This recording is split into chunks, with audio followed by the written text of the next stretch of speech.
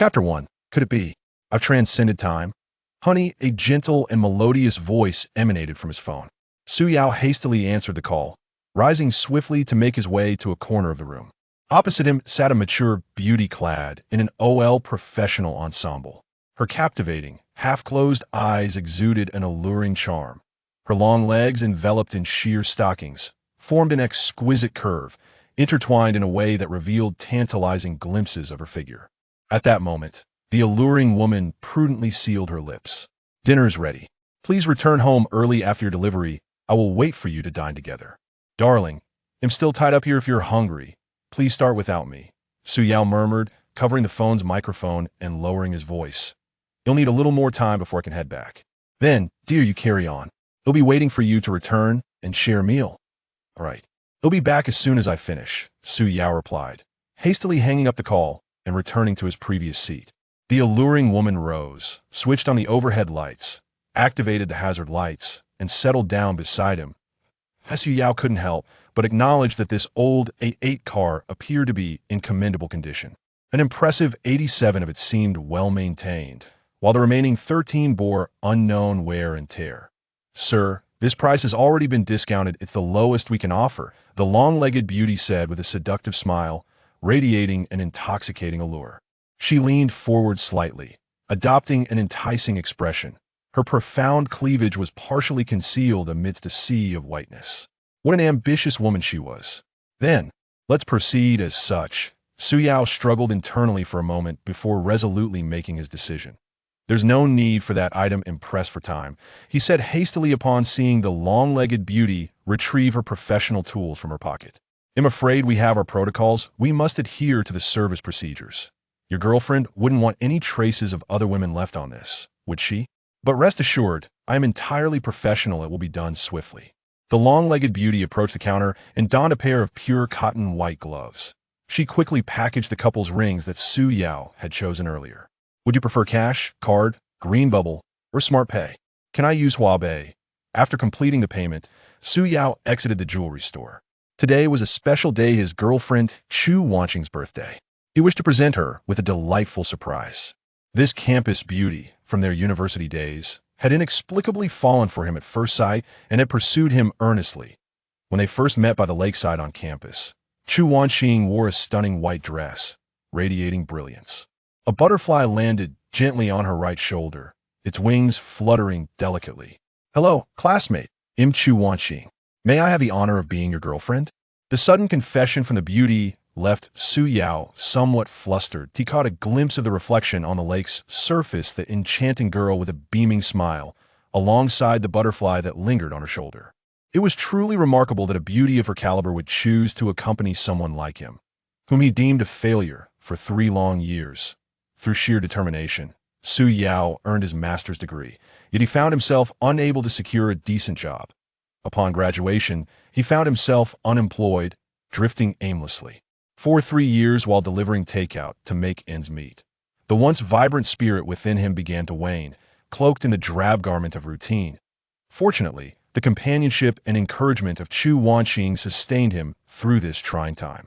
He approached the roadside, where a taxi driver, with an expectant gaze, sought his fare. Glancing at the meager 3-digit balance in his bank account juxtaposed against his 5-digit debt, he regrettably dashed the driver's hopes. With his head bowed, he silently made his way to a distant bus stop. That it was the evening rush hour, and the crowd jostled for space on the bus, as if they were athletes at the starting line, each waiting for the signal to unleash their prowess in pursuit of the front seat. In this regard, Su Yao was undoubtedly adept. He positioned himself strategically and, at the very moment the bus doors swung open, propelled himself forward with vigor, successfully securing a coveted seat at the front. Just as he settled in, the bus filled with a throng of passengers, leaving Su Yao feeling as though he had found solace on a tranquil island amidst the chaos of the bustling city. He retrieved his phone and deftly tapped on an icon featuring a classical beauty. A mobile game titled Tianyan Wenda, set in a world of cultivation, loaded onto the screen. This card-drawing game featured a variety of enchanting female cultivators. Su Yao's fascination with this particular game stemmed from a rare character, the female, sword immortal Yin Muxue, who bore an uncanny resemblance to his girlfriend, Chu Wanqing. Divine spirits of heaven and earth, grant me my wish. Yin Muxue, as he trembled with anticipation, poised to tap the draw button. The screen abruptly went dark, revealing a line of ominous crimson text. Please embrace your destiny. What on earth? Is it a virus? A glitch? An Easter egg? Confused, Su Yao contemplated rebooting his phone. Suddenly, a piercing and frantic honking pierced the air, jolting him from his thoughts. A runaway dump truck careened toward the side of the bus. The driver, seemingly numb, gripped the steering wheel with a vacant stare. The impact was immediate and catastrophic. The cacophony of screams erupted from the passengers as Su Yao was flung violently, his head colliding with the glass window.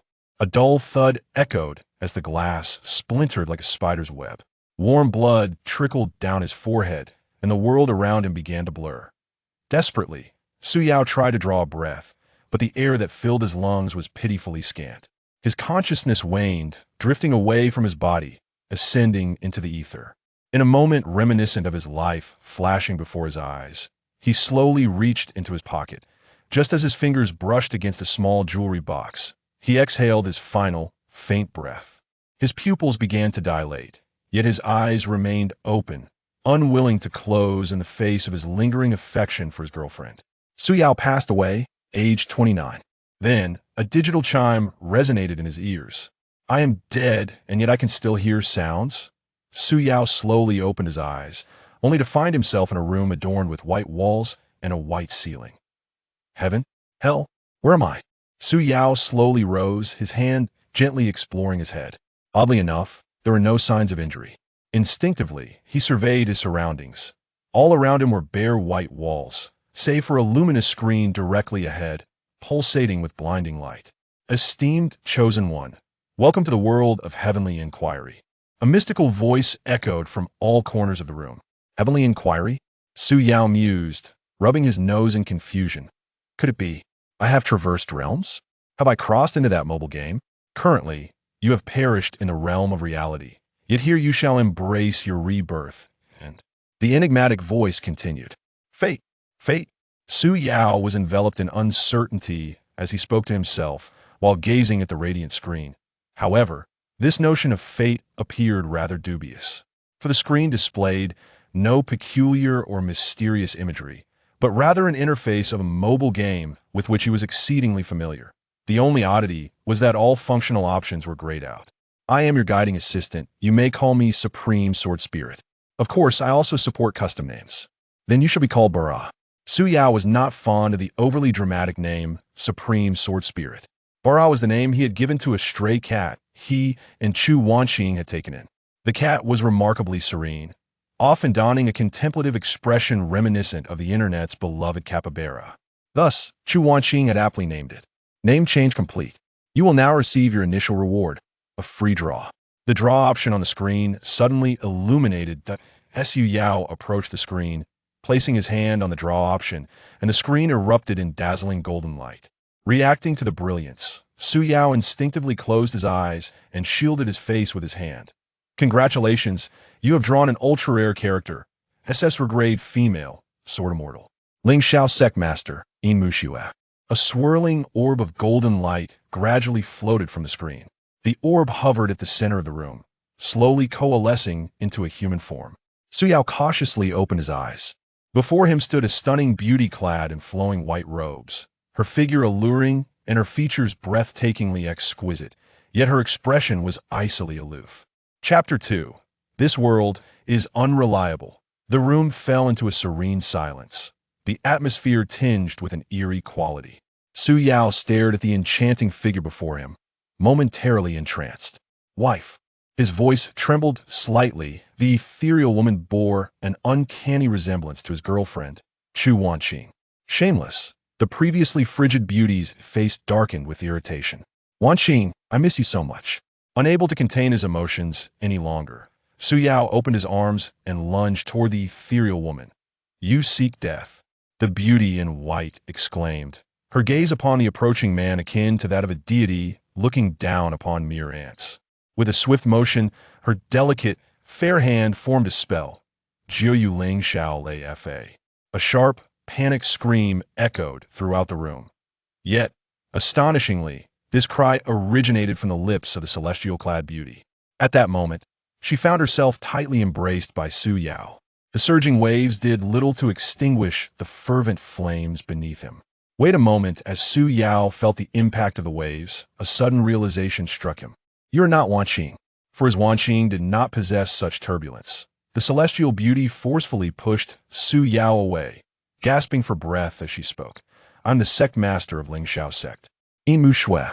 How dare you treat me with such disrespect? The murderous intent in Yin Muxue's eyes was not intense, but exceptionally pure. Yet, it seemed a certain restraint existed here, rendering her abilities entirely ineffective. What if I said you have mistaken me for someone else? Would you believe it? Su Yao stammered, feeling quite awkward. I will kill you. As the sect master of Lingxiao, one of the three major sects within the Righteous Sword Cultivator Alliance, she had never endured such humiliation from a stranger. This enmity was now irrevocably established. Apologies, but I must interrupt your intimate interaction. A ethereal voice resonated from all directions within the room. Who are you? Show yourself. I am the Supreme Sword Spirit, the Guardian Sword Spirit of the Eastern Nine Radiant Celestial. You may also call me Bala. Eastern Nine Radiant Celestial. Yin Muxue could not help but exclaim in astonishment. This was the foremost of the ancient four great celestial emperors, known as the progenitor of sword immortals, the Eastern Extreme Celestial Emperor. My guidance is not yet complete. Once it concludes, you may continue your intimate interaction. Intimate interaction? The murderous gaze of Yin Muxue seemed utterly incompatible with the notion of intimacy. Su Yao's face darkened. Yin Muxue. The person before you is the Fated One, as well as your summoner. Summoner? Yin Muxue turned to the oddly dressed man with a peculiar hairstyle beside her, her delicate features filled with bewilderment.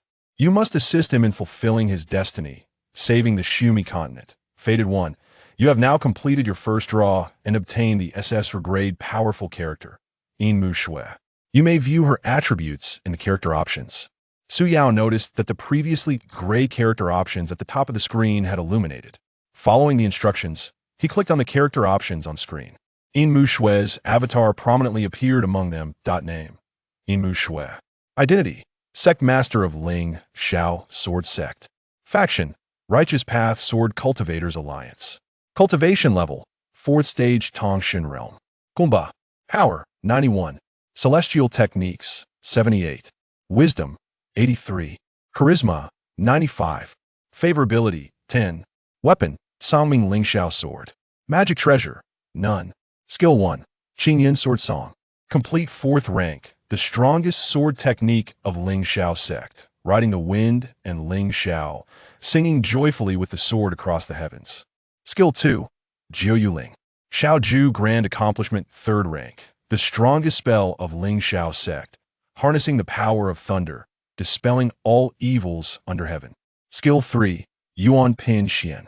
Gong Grand Accomplishment 3rd rank, the strongest heart technique of Lingxiao sect.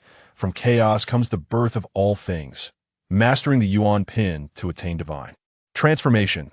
Awakening technique. Su Yao meticulously examined Yin Muxue's attributes and, drawing from his understanding of mobile games, he discerned her formidable strength. Overall, she was nearing the pinnacle of power, with a heart aligned to righteous causes and an aura of profound integrity. Her martial prowess was exceptional, though her magical abilities were somewhat lacking, marking her as a melee-oriented character. She possessed a keen intellect and was strikingly beautiful, a fact Su Yao had personally witnessed. Yet, the matter of her affection was quite complex. Su Yao turned his head and discreetly glanced at her face, which bore a striking resemblance to his girlfriend's. Gone was the gentle serenity of Chu Wanqing, replaced instead by an expression of frostiness. The meager affection score of 10 aptly illustrated her current disposition towards him. Yin Muxue, intrigued, leaned in to observe the extensive information displayed about herself on the screen. Have you been secretly investigating me? A faint flush tinged her fair cheeks, accompanied by a hint of indignation. In the realm of Shumi, nothing escapes my watchful gaze. Next, please select your skills, Destined One. With this prompt from Bala, 4 options appeared prominently on the screen. Sword Cultivation. Sword Control allows manipulation of flying swords for attack. Magical Arts. 5 Elements technique generates and manipulates elemental forces to strike adversaries. Defensive technique, adamantine body, temporarily enhances physical resilience. Support technique, healing art, restores bodily injuries for oneself or others. Su Yao regarded these 4 options with a critical eye before glancing at Yin Muxue's skills, internally lamenting the inadequacy of his own choices. Please select wisely, as this will influence your future development. Once chosen, it cannot be altered. Su Yao fixated on the options, his finger grazing his nose as he pondered deeply. The magical arts appeared quite dazzling, yet they were too fragile. He lacked Yin Muxue's robust melee capabilities. The defensive option seemed merely to invite punishment, a notion too disheartening for a traveler of his stature. Could endure insults, but must retaliate against attacks. The supportive option seemed the most pragmatic in this perilous world of cultivation. The ability to heal injuries could significantly enhance his chances of survival. However, having drawn a character as formidable as Yin Muxue, would it not be overly cautious to opt for support from the outset? Arriving in the world of cultivation, what man does not harbor dreams of wielding a sword against foes and traversing the world with valor? After much contemplation, Su Yao slowly pressed his finger upon the sword cultivation option. Instantly, an array of techniques and sword maneuvers surged into his mind, akin to files transferring on a computer. The destined one has selected sword cultivation weapon granted, a rusty iron sword.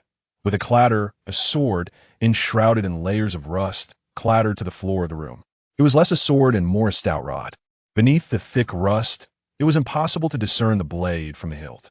Dark and elongated, Bala possessed a rather peculiar sense of humor. Next, please select the journey of cultivation options and accompany Yin Muxue to complete the content of Chapter 1, Episode 1. Damn, traversing into a world of cultivation feels akin to playing a game with quests. Su Yao felt a wave of exasperation. With resignation, he picked up the rusted iron sword from the ground and secured it at his waist. He then approached the large screen, following Bala's prompts to make a selection. Once the choices were made, a portal emanating a gentle glow gradually opened behind him. This world is truly unreliable, Su Yao muttered as he resolutely stepped into the portal. Yin Muxue, standing nearby, began to grasp Bala's intentions. Though a flicker of hesitation lingered in her heart, the thought of her mission ultimately propelled her to follow Su Yao. With a graceful sway, she stepped elegantly into the mysterious circle of light. Chapter 3. The moment of decision in the land of Shumi, within the eastern region of Lingzhou, in the kingdom of Dezhou, lies the village of Shenin.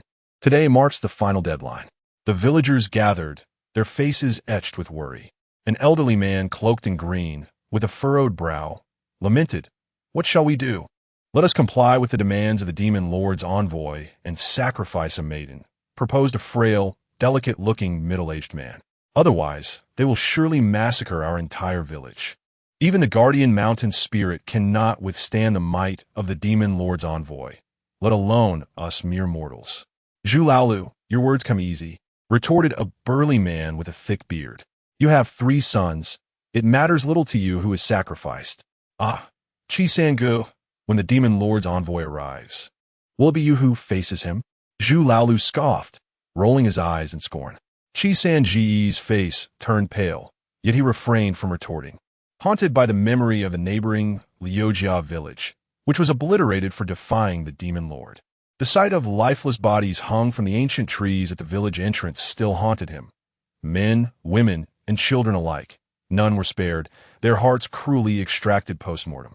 Inside the ancestral hall, a heavy silence prevailed. A cold breeze swept through, causing the window panes to creak ominously, reminiscent of the wailing souls from the depths of hell seeking vengeance. "Let us draw lots to determine the sacrificial maiden," sighed the elderly man in green, retrieving 11 bamboo sticks from his ample sleeves. "Those with daughters of suitable age may draw. The one who draws the red-marked stick shall be the chosen sacrifice. Destiny governs life and death." Each villager approached with solemn expressions, holding their breath as they drew their lots. "How fortunate! You did not draw the lot, you err. You are truly blessed," exclaimed one villager, relief washing over him. "My daughter has escaped yet again. The heavens are merciful. Last year, Dia was lost, but this year, Arya has survived." The villagers who had not drawn the short straw exhibited a myriad of emotions. Some wept tears of joy, others expressed gratitude to the heavens, while a few sighed in relief. Yet, Chi Sang-gu stood frozen, his complexion ashen, staring blankly at the bamboo stick in his hand. The end of the stick bore a crimson mark, vivid as blood. The elderly man in green observed his son Chi Sang-gu, lost in despair, and sighed heavily.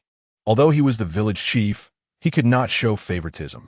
His heart ached for his granddaughter, who had just begun to bloom into womanhood.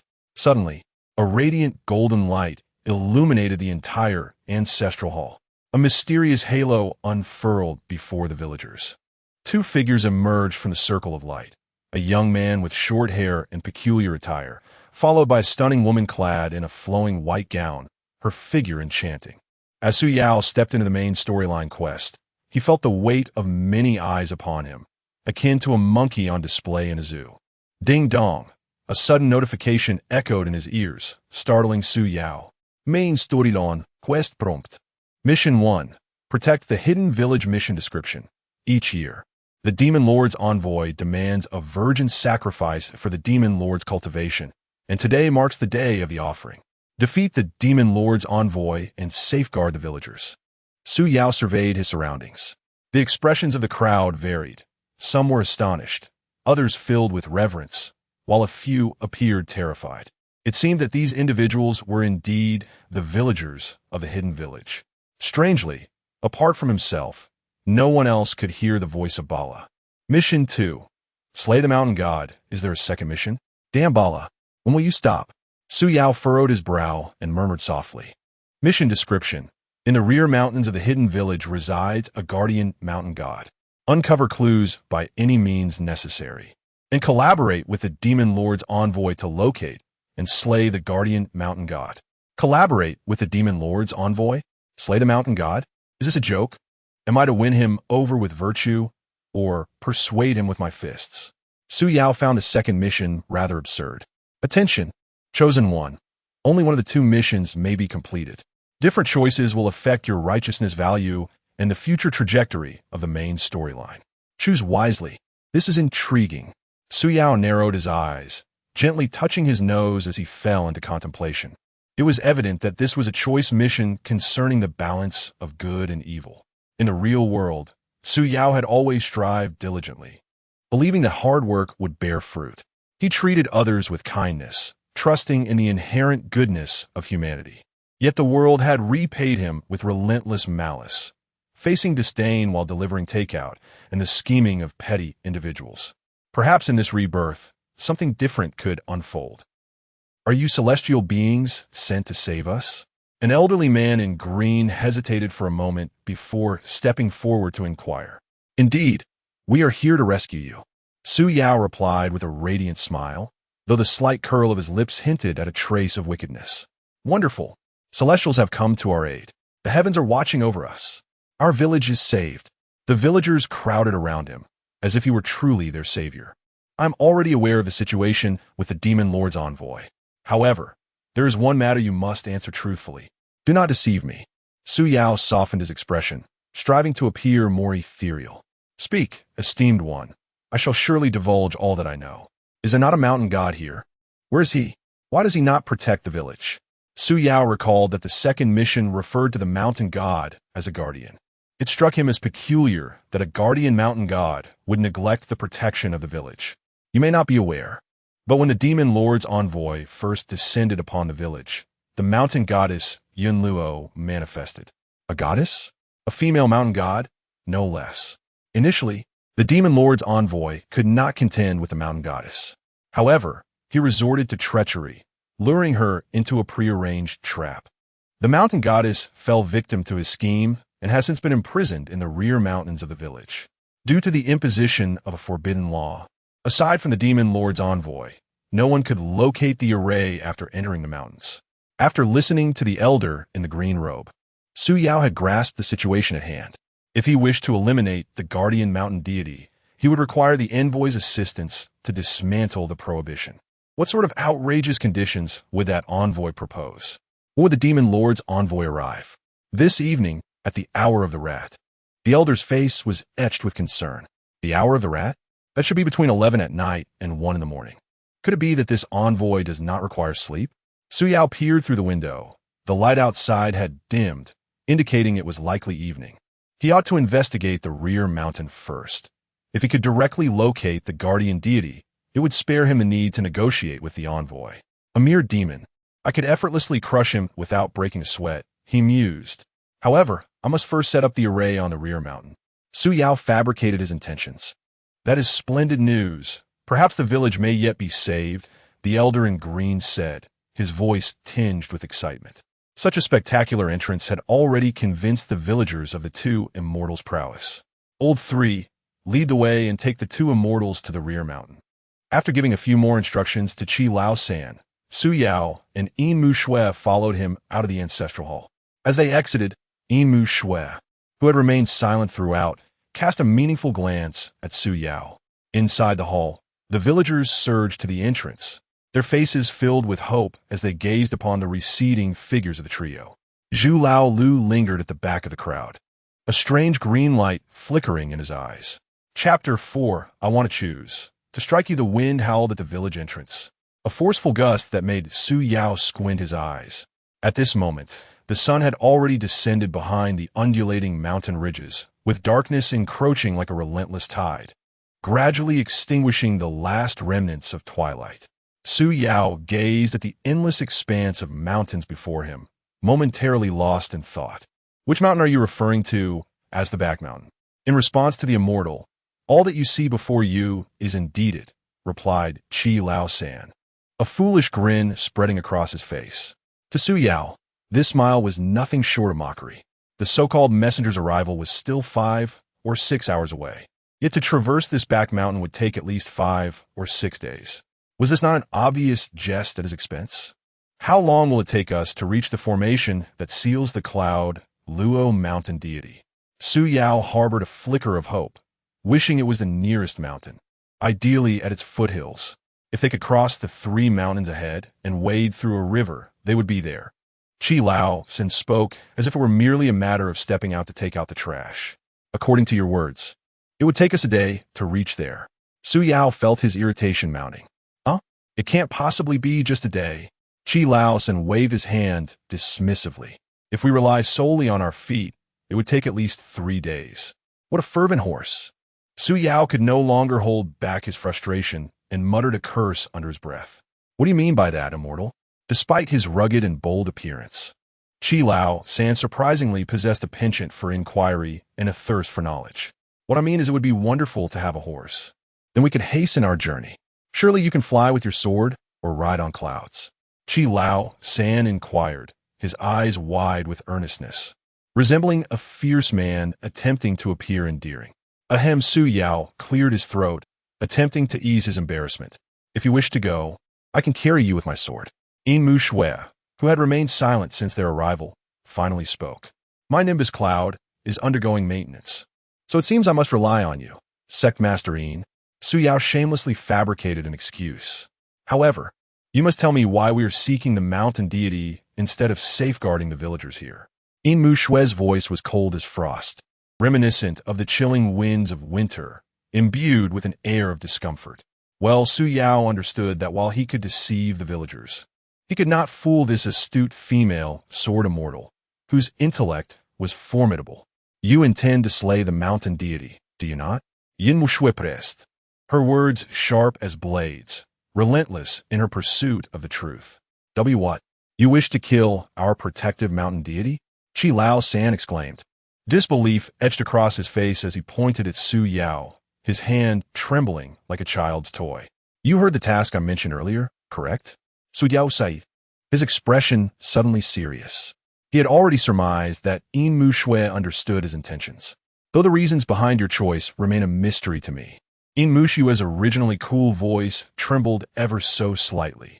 Yet, your actions have left me profoundly disappointed. Our paths diverge. It is best for you to heed this warning. In her alabaster hands, divine light coalesced, transforming into an ancient longsword. She wielded it gracefully, ascending into the air, her figure vanishing from the sight of the onlookers in an instant. Su Yao stood transfixed, watching the direction in which Yin Muxue had departed, an inexplicable sense of emptiness swelling within him. Oof. Qi Lao-san, too, sensed the discord, scoffing coldly as he turned away. What a farce of a celestial being. I see you merely as the minion of a Dark Lord. Alone, Su Yao stood in the biting cold, his body trembling slightly from the chill. Why must this be? Is this not a world of games? Why do these NPCs dare to judge my actions? I merely wish to experience an alternative life here. What fault lies in that? Yet, why does my heart ache so intensely? Thoughts of Yin Muxue's profoundly disappointed gaze at their parting surged within him, a wave of heart-wrenching pain overwhelming his senses. His hands clenched tightly into fists, knuckles whitening from strain. Brother, a child's innocent voice broke through the air, reaching Su Yao's ears. He turned to see a little girl timidly standing before him. The village chief mentioned you were a celestial being, exceptionally powerful. Thus, I wish to give you my most treasured toy. Could you help me find my sister? Last year, she was taken by a wicked man. The girl extended her hand slowly, revealing a wooden carving of a small rabbit, exquisitely crafted and lifelike, each detail seemingly imbued with vitality. Su Yao reached for the wooden rabbit, examining it intently.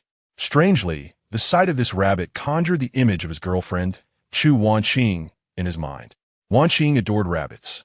Surely she would have cherished this one as well. Suddenly, Yin Muxue's disappointment flickered through his thoughts once more. Another wave of anguish washed over him, a sharp hook tugging mercilessly at his heart. What is your name, little sister?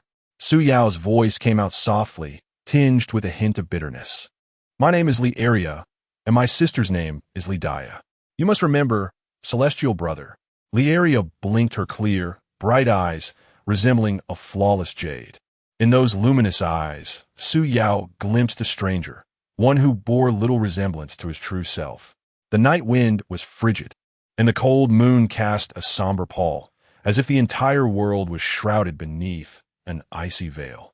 At the third watch of the night, in the village clearing, a place usually tranquil and serene now exuded an oppressive silence that stifled breath.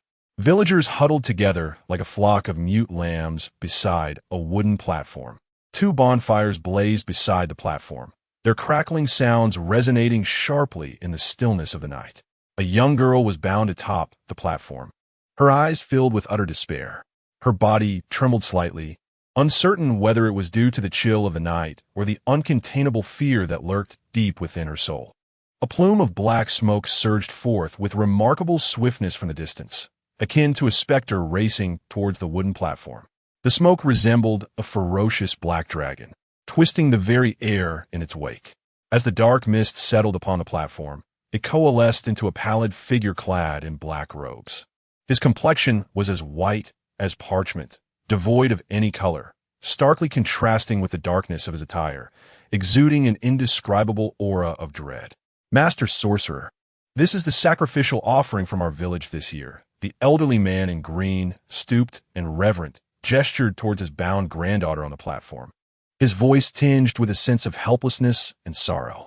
This offering appears satisfactory, the black-robed sorcerer remarked, casting a cold and chilling glance at the girl on the platform. However, this year your village must offer 2 sacrifices.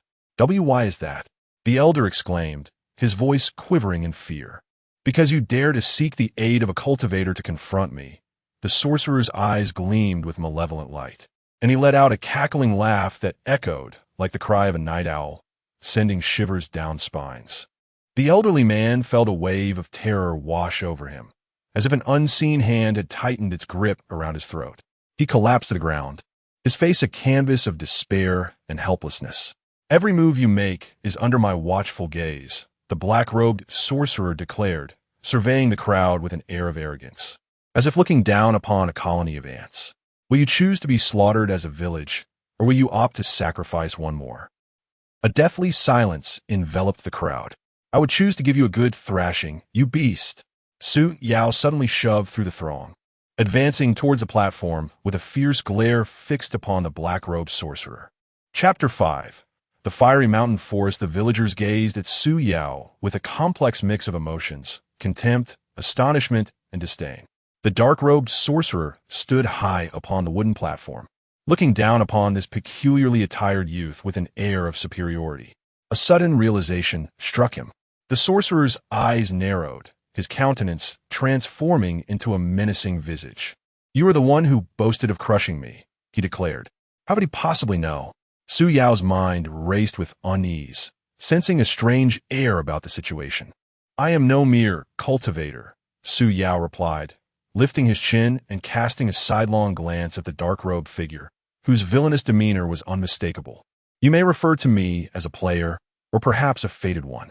Compared to the mundane title of cultivator, Su Yao clearly preferred the more elegant designation of fated one, finding it imbued with a sense of refinement. "Ha ha ha! A madman or a fool dares to challenge me." The dark-robed sorcerer, though puzzled by Su Yao's words, dismissed him as an empty threat. "I shall extract your heart, draw forth your soul, and present them to the demon lord. Your essence will endure endless torment within the 100-soul banner forged by the demon lord." His laughter echoed like the shrill cry of a night owl. With a chilling cry, he invoked a dark spell, and a pitch-black, writhing void materialized at his chest, resembling a gaping maw radiating an eerie green glow. By the heavens, what a spectacle! Su Yao, seasoned by trials of life and death, felt no fear in the face of this bizarre phenomenon. Instinctively swallowing hard, he grasped the rusted iron sword and raised it defensively before him.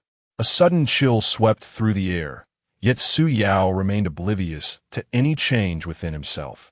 Just as confusion clouded his mind, a series of dull thuds resonated behind him. Villagers nearest the platform collapsed to the ground, motionless. Wisps, akin to souls, drifted from their bodies, soaring directly into the ominous void. Panic ensued as the remaining villagers scattered in every direction. The air filled with frantic gasps, piercing screams, and desperate cries, slicing through the stillness of the night like sharp blades. "Father, please wake up, father." The girl, Lieria, whom he had seen at the village entrance, now knelt over one of the fallen villagers. With heart-wrenching cries, she shook the middle-aged man with her small hands. "You!" Su Yao beheld the tragic scene before him, his eyes ablaze with uncontrollable fury, his teeth grinding audibly. "I must first apologize to the beasts, for likening you to them is a grave insult. You are even beneath the level of beasts." To his disbelief, the dark-robed sorcerer seemed unfazed by Su Yao's seething anger, instead regarding him with a newfound intrigue. "My spectral arts, soul binding, has proven utterly ineffective against you. It seems it is now the player's turn." Su Yao's gaze suddenly turned icy, and he forcefully hurled the iron sword towards the black-robed sorcerer, swiftly forming a series of intricate hand seals. Sword art, rushing wind. The expression of the black-robed sorcerer shifted to one of stern seriousness. This cultivator possesses knowledge of the ancient Shu Mountain sect's sword techniques, which is indeed not to be underestimated. It is known that the Shu Mountain sect has been extinct for over 3 centuries, with its teachings long since lost. To think that this young man before him could wield such a forgotten art. The black-robed sorcerer fixed his gaze intently on the rusted sword as it traced a perfect parabolic arc through the air, heading directly towards him. Clang! The sword landed on a wooden platform a mere 2 steps away from the black-robed sorcerer. "You insolent brat! How dare you toy with me? Prepare to die." The sorcerer rapidly formed hand seals before his chest, and just as he was about to complete the incantation, the rusted sword suddenly shot forth with alarming speed. Ouch!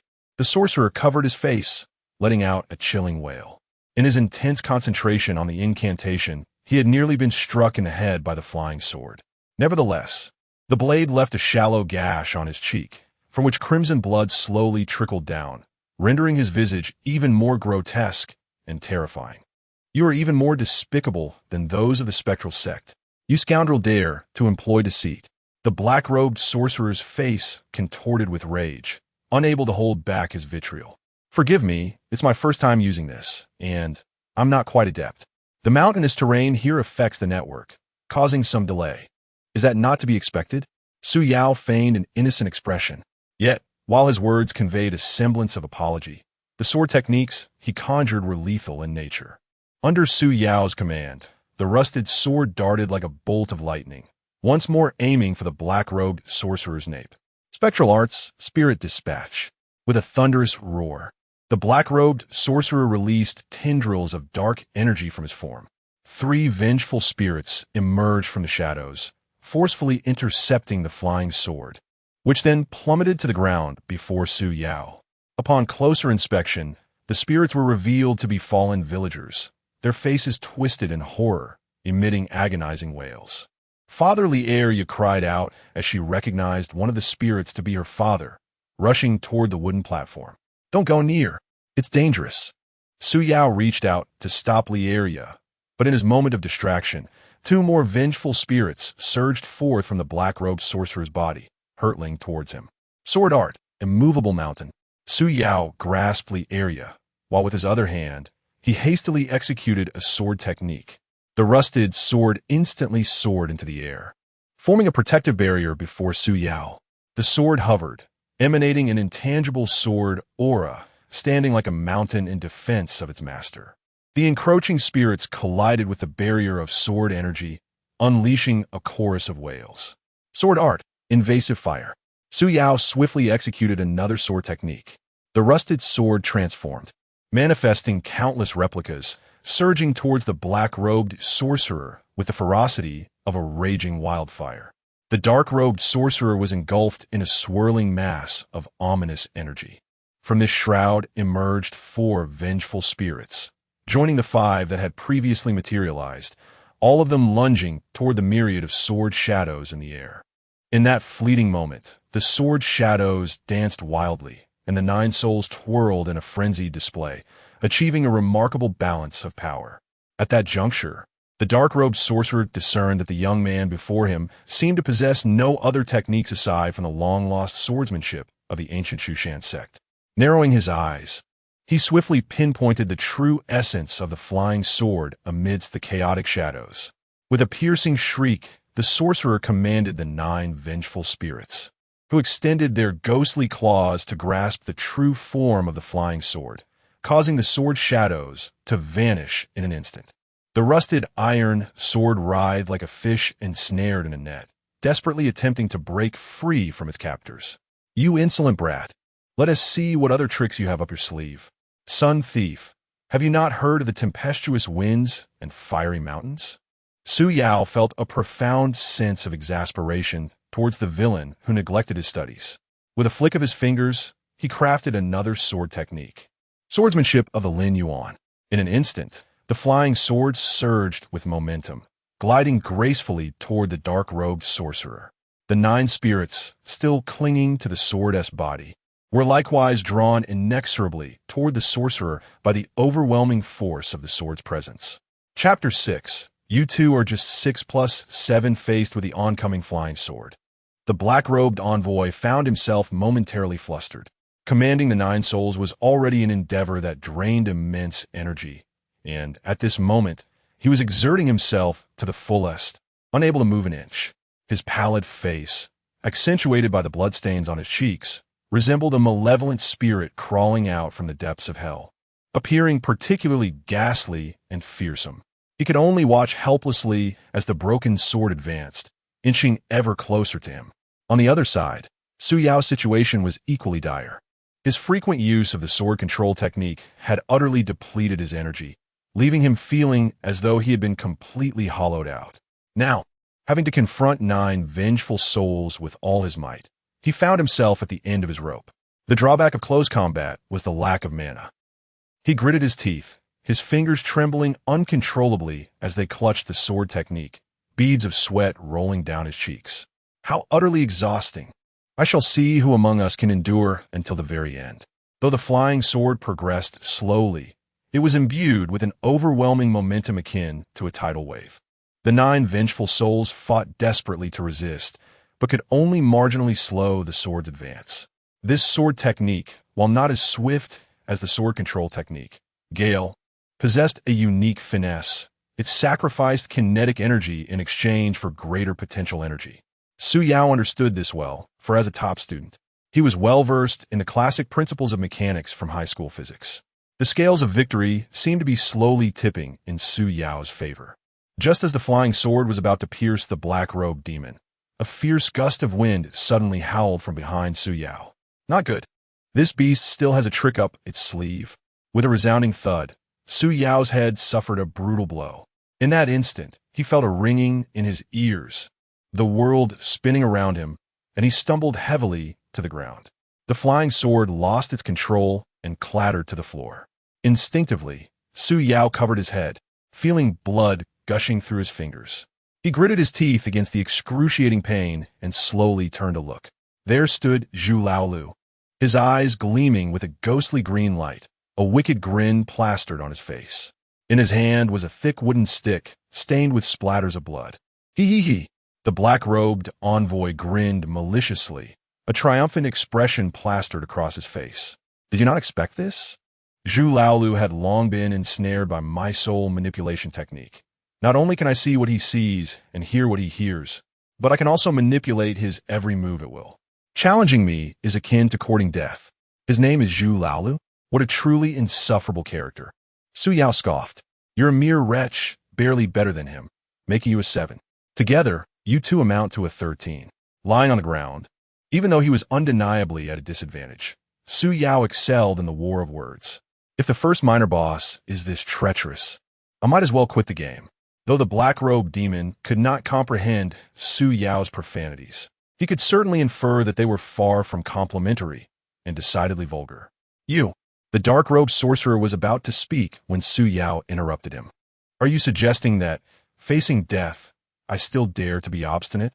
In the midst of excruciating pain, Su Yao's voice was weak and feeble. How do you know? The dark-robed sorcerer asked, astonished. Villains typically express such sentiments at this juncture. Can't you offer something more original? Just wait until I extract your heart and siphon your soul.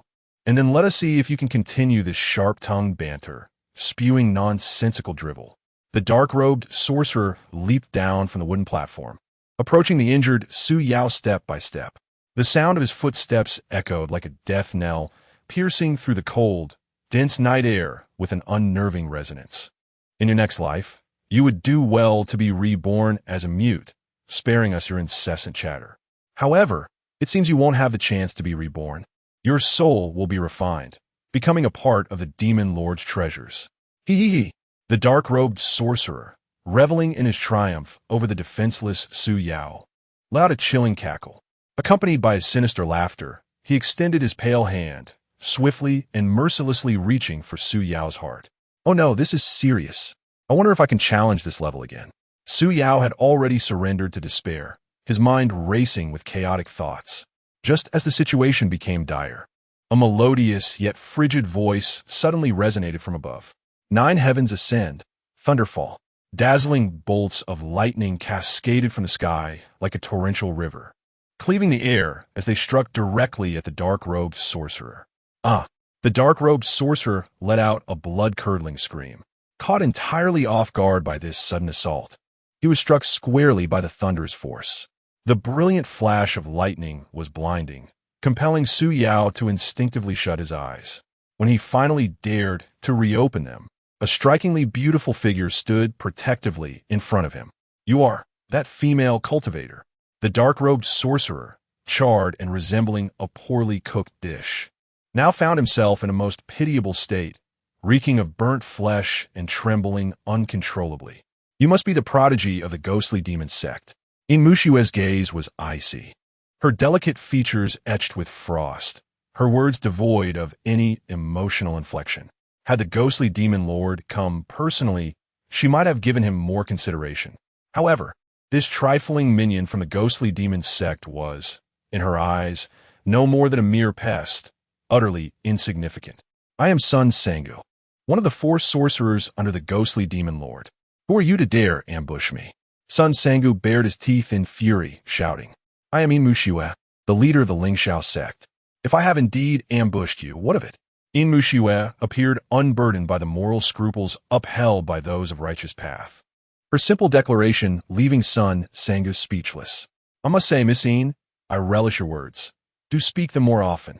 Su Yao lay on the ground, grimacing in pain, yet he did not miss the chance to engage with Yin Muxue, using it to mock Sun Sangu. Can you still hold on?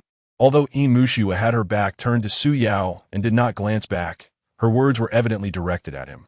Fortunately, it was merely a skull fracture accompanied by a mild concussion, which should qualify as a minor injury, at least enough to extort 200,000 from him.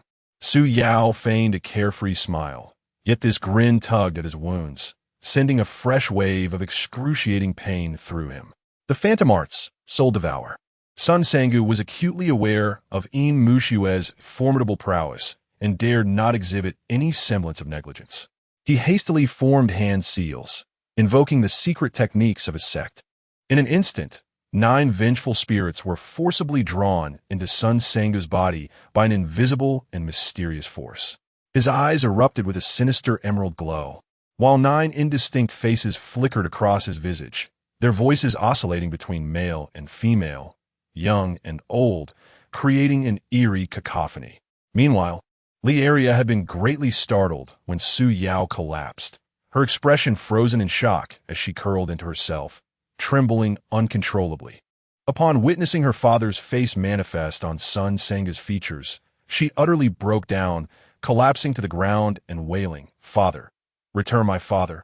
Hearing the girl's heart-wrenching cries, Su Yao was engulfed by a wave of anguish. Yet he could only place all his hopes on Yin Muxue. Think of something, Miss Yin. Help that child. He had integrated those 9 souls into his consciousness, significantly enhancing his abilities in a short span of time. However, Yin Muxue's expression grew grave as she began to speak, but abruptly fell silent mid-sentence.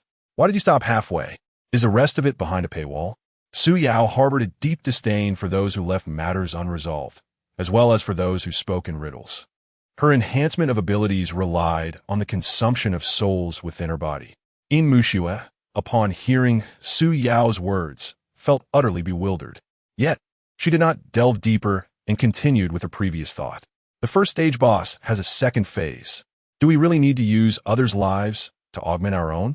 Is this truly the act of a human? Struggling to rise, Su Yao glanced at Yin Muxue, whose brows were tightly knitted in concern. It appeared that even the illustrious Miss Yin was at a loss. He gently touched his nose, a sudden glimmer of inspiration flashing in his eyes. It seemed he had no choice but to take a risk and attempt this method, uncertain of its efficacy. Chapter 7. His secret technique reveals flaws. Su Yao endured the excruciating ache that permeated his entire body and struggled to rise, only to be overwhelmed by a sudden, intense pain in his head, akin to a relentless tide, nearly rendering him dizzy. That old sixth, his methods are rather ruthless. Gritting his teeth in silence, his legs buckled, and he found himself uncontrollably collapsing towards Yin Muxue.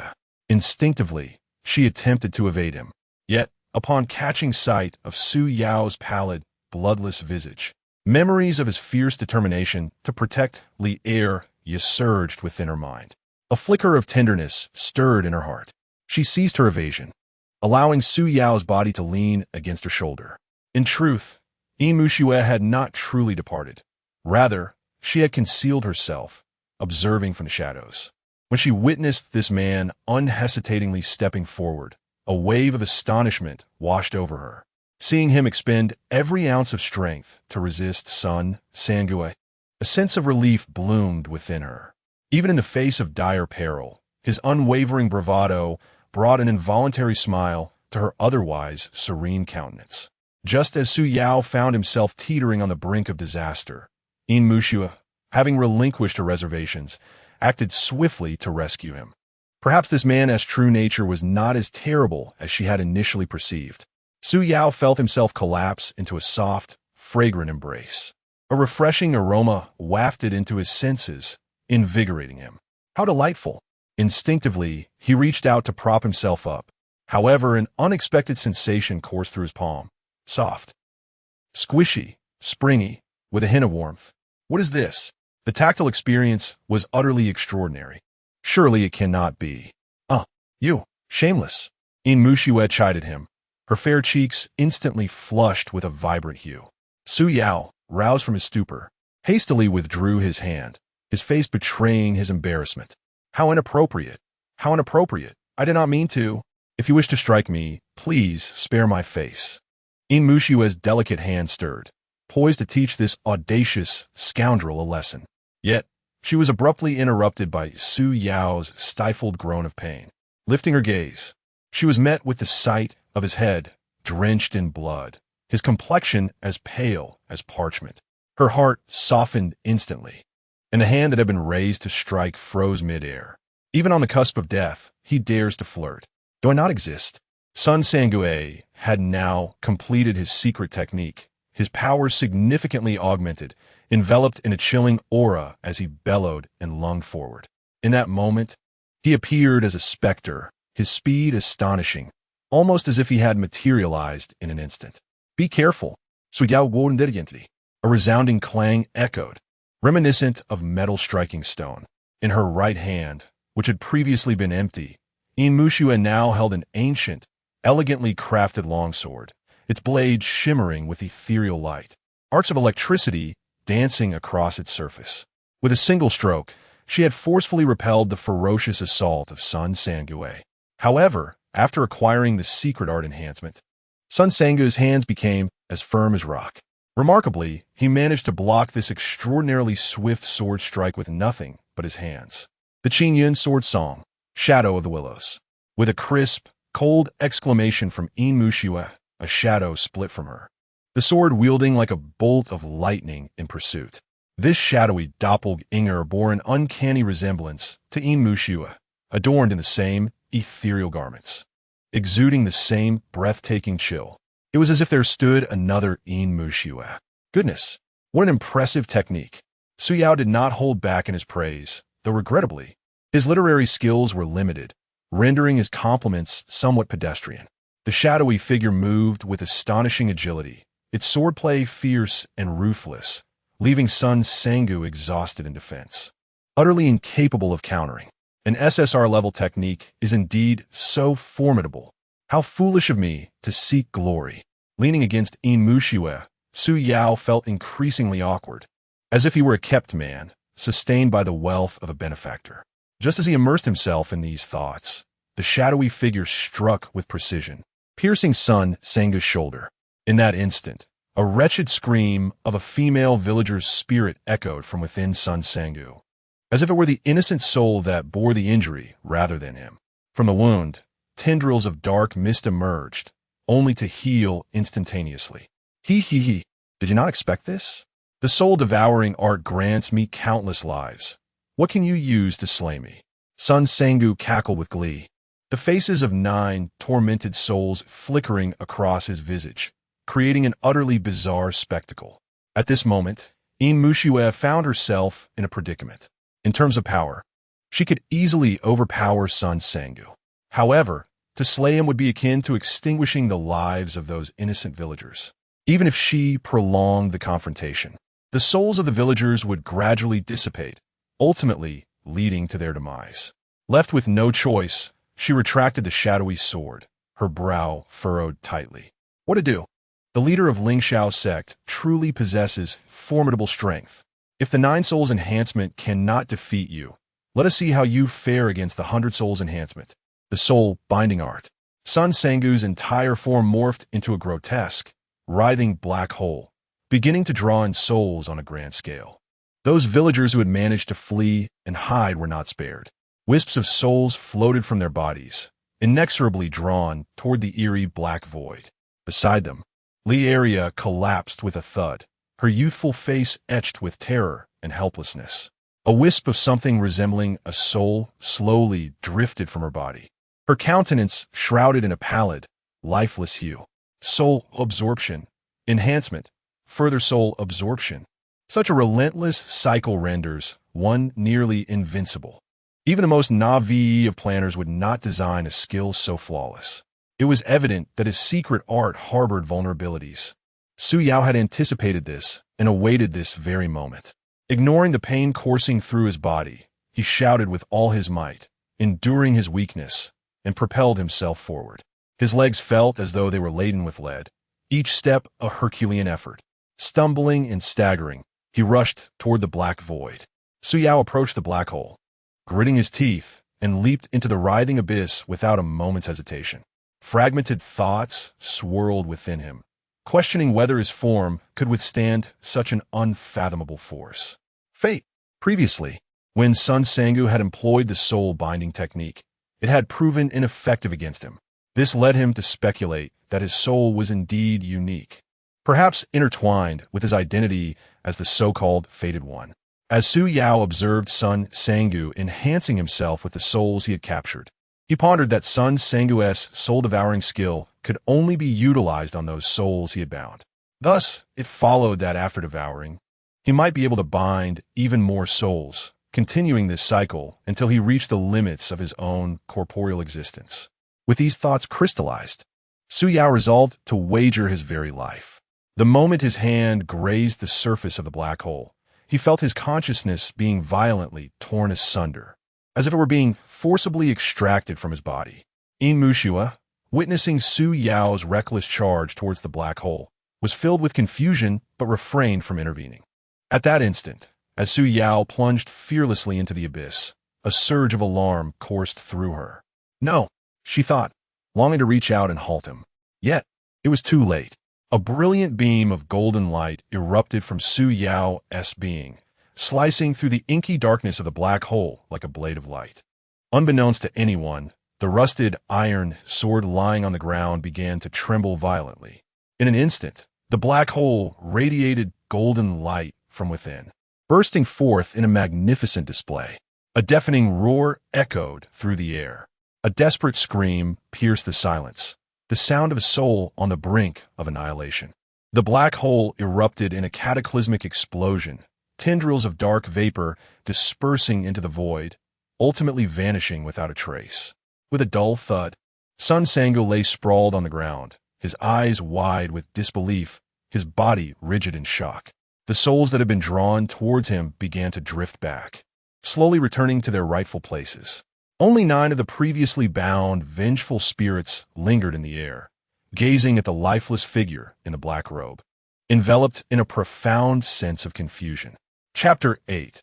The mastery of the 8th brother, Su Yao, lay weakly on the ground, acutely aware of the excruciating pain coursing through his entire body, a sensation that seemed to penetrate to the very marrow of his bones. Congratulations, Fated One. You have completed the main storyline, Chapter 1, Part 1. Level up. Your current level is 2. At that moment, Su Yao heard the familiar voice of Balana whispering in his ear. Finally, it was over. Su Yao exhaled deeply, a sigh of relief escaping his lips. Below are the completion scores and rewards. Upon hearing the word rewards, Su Yao felt an immediate alleviation of his pain. He quickly steadied his breath and listened intently. Completion rating SSS. How could my evaluation remain so high despite my battered state? Is it possible that the criteria for evaluation reward those who suffer more? Bala seemed to sense Su Yao's thoughts and swiftly began to clarify. Detailed completion scores are as follows. Defeated the Demon Lord's Messenger, score 60. Defeated the second stage Demon Lord's Messenger, score 20. Lieria survived, score 10. All villagers survived, score 10. Total completion score 100. Achieving conditions actually enhances the completion score. By sheer chance, I managed to fulfill all the reward criteria. Remarkable. Wait, something feels amiss. The more Su Yao contemplated, the more he sensed a discrepancy. Hold on. Were the conditions hidden? Not at all. Fated Ones can view them on a large screen in the Fated Ones room. Damn it, Bala. Why didn't you mention this sooner? Su Yao's teeth ground together in frustration. Dear Fated One, it is because you did not inquire. Forget it. I won't dwell on that. Faced with such a response, Su Yao felt utterly speechless. Are you suggesting that I could have defeated the boss in the first stage? Su Yao posed another question, his curiosity piqued. Indeed, you could hide inside the wooden platform and launch a surprise attack to defeat him directly. If you had conversed in detail with the villagers, you would have learned that the sacrificial villagers are bound to a hollow wooden platform. No wonder. The boss in the first stage was so formidable. What are the rules for the completion rating? Scores of 60 to 69 are classified as B rank. Scores of 70 to 79 are a rank. Scores of 80 to 89 are S rank. Scores of 90 to 99 are SS rank. A score of 100 is SSS rank. What is the significance of this rating? The score converts to Dao points at a 1-to-1 ratio. Once back in the Fated Ones room, you can use these points to draw characters or shop in the game store, among other activities. Su Yao pondered for a moment, These Dao points essentially functioned as currency within the game world, but he wondered, is there a way to recharge and acquire points? There is no recharge option. Even if there were, you lack the funds to do so. Damn it. Bala, wait, kill you to leave off the last part? Su Yao's expression darkened. Now, let us hear about the rewards. Su Yao's eyes sparkled with anticipation as he eagerly inquired. His heart raced with excitement, pondering whether the reward would be a supreme technique, an exquisite treasure, or a formidable character. Reward: a vial of first-grade spiritual medicine, which can be utilized 10 times to restore the destiny of the user or summon partners to full status. Su Yao listened intently, hoping for further rewards beyond this vial. After a prolonged wait, silence enveloped him. Was that all? Although asking about additional rewards seemed somewhat foolish, he couldn't help it. This teasing was exasperating. Is there more? Indeed, what about the other rewards? A flicker of unease stirred within Su Yao. That is all the rewards for completing this level. What a swindle. Can I quit the game? Of course, but upon quitting, you will face immediate demise. Suddenly, he felt there were still numerous unexplored facets of this world. The experience was simply magnificent. How could he bear to abandon it? He could only chuckle awkwardly to mask his embarrassment. Abruptly, a petite, pure white porcelain vial appeared in Su Yao's hand. This must be the first-grade spiritual medicine reward. As he toyed with it, he scrutinized the vial carefully. The surface felt smooth and delicate, akin to mutton fat. The front of the vial bore the inscription Linghua Rapid Recovery Pill, with 5 elegant characters inscribed in a robust style, complementing the antique porcelain, exuding an air of sophistication. He rotated the vial, and on the back he found medicine name, Linghua Rapid Recovery Pill, ingredients, blood spirit mushroom, azure dragon horn, tears of Nuwa. Appearance: this product is a black pill. Dosage: typically 1 pill per adult orally. Under normal circumstances, it rapidly heals all external and internal injuries and restores all magical energy. Contraindications: not for use on the deceased or individuals allergic to any ingredients listed above. Specification: 5 grains. Storage: sealed, kept in a cool, dry place. Packaging: Donjaoling zu pure art ja de porcelain vial. 10 pills per vial. Is this medicine reliable?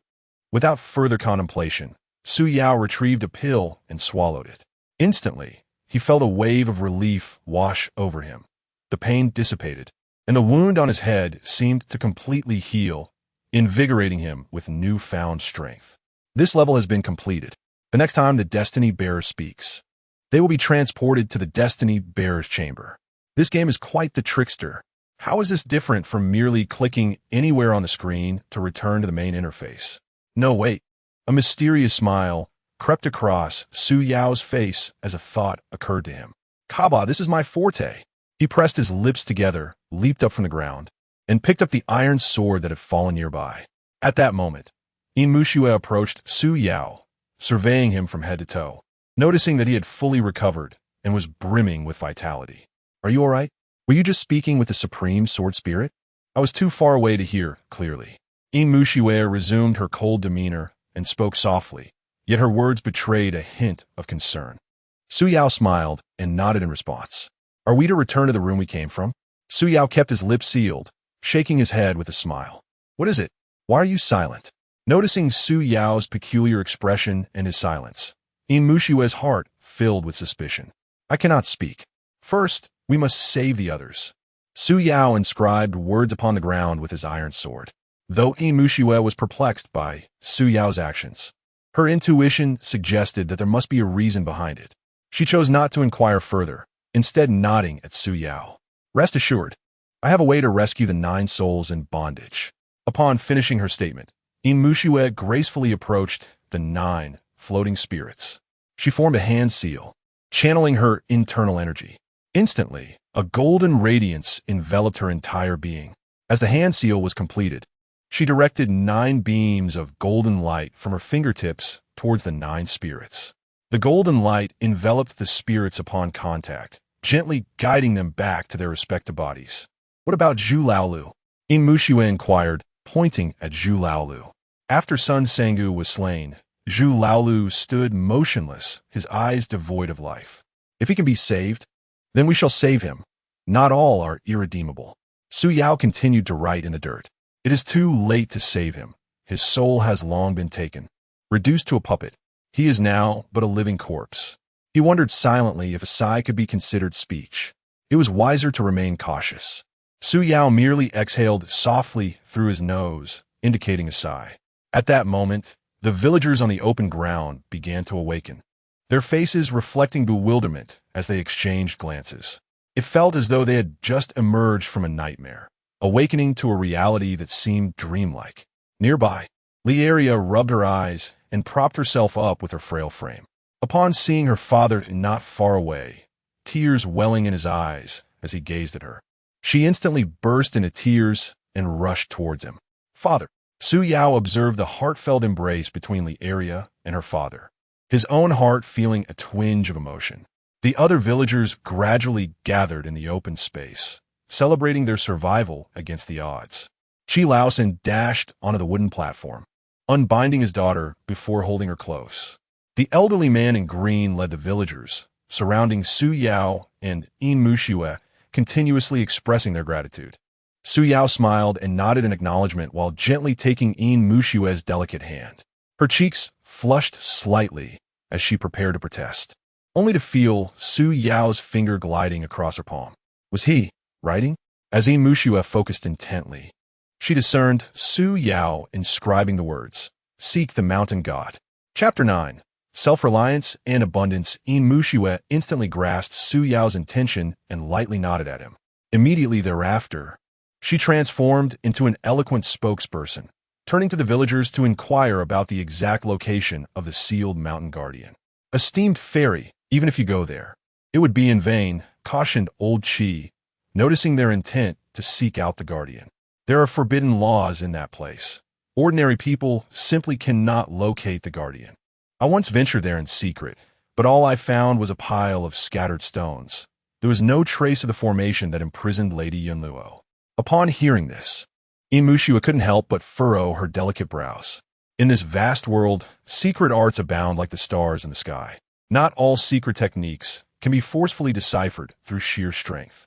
Although she had reached the 4th tier of the Divine Passage realm, she was not adept in secret arts or incantations. It seemed she could only proceed to investigate further and adapt as needed. Yin Muxue turned to ask Su Yao for his thoughts, only to realize he was no longer by her side. She quickly scanned her surroundings and spotted Su Yao striding towards the corpse of Sun Sangye. As Su Yao approached the lifeless body, he slowly bent down. Under the astonished gazes of the crowd, his hand extended towards Sun Sangue's remains. Not looting the corpse after defeating a boss was akin to booking a room without consummating. If word got out, fellow players would certainly mock him. Given the meager rewards from this flawed system, it was far better to take matters into his own hands for true abundance. With his familiarity with the mobile game and the cultivation system, he swiftly unearthed a ring embedded with a green gemstone from Sun Sangue's body. This must be a storage ring. As Su Yao slid the ring onto his finger, several ethereal items materialized before his eyes. The first thing that caught his attention was a small cloth pouch. He reached out to touch the apparition, and a heavy little pouch appeared in his grasp. Excitedly, he opened it, and by the flickering light of a nearby campfire, he discerned that the pouch contained numerous small stones, each the size of a peanut. These stones were crystal clear and seemed to shimmer with a subtle glow. This must be spirit stones. Spirit stones were not only essential for enhancing cultivation, crafting magical artifacts, and concocting elixirs, but they also served as the hard currency of this cultivation world. Don't ask why. That's just how the game was designed. After a rough estimate, he surmised there were several hundred.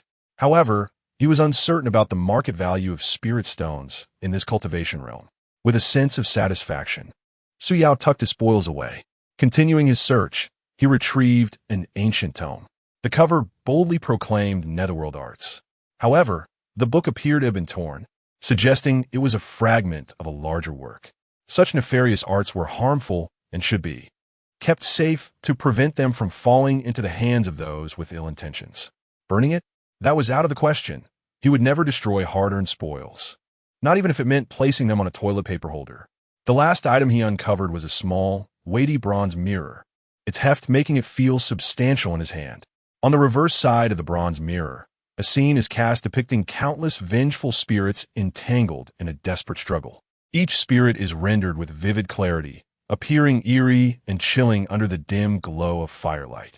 Su Yao attempted to touch the items he had summoned using the gem embedded in his ring, causing them to vanish instantaneously, transforming into ethereal shadows. Mastering the use of the storage ring so swiftly, I must be a genius. Just as Su Yao reveled in his achievement, Yin Muxue gracefully approached his side. I have inquired thoroughly. I now know the precise location where the guardian mountain deity is imprisoned, she stated, her voice tinged with a hint of concern. However, I do not possess complete confidence in breaking the sealing spell. Previously, during Baladi's mention of the task, it was indicated that the malevolent mission required unscrupulous means to gather clues, followed by collaboration with the demon lord's emissary to eliminate the guardian mountain deity. As the inaugural challenge of the game, the difficulty would naturally be moderate, unless one, like Su Yao, intentionally escalated the challenge. Thus, the primary challenge of the malevolent mission likely lay in acquiring clues and collaborating with the demon lord's emissary, Sun Sangu. Now that Sun Sangu was deceased, utterly dispersed, collaboration was rendered impossible. From earlier accounts of villagers, it was noted that Sun Sangu's strength was inferior to that of the guardian mountain deity. Yet, he managed to imprison the deity without being able to slay it. This could only imply that Sun Sangu must have relied upon some sort of magical artifact to achieve such a feat. The peculiar bronze mirror recently extracted from the storage ring is highly likely to be the artifact that ensnared the guardian mountain deity. Su Yao grasped Yin Muxue's delicate, pale hand and inscribed the words, "Let's depart upon it." Yin Muxue nodded in agreement, summoning the Tsang Ming Ling Shao sword, gracefully stepping onto its hovering blade. She extended her slender hand towards Su Yao, inviting him to join her. Aware of his own capabilities, Su Yao refrained from showing off. He took hold of Yin Muxue's soft hand, leveraging it to leap up and securely land on the sword surface. "Hold on tight to me, do not fall," Yin Muxue instructed with an air of calm, her ruby lips parting gently. "You said it yourself, so don't blame me for being impolite." Su Yao stretched his arms and firmly embraced Yin Muxue's slender waist. He was enveloped in the warmth and fragrance of her soft form, the sweet scent wafting from her dark tresses, enticing his senses and leading his thoughts astray. "You are shameless." Just as Yin Muxue prepared to weave her hand seals for flight, she suddenly felt a hard object pressing against her back, causing her delicate brows to furrow as she scolded him. "Am I the shameless one? You were the one who asked me to hold you." Su Yao retorted within his mind, feeling wronged. Had he been able to voice his thoughts, he would have countered immediately. Suddenly, Su Yao felt something amiss. Looking down, he realized the hilt of the iron sword at his waist was pressed against Yin Muxue's rear. His expression darkened, caught in a silent predicament. The sword soared through the air at remarkable speed, and Su Yao could only hear the rush of wind whistling past his ears, making it difficult to keep his eyes open. Beneath their feet lay a sprawling expanse of mountains, with towering ancient trees appearing as mere blades of grass in comparison. So high, so swift. Su Yao felt a slight tremor in his legs, instinctively tightening his embrace around Yin Muxue.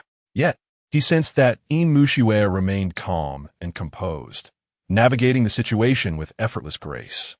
It seemed that his own physique required further fortification. What would typically take 3 to 4 days of arduous trekking had been accomplished in merely 1 or 2 hours of sword flight. Upon arriving at the location indicated by the villagers, Yin Muxue gracefully leaped down, landing elegantly on the ground. However, as Su Yao descended, his legs weakened and he was unable to withstand the impact, resulting in a thud as he knelt before her. Yin Muxue glanced at the kneeling Su Yao, a flicker of mischievous amusement crossing her face before she resumed her cool demeanor. "There was no need for such formality. It was merely a small effort on my part. Do you think I wish to kneel?" Su Yao's mind raced with a tumult of thoughts, yet he felt powerless to change his predicament. He propped himself up with his rusted sword, brushed off the dust from his attire, and disregarded Yin Muxue's teasing, beginning to survey his surroundings. Before him lay a clearing amidst the dense forest, barren of any vegetation, starkly contrasting with the lush greenery that surrounded it. At the center stood a massive stone over 2 meters high, encircled by 8 slightly smaller stones positioned at each cardinal direction. This must be the place. Su Yao approached the stones with scrutiny, noting their inky blackness and peculiar aura. A powerful surge of spiritual energy radiated from the area, indicating the presence of an array, albeit one concealed from their view. Yin Muxue was also observing the peculiarities of the site, quickly discerning that an array was hidden beneath a certain restriction, its true nature eluding their gaze. However, no clues to dispel the barrier were apparent. Pondering for a moment, Su Yao produced a small copper mirror from his storage ring. He directed the mirror towards the strange stones, then glanced at the reflection it revealed. As he anticipated, the mirror unveiled a terrifying sight. The 4 stones transformed into 8 figures within its depths. Gnarled white rods pierced through their bodies from above, anchoring them firmly to the ground. Despite their grievous injuries, they did not succumb to death. Instead, their expressions twisted in various forms of agony as they writhed. Among them was Zhu Lao Lu, his face contorted in terror. At the center of the clearing, the larger stone revealed a visage of a stunning woman with a serpent's body reflected in the mirror. This serpent-bodied beauty possessed exquisite features and an ethereal aura, reminiscent of a celestial being untouched by worldly affairs. Yet her half-open eyes appeared hollow and devoid of life, with traces of tears at their corners. In that moment, the serpent-bodied beauty remained motionless, akin to a statue. Yin Muxue, noticing Su Yao's astonished expression as he gazed at the copper mirror, felt a surge of curiosity. She leaned in for a closer look, and upon witnessing the scene within the mirror, she gasped in alarm. The 8 emotions locking immortal array. Chapter 10. System Alert. The enigma of the 8 emotions lock in Xian Town, the name, sounds remarkably impressive, yet I find myself utterly perplexed. With a face full of confusion, Su Yao gazed at Yin Muxue, eagerly hoping she could elucidate the mystery for him. This formation, I recall, was mentioned by my master during a casual conversation. It appears that the enchanting Miss Yin also has a mentor. However, I remain unaware of her master's identity or whereabouts. Once the game resumes and I can converse freely, I must inquire about it. It is said that this formation was devised by the Emperor of the North, the Lord of the Nine Nether, and is an exceedingly sinister and malevolent array. As Yin Muxue diligently recollected, she narrated the origins of this formation to Su Yao with a composed demeanor. Earlier, Bala had referred to it as the guardian spirit of the Eastern Nine, Yao, Celestial Lord. Now another figure, the Northern Nine Nether Lord, emerges. Presumably, he too is one of the ancient 4 great heavenly emperors. At this moment, Su Yao could not help but feel a pang of regret. When he had previously engaged with a mobile game Tian Yen Wen Dao, he had been so engrossed in summoning beautiful sword immortals that he had skipped all the narrative. Now, facing the situation, he found himself compelled to slowly explore and unravel the mysteries. What a misfortune! He vowed to pay closer attention to the storyline in future gaming endeavors. It is rumored that this formation requires the soul of a living being to be extracted in a state of extreme emotion. Once the 8 emotions, joy, anger, sorrow, happiness, surprise, fear, disgust, and despair, are collected, supplemented with incantations and magical artifacts, this formation can be established. Yin Muxue's expression turned grave, her fair and delicate visage clouded with worry. The fact that the esteemed leader of Lingxiao sect found herself at a loss speaks volumes about the formidable nature of this formation. Those ensnared within the array would have their 8 emotions stripped away and their bodies immobilized. Upon hearing this, Su Yao's brows furrowed in concern. To be devoid of all emotions and unable to move is a fate worse than death. The mere thought sent a shiver down his spine. It now seemed evident that the 8 figures pinned down were not living beings but rather souls. No wonder Zhu Lao Lu was among them. It appears his soul had long been captured and trapped here, while his corporeal form was manipulated by Sun Sangu, roaming the village as his eyes and ears. If I am not mistaken, the copper mirror you hold is one of the 5 paramount treasures of the Netherworld sect, the 1,000 Souls 100 refined mirror. Such names resonate with grandeur and authority. I never anticipated that my looting would yield such a formidable artifact. This mirror is forged from 1,000 souls, refined through the 9 nether fire, and serves as the pivotal element in establishing this formation. Upon hearing the process of the mirror's creation, Su Yao felt an involuntary chill creep over him, rendering him immensely uncomfortable. He examined the back of the copper mirror, where lifelike representations of souls appeared, manifesting as individual spirits. The Netherworld sect is indeed disturbingly perverse, utterly devoid of humanity. It is said that with this mirror, one can traverse the realms of Yin and Yang, perceiving the ethereal entities of the underworld. What a remarkable artifact it is. Keeping it feels unsettling, yet discarding it seems a regrettable loss. At this moment, Su Yao gazes at the mirror in his hand, feeling quite conflicted. The figure in the center, a man with a serpent's body, must be the guardian mountain deity, Yin Luo and Yang Yang, as the villagers have spoken. Yin Muxue looked toward the ominous black stone, articulating her assessment. Upon hearing her words, Su Yao temporarily set aside his inner turmoil and began to contemplate the current predicament. Yin Muxue's conclusion aligned with his own. It seemed that the figure indeed represented the mountain deity Yin Luo. However, he had yet to devise a plan for her rescue, as his understanding of this realm of cultivation was, regrettably, quite limited. It will be prudent to hear Yin Muxue's thoughts first. Yin Muxue, meeting Su Yao's inquisitive gaze, pondered briefly. If they were to eliminate the 8 souls bound by emotional suppression, it might unravel the formation. Yet, her expression grew complex as she hesitated. Caught between choices, the prospect of sacrificing the 8 innocent souls to save the mountain deity Yin Luo weighed heavily on her heart. It was likely that Yin Luo herself would also oppose such a fate. Su Yao slowly rubbed his nose, racking his brain for a solution that could satisfy both parties. Suddenly, a voice pierced through his thoughts. Su Yao. Instinctively, he opened his mouth to respond, but quickly sensed something amiss and covered his mouth with his hand. You have not yet spoken, esteemed destined one. You are indeed a challenge. It was the voice of the game system, attempting to trick him into speaking. Such manipulations on your part create a dilemma for me. I kindly request that you return to the Destined 1S chamber and continue with other game content. Indeed, Kabaga had been discovered by G.A.I. Mu. Fortunately, Su Yao retained a thick skin, adopting a defiant expression. Can you truly ban my account? He thought. Your actions disrupt the balance of the game, rendering it unfair to other players. Other players? Su Yao was taken aback. Did this imply the existence of other destined individuals? He recalled the large screen in the Destined 1S chamber, which appeared to feature options for chat and friends, though they were grayed out at the time, and he had paid them no heed. But, if he returned, what would become of the mountain deity Yin Luo? What about these innocent souls? Bala seemed to anticipate Su Yao's thoughts. You have chosen the main storyline. Relevant narrative subplots will follow. If you forcefully disrupt the formation at this moment, the outcome will undoubtedly deviate from your expectations. Once more, Su Yao fell into contemplation. Perhaps it would be wise to heed the counsel of the Sword Spirit Elder. Yin Muxue approached Su Yao, gazing at him with a newfound gentleness in her typically cool demeanor. Perhaps it was best to return later.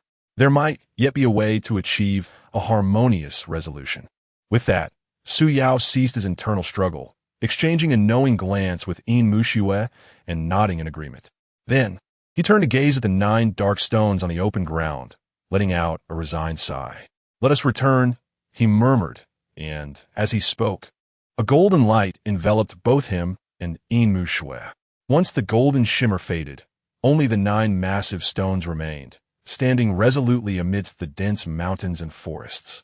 Upon returning to the room of the fated one, Su Yao sank despondently to the floor, his spirits low. His mind incessantly replayed the images of the 8 trapped souls and the tear-streaked visage of the mountain deity, Yin Luo. It felt as though his heart was being subjected to relentless torment. Yet, he recognized that heeding Bala's counsel appeared to be the most prudent course of action.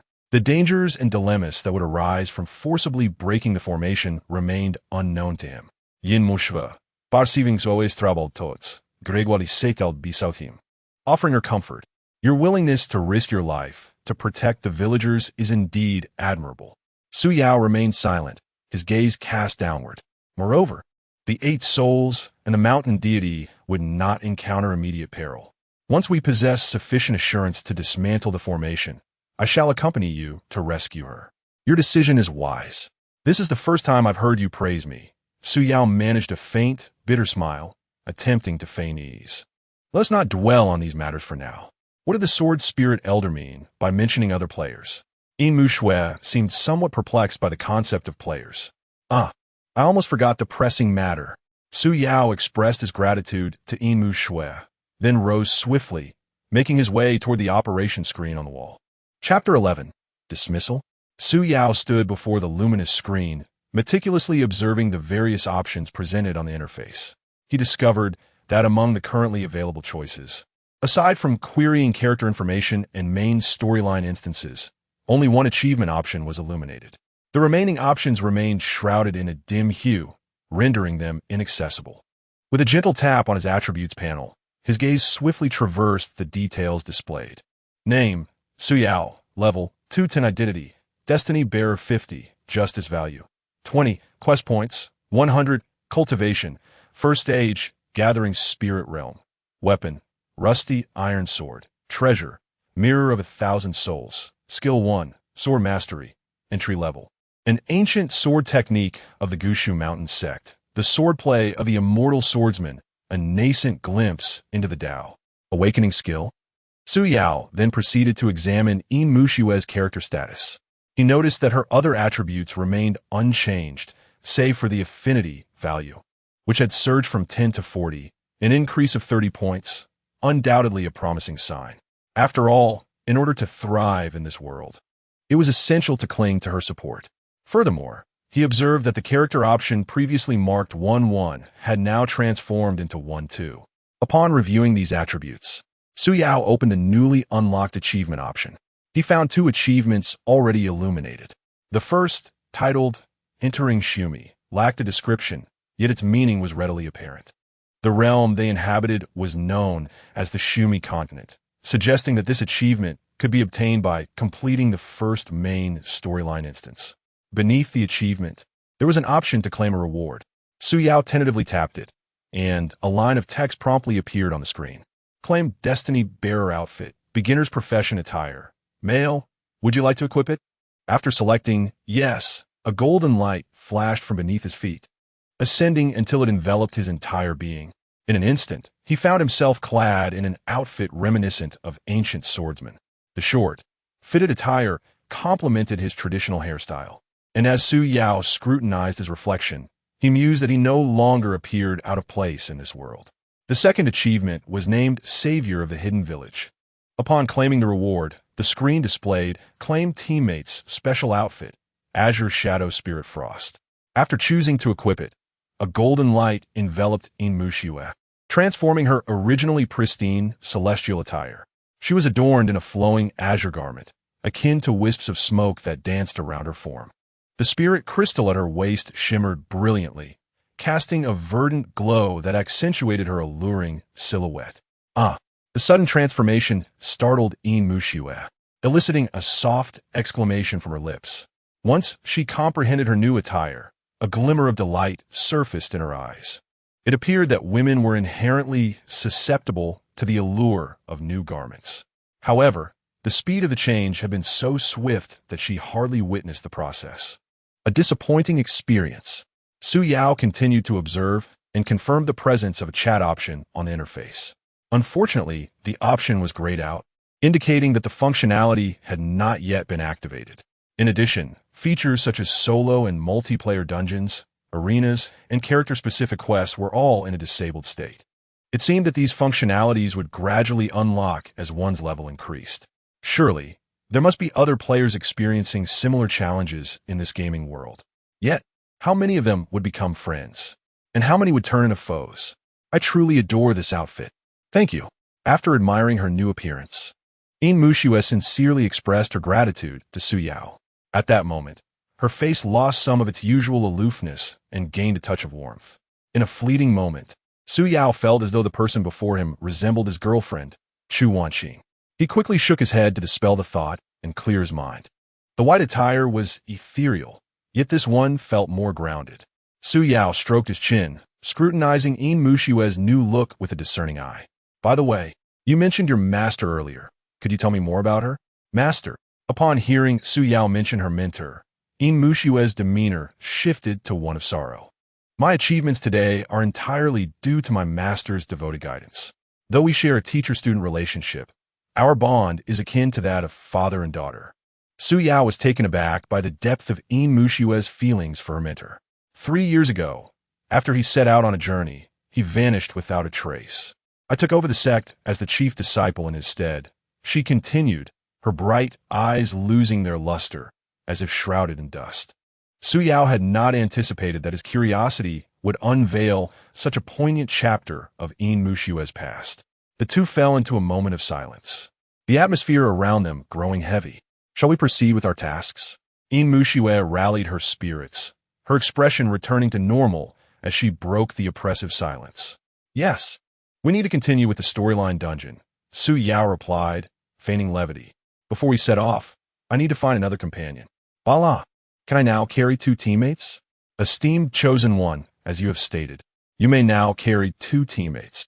You can acquire new companions through the card drawing feature, which costs 50 destiny points per draw.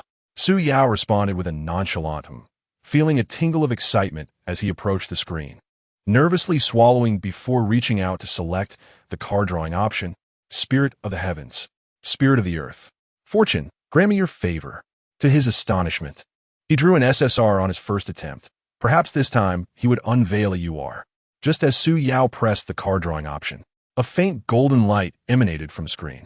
Congratulations, you have drawn an N-level common character.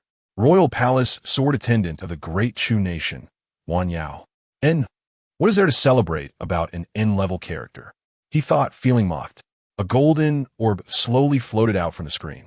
A luminous orb descended to the center of the room, gradually coalescing into a humanoid form. Before Su Yao stood a delicate maiden clad in the attire of a palace maid, her figure seemingly slender, yet concealing a curvaceous allure. With a visage that exuded innocence and charm, adorned with a pair of intricate hair buns, the lovely girl named Wan Yao gazed at Su Yao with wide, sparkling eyes filled with surprise. Wan Yao greets the esteemed gentleman, she exclaimed, hastily performing a courteous bow. I neglected to wash my hands before drawing the card. Surely, that must be the reason for my lackluster outcome. Indeed, this character appeared rather feeble for an N-level, far too weak in appearance. Nevertheless, there were still points to be spent.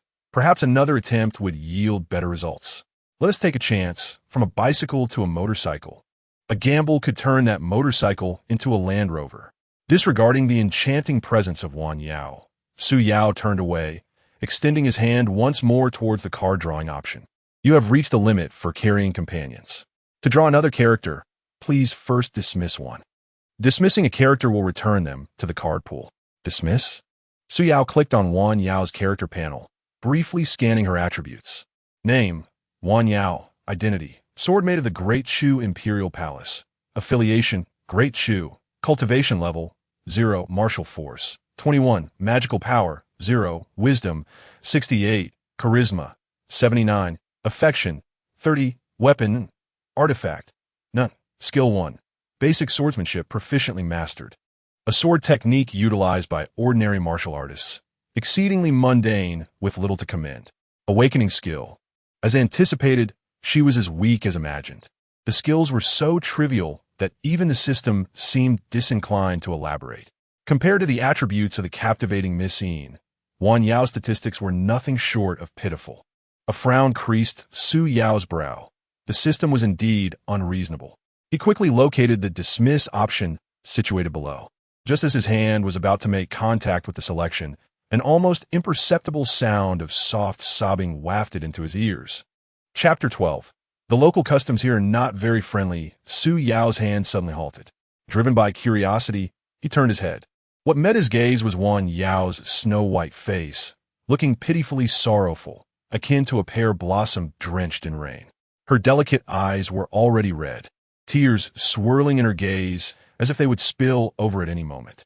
Her lovely crimson lips were tightly pressed together, evidently straining to suppress her emotions. She fought desperately to hold back her sobs. Indeed, when a beauty weeps, a man inevitably falters.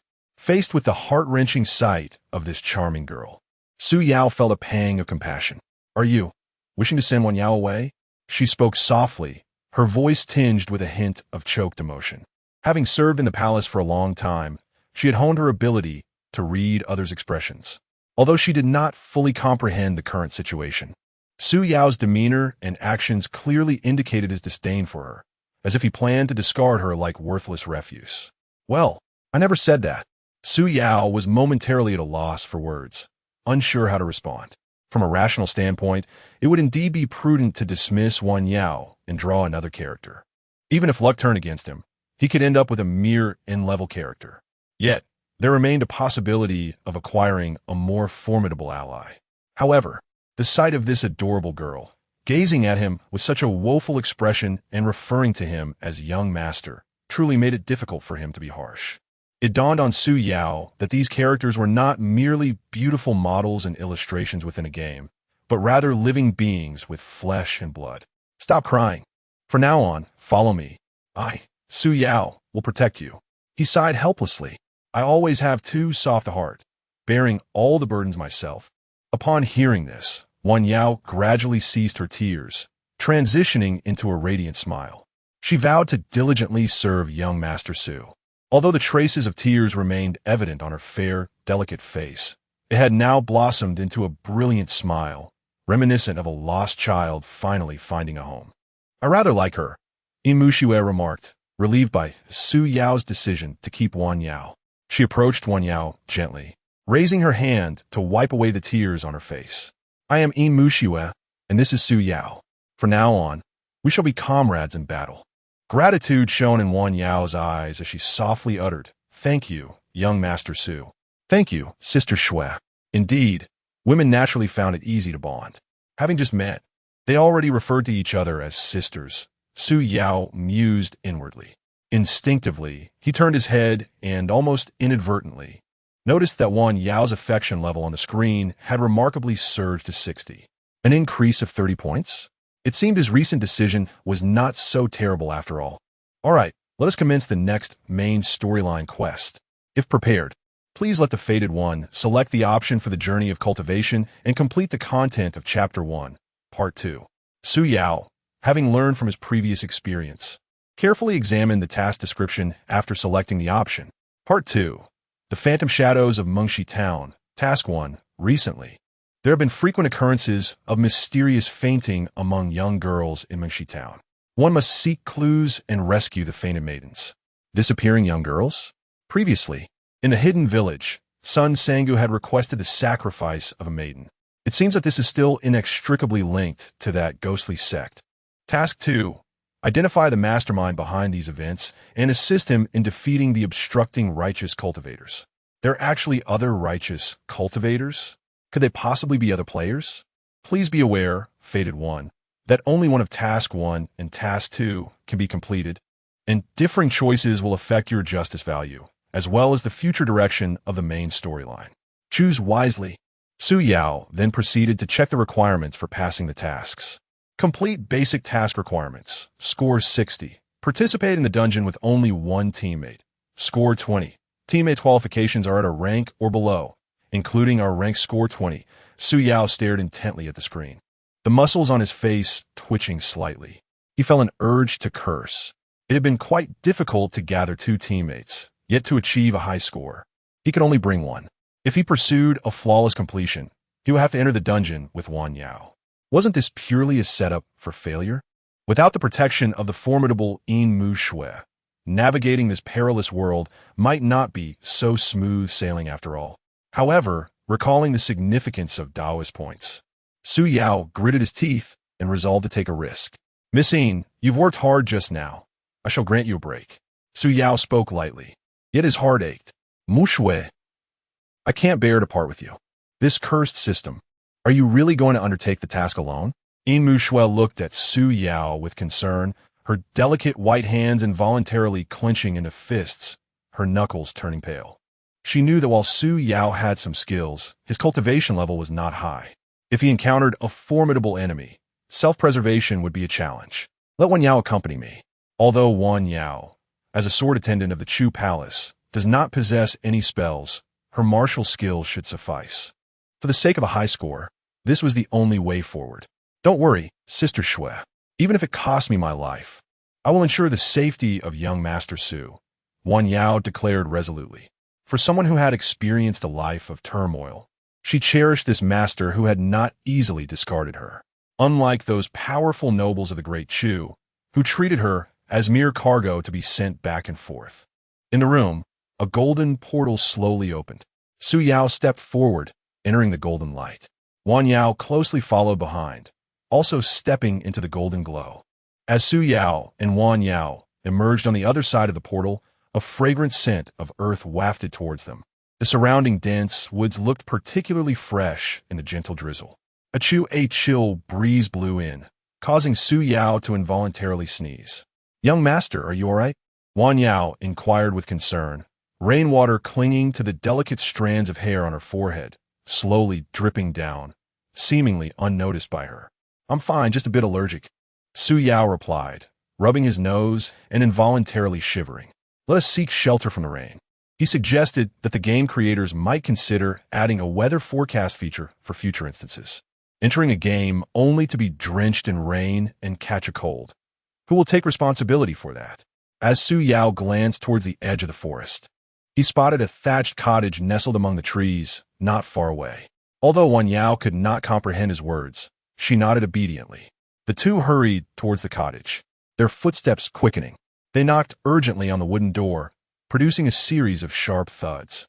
The door creaked open slowly, revealing a young man in his 20s with a dark complexion, who peered out suspiciously at the grinning figure before him. "What do you want?" "Hey there. The rain is quite heavy, and we were hoping to borrow a place to take shelter," Su Yao said, wiping the rainwater from his face, feeling somewhat disheveled. "Not convenient. You should look elsewhere," the dark-faced youth replied, cutting Su Yao off before he could say more, and with a definitive thud, the door was slammed shut. "The local customs here seem rather unfriendly," Su Yao remarked, somewhat speechless. Although he felt a twinge of hunger, he had no desire to be turned away. "Allow me to try." A gentle and melodious voice drifted from behind him.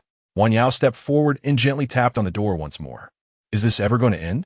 The door creaked open again. The young man's face displayed impatience, ready to dismiss them once more. Yet, upon seeing Wan Yao's pitiful countenance, words caught in his throat. Chapter 13. Once again, the Pleasure Sect is up to no good, esteemed sir. My companion and I have journeyed here only to be caught in a sudden downpour, leaving us in a most desperate state. We humbly request your kindness to allow us a moment's respite. I would be eternally grateful. Wan Yao's voice was gentle, and her demeanor was pitiable, evoking a sense of compassion from those who beheld her, particularly the way she addressed the young man as esteemed sir, which caused the dark-faced youth to flush momentarily, though his naturally dusky complexion concealed it well. Seeing the young lady in such distress, he did not appear to be a villain. "You may come in," he finally said, hesitating for a moment before stepping aside to let the two enter the humble abode. The cottage was exceedingly simple, containing only a wooden table, a few chairs, and a corner cluttered with miscellaneous items. On a rudimentary wooden bed lay what seemed to be a person, but the dim light made it difficult to discern. As Su Yao and Wan Yao stepped inside, they were greeted by a wave of warmth. A fire crackled vigorously in the center of the room. "Thank you, kind sir," Wan Yao said with a radiant smile, her voice melodious as if a lark had just taken flight. "You may warm yourselves by the fire," the youth said. "What do I call you?" Su Yao inquired casually. The dark-faced youth seemed disinclined to engage with Su Yao, ignoring his question entirely. "Esteemed sir, may I ask how to address you?" Wan Yao repeated Su Yao's inquiry with a gentle insistence. "My name is Lin Yu, and I am the hunter of this place," he replied, scratching his head bashfully. Goodness, is this fellow truly harboring gender biases?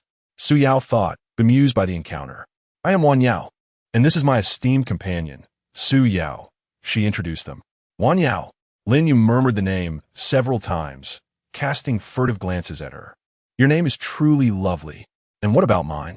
Su Yao felt a sense of humiliation wash over him. as Lin Yu seemed to regard him as if he were invisible. "Wan Yao, are you perhaps hungry? Let us have something to eat," he suggested. Lin Yu ladled a bowl of hot porridge from a pot over the fire and carefully presented it to Wan Yao. "Thank you, Lin, kind sir," she said, accepting the bowl and turning to offer it to Su Yao. "Esteemed sir, please warm yourself with this hot porridge." Having arrived in this world without having eaten, Su Yao was now ravenously hungry. Just as he reached for the bowl, he caught a glimpse of Lin Yu. The youth's expression resembled that of a beast steeped in jealousy, his eyes fierce yet tinged with envy. Su Yao shrugged, a sense of superiority bubbling within him. He accepted the porcelain bowl, gently blowing on its contents before savoring the warm porridge, blissfully oblivious to the envious glances cast his way. Seeing that his intimidating gaze had no effect on Su Yao, Lin Yu resignedly prepared another bowl for Wan Yao.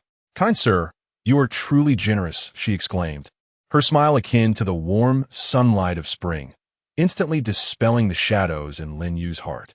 "Wan Yao, please eat. I will check on my sister," Lin Yu said, his expression gradually dimming. He approached the bedside and gently helped the person lying there to sit up. At that moment, Su Yao finally discerned that it was a girl of about 17 or 18. Her eyes were tightly shut, completely still, as if she were in a deep slumber. However, a pallid layer of lifelessness veiled her fair complexion. "Your sister must have had her soul captured," he remarked. "Are you suggesting that Xiao Jiao's spirit has been taken away?" Lin Yu, no longer ignoring Su Yao, said with evident urgency. "I have encountered several individuals in Shun'in village who had their souls captured, and their condition mirrors that of your sister." Su Yao recalled Li Area from Shun'in village, who bore a striking resemblance to her current state. "Shun'in village? Isn't that the village where Dia resides?" Upon hearing the name, Lin Yu involuntarily shuddered. "Oh, the Dia you speak of has the surname Li?" Su Yao set down the porcelain bowl in astonishment, regarding Lin Yu with intrigue. "You know Dia as well?"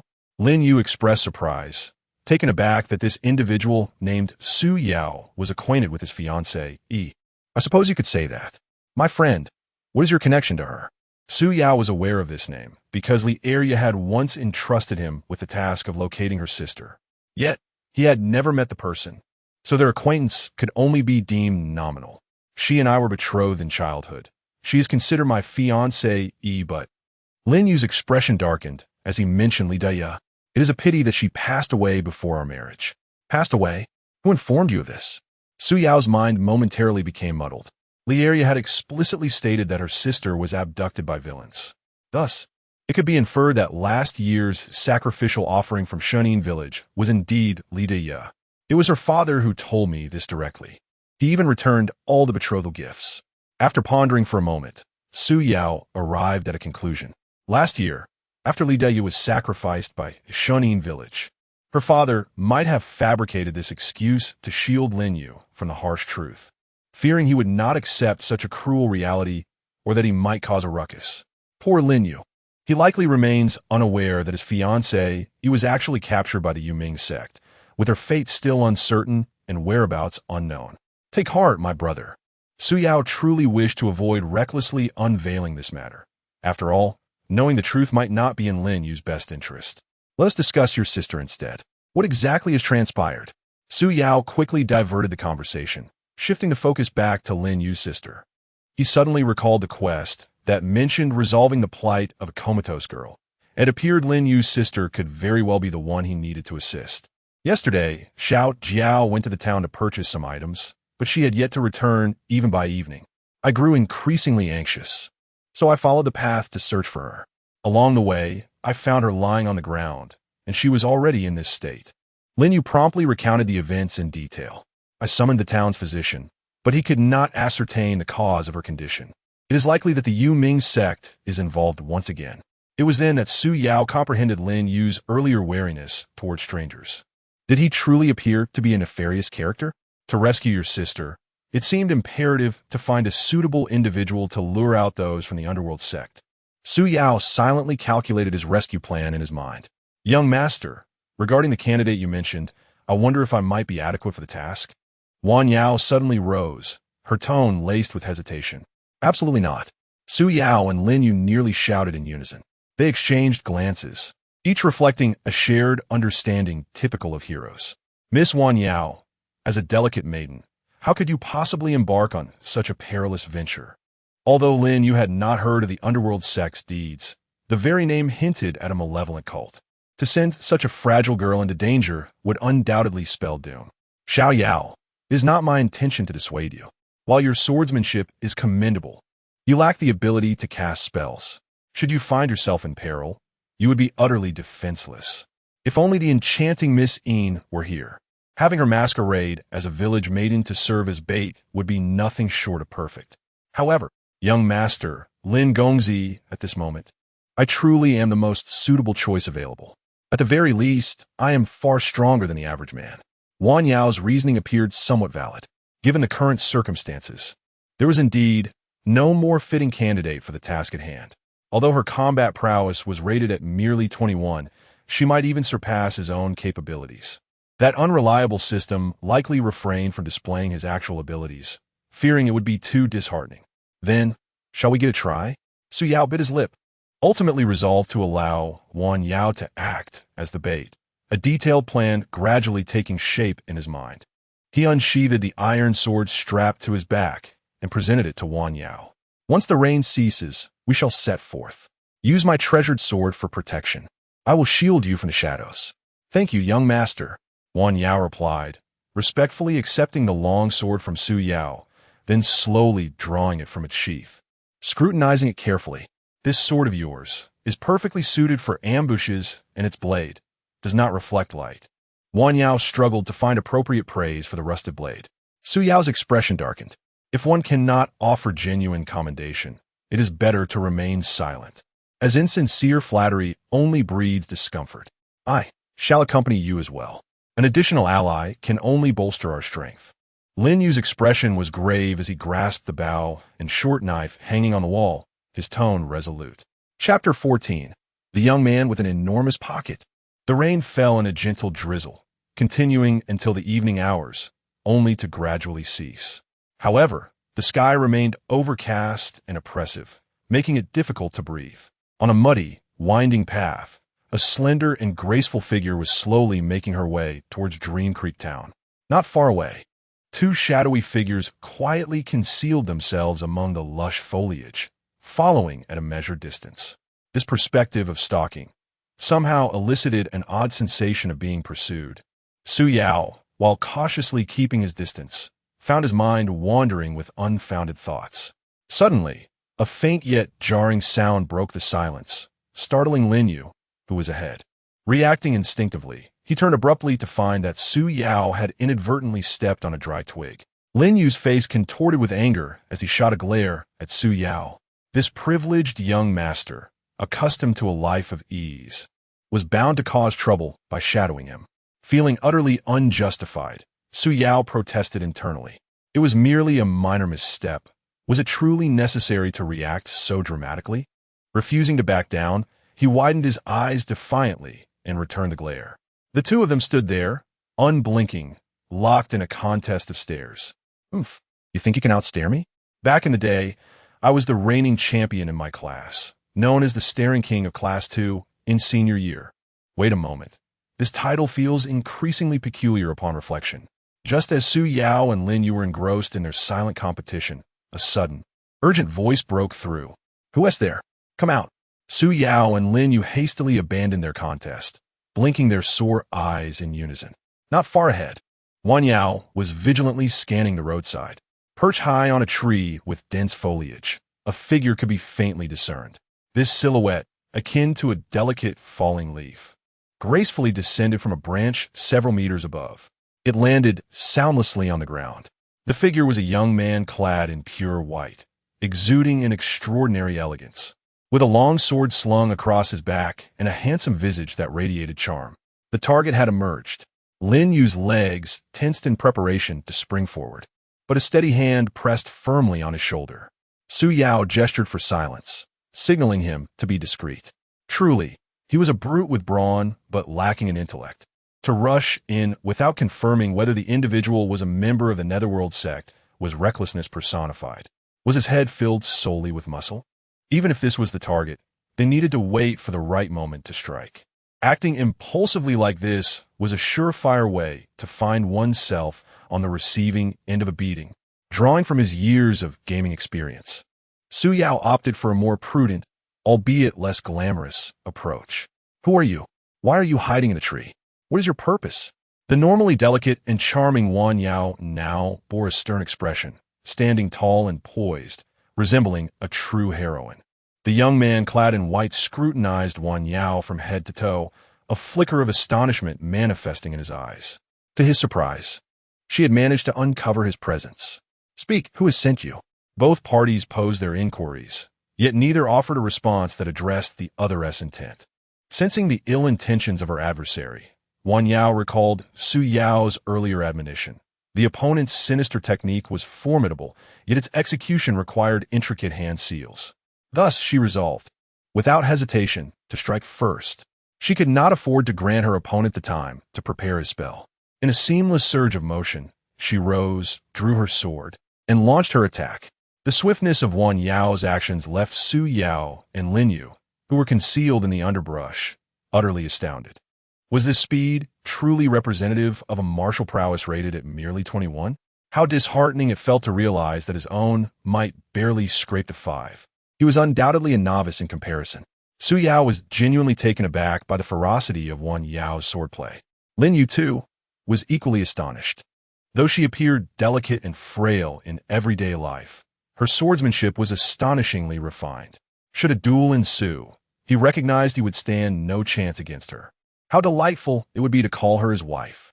As he observed the clash of swords before him, Lin Yu's mind wandered to visions of a blissful wedding night, even conjuring names for their future offspring. If it were a boy, he would be named Lin Wanrong, and if a girl, Lin Yuru. Merely a trivial skill. The young man in white mused with an air of indifference, his hands leisurely clasped behind his back, disdain etched across his features as he regarded the advancing Wan Yao. One audacious charlatan. Su Yao could hardly contain his amusement at the young man's demeanor. He loathed individuals who feigned superiority, and even if the man possessed genuine skill, Su Yao would still view him as a complete fool. Wan Yao's blade sliced through the air with the speed of a gale, her strike sharp and decisive. Just as her sword was about to pierce the young man's form, a flash of golden light emanated from him, repelling her blade. Wan Yao staggered back several paces before regaining her balance. You cannot best me through mere swordplay, the young man declared arrogantly, a smirk of disdain curling at the corners of his lips. Now, allow me to witness your magical prowess. Wan Yao's brow furrowed in concern. Her right hand, which wielded the sword, had gone numb from the impact. It was evident that her opponent was a practitioner of a higher order, and she was not a match for him. As she pondered her strategy, she suddenly felt her sword rising slowly, seemingly of its own volition. A wave of bewilderment washed over her as she gripped the hilt tightly, attempting to assert control, only to find it utterly futile. The sword, as if possessed, began to glide toward the young man in white. Again, he scoffed with a derisive snort. He narrowed his eyes, oblivious to the astonishment on Wan Yao's face. As the blade made contact, the golden light burst forth once more from his form. However, this time, Wan Yao's sword did not yield to the force. Instead, it stood resolutely against the luminous barrier with an overwhelming momentum. This is not good. Panic flickered in the young man's expression as he hastily attempted to evade, but alas, he was a fraction too late. The rust on the sword's blade has left a reddish-brown mark across the white garment, draped over his chest. On the pristine fabric of the white attire, it resembles a smirk laden with irony. You demoness. The young man in white is evidently incensed, completely shedding the demeanor of a skilled master he had earlier portrayed. Such an obsession with personal appearance, coupled with an ability to feign, is akin to a peacock in the mundane world. He deserves to be slapped back to reality. Su Yao, concealed within the thicket, gestures with his hands, invoking the art of sword control known as Forest Abyss. The white-clad youth, now flustered and enraged, forms hand seals, and a layer of golden light emanates from his fingertips. The Tai Golden Radiance, Golden Light Sword. As he points his finger like a sword aura composed of condensed golden light abruptly shoots toward Wan Yao. Noticing this, Su Yao has already formed his sword gesture, murmuring in a barely audible voice, sword control, unmoving mountain. Wan Yao suddenly feels her long sword uncontrollably positioned before her, generating a barrier of sword energy. When the golden sword aura collides with the sword energy barrier, both forces instantly dissipate with a resounding boom. This is not mere swordplay. It is the technique of a sword cultivator. The young man in white realizes the underlying principles of the young woman's swordsmanship. I did not strike. Wan Yao appears utterly bewildered, completely unaware of what transpired moments ago. You disrupt my technique, and yet claim you did not strike? The white-clad youth, infuriated by Wan Yao's words, feels the muscles in his face twitching slightly. I truly did not strike. The sword moved on its own. Wan Yao finds herself at a loss for words in her current predicament. Chapter 15, Becoming a Furnace. Assisting my dual cultivation, the expression of the young man in white gradually grew solemn. He was now serious. The long sword behind him was slowly drawn, its blade possessing an ancient form, radiating a chilling light. In comparison to the rusted sword in Wan Yao's hand, this sword appeared extraordinary. Enchantress, prepare to pay with your life. The flames of fury blazed in the young man's eyes, dispelling any trace of his earlier composure. His swordplay was fierce as he launched a sudden assault on Wan Yao. Wan Yao held her breath, focusing intently, as she wielded her sword to defend herself. Amidst the intertwining shadows of their blades, the two were locked in a fierce battle. To his astonishment, Wan Yao's sword techniques were remarkably exquisite, matching the young man's prowess, and even allowing her to slightly gain the upper hand. Su Yao discerned that Wan Yao's movements were exceptionally graceful. As her long sword danced, her form resembled that of a delicate waltz, possessing an aesthetic appeal that contrasted sharply with the young man's more robust and blunt style. Suddenly, with a deft bend of her waist, Wan Yao skillfully evaded a horizontal slash from the young man. Her chest heaved with fervor, sending ripples through the air. Goodness! How can such allure only be rated a 79? The discrepancy in numerical value was evidently unreasonable. Barla clearly lacked an appreciation for beauty. Su Yao found himself entranced, his gaze fixated until a droplet of liquid fell onto his arm.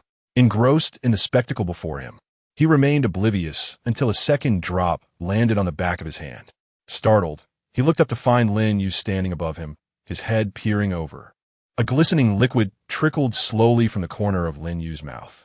How utterly revolting! Su Yao recoiled, discreetly wiping his hand on the hem of Lin Yu's pants, while Lin Yu remained oblivious, his eyes glued to the unfolding duel. After a sharp clang of metal colliding, Wan Yao and the young man retreated a few steps, both appearing somewhat fatigued. The young man panted slightly, his gaze fixed intensely on Wan Yao, who too was slightly breathless, her chest rising and falling rapidly. Seeing his techniques thwarted and unable to secure victory in close combat, the young man felt a surge of anxiety. Gripping his sword in one hand, he began to weave a spell with the other, preparing to unleash his most formidable technique to determine the outcome against his opponent. At that moment, a rustling sound erupted from the nearby grass, and a dark mist surged towards the young man's back. Preoccupied with his adversary, he failed to notice the impending ambush and was swiftly ensnared by the attack. The dark mist enveloped him upon impact, gradually seeping into his orifices. The standing figure of Wan Yao, the concealed Su Yao in the grass, and Lin Yu, busy wiping saliva from his mouth, were all rendered speechless by this unforeseen turn of events. As the dark mist fully entered the young man's body, he became motionless, his eyes hollow and fixed ahead. Ha ha ha! A sinister, low laughter echoed from the grass where the dark mist had emerged. Shortly thereafter, a figure stepped forth, clad in a black robe, with a lewd grin curling at his lips. His sunken eyes were marked by a scar that ran from the center of his forehead down to his chin, dividing his face in two. Ah, little beauty, had it not been for your entanglement with him, it would have required considerable effort on my part to deal with him. Soon, I shall reward you handsomely. The scarred man chuckled lewdly as he spoke. Wan Yao felt a wave of revulsion wash over her as she noticed the man's lascivious gaze. She instinctively tightened her grip on the sword she held, crossing it over her chest. You You are truly a member of the Netherworld sect. Recognizing the man's attire, Wan Yao deduced that he was the target they sought. But what about that young man in white? Su Yao, Lirki Nirbai, realized he had misjudged the situation. No wonder that young man had been calling her a demoness. All along, he was a righteous cultivator. Was there a mistake in the mission briefing? How could such a characterization belong to the virtuous side? This game has truly lowered its standards. It has made me contemplate turning to the dark path. Little beauty, you possess quite the insight, recognizing our Netherworld sect. The scarred man was somewhat surprised that Wan Yao had discerned his identity. If you obediently comply, I shall keep you by my side as a furnace, aiding in my dual cultivation. But if you resist, I shall be forced to seize your soul, condemning you to eternal suffering. Wan Yao was left speechless by the lewd remarks. Fearing that the scarred man might perform some sinister spell, she refrained from further words and launched a swift attack with her sword. However, before her rusted blade could reach the scarred man, it was intercepted by another sword. The young man in white, who had been immobilized earlier, unexpectedly blocked Wan Yao's strike. This lad has fallen victim to my Netherworld technique, taking control of his body with my refined soul. Let him entertain you for a while, little beauty. The scarred man reveled in Wan Yao's astonished expression, plotting to wait until the young man had exhausted her strength before making his move. At that moment, he could easily capture her without effort.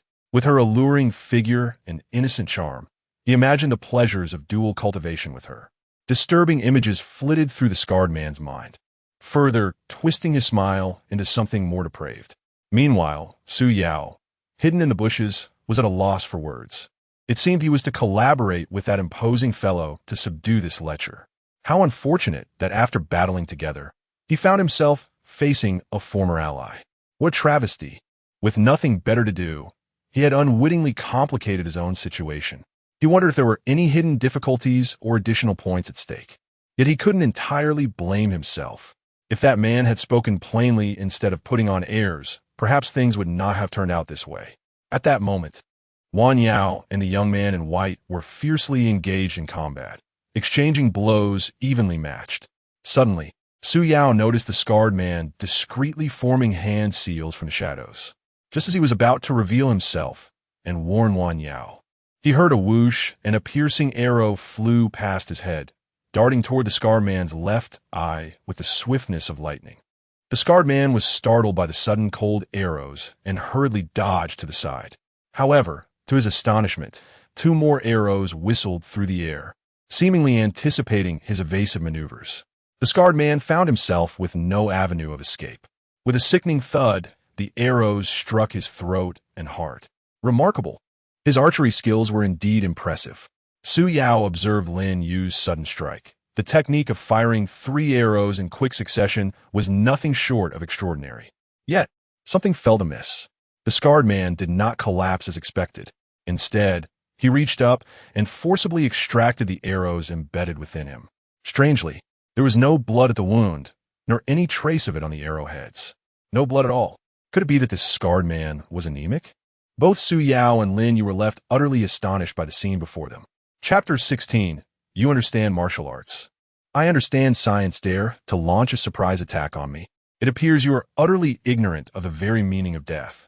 A wisp of dark energy slowly emanated from the scarred man's wound, presenting an eerily unnatural sight. With his cover blown, there was no point in remaining hidden any longer. Lin Yu gripped his hunting bow tightly as he stepped out from the thicket. He glanced back to see Su Yao still crouched motionless in the grass, incessantly blinking at him. It was you who has been exposed, not me. There was no need for me to reveal myself now. The scarred man caught Lin Yu's fleeting glance, a cold smirk curling at the corners of his lips. At this moment, Wan Yao had retreated, drenched in fragrant sweat. Upon realizing that the young man in white had fallen under control, she found him even more formidable. The current state of the youth in white was one of desperation, fighting fiercely as if intent on mutual destruction. Wan Yao was left with no choice but to defend herself, lacking the strength to retaliate. The scarred man casually discarded 2 arrows he had removed, drawing forth a long, dark whip from within his robe.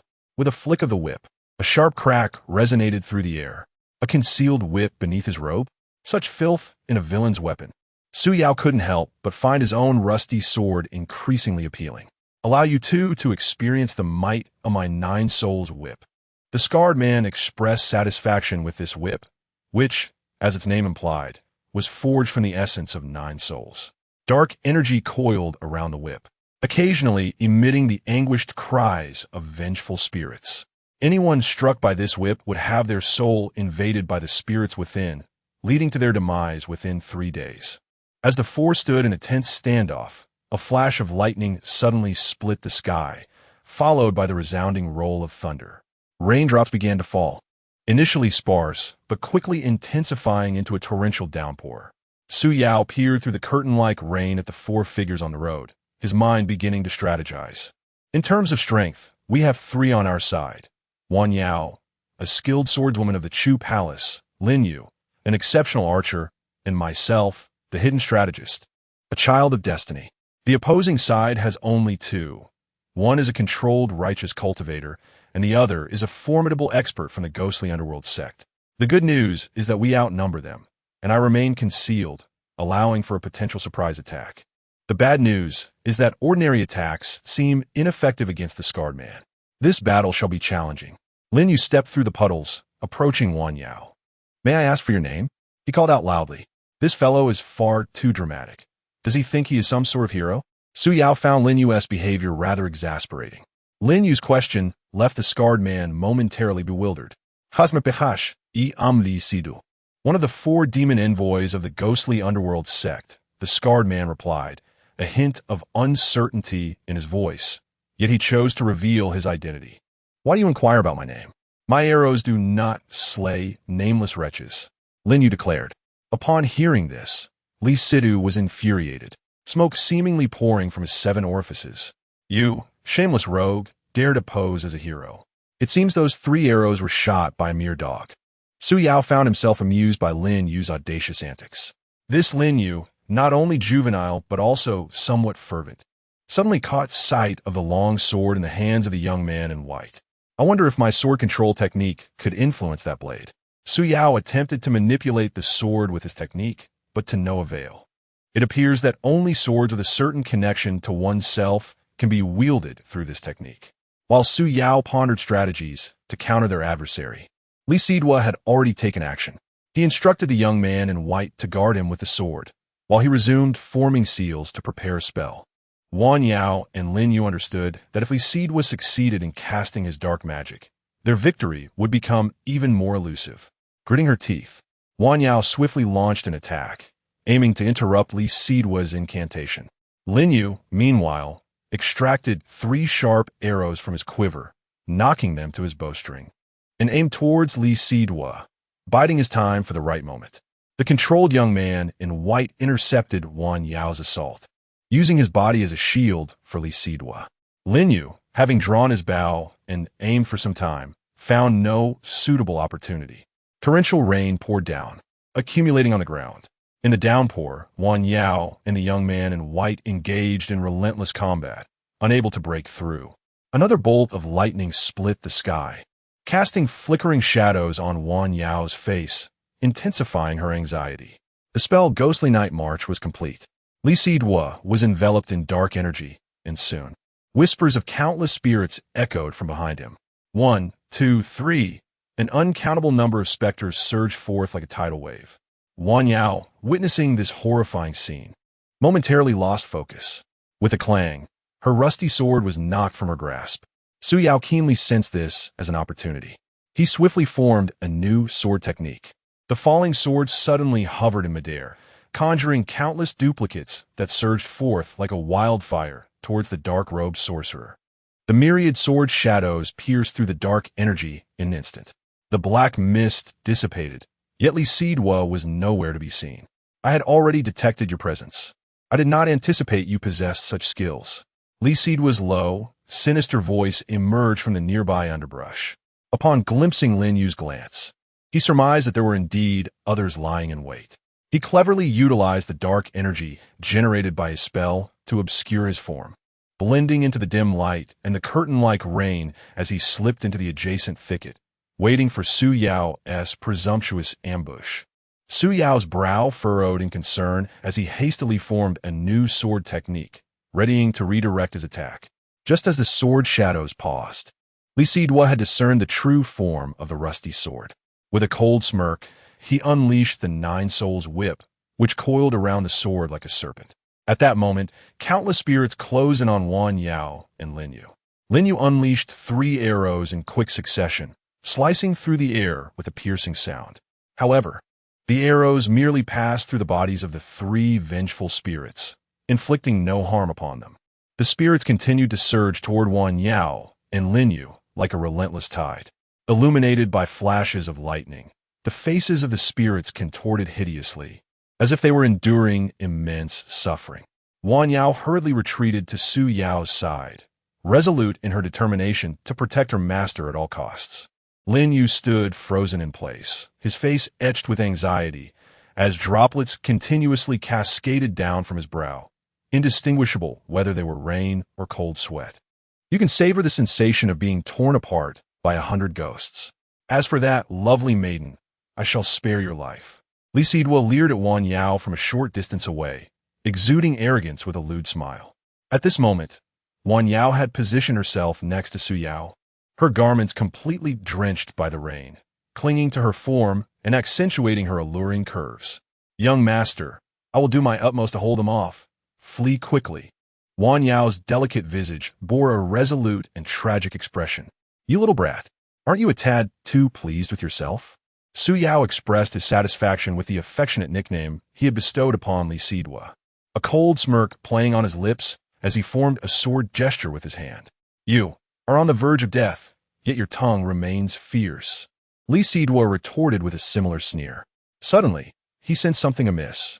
The rusted sword ensnared by the Nine Souls whip had ascended into the sky, lifting his hand along with it. Still wish to contest with me? Li Sidua exclaimed, exerting force on the Nine Souls whip, attempting to drag the flying sword down. Yet, the sword proved remarkably tenacious, engaging in a tug-of-war with Li Sidua. Su Yao felt a surge of anxiety, uncertain whether the plan would unfold successfully. The hand forming the gesture trembled slightly. Hurry as commanded. Amitabha, hallelujah. He implored all manner of deities, ancient and modern, in his mind. Suddenly, another bolt of lightning cleaved through the air, striking the rusted sword with unerring precision. The Nine Souls whip, entwined around the sword, emitted a chilling wail. A flash of fire coursed along the whip, reaching Li Sidua, who grasped its handle. The might of thunder was beyond the endurance of any malevolent cultivator. Li Sidua convulsed violently, uttering not a sound before collapsing rigidly to the ground. You may understand martial arts, but I possess a greater understanding of science. Has no one ever taught you to heed the warnings of thunderstorms? Su Yao is only so. A look of pity on his face as he regarded the man struck down by lightning. Chapter 17. Striking down the enemy without a second strike, seeing that Li Sidua had already been defeated and lay motionless in the mud. Wan Yao and Lin Yu could not help but breathe a sigh of relief. Meanwhile, the white-clad youth, who had been subdued, suddenly exhaled a surge of dark mist from his 7 orifices. Immediately thereafter, his body softened and fell with a thud into the muddy ground. Su Yao, cautious and vigilant, swiftly formed a sword gesture with his fingers. The iron sword that hovered in the air instantaneously transformed into a myriad of sword shadows, like arrows released from a bow. These shadows shot directly toward the unyielding Li Sidua. Li Sidua, lying in the mud, was pierced by the onslaught of sword shadows, instantly becoming riddled with holes. Threads of dark mist continuously erupted from each of these voids. As the escaping mist gradually diminished until it completely dissipated, Li Sidua's body resembled a deflated balloon, slowly collapsing. Only then did Su Yao feel a slight sense of relief. Leveraging the wealth of experience he had amassed from watching films prior to his journey, Su Yao understood a fundamental truth: strike the enemy without mercy, lest you suffer the consequences. Following this brutal finish, the once formidable Li Sidua had now been thoroughly reduced to a mere shadow of his former self. Su Yao recalled the rusted sword and gripped it firmly in his hand. He then cautiously approached the now deflated corpse of Li Sidua, pondering, surely he must be dead for good this time. Upon reaching Li Sidua's lifeless form, he gently prodded it with the rusted sword, yet there was no response. It appeared that the dark mist concealed beneath this shell was the true essence of Li Sidua. The specter of the Yin Sect was indeed sinister.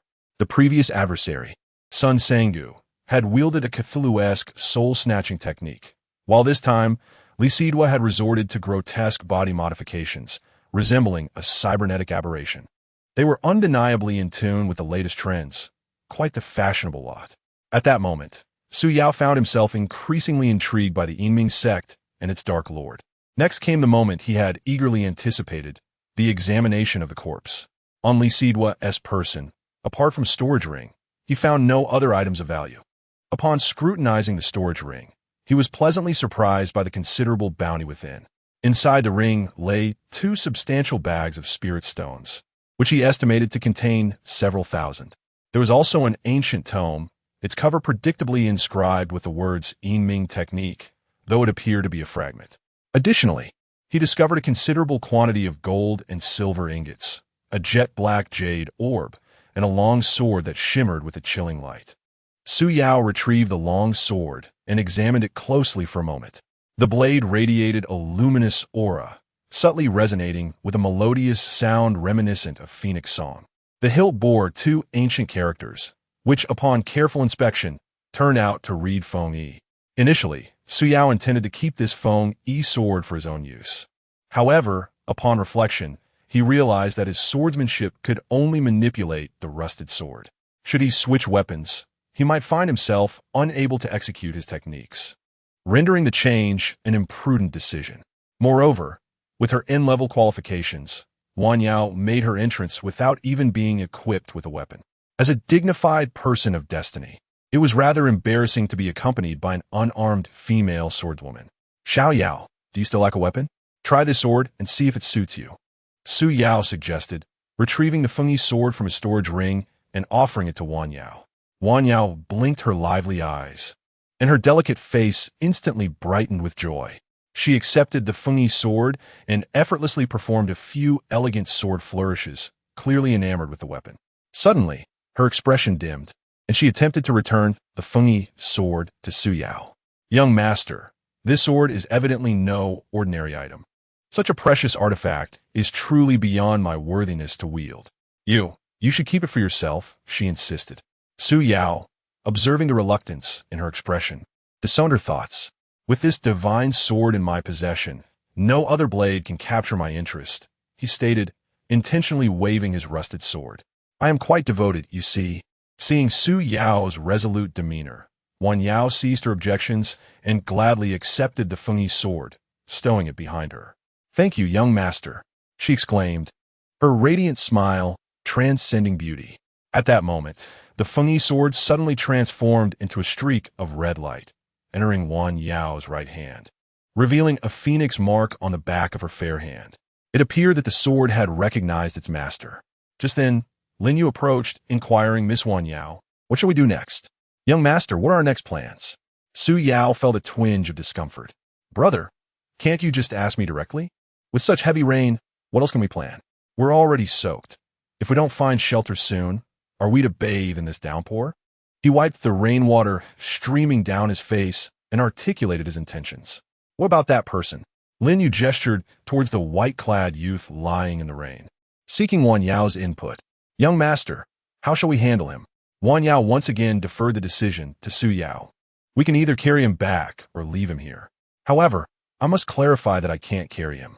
Although Su Yao acknowledged that the white-clad youth was a righteous cultivator, he harbored no fondness for him, finding him excessively pretentious. Brother Lin, handle it as you see fit. You may disregard him or carry him back. Wang Yao conveyed Su Yao's decision once more. After some contemplation, Lin Yu proceeded to lift the white-clad youth onto his back. The 3 of them hurried through the torrential rain, returning to the thatched cottage, completely drenched, as if they had just emerged from the water. Lin Yu placed the white-clad youth beside the hearth and, disregarding his own soaking wet state, rushed to check on his sister's condition. Lin Jiao remained still, her breathing gentle and even, resembling a serene slumber. He sighed and rummaged beneath the bed, retrieving several of Lin Jiao's garments. Miss Wanyao, these are my sister's clothes. Please change into them quickly. Be careful not to catch a chill. Wanyao accepted the garments from Lin Yu with a sweet smile. Thank you, Brother Lin. Wanyao graciously expressed her gratitude to Lin Yu. I must trouble you further to assist my young master in finding a change of clothes. Lin Yu felt somewhat conflicted by Wanyao's request. He was more than willing to lend his sister Lin Jiao's clothes to Wanyao, almost desiring it. However, the thought of giving his own clothes for that man to wear made him feel quite uncomfortable. Please, I beg you, Brother Lin. Wanyao's gentle plea, combined with her slightly pouted lips, appeared exceedingly adorable. Lin Yu, maintaining a serious demeanor, retrieved a few of his own garments and tossed them to Su Yao. Here, take these and change. Su Yao received the clothes, feeling somewhat perplexed. He had neither provoked Lin Yu nor sought confrontation, yet he was now helping him, truly unappreciative of the favor. In a moment, both Su Yao and Lin Yu had changed their attire. They noticed Wanyao standing still, holding the clothes with a crimson face, clearly at a loss. Xiaoyao, why are you still dawdling? Wearing wet clothes for too long will make you catch a cold. Su Yao inquired, observing Wanyao's bashful demeanor and flushed cheeks. Young master, Su Yao suddenly realized that within this cramped hut, there was no private space for Wanyao to change. He and Lin Yu had no qualms about changing in front of her, but even so, Wanyao was already blushing profusely. It was indeed inappropriate for Wanyao to remove her drenched clothes and change in front of them. The heavy rain outside showed no signs of relenting. They could not possibly ask her to step outside to avoid the situation. How about we turn around while you change? Su Yao, feeling helpless, tentatively suggested. Miss Wanyao, I swear I shall not turn back. Lin Yu raised 3 fingers, making a brief but earnest vow. Seeing that Wanyao did not voice any objections, they both turned away, covering their eyes in unison. Wanyao felt her cheeks burning, her full lips pressed tightly together. Yet the damp dress clung to her, causing great discomfort. Gritting her teeth, she began to slowly remove her outer garment. A rustling sound emanated from behind her. In the absence of sight, one's hearing becomes more acute. The image of Wanyao's delicate form, shedding her clothing, flashed through Su Yao's mind. He instinctively swallowed, his closed eyelids twitching uncontrollably. He could also sense Lin Yu's breathing beside him gradually becoming heavier. A startled cry from Wanyao broke the spell of Su Yao's imagination. Chapter 18. The destruction of the pearl to save a life. Su Yao and Lin Yusin felt a sudden pang of anxiety, and almost simultaneously, they turned around. What met their eyes was Wanyao's delicate, snow-white shoulder, completely exposed to the air. She pressed her jade hand tightly against her chest and between the expanse of white. The subtle undulations were faintly visible. Her beautiful eyes widened in alarm, filled with a look of sheer panic, as she gazed intently to the side. Following Wanyao's gaze, Su Yao was startled to see that the young man in white had somehow regained consciousness. At that moment, he was clutching his nose, crimson blood seeping through his fingers. Before Su Yao could react, Lin Yu had already lunged forward like a fierce tiger, pouncing on its prey. His fist the size of a sandbag whistling through the air as it struck the young man's forehead with a resounding thud. How dare you, shameless scoundrel, spy on us? I was reluctant to. With just 3 powerful blows, the young man, who had just awoken, rolled his eyes and fainted once more. Su Yao thought with a tinge of sympathy that Lin Yu was perhaps a bit too ruthless. His gaze inadvertently drifted toward Wanyao, who appeared as if she was a celestial being, her skin fairer than snow and her beauty rivaling the waves of the sea, radiating an aura of grace and compassion.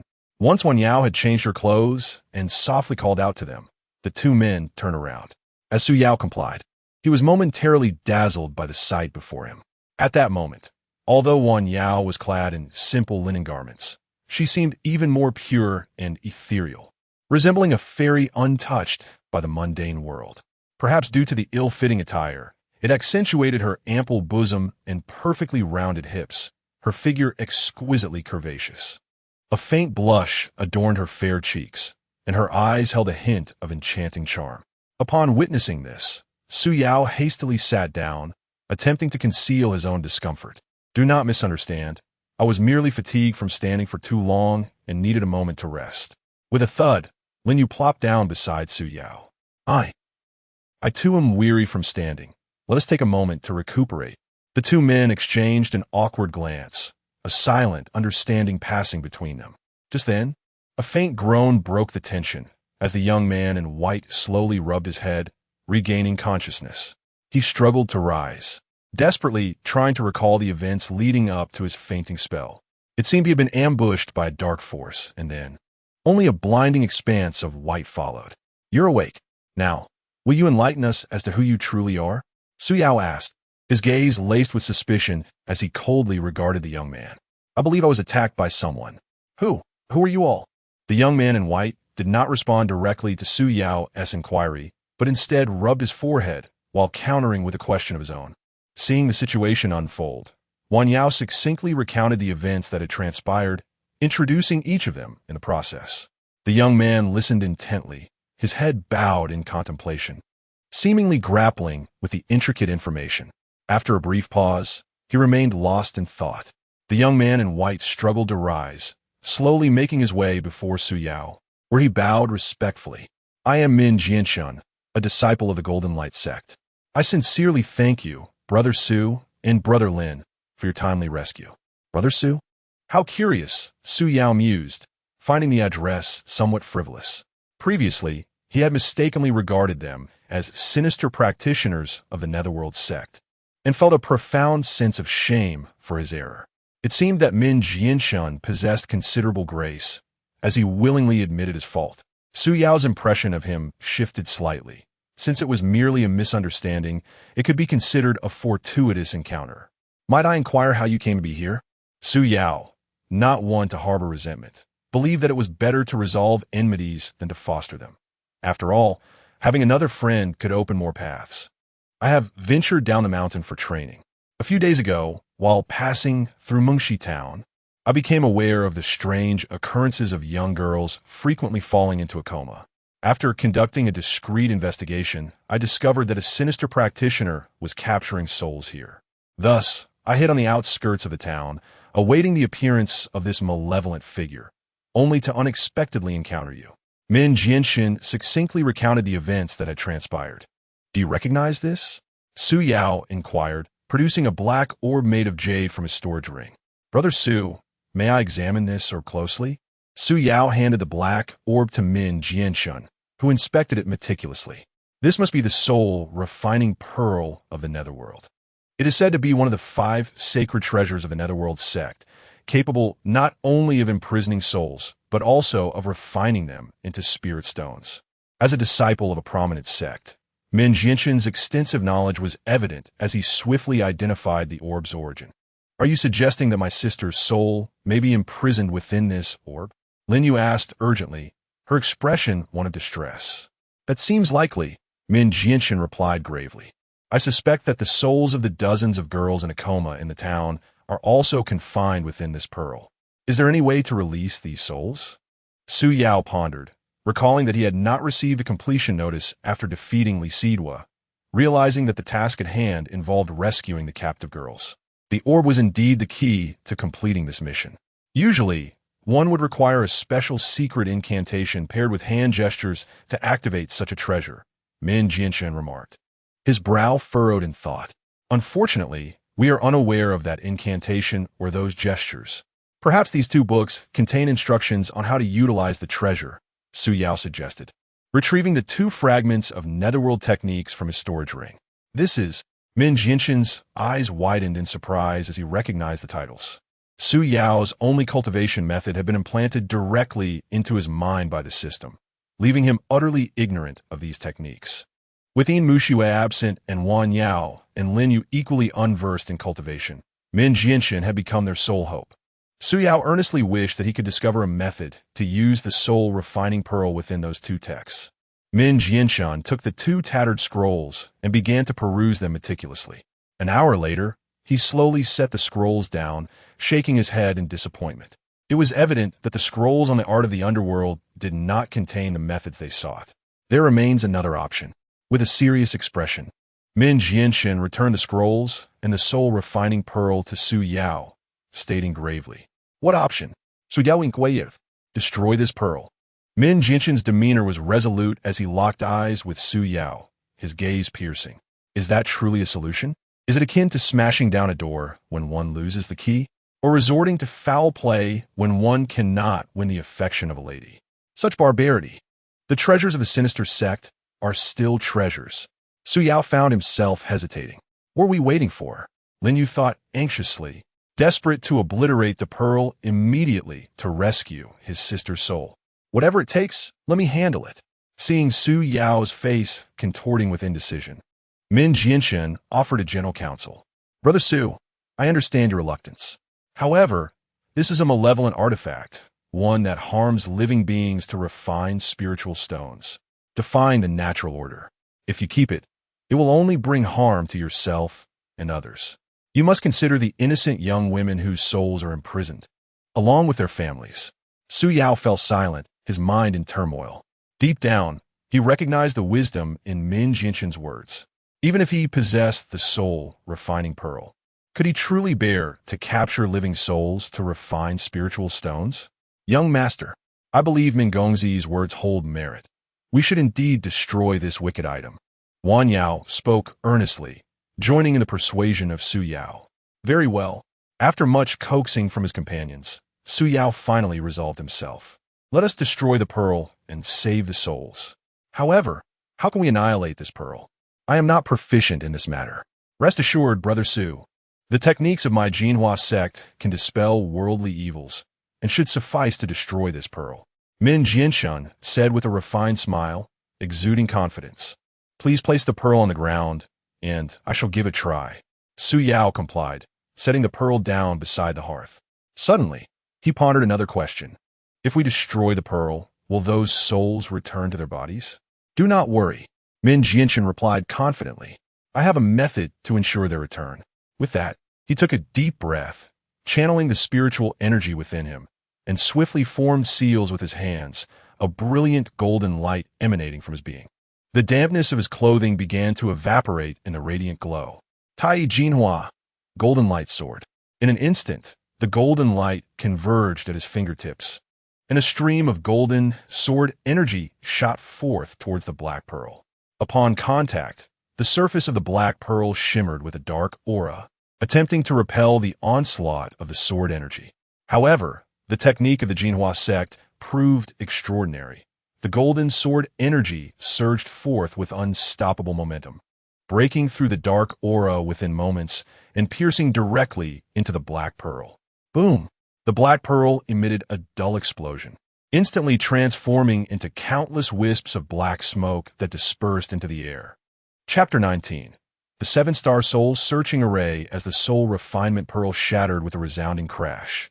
The fragments transformed into a swirling black mist that rapidly coalesced in mid-air, shooting forth like a black arrow directly toward Su Yao. Young master, Brotersu, that person. The other three, witnessing this alarming scene, simultaneously exclaimed in shock.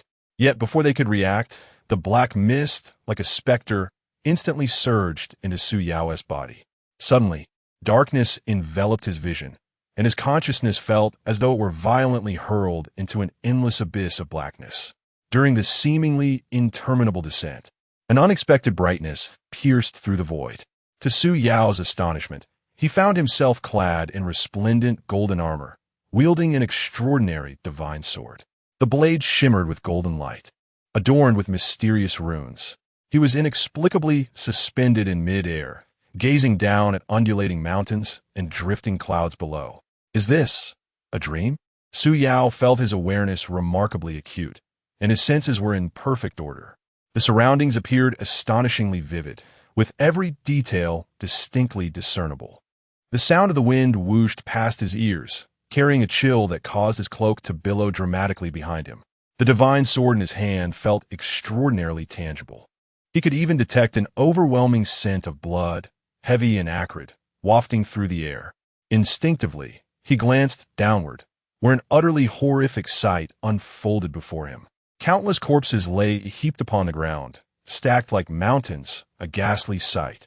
Human bodies contorted in various grotesque forms, while animal carcasses lay in disarray, flesh torn and mangled.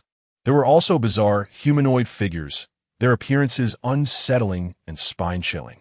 These innumerable bodies floated above a sea of blood, waves of crimson surging and releasing a nauseating stench, creating a scene akin to a hellish purgatory, terrifying beyond measure. Su Yao felt a chill run down his spine, involuntarily gasping in horror. You have finally arrived. A voice, cold and devoid of any human emotion, echoed in his ears as if emerging from the depths of the underworld. Lifting his gaze, Su Yao beheld a man clad in black armor, wielding a pitch-black sword, standing defiantly against him in midair. The figure's white hair whipped wildly in the wind, and within his eyes glimmered a pair of pupils radiating an eerie light. His complexion was as pale as parchment, devoid of blood, resembling a corpse. The black armor and sword were enveloped in a dense black mist, seemingly alive as it roiled and surged around him. Su Yao attempted to inquire about the man's identity, yet he was horrified to discover he had no control over his own body. What the hell is happening? This is too bizarre. Suddenly his hand, acting of its own volition, directed the divine sword slowly towards the man in black armor. The divine punishment has arrived, and the heavens are merciless. Today, you shall face obliteration of both body and soul. His body spoke against his will, as Su Yao found himself in a state of panic.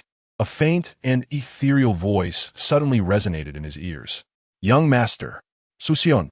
The scene before him became obscured, as if enveloped in a veil of mist, ultimately dissolving into a void of darkness. After an indeterminate amount of time, he felt his body gradually regaining consciousness, as if awakening from a deep slumber. With a slight movement of his fingers, he struggled to open his eyes. Young master, you have finally awakened.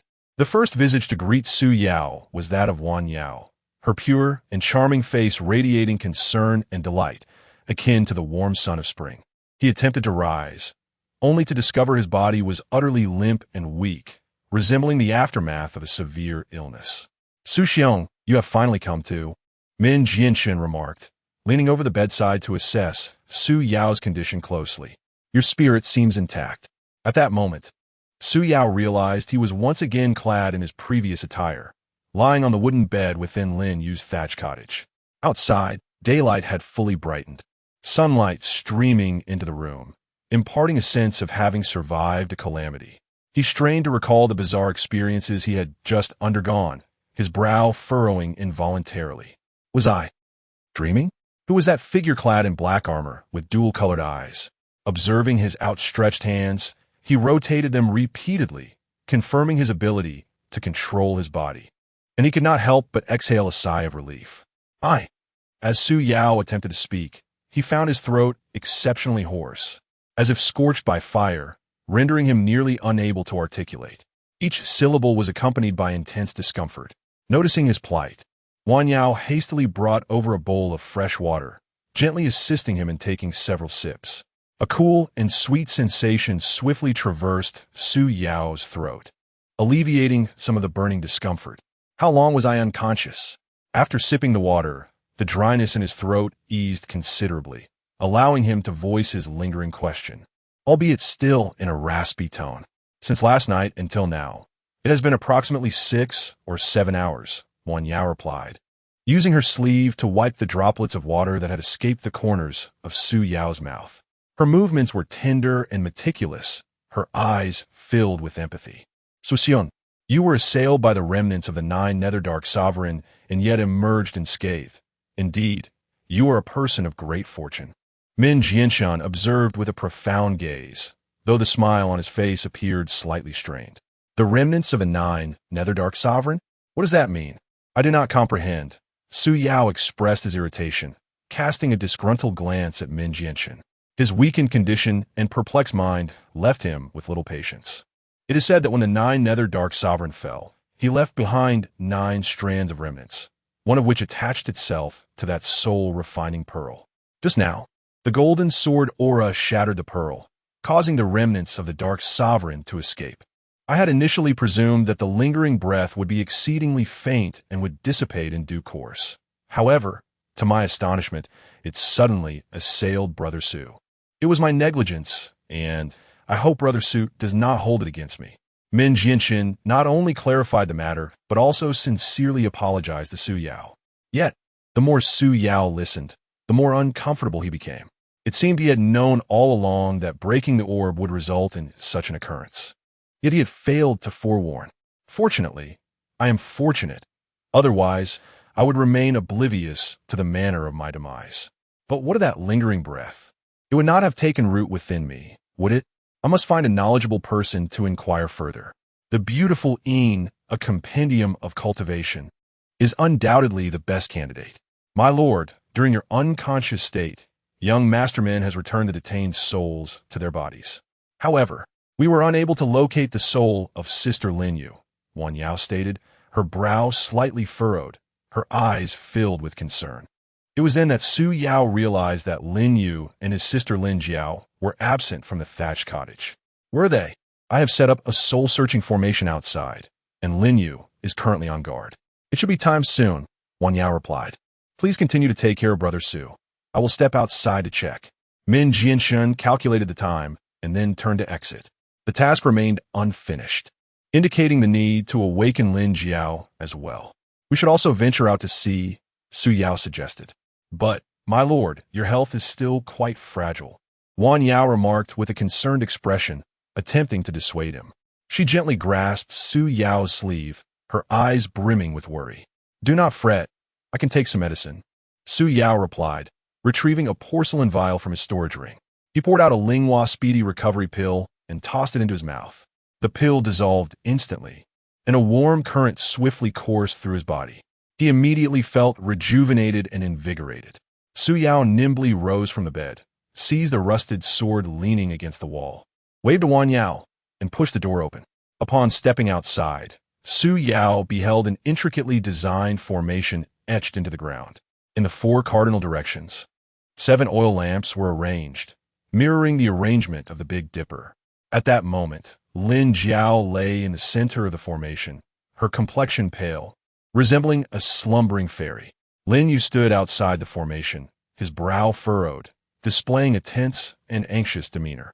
Min Jianxin stood beside Lin Jiao, gesturing with his hands while chanting incantations. As his hand gestures shifted, a faint radiance enveloped him. Brother Lin, do not worry. This is our Golden Light Sect's 7-star soul-searching formation. Min Jianxin reassured Lin Yu while concentrating on his movements. When a lamp extinguishes, it will indicate the direction of your sister's soul. The number of extinguished lamps will signify the distance in miles. As long as her soul remains within the confines of this formation, we shall surely find her. Lin Yu nodded slightly. However, his gaze never strayed from Lin Jiao. His hands instinctively tightening into fists, his knuckles turning white from the strain. As Min Jianxin completed his hand gestures, the formation on the ground suddenly radiated a brilliant golden light, dazzling the eyes of all present. Meanwhile, the 28 oil lamps positioned in all 4 directions extinguished simultaneously. Chapter 20. This matter exceeds our grasp. Faced with the simultaneous extinguishing of 28 oil lamps, the group could not help but exchange bewildered glances. Brother Min, what on earth is happening? Lin Yu urgently turned to Min Jianxun, only to find him equally astonished. This is impossible, Min Jianxun muttered softly to himself. He had never encountered such a situation before. Although he had deployed this formation multiple times, this particular outcome was unprecedented. Min Jianxun furrowed his brow, meticulously recalling each step and detail of the formation he had just set, ensuring there were no oversights. Could it be that Lin Jiao's soul has been divided into 4 parts, concealed in 4 different locations? The moment this thought crossed his mind, he dismissed it, deeming it utterly absurd. Su Yao gently rubbed his nose, lost in contemplation. Might there exist such a possibility? A peculiar idea seemed to flicker in Su Yao's mind. Both Min Jianxin and Lin Yu turned their attention to Su Yao. What do you mean by that? Min Jianxin inquired. Instead of providing a direct answer, Su Yao posed a counter-question. Have you ever employed this formation on someone whose soul had not yet departed their body? Brother Su, are you jesting? Min Jianxin replied, looking bewildered and unable to grasp the deeper significance of Su Yao's words. He even felt that Su Yao was mocking him. Since you have never tried it, Could it be that her soul was never taken away at all, but rather remains within her body? Min Jinshin was momentarily speechless. Su Yao's assertion indeed presented a plausible scenario. After all, who would arbitrarily use this formation on someone who did not require soul extraction, though she appeared lifeless? Resembling someone whose soul had been captured, one could not conclusively determine that her soul had been seized. Su Yao continued, Brother Min, do you possess any method to verify whether her soul still resides within her body? If the method is sound, then we must have chosen the wrong target. We at the Golden Light Sect indeed have a technique called the Celestial Eye, which allows one to glimpse the realms of Yin and Yang. Min Jinshin disclosed. Then what are we waiting for? Let's take a look. Lin Yu, the most anxious among them, urged, interrupting Min Jinshin's explanation. I am merely an inner disciple and have yet to study the Celestial Eye technique. Only those who are direct disciples of the sect leader may learn this skill. Min Jinshin replied, embarrassment evident on his face as he glanced apologetically at Lin Yu. Why mention it if you haven't learned it? Are you promoting the sect? Suyauri torti, feeling somewhat exasperative. Relying on Min Jinshin was futile. He would have to depend on himself. Just watch me. I can only hope this method proves effective. Amidst the astonished gazes of those present, Su Yao slowly approached Lin Jiao. He retrieved a copper mirror from his storage ring, its ancient design adorned with patterns that exuded an eerie aura. Could this be the Thousand Souls mirror? Min Jinshin examined the mirror closely for a moment, his expression turning to one of horror, his voice trembling slightly. Brother, I shall gladly call you the Encyclopedia of Cultivation. Su Yao mused privately. Acknowledging that despite the lack of great power, Min Jinshin's knowledge was indeed considerable, a testament to the authentic lineage of the Xuangu sect. As Su Yao contemplated, he wondered if the righteous sects had perhaps established courses for the appreciation of magical artifacts. He turned the bronze mirror to face Lin Jiao, and in an instant, a bizarre scene materialized within its depths. The Lin Jiao reflected in the mirror was ensnared tightly by a woman with disheveled hair, her features obscured, while she struggled valiantly but remained utterly immobilized. Lin Yu leaned closer, and upon discerning the spectacle within the mirror, his emotions surged. Xiao Jiao, he exclaimed, veins bulging on his forehead as he shouted in fury. Do not be afraid. Your brother will rescue you this instant. Lin Xiaogu, please do not be agitated. Wan Yao hurriedly interjected, stepping forward to grasp Lin Yu's sleeve, fearful of his impulsive actions. The young master will surely find a way to save Xiao Jiao. She is ensnared by a vengeful spirit, which seeks to scatter her soul and seize control of her body. Min Jinshin also observed the image in the mirror and succinctly articulated Lin Jiao's plight. It seemed the deathly pallor on Lin Jiao's face was indeed a manifestation of the vengeful spirit's malevolence. Enough with the explanations. We need a solution. Su Yao's mounted, as confronting a ghostly entity proved rather daunting at this moment. He could only hope for Min Jinshin to devise a means to liberate Lin Jiao's spirit. The golden sword aura could disperse the vengeful spirit, but Min Jinshin hesitated mid-sentence. Su Yao found such cryptic behavior rather contemptible.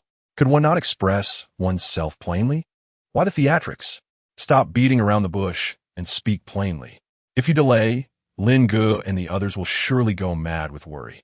Can we communicate effectively? Su Yao impaciently. I am concerned. Concerned about inadvertently harming Miss Lin's body and soul. Min Jinshin replied, his face contorted with difficulty and resignation.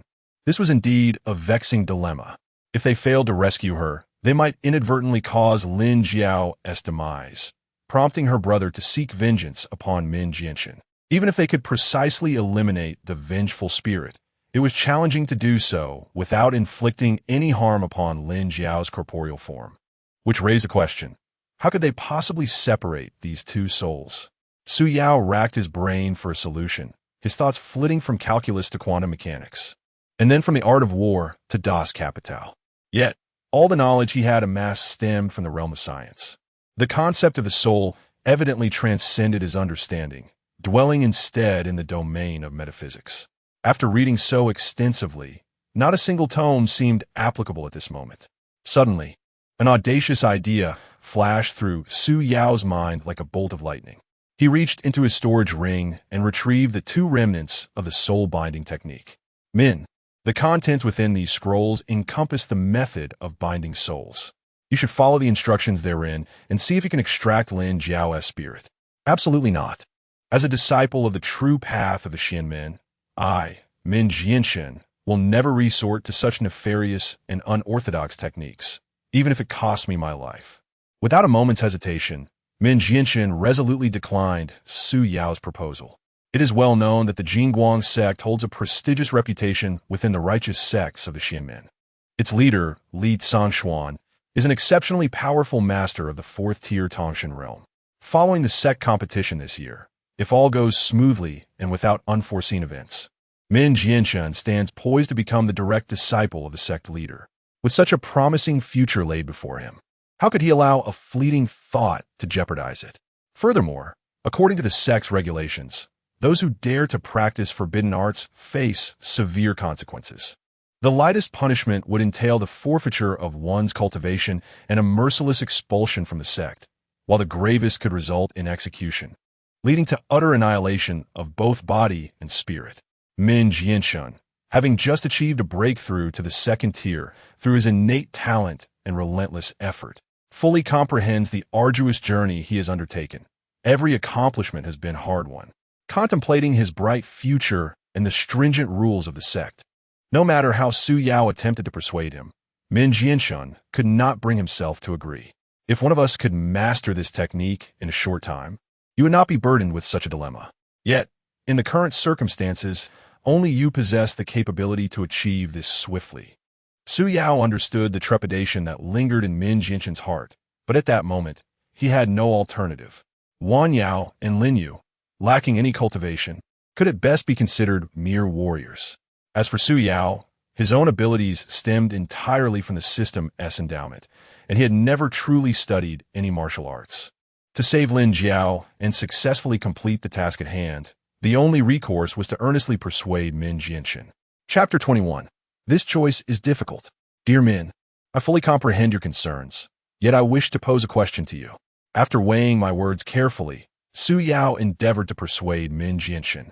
If it pertains to the cultivation of nefarious arts, there is no need for further elaboration, Su.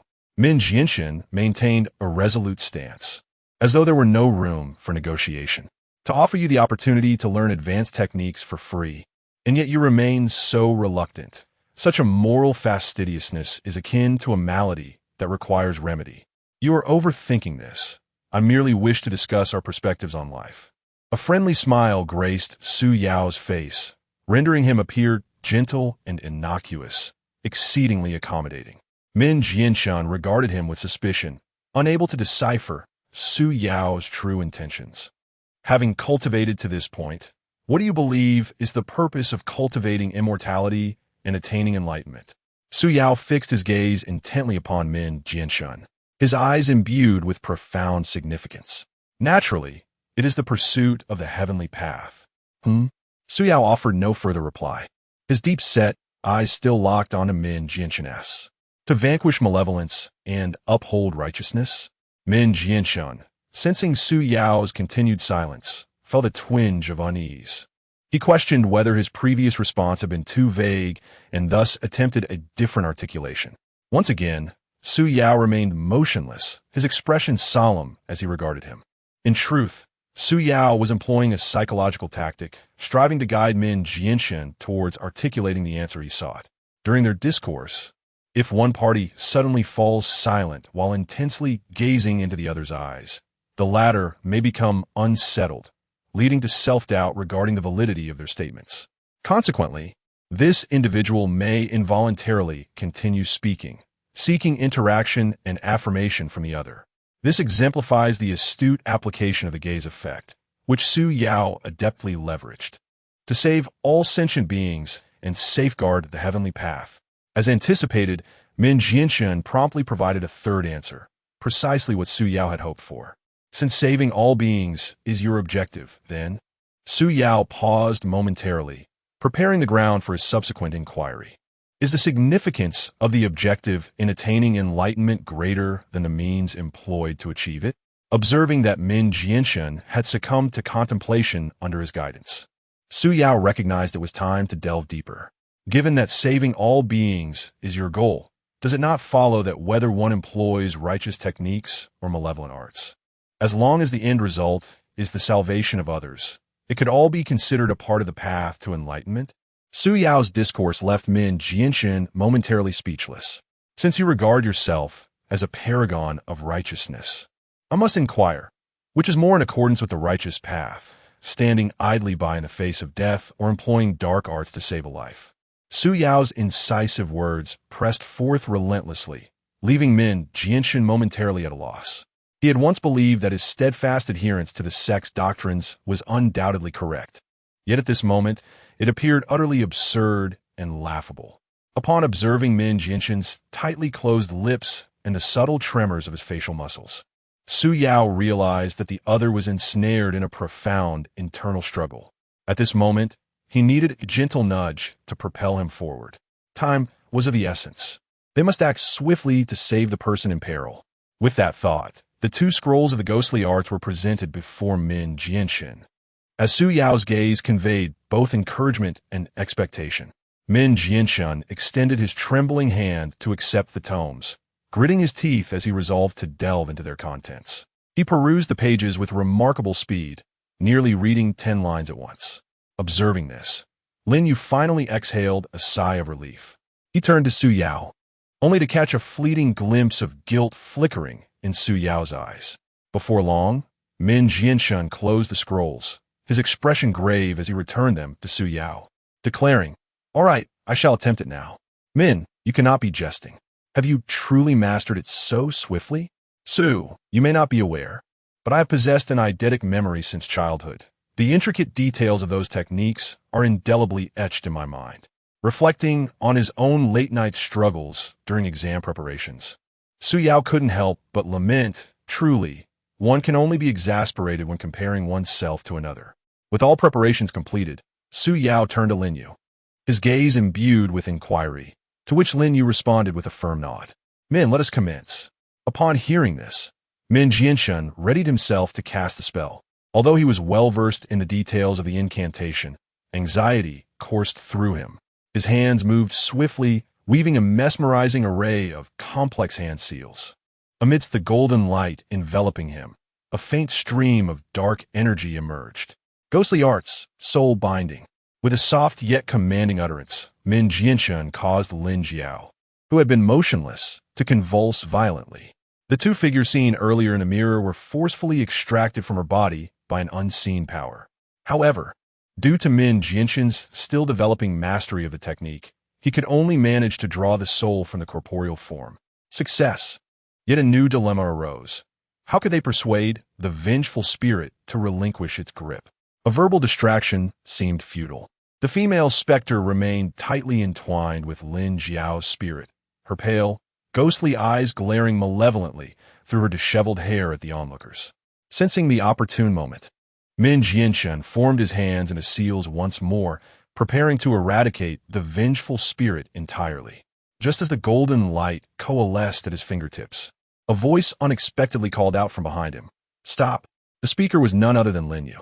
His eyes were bloodshot, fixated on the female specter, his lips trembling uncontrollably. You're Lidaya." As the vengeful spirit lifted her head to survey her surroundings, Lin Yu recognized her visage. She was none other than his fiancée, Lidaya, the unfortunate girl who had long since passed away.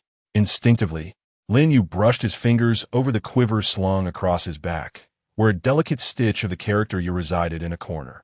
This was a token hand sewn by Lidaya, a cherished gift he had treasured throughout the years. "Are you saying she is Lidaya?"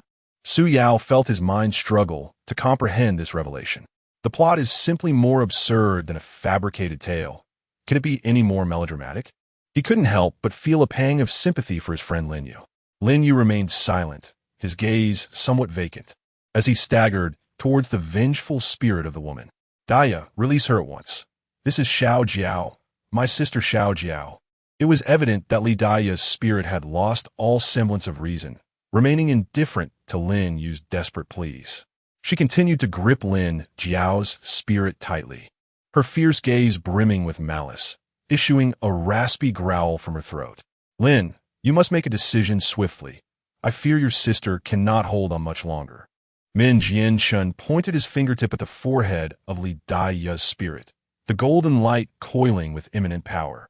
As Min Jianshun had forewarned, Lin Jiao's spirit struggled with diminishing strength, her essence becoming increasingly insubstantial.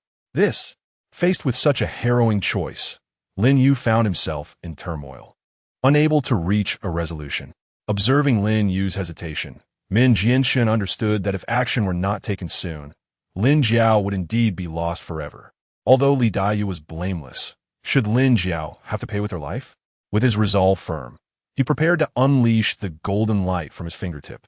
Suddenly, a figure collided with him, causing his aim to falter, and the golden light veered past the hair of Li Daiya's spirit.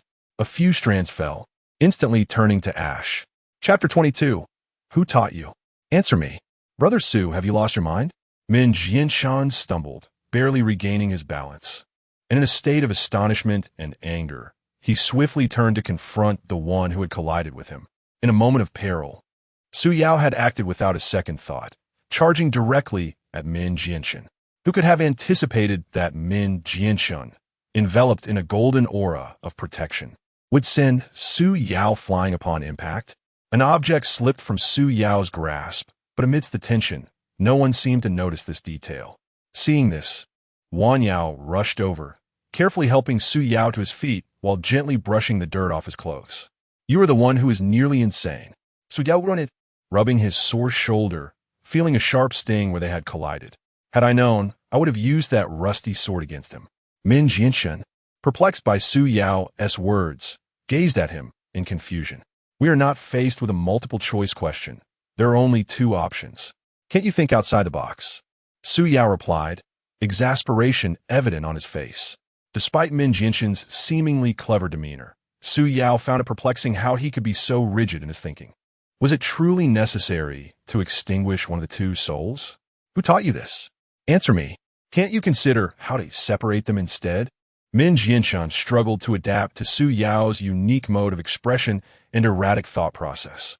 After pondering for a while, he began to grasp the essence of Su Yao's message. Brother Su, are you suggesting that you have a way to make Li Daya let go? The moment the words left his lips, Lin Yu and Wan Yao stared at Su Yao in astonishment. Yet, if even Lin Yu could not awaken Li Daya's rationality, what could Su Yao possibly propose?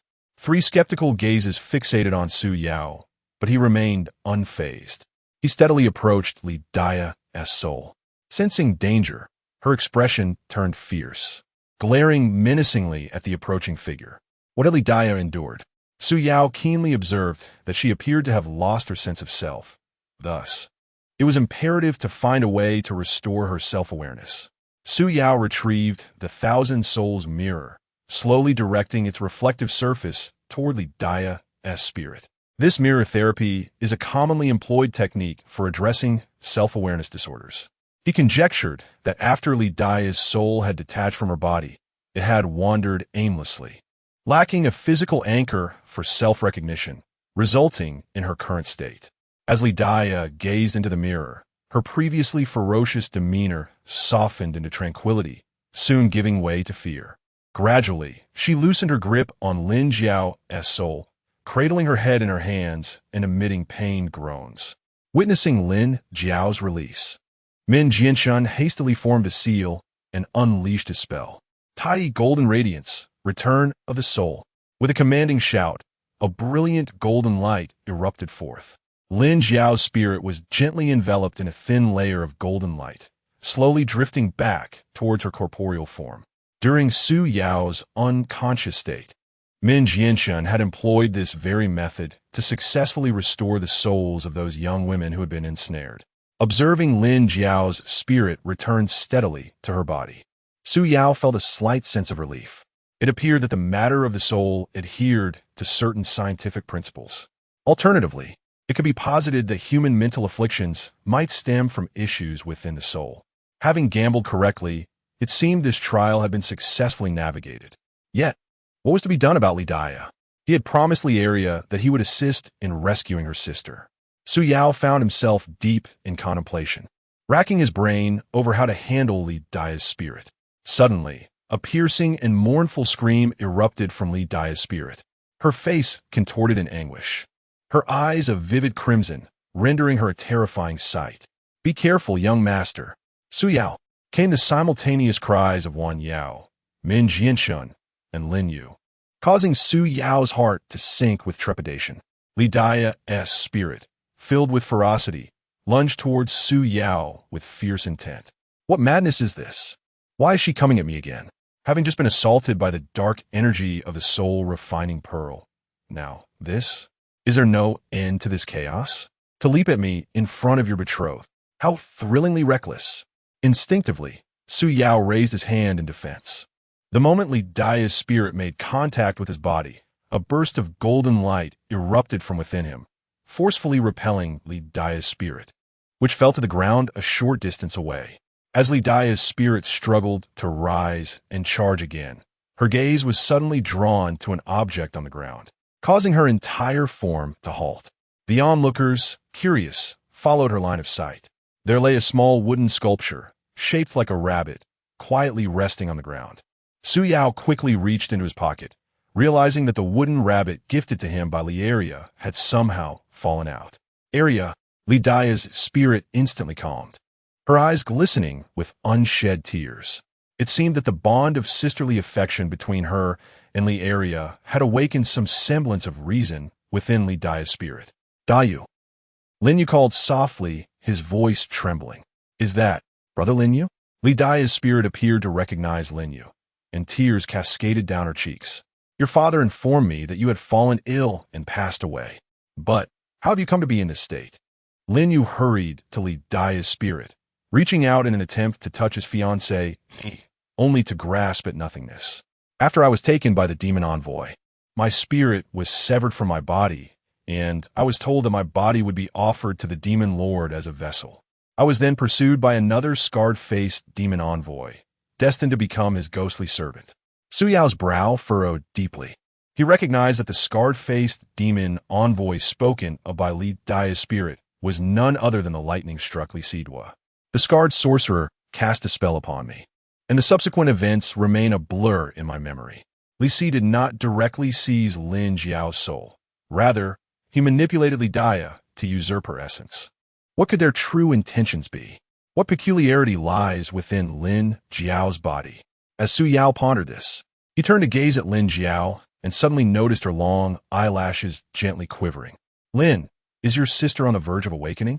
Through their interactions, Su Yao had come to perceive Lin Yu as somewhat eccentric, possessing a strong sense of jealousy, a lack of discernment, and a propensity for emotional outbursts. Yet, aside from these traits, he found little to criticize. In essence, he considered Lin Yu to be of good character, a person worthy of trust. At the sound of his voice, Lin Yu looked over, noticing that Lin Jiao's fingers were also beginning to twitch. Lin Jiao slowly opened her eyes, her gaze wandering in confusion. "Congratulations, Fated One. You have completed the main storyline, Chapter 1, Part 2. Level up. Current level is 3. The voice of Bala echoed in Su Yao's ears. Although the immediate crisis appeared resolved, numerous subsequent dilemmas loomed ahead. Below are the completion assessment and rewards. Su Yao felt no joy in his achievement, only an overwhelming sense of worry. He silently observed the increasingly frail soul of Li Daya and the recently awakened Lin Jiao. Would he encounter them again after this? What fate awaited them?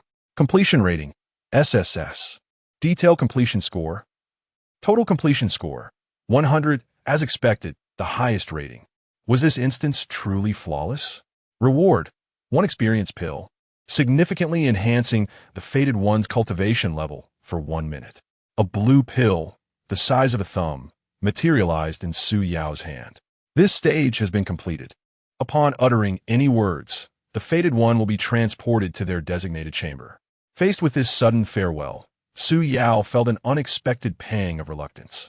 Min Jianshun and Lin Yu discerned his unusual demeanor, casting him inquiring glances. Wan Yao gradually approached his side. "My lord, are you about to depart?" Su Yao nodded helplessly, forcing a faint smile before speaking. "Farewell, my friends. I hope we shall meet again. As Su Yao's words floated into the air, a golden light enveloped him and Wan Yao. When the radiance faded, only Lin Yu, Min Jianshun, and the soul of Li Daya remained in the empty space outside the room. Chapter 23. With it, you can return. Within the room of the fated one, Yin Muxue sat cross-legged on the ground, her delicate eyes gently closed as she engaged in tranquil meditation. Her breaths were slightly hurried, and the muscles in her face quivered faintly, suggesting a tumult of emotions within. Suddenly, two brilliant orbs of golden light appeared without warning, their blinding radiance causing discomfort to the eyes and making it difficult to open them. As the golden light gradually dissipated, Yin Muxue slowly opened her eyes to reveal two figures standing before her. Su Yao wore an expression of deep melancholy, his demeanor tinged with fatigue. Meanwhile, Wan Yao stood quietly beside him, her gaze filled with concern as she watched Su Yao intently. Su Yao, are you all right? Upon seeing Su Yao's altered demeanor, stripped of his usual carefree bravado, Yin Muxue's heart swelled with worry. She reined in her emotions, striving to maintain a calm tone as she spoke softly. I'm fine, Su Yao sighed lightly, adjusting his own emotional state. Yin Muxue, were you missing me? Su Yao's forced smile evoked a wave of bittersweet feelings within Yin Muxue. Wan Yao, what exactly transpired during your journey? Despite her efforts to remain composed, her expression betrayed a hint of urgency as her concern for them lingered. Wan Yao glanced at Su Yao, noting his lack of objection, and recounted the events from their venture in meticulous detail. Once Yin Muxue had listened, she grasped the general sequence of events. She surmised that Su Yao's worries stemmed from the fate of those involved, which eased her own anxiety somewhat. It seems that the Lord of the Nether is likely pursuing ulterior motives. I wonder what secrets lie within Lin Jiao. Yin Muxue reflected, lamenting her unfamiliarity with the Lord of the Nether and his origins. You haven't even heard of the little encyclopedia of cultivation? The Lord of the Nether is indeed quite enigmatic. Yin Muxue, how much do you know about the 9 Nether Demon Lord? Could you enlighten me? Su Yao inquired fastidi, recalling his own troubling encounter with the remnants of the Demon Lord. Yin Muxue pondered for a moment before responding. In ancient times, many celestial beings reached enlightenment in the spirit ruins, among whom 4 succeeded in transcending to become heavenly emperors. The 9 Nether Demon Lord is one of those 4. The intricacies of ancient affairs sounded exceedingly complicated to Su Yao, leaving him filled with questions, yet unsure where to begin. Noticing Su Yao's lips quivering, as though he wished to speak but hesitated, Yin Muxue sensed his lingering inquiries. How did the 9 Nether Demon Lord meet his end? Su Yao deliberati deeply, choosing to clarify the matter of the remnants first. He did not perish, Yin Muxue elucidated. Once one attains the realm of Heavenly Emperor, they become eternal, existing beyond the bounds of time. That fellow from the Golden Light sect mentioned that after the 9 Nether Demon Lord's demise, he left behind 9 strands of remnants. Was he deceiving me? Or was he merely fabricating tales out of ignorance? The statements of the 2 individuals were mutually contradictory. However, Su Yao felt that neither seemed to possess any motive to deceive him. Indeed, the 9 Nether Dark Lord had been vanquished, his corporeal form annihilated, and his consciousness cast into the void. Yet, to declare his complete demise would be an imprecise assertion. Yin Muxue continued to elucidate. Perhaps, at some juncture, he might resurrect. Rather than referring to another world, it would be more apt to describe it as another dimension, which rendered Su Yao somewhat enlightened. It appeared that his residual essence had somehow entered his body. Would there be any adverse effects? Adverse effects? Su Yao's erratic train of thought and peculiar phrasing momentarily disconcerted Yin Muxue. He inquired whether there might be any latent hazards. Su Yao hastily clarified. As for that, I am not entirely certain. However, given your current vigorous state, it seems there should be no significant issues. Yin Muxue did not possess knowledge of all matters and could only relay what she knew. Upon learning that he was likely unscathed, Su Yao felt a modicum of relief. Suddenly, he recalled that his level had reached level 3, and he eagerly approached the control screen to ascertain whether any new functions had been activated. Indeed, the marketplace feature and room decoration function had been enabled. Upon accessing the marketplace, he He discovered it was divided into the Spirit Stone Mall and the Points Mall. Spirit stones could also be utilized directly within this room. Seemingly speaking to himself, Su Yao was actually inquiring of Bala. Indeed, you may deposit the spirit stones you acquire directly into the system, which will automatically deduct them upon use. Should you wish to withdraw spirit stones, a one-service fee will be charged. This is utterly outrageous. How is this any different from outright robbery? It was his first encounter with a time travel system that imposed fees. May I inquire, esteemed chosen one, if you wish to deposit the physical spirit stones in your possession into the system? Su Yao was incensed, his back teeth grinding audibly. A single word escaped his clenched teeth: deposit.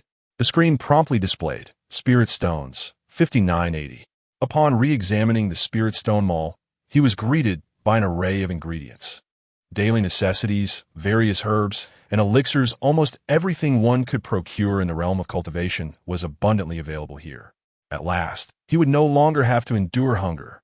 Although this system was somewhat exploitative, it was at least relatively user-friendly. Su Yao then turned his attention to the Points Mall.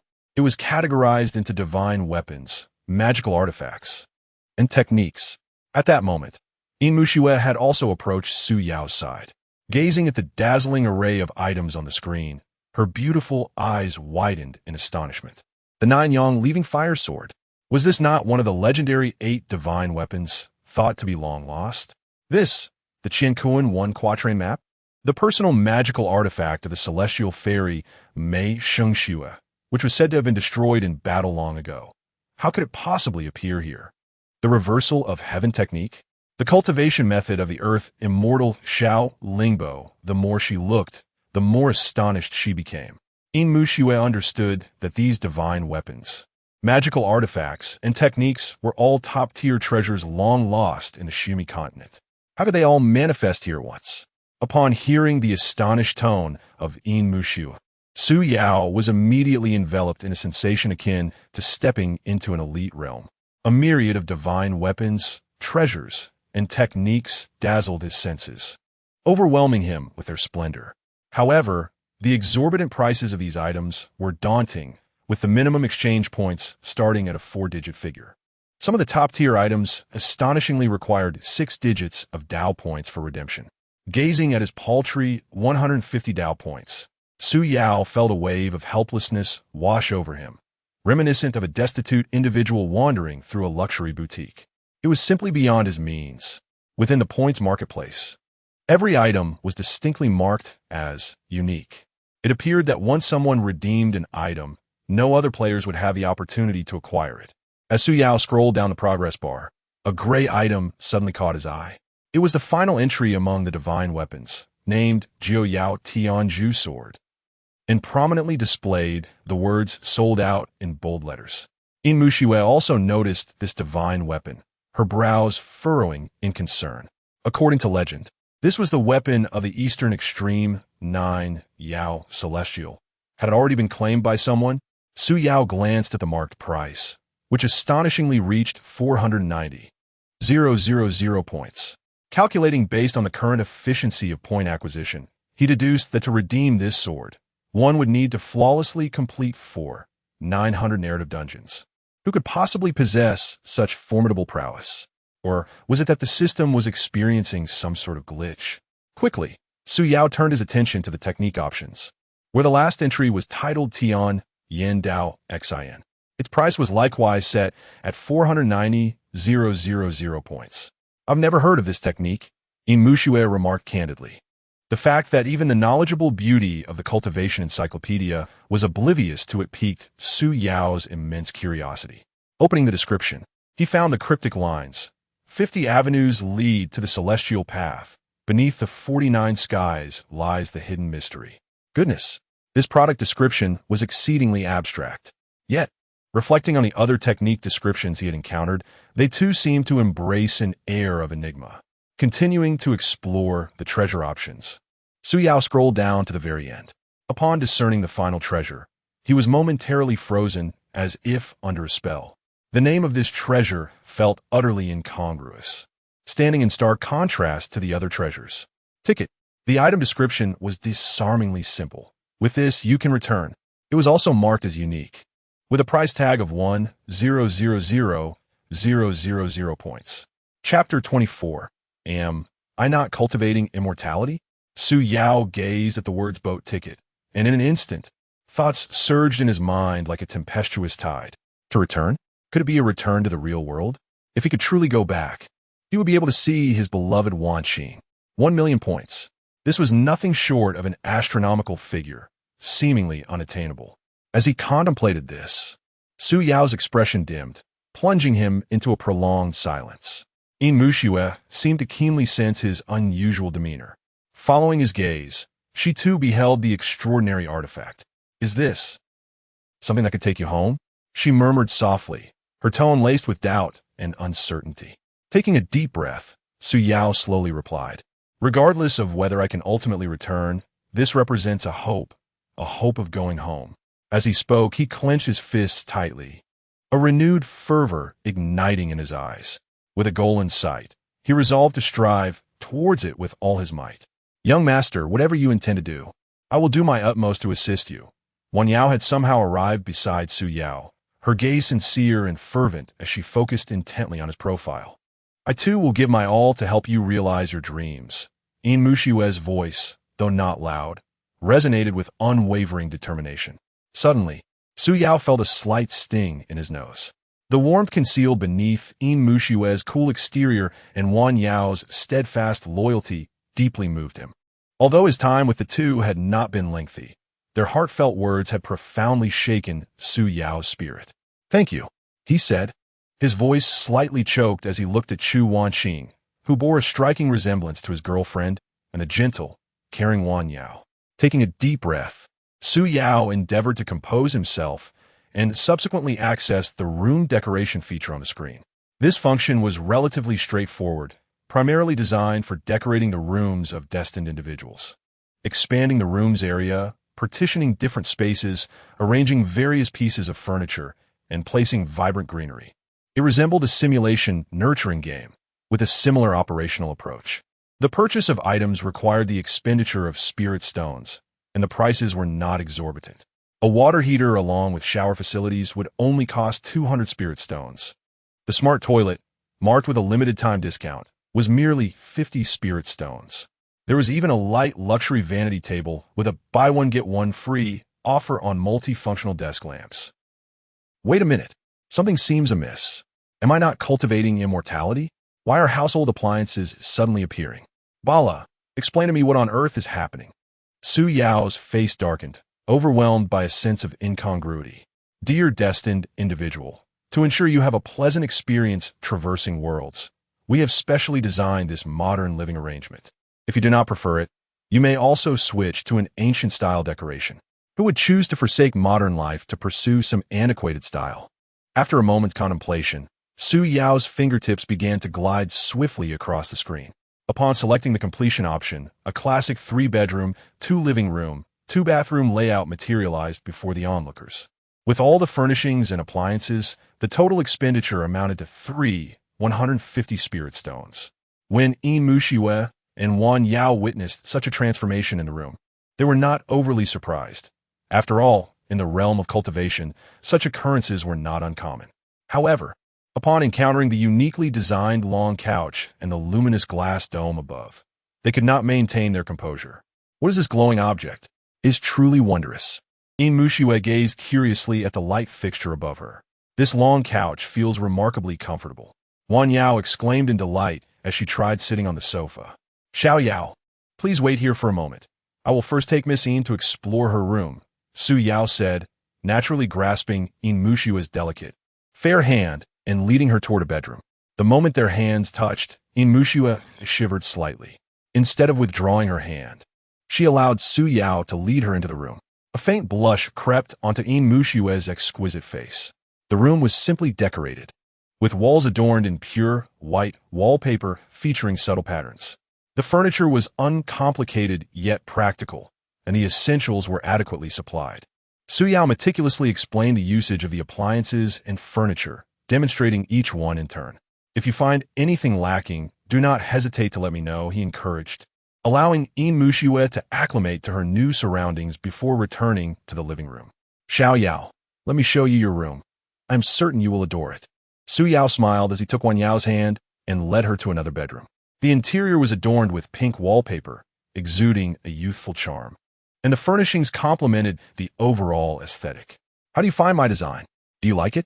Su Yao inquired cheerfully while demonstrating the appliances and furniture. As long as it is made by you, I will cherish it, Wan Yao replied, her heart brimming with joy and gratitude.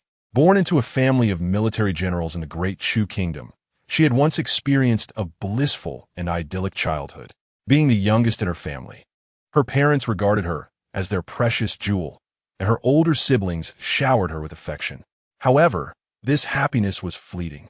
At the age of 13, her father, envied for his accomplishments, was falsely accused and met with a tragic fate at the hands of the Chu emperor. Their estate was confiscated, and the family fortune was entirely forfeited. The male members were dispatched to the borders for construction and defense, while the women faced the grim fate of becoming courtesans. The officials responsible for the confiscation, moved by her youth, arranged for her to enter the palace as a maid. Within the palace, she often endured humiliation and hunger, curling up in her meager quarters and stifling her sobs in the dead of night. Later, during a selection for sword-bearing maids, she distinguished herself through her extraordinary talent and tireless effort, eventually becoming the sword-bearing maid of the second prince. She had hoped that her life would improve from that point onward. Little did she know, the originally refined and gentle second prince secretly practiced dark arts, resulting in a transformation of his temperament into one that was gloomy and brutal. He often took pleasure in tormenting those around him, and she was not spared from this grim fate. That period became an inescapable nightmare in her life. The myriad of inhumane humiliations and abuses utterly extinguished her will to live, until one fateful occasion, when she was tortured to the brink of death. A beam of golden light transported her to a peculiar space. A voice, proclaiming itself as the supreme sword spirit, presented her with two choices: return to the imperial palace of the Chu to accept her original destiny and embrace death, or await the summons of the destined one and serve a new master. Recalling the hellish days spent in the Chu imperial palace, she unhesitatingly chose the latter. In that strange realm, time seemed to lose meaning, and eventually she found herself summoned into a room. A young man, with a furrowed brow, gazed at her with disappointment. Behind him stood a stunningly beautiful and aloof woman, who cast a benevolent glance in her direction. This man must be the destined one. She yearned to remain in this place, believing that even if it were dire, it would still be preferable to returning to her previous life. However, her new master appeared to harbor no fondness for her, as he merely glanced at her before turning expressionlessly toward a glowing panel on the wall. Is he intending to send me away? Despair flooded her heart. She struggled to contain her emotions, pressing her lips tightly together to suppress her cries. Yet tears flowed uncontrollably down her cheeks. Are you sending Wan Yao away? Chapter 25. The dead Bara truly knows how to play. Su Yao animatedly introduced everything, his eyebrows dancing with enthusiasm. Wan Yao, with a gentle smile that radiated warmth, captivated Su Yao momentarily, leaving him somewhat entranced. Since her father's misfortune, no one had cared for her in such a manner. Wan Yao gazed intently at the man before her, her heart quietly affirming that Su Yao was her everything. She held a deep fondness for this room, grateful for the gentleman's tender affection. Her smile grew ever more enchanting, but as she laughed, her eyes glistened with unshed tears. Huh? Why are you crying? Su Yao inquired, concerned. If there is anything you dislike, please tell me. Do not suffer in silence. Seeing Wan Yao smile through her tears, her delicate and charming demeanor left Su Yao feeling somewhat flustered. I'm quite well, my lord. There is no need for concern. It is merely overwhelming joy that has brought forth these tears, she replied softly. Her tender gaze and heartfelt words stirred a wave of compassion within Su Yao. He instinctively lifted his hand, gently wiping away the tears from the corners of Wan Yao's eyes, his touch feather-light. I have already promised to protect you from now on. Rest assured, I will keep my word. After leaving Wan Yao to familiarize herself with the room's layout and amenities, Su Yao returned to the living room to inspect the interactive screen. He discovered that the number of characters he could carry had increased from 2 to 3 as his level rose. Oh dear, I almost forgot. I can draw another card. Do I need to bathe and change first, then pay my respects to the deities? No, that is not right. Yin Muxue is already a sword fairy. Drawing for deities and then paying homage seems rather unreliable. Wait a moment. ISNT the card draw. Suppose it cost 50 points each time? He was surprised to see the screen boldly displaying. This card draw requires 100 Dao points. Bah, you crafty merchant, he exclaimed. Why has the cost of drawing cards suddenly increased? This is a system mechanism.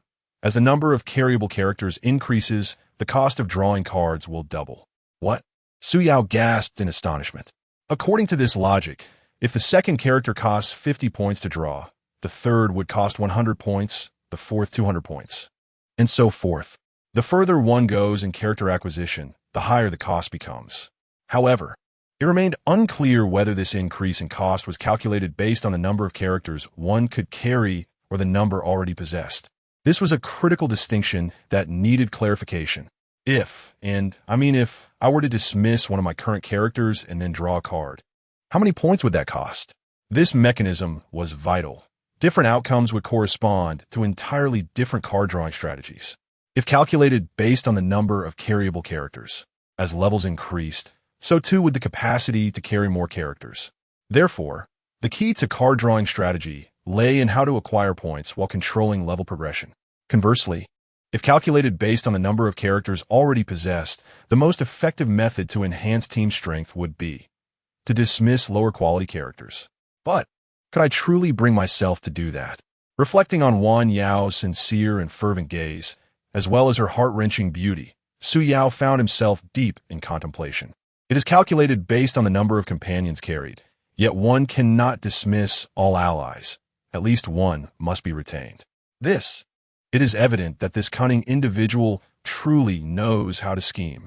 Acknowledging the presence of other players, mutual competition is inevitable. Acquiring more powerful companions is essential for enhancing one's strength. This compels players to set aside their humanity and regard these living beings as mere tools in the face of real opponents. Can one truly accomplish this? This individual is clearly toying with me.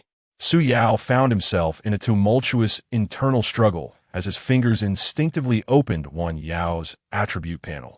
The crimson dismiss option, as vivid as blood, incessantly provoked his nerves. He gently pressed down, only to inadvertently select cancel.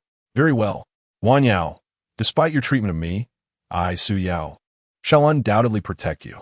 After taking several deep breaths to gather his thoughts, Su Yao reopened the card drawing interface. If it costs more, so be it. He gazed at the screen, displaying a remaining balance of 150 points. He could only draw once. It was time to test his luck. To avoid further misfortune, Su Yao rubbed his hands together vigorously, as if to dispel his bad luck. Facing the unknown beauty, a twinge of nervousness crept in, mingled with a hint of anticipation. This exhilarating tension was 100-fold stronger than drawing cards on his phone. After all, he was about to draw a living companion, someone to accompany him through life and death. If this draw were unsatisfactory, should he dismiss a character and redraw? Or perhaps leave it to fate and accept whoever comes? These two thoughts weighed heavily in his mind, but Su Yao decided it was best to draw first. As long as he did not receive an N-level character, he could accept it. An R level would be barely acceptable. If he were to attain an SR, he would be utterly satisfied. An SSR? That might be a tall order. He recalled that in this mobile game, the probability of drawing an SSR was merely 1%. The rarest UR characters had a minuscule chance of only 3 in 1,000. As his finger hovered over the draw option, Su Yao's heart raced uncontrollably. His ears seemed filled with the sound of his own pounding heartbeat. As golden light began to coalesce on the screen, it slowly floated outward. The luminous orb drifted to the center of the hall, where it erupted in a swirling crimson glow. What is happening? This bizarre scene caused Su Yao's pupils to constrict, his muscles tightening instinctively. Ultimately, as the orb was entirely engulfed by the sanguine aura, it resembled a blood sphere in perpetual motion. Within the crimson radiance, a figure began to materialize, a voluptuous form with a curvaceous silhouette. Congratulations, Fated One. You have drawn an ultra-rare character, SSR-level female sorceress. Harmonious Sect, Master Fu Yinqing. Goodness gracious, am I blessed by fortune? Another SSR character. This Fu Yinqing appears quite formidable. Before him stood Fu Yinqing, draped in a sheer red garment, leaving nothing concealed where it mattered. She was tall and voluptuous, with ample curves, her bosom prominently displayed, undeniably alluring. Beneath the slender waist, the fabric of the skirt is exceedingly modest.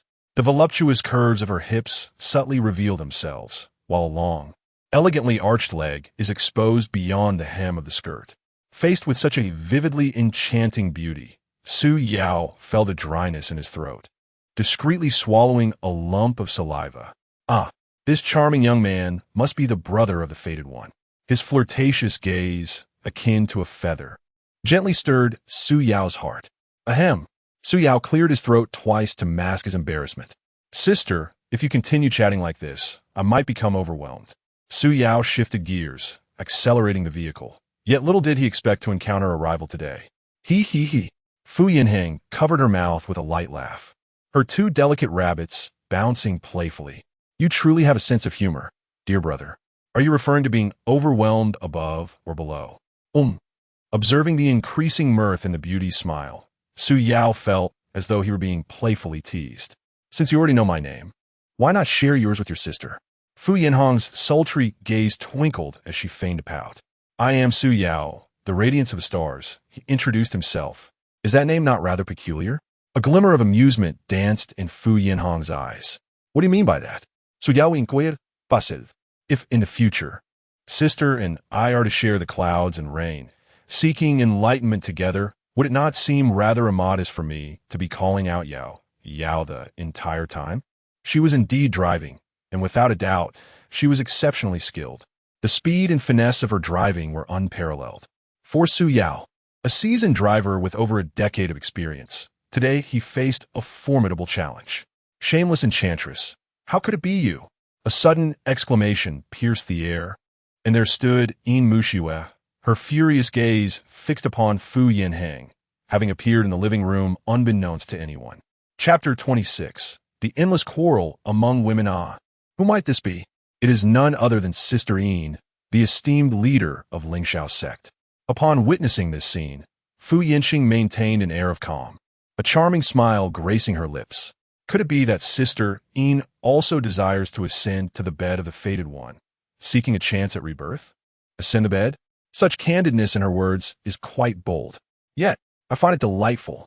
The previously tense atmosphere, charged with confrontation, swiftly transformed into a scene of jealousy and rivalry, all thanks to Fu Yinqing's remarks. Wait, did she just mention rebirth? What precisely do you mean by rebirth? Su Yao, who had been immersed in the thrill of the two women's competition, suddenly snapped back to attention, his brows furrowing slightly as he regarded Fu Yinqing with a grave expression.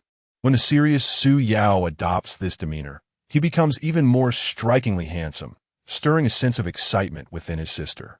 Fu Yinqing's eyes sparkled as she assumed a delicate, graceful posture, each gesture and smile subtly stirring the hearts of those around her. The allure of a beautiful woman is dangerous, especially one who can effortlessly wield her charms. However, Su Yao's thoughts were far from frivolous matters at this moment. The mention of rebirth had already struck a sensitive chord within him. Speak quickly. What do you mean by rebirth? Su Yao reiterated his question, urgency now evident in his tone. Oh dear, you frightened your sister. Fu Yinqing feigned a look of innocence before abruptly shifting her tone. Did Sister Yin not mention it to you? Upon hearing this, Su Yao cast a puzzled glance toward Yin Muxue. He found her beautiful eyes filled with indignation, her breath quickening, the rise and fall of her chest betraying her agitation. She pressed her crimson lips tightly together, remaining silent. Yet a faint sound of grinding teeth could be discerned. This wretched enchantress not only excels in murder, but is also adept at tormenting the heart. Since Sister Yin is unwilling to speak, allow me to enlighten you. Dear Yao, Fu Yinqing glided gracefully to Su Yao's side, her fair hand gently resting on his shoulder as she let out a soft sigh. In truth, we are all dead. These words struck Su Yao like a thunderbolt, leaving him utterly speechless. Dead? Dead? Clarify this for me. If I am not mistaken, Sister Yin was also on the brink of death when a golden light transported her into the card pool, awaiting the summons of the Fated One, correct? Fu Yinxing abandoned her previously flirtatious demeanor, her gaze sharpening as it fixed upon Yin Muxue. Another silence ensued as Yin Muxue remained tight-lipped, her fierce gaze unwavering in response.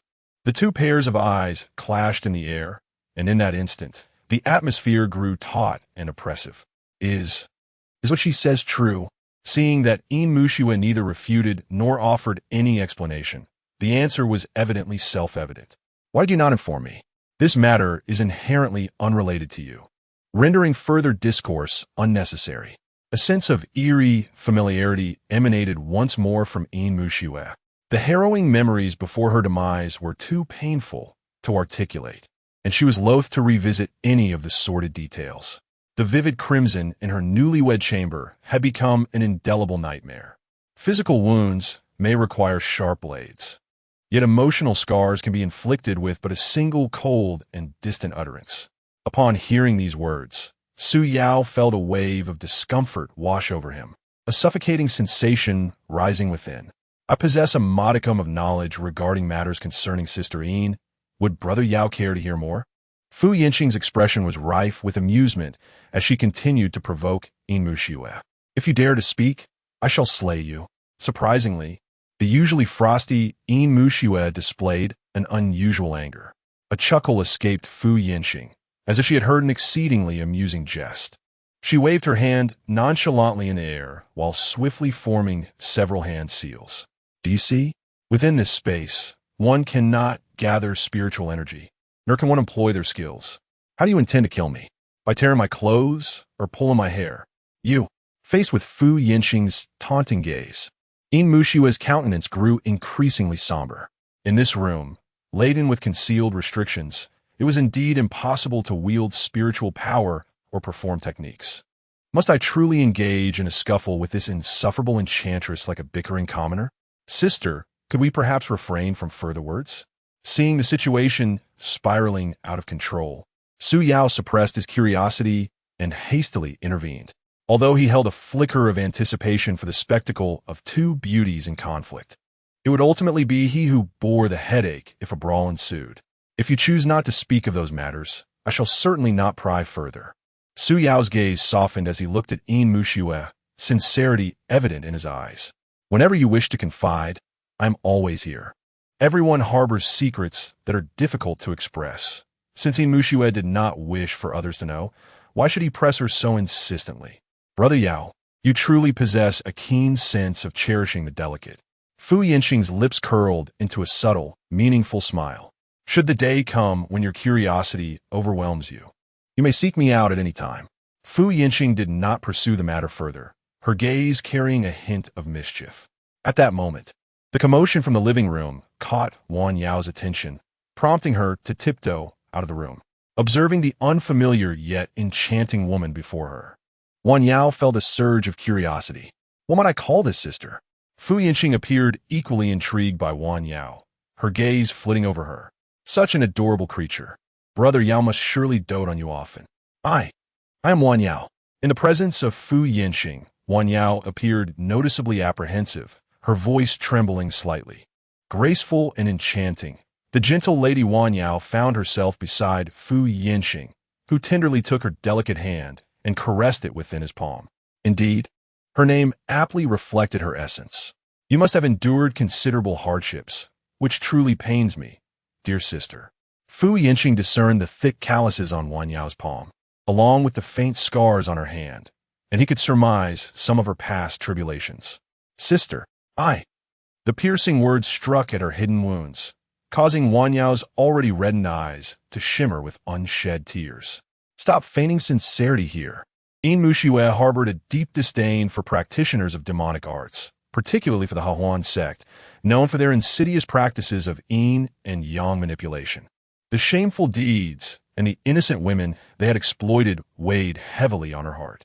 With so many paths to pursue, each must tread their own. Fu Yinxing remained unfazed. letting out a cold huff. Sister Yin, your meditation and self-cultivation are aimed at enlightenment, while we, through the balance of yin and yang, seek the same goal. What distinguishes us in terms of nobility or inferiority? In Fu Yinxing's eyes, those self-righteous, righteous cultivators who spoke of the Tao and benevolence were hypocrites who viewed the masses as mere ants, placing themselves above all. Utterly hypocritical. Should the opportunity arise, I shall organize a debate. Then you may present your arguments. Su Yao hastily interrupted their contention, fully aware that while men might quarrel briefly, women's disputes could spiral endlessly. Now that we are acquainted, let us rest well today, for we must continue with the narrative quest tomorrow. I shall prepare some food. You may each return to your rooms, and I will call you when the meal is ready. Su Yao believed that only physical separation could effectively avert disputes between women. The presence of these two women was already becoming overwhelming for him. He couldn't help but ponder how ancient nobles managed their households filled with wives and concubines. Brother Yao, which room shall I stay in? Fu Yinxing inquired, her large, glistening eyes blinking innocently. Oh dear. Su Yao slapped his forehead, realizing that he had only designated 3 bedrooms when arranging accommodations. 2 had already been assigned to Yin Muxue and Wan Yao. How should he accommodate Fu Yinxing? This dilemma left him in quite a quandary. Please, don't make it difficult. If there truly is no room, I can share with you, she teased playfully, her eyes sparkling with mischief and flirtation. Su Yao's face instantly flushed crimson, at a loss for words. Sharing. That seems rather bold. He lamented internally, feeling utterly defeated after navigating the world of racing for so many years. Yin Muxue scoffed lightly and turned to retreat to her room, while Wan Yao stood awkwardly with her head bowed, feeling the tension in the air. Chapter 27. Sister, the speed of the car is too fast. I feel nauseous. Sister Fu, your driving is exceedingly swift. I am on the verge of car sickness. Su Yao pointed towards his room. You can stay in that room. I shall make do with the sofa in the living room. Since this is the heartfelt wish of my dear brother, I shall graciously accept. Fu Yan smiled playfully, her eyes sparkling with mischief, and gracefully entered Su Yao's room. Gazing at the narrow sofa, Su Yao felt an overwhelming sense of helplessness, almost moved to tears. How could it be that a distinguished time traveler must resort to sleeping on a sofa? What sins had he committed to deserve this? The last time he slept on a sofa was after graduation, in that cramped little rental where he began cohabiting with Chu Wanqing. He had a considerable smoking habit back then, and whenever any trace of smoke lingered on him, Chu Wanqing would unhesitatingly banish him to the sofa until he successfully quit smoking, thus ending those sporadic nights of sofa sleeping. As thoughts of his girlfriend, Chu Wanqing, crossed his mind, Su Yao's expression dimmed. Wanqing, I still owe you a birthday dinner. Wait for me. I vow to return to your side. Even if the path is fraught with thorns and hope seems distant, I shall never give in. While Su Yao was lost in painful memories, Wan Yao suddenly spoke softly. Young master, perhaps I should sleep here. Let Sister Fu occupy my room. Though her voice was gentle, it resonated clearly in the tranquil atmosphere. I have experience sleeping on the sofa. It has been a while, and I rather miss it. Su Yao reached out, tenderly ruffling Wan Yao's hair, and smiled. Little Yao, you should return to your room and rest. I will call you when the meal is ready. Looking at the modern kitchen he designed himself, Su Yao felt a sense of satisfaction. That simply won't do. Let me handle the laborious tasks. Wan Yao, feeling Su Yao's affection, was reluctant to let him toil so hard. You are destined for greatness, young master. Your tasks are of utmost significance. Despite her insistence, Su Yao ultimately had to patiently instruct her on the use of the kitchen utensils. After a thorough explanation, Wan Yao grasped the techniques swiftly and was soon capable of handling various kitchen tools independently. Su Yao exchanged a substantial amount of resources through the spirit stone market, spending 300 spirit stones on ingredients. As he watched Wan Yao bustling about in the kitchen, memories of his girlfriend resurfaced in his mind. Just as Wan Yao was focused on arranging the ingredients, suddenly, a pair of strong arms encircled her slender waist from behind. The familiar scent of Su Yao enveloped her. She initially stiffened, and then her fair cheeks involuntarily flushed. Her heart raced like a frightened deer and the enchanting haze blurred her bright eyes. Young Master Wan Yao breathed out softly, feeling weak and breathless in his embrace. This is an apron. Allow me to assist you in putting it on. Remember to wear it next time you cook, lest your attire be soiled. A unique fragrance wafts from Wan Yao's neck, compelling Su Yao to take a deep breath. How delightful! After a rustle of movement, Su Yao deftly ties the apron on Wan Yao and turns back to the living room, resuming his examination of the system screen. Wan Yao breathes a sigh of relief, yet a subtle sense of loss stirs within her heart. Before the screen in the living room, Su Yao skillfully opens the attribute panel, and Fu Yanhong's data appears instantly. Name: Fu Yanheng. Title: Leader of the Heroines Sect. Faction: Demonic Path, 4 Roots of Calamity. Cultivation level: 4th stage. Divine Connection, Combat Power, 78. Magic Power, 93. Wisdom, 94. Charm, 95. Affinity, 20. Weapon, none. Magic Artifact, Soul Ensnaring Flute. Skill 1. Rainbow Garment Dance, Mastery of 3rd grade. The Heroines Sect's most formidable agility technique. As the garment dances, all heroes bow in submission. Skill 2. Heroine Love, Threads Binding, Perfection of 4th grade.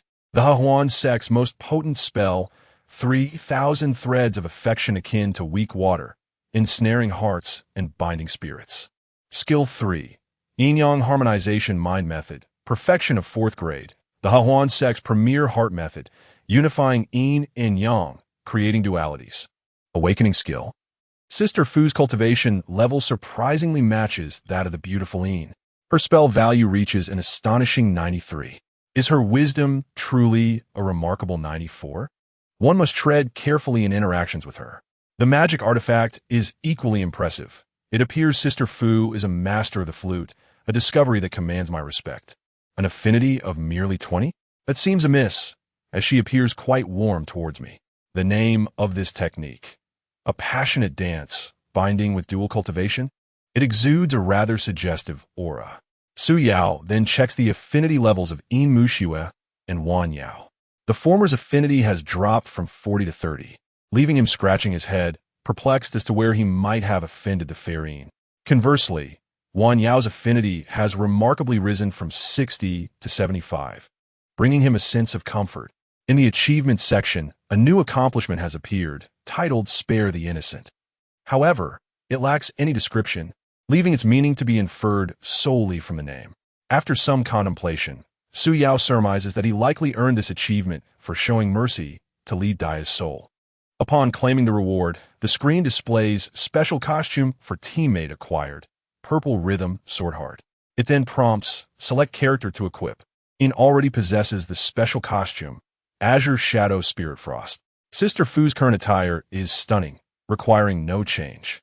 Although Wan Yao's maid outfit, a uniform style he finds appealing, possesses its own charm, such attire is better suited for enhancing intimacy rather than being worn into a dungeon, which would be beneath her dignity. Ultimately, Su Yao decides to change her outfit. As Su Yao finalizes his selection, a startled exclamation emerges from the kitchen. Wan Yao, momentarily neglecting the soup she was preparing, hurriedly rushes out of the kitchen. At this moment, she was adorned in a flowing gown of pale lavender, the hem dancing like a flickering sword shadow. The neckline was slightly open, revealing a captivating expanse of snow-white skin reminiscent of the peaks of snow-capped mountains. The cinched waist accentuated her slender form even further. As the skirt parted slightly, her delicate legs became all the more alluring. What is happening? Wan Yao's face was painted with astonishment as she lifted her gaze, only to find Su Yao looking at her with a warm smile, and suddenly the realization dawned upon her. Xiao Yao, this is your new attire. Do you like it? Su Yao inquired softly. Wan Yao nodded slightly, her fair cheeks tinged with a blush. Young master, this gift is too extravagant. I am unworthy of such generosity. Do not speak in such a manner. As long as we are together, I consider you family, Su Yao replied, his gaze gentle and filled with affection for Wan Yao. Moreover, this gown suits you splendidly. Wan Yao, feeling bashful, lowered her head, her hands unconsciously caressing the hem of the dress, her heart brimming with joy. Suddenly, the creaking sound of a door opening pierced the air. Chapter 28. Who is that scoundrel's son? Sister Wan's attire is simply exquisite, making my heart flutter with excitement. Upon hearing the commotion, Fu Yinqing stepped out gracefully. The moment he laid eyes on Wan Yao's new look, he was instantly captivated and couldn't help but voice his admiration. Faced with Fu Yinqing's playful teasing, Wan Yao found herself at a loss. Her cheeks flushed a deeper crimson as she instinctively lowered her head, wishing for a crack in the ground to swallow her whole. With a light laugh, Fu Yinqing moved closer to Su Yao, leaning slightly to whisper in his ear, "Brother Yao, if you are reluctant to indulge, why not let me have a taste?" Such audacious words were truly brazen. Sister Fu was indeed fearless, her appetite remarkable. Before Su Yao could fully process the situation, he felt utterly defeated by Fu Yinqing, the true master of the Autumn Mountain. Such pretentiousness, utterly shameless. The cool voice of Yin Muxue unexpectedly came from behind. The two of them, one righteous and one wicked, were as incompatible as water and fire, making Su Yao, the so-called destined one, face an arduous challenge. Yin Muxue, you arrived just in time. Wan Yao is preparing the meal. We shall all dine together shortly, Su Yao said with a forced smile, attempting to alleviate the already awkward atmosphere. Yin Muxue did not respond, merely walking to the dining table and taking her seat with elegance, her demeanor cold yet increasingly captivating. Fu Yinqing, however, paid no mind to Yin Muxue's attitude, settling down at the table and pulling Wan Yao beside her. "Sister, I must savor your culinary skills later," she declared. Wan Yao, a tad anxious, nodded and replied with a hint of shyness, "Rest assured, Sister Fu, I will do my utmost." With that, she hurriedly turned back to her cooking. Su Yao watched these distinctly different women, feeling a headache coming on. He could only hope that the meal would proceed smoothly without any further disturbances. As Wan Yao busied herself in the kitchen, the enticing aroma of delicious dishes began to waft through the air. Before long, she presented an array of visually appealing and fragrant dishes on the dining table. The atmosphere around the table was palpably strange. Fu Yinqing engaged in lively banter with Su Yao, exchanging playful jibes filled with innuendo. In stark contrast, Yin Muxue remained silent, her frosty demeanor radiating an aura of distance. Wan Yao, overhearing their risque exchanges, felt her face burn like a ripe apple. She could only bury her head in her meal, too bashful to join their conversation. "Let me pose another question. If you can't answer, you must respond to one of my inquiries," Su Yao proposed, having witnessed Fu Yinqing effortlessly tackle his previous two questions. "What if sister answers correctly? Then you may ask me a question, and I assure you, I will answer truthfully and thoroughly." "All right, pose your question." Fu Yinqing embraced herself with her arms crossed over her chest, inadvertently compressing her ample bosom, which became even more pronounced. The deep cleft was clearly visible, exuding an alluring charm. What are the two purposes of life? At this moment, the competition in speed between Su Yao and Fu Yinqing had escalated to a fever pitch. After posing the question, Su Yao awaited the response with a mischievous grin. "The pursuit of fame and fortune?" Su Yao gently shook his head. "The quest for heavenly truths and immortality?" He shook his head once more. "Then, could it be the realization of ideals and ambitions?" Fu Yinqing racked her brain, providing a third answer. Still incorrect. "It should be the 3 meals a day." Su Yao proclaimed the answer, a sly smile dancing at the corners of his mouth. 3 meals a day? Fu Yinqing slightly furrowed her brows, lost in thought. After a moment, she suddenly burst into laughter. At that moment, her enchanting eyes sparkled with springtime allure, and she deliberately adopted a coy demeanor. She tightened her arms across her chest, further compressing her softness, causing a generous expanse of white to spill from her neckline. "How vexatious! Yao, you are truly incorrigible," despite knowing that her demeanor was intentionally feigned. Su Yao felt a dryness in his throat and could not help but swallow hard. How captivating! This was undeniably exhilarating. "Sister Yin, aren't 3 meals a day a singular concept?" Wan Yao, who had remained silent, could not contain her curiosity and inquired of Yin Muxue, her bright, beautiful eyes blinking with confusion and bewilderment. Do not heed their nonsensical banter. Though Yin Muxue herself had yet to grasp the depth of the matter, She sensed it was not benign and retorted curtly, "This time you have lost." A triumphant smile adorned Su Yao's face. "Sister, you are willing to gamble and accept defeat. What do you wish to ask, Yao?" Fu Yinxing appeared unfazed, embodying a spirit of acceptance. "How did you die and enter the card pool?" Su Yao's expression suddenly turned solemn, his gaze intensely fixed on Fu Yinxing, filled with a questing intensity. The once jovial Fu Yinxing's demeanor shifted instantaneously to one of icy severity, her previously sparkling eyes now glinting with a frosty light. "Do you truly wish to know?" Her tone was chilling, as if she had transformed into a different person.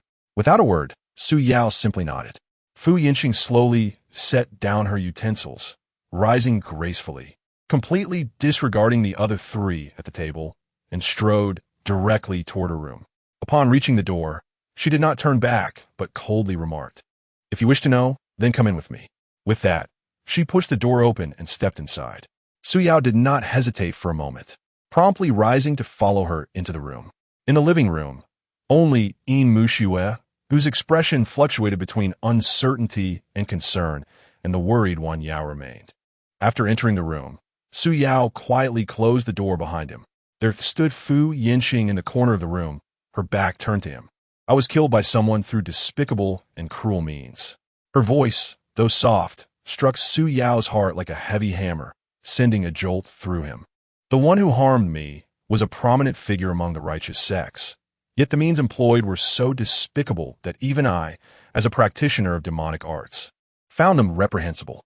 Fury surged within Fu Yinxing's words like a tempest. That individual wielded a long-lost sinister technique to manipulate disciples of my sect, launching a surprise attack against me from behind during our duel. As she reached this point in her narrative, Fu Yinxing paused momentarily, her shoulders trembling slightly, as if struggling to contain the tumultuous emotions within. Su Yao sighed softly, offering gentle comfort. "If this recollection is too painful, there is no need to continue. While my desire for truth is strong, I do not wish to witness your suffering. Given the circumstances, there is nothing left unsaid." Fu Yinxing seemed to have regained her composure and continued to recount her tale. "After the ambush, that person sealed my spiritual power and pierced my shoulder blade with an iron hook, imprisoning me within a mystical array." Upon hearing this, Su Yao felt a chill run down his spine, his hair standing on end. Such events, which seemed to belong solely to the realm of dramatization, had indeed transpired in the life of the person before him. His gaze toward Fu Yinxing was imbued with a mixture of compassion and admiration. He felt sorrow for the inhumane torment she had endured and reverence for her resilience in facing such a harrowing experience. He even deliberately spread word to lure the disciples of my sect to come to our rescue. Those who arrived fell into his ambush. Some were brutally slain, while most were captured. Captured? Did that person harbor ulterior motives? The disciples of the Heroines sect were predominantly young women, yet that individual exhibited no semblance of compassion. We were confined within a prison, and every day I could hear their anguished cries. Although Fu Yinxing's tone was calm, Su Yao could not help but conjure unsettling images in his mind. Initially, I was oblivious to that person's intentions. It was not until that day when he entered my cell, employing dark sorcery to attempt to seize my soul, intending to forge me into a ghostly servant for his own amusement and commands. A ghostly servant? Could it be the Lord of the Underworld? No, wait. Sister Fu had just mentioned that this person was a formidable figure of the righteous path. Who could he possibly be? Fortunately, within the yin-yang harmonization technique I practiced, there existed a secret method that could reverse the balance of yin and yang within the body, temporarily enhancing one's cultivation level. However, the cost was that upon its use, one would face total annihilation, their spirit and essence scattered. As she spoke, Fu Yinxing slowly turned, her eyes filled with despair. It was evident that at that moment, she had resigned herself to her fate, staking everything on a final gamble. Although I managed to break the seal on my spiritual power, the brutal tortures and humiliations I had previously endured had left my body gravely wounded, allowing me to muster no more than 50% of my strength. Meanwhile, that person, for reasons unknown, had greatly augmented his power, In this ebb and flow of strength, I was no match for him. Just when I believed my demise was inevitable, a beam of golden light transported me to a mysterious space. A voice resonated, informing me that I was in the card pool, instructing me to await the calling of the destined one, promising that by assisting them in fulfilling their destiny, I could continue to live. At this moment, Fu Yan's demeanor remained composed, yet her enchanting visage was already marred by traces of tears. Who, pray tell, is that scoundrel? As she recounted her tale, Su Yao clenched his jaw tightly, nearly grinding his teeth to dust. All he yearned to uncover was the despicable wretch's name. That individual is none other than Min Jianxin, the leader of the Golden Light Sect. What? Su Yao's eyes widened in disbelief, his face a canvas of incredulity. Chapter 29. High cultivation does not necessarily lead to understanding relativity. Did I hear you correctly? You are referring to Min Jianxin, the master of the Golden Light Sect? This news struck Su Yao like a thunderclap, nearly causing his mind to short-circuit. Two aspects of this revelation were profoundly perplexing. Firstly, the hypocrite spoken of by Fu Yanheng turned out to be Min Jianxin. While Su Yao's initial impression of him was not particularly favorable, it was beyond imagination that he could commit such reprehensible acts. Admittedly, Min Jianxin possessed several qualities that could easily irk others. For instance, he had a tendency to show off, was somewhat obstinate, and his intellect was a bit lacking. Nonetheless, Su Yao still regarded him as a fundamentally good person in the conventional sense. Secondly, Fu Yanheng referred to him as a prominent figure of righteousness, the master of the Golden Light Sect. However, Su Yao distinctly remembered Min Jianxin stating that he was merely an inner disciple of the sect. No matter how one approached the matter, the chasm between an inner disciple and the sect master was immeasurable. Could it be that Sister Fu made a mistake in identifying him? Sister Fu, the Min Jianxin you speak of, I have had dealings with him. However, upon absorbing the account shared by Fu Yanheng, Su Yao felt an overwhelming sense of confusion and bewilderment, the fog of uncertainty thickening around him. But what? Fu Yanheng was momentarily taken aback, a flicker of surprise crossing her eyes. Su Yao gathered his thoughts and continued. However, the Min Jianxin I know does not align with your description. You doubt my words. Fu Yanheng's gaze sharpened, her eyes icy cold. In an instant, the atmosphere around them grew tense, as though the very air had frozen. My dear sister, please do not frighten me. Su Yao felt somewhat speechless. The fluctuations of a woman's emotions were indeed swift. She had just been as warm and inviting as a spring day, only to transform into a figure radiating winter's chill in an instant.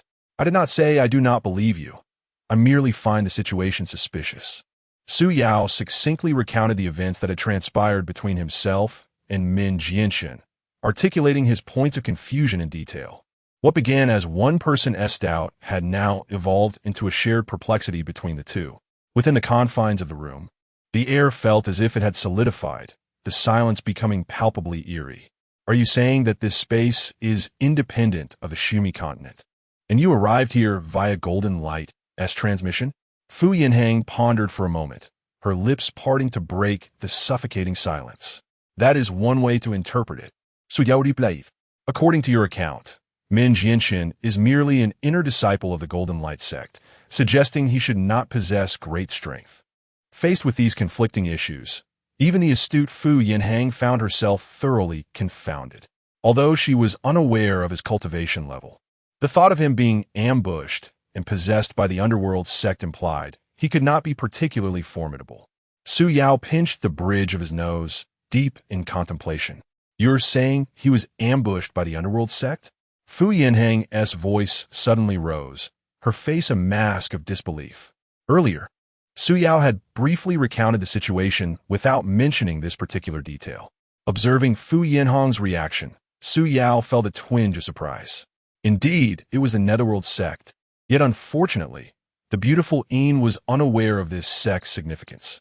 Could it be, Sister Fu, as far as I am informed, the Netherworld sect perished several decades ago. This revelation struck like a thunderbolt, leaving both individuals momentarily stunned. The Netherworld sect had long been extinguished? What then had they encountered? Was it a resurgence of the Netherworld sect, or perhaps individuals with ulterior motives masquerading under its banner. No. Could there be another possibility? You mentioned Min Jianshan. How old might he be? Although he appears to be in his 30s, practitioners of cultivation tend to have prolonged lifespans, so he must be around a century old. After a brief contemplation, Fu Yinhang offered her assessment. Her finely arched brows furrowed, exuding an enchanting allure. Cultivators, by nature, seek to seize the essence of the heavens and the earth. Typically, upon reaching the third stage of transformation, one breaks free from the constraints of ordinary lifespan.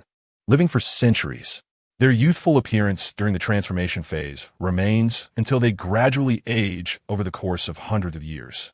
In Fu Yanan Gese recollection, Min Jinshan's cultivation level was on par with her own, having attained the fourth stage of divine passage. I see. A glimmer of insight sparked in Su Yao's eyes as he grasped the crux of the matter. The Shumi continent I entered is not the same as the one you inhabit. Could it be that there are two Shumi continents? Such a notion is utterly preposterous. Even Fu Yinhang, with her exceptional intellect, found herself unable to keep pace with Su Yao's reasoning. The location remained unchanged, yet the time was distinctly different. The Min Jianshan I encountered must have been in his 20s. Time travel was a familiar concept to Su Yao. The demise of the Netherworld sect, Min Jianshan's age. Combining these pieces of information, he swiftly deduced a coherent timeline that materialized vividly in his mind. Assuming the timeline of the narrative instance as the origin point, Fu Yinhang's death would occur at least 70 or 80 years hence. Additionally, another question arose. At what point did Yin Muxue and Wan Yao enter the card pool? Different time frames. Fu Yinhang was still deep in thought.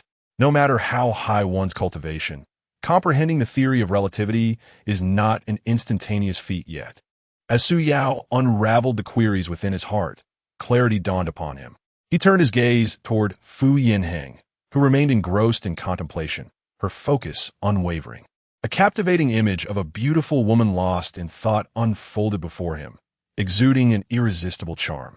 At that moment, her collar was slightly open, revealing the gentle rise and fall of her bosom, dazzlingly white. Her concentrated expression, complemented by her alluring features, created an aura of irresistible allure. Su Yao felt a rush of warmth surge from his abdomen to his head, leaving him parched and unable to resist swallowing hard. I still do not fully comprehend. Could you elaborate further? After much contemplation, Fu Yinhang, having found no answers, had no choice but to continue her appeal for assistance. She lifted her gaze, meeting Su Yao's fervent stare. With a light chuckle, Fu Yinhang cast a flirtatious glance. Dear Yao, if you can elucidate the matter for your sister, I shall surely reward you handsomely. Reward handsomely? Fu's sister is rather formidable. As for seafood, I have a fondness for it. After all, knowledge is priceless, and charging a fee is quite reasonable. No problem. I am more than happy to clarify your doubts. Then I shall begin my explanation in a clear yet profound manner. Su Yao licked his parched lips, speaking earnestly. How annoying. Fu Yang Xing gebouted. Subsequently, Su Yao elaborated on the concept of time travel in detail. Fortunately, Fu Yinhang was quick-witted and soon grasped the idea. Incredible. You encountered the young Min Jianshan while I met him in his middle age?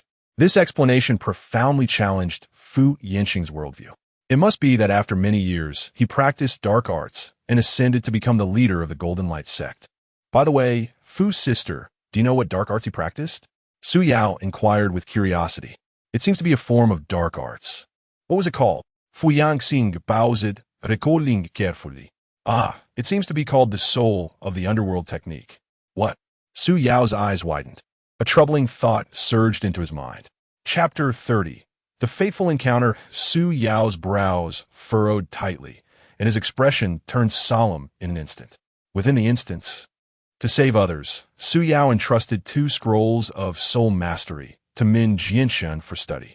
Min Jianshan had seemingly mentioned that he possessed an exceptional memory since childhood.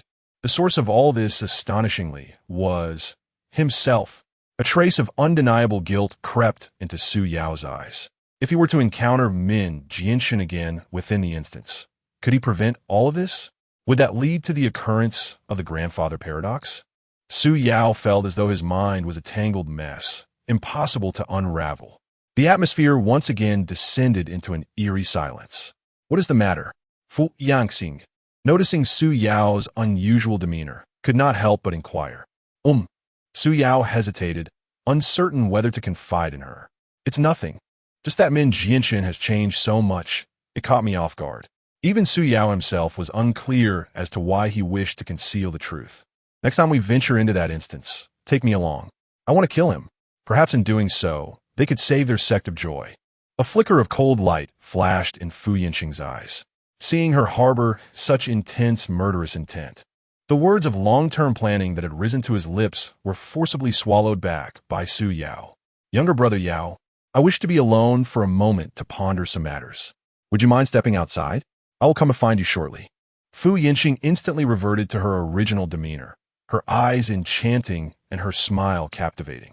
Su Yao softly responded with an before exiting the room and gently closing the door behind him.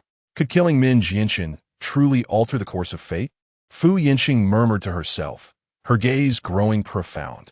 Upon entering the living room, Su Yao spotted Wan Yao tidying the dining table. Yin Muxue sat elegantly on the sofa, seemingly lost in thought. Young Master Su, may I have a word with you in my room? Yin Muxue raised her eyes upon seeing Su Yao emerge. Speaking in a gentle tone, she actually referred to me as Young Master Su. Spoken from the lips of the enchanting Yin, it felt rather peculiar. What matter could possibly necessitate a private conversation? Su Yao was filled with questions at Yin Muxue's unusual behavior. Before he could respond, Yin Muxue had already risen, taking his hand and pulling him into her chamber. Though it was not their first time holding hands, Su Yao still felt a thrill. Her delicate hand was smooth and cool to the touch. Su Yao couldn't help but let his imagination wander. Could it be that the beautiful Yin was enamored with my charm and desired to make advances? Should I yield immediately or feign resistance for a moment? Once inside the room, Yin Muxue turned to close the door. She attempted to release his hand, only to find it being gripped tighter. At that moment, their eyes met, and a slight blush crept across Yin Muxue's fair cheeks. Let go, she playfully chided. With the beauty so near, Su Yao momentarily lost his wits. His other hand unconsciously moved toward his belt. I said let go of my hand, not the belt. The captivating allure of Yin Muxue, with her shy anger, held an enchanting charm. Misunderstandings abound. Fortunately, Su Yao possessed a thick skin, maintaining an unperturbed demeanor as he naturally released his grip. That enchanting figure, Fu Yinxing, has not divulged my affairs to you, has she? A sense of unease gripped Yin Muxue, her expression tinged with anxiety. She had only shared her own experiences. While Sister Fu's story was indeed quite poignant, Su Yao revealed candidly. Oh, Yin Muxue's tense demeanor suddenly relaxed. I shall not inquire about her. I hope that one day you will share it with me directly. Su Yao smiled gently, his gaze softening as it rested upon Yin Muxue. In the face of his tender concern, she found herself at a loss. She yearned to speak her heart, but was hindered by numerous reservations. Do not trouble yourself. Su Yao spoke softly. Simply follow your heart. When your mind is free of doubts, then come and tell me. Gazing upon her visage, so reminiscent of his beloved, Su Yao often found himself lost in reverie, believing she was his destined companion. Thank you, Su Yao. Gratitude radiated from Yin Muxue. As it happens, I too have matters to inquire of you, Su Yao stated, his curiosity piqued by the notion of traversing time, prompting an urgent need for validation. Speak freely.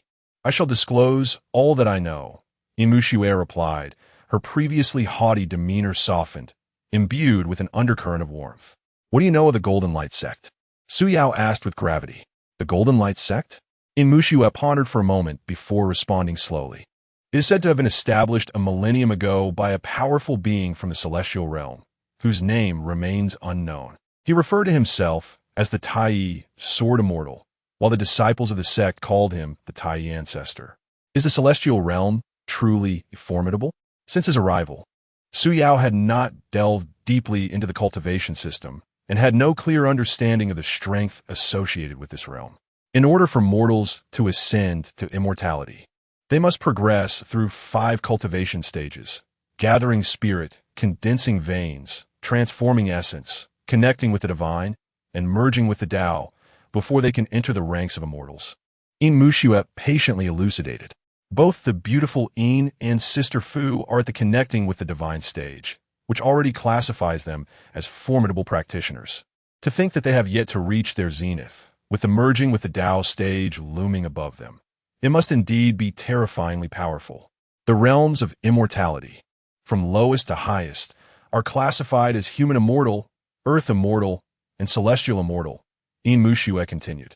According to her, only by breaking through the merging with the Tao stage can one be considered an immortal. The Tai sword immortal resides within the celestial realm, and he is indeed quite impressive.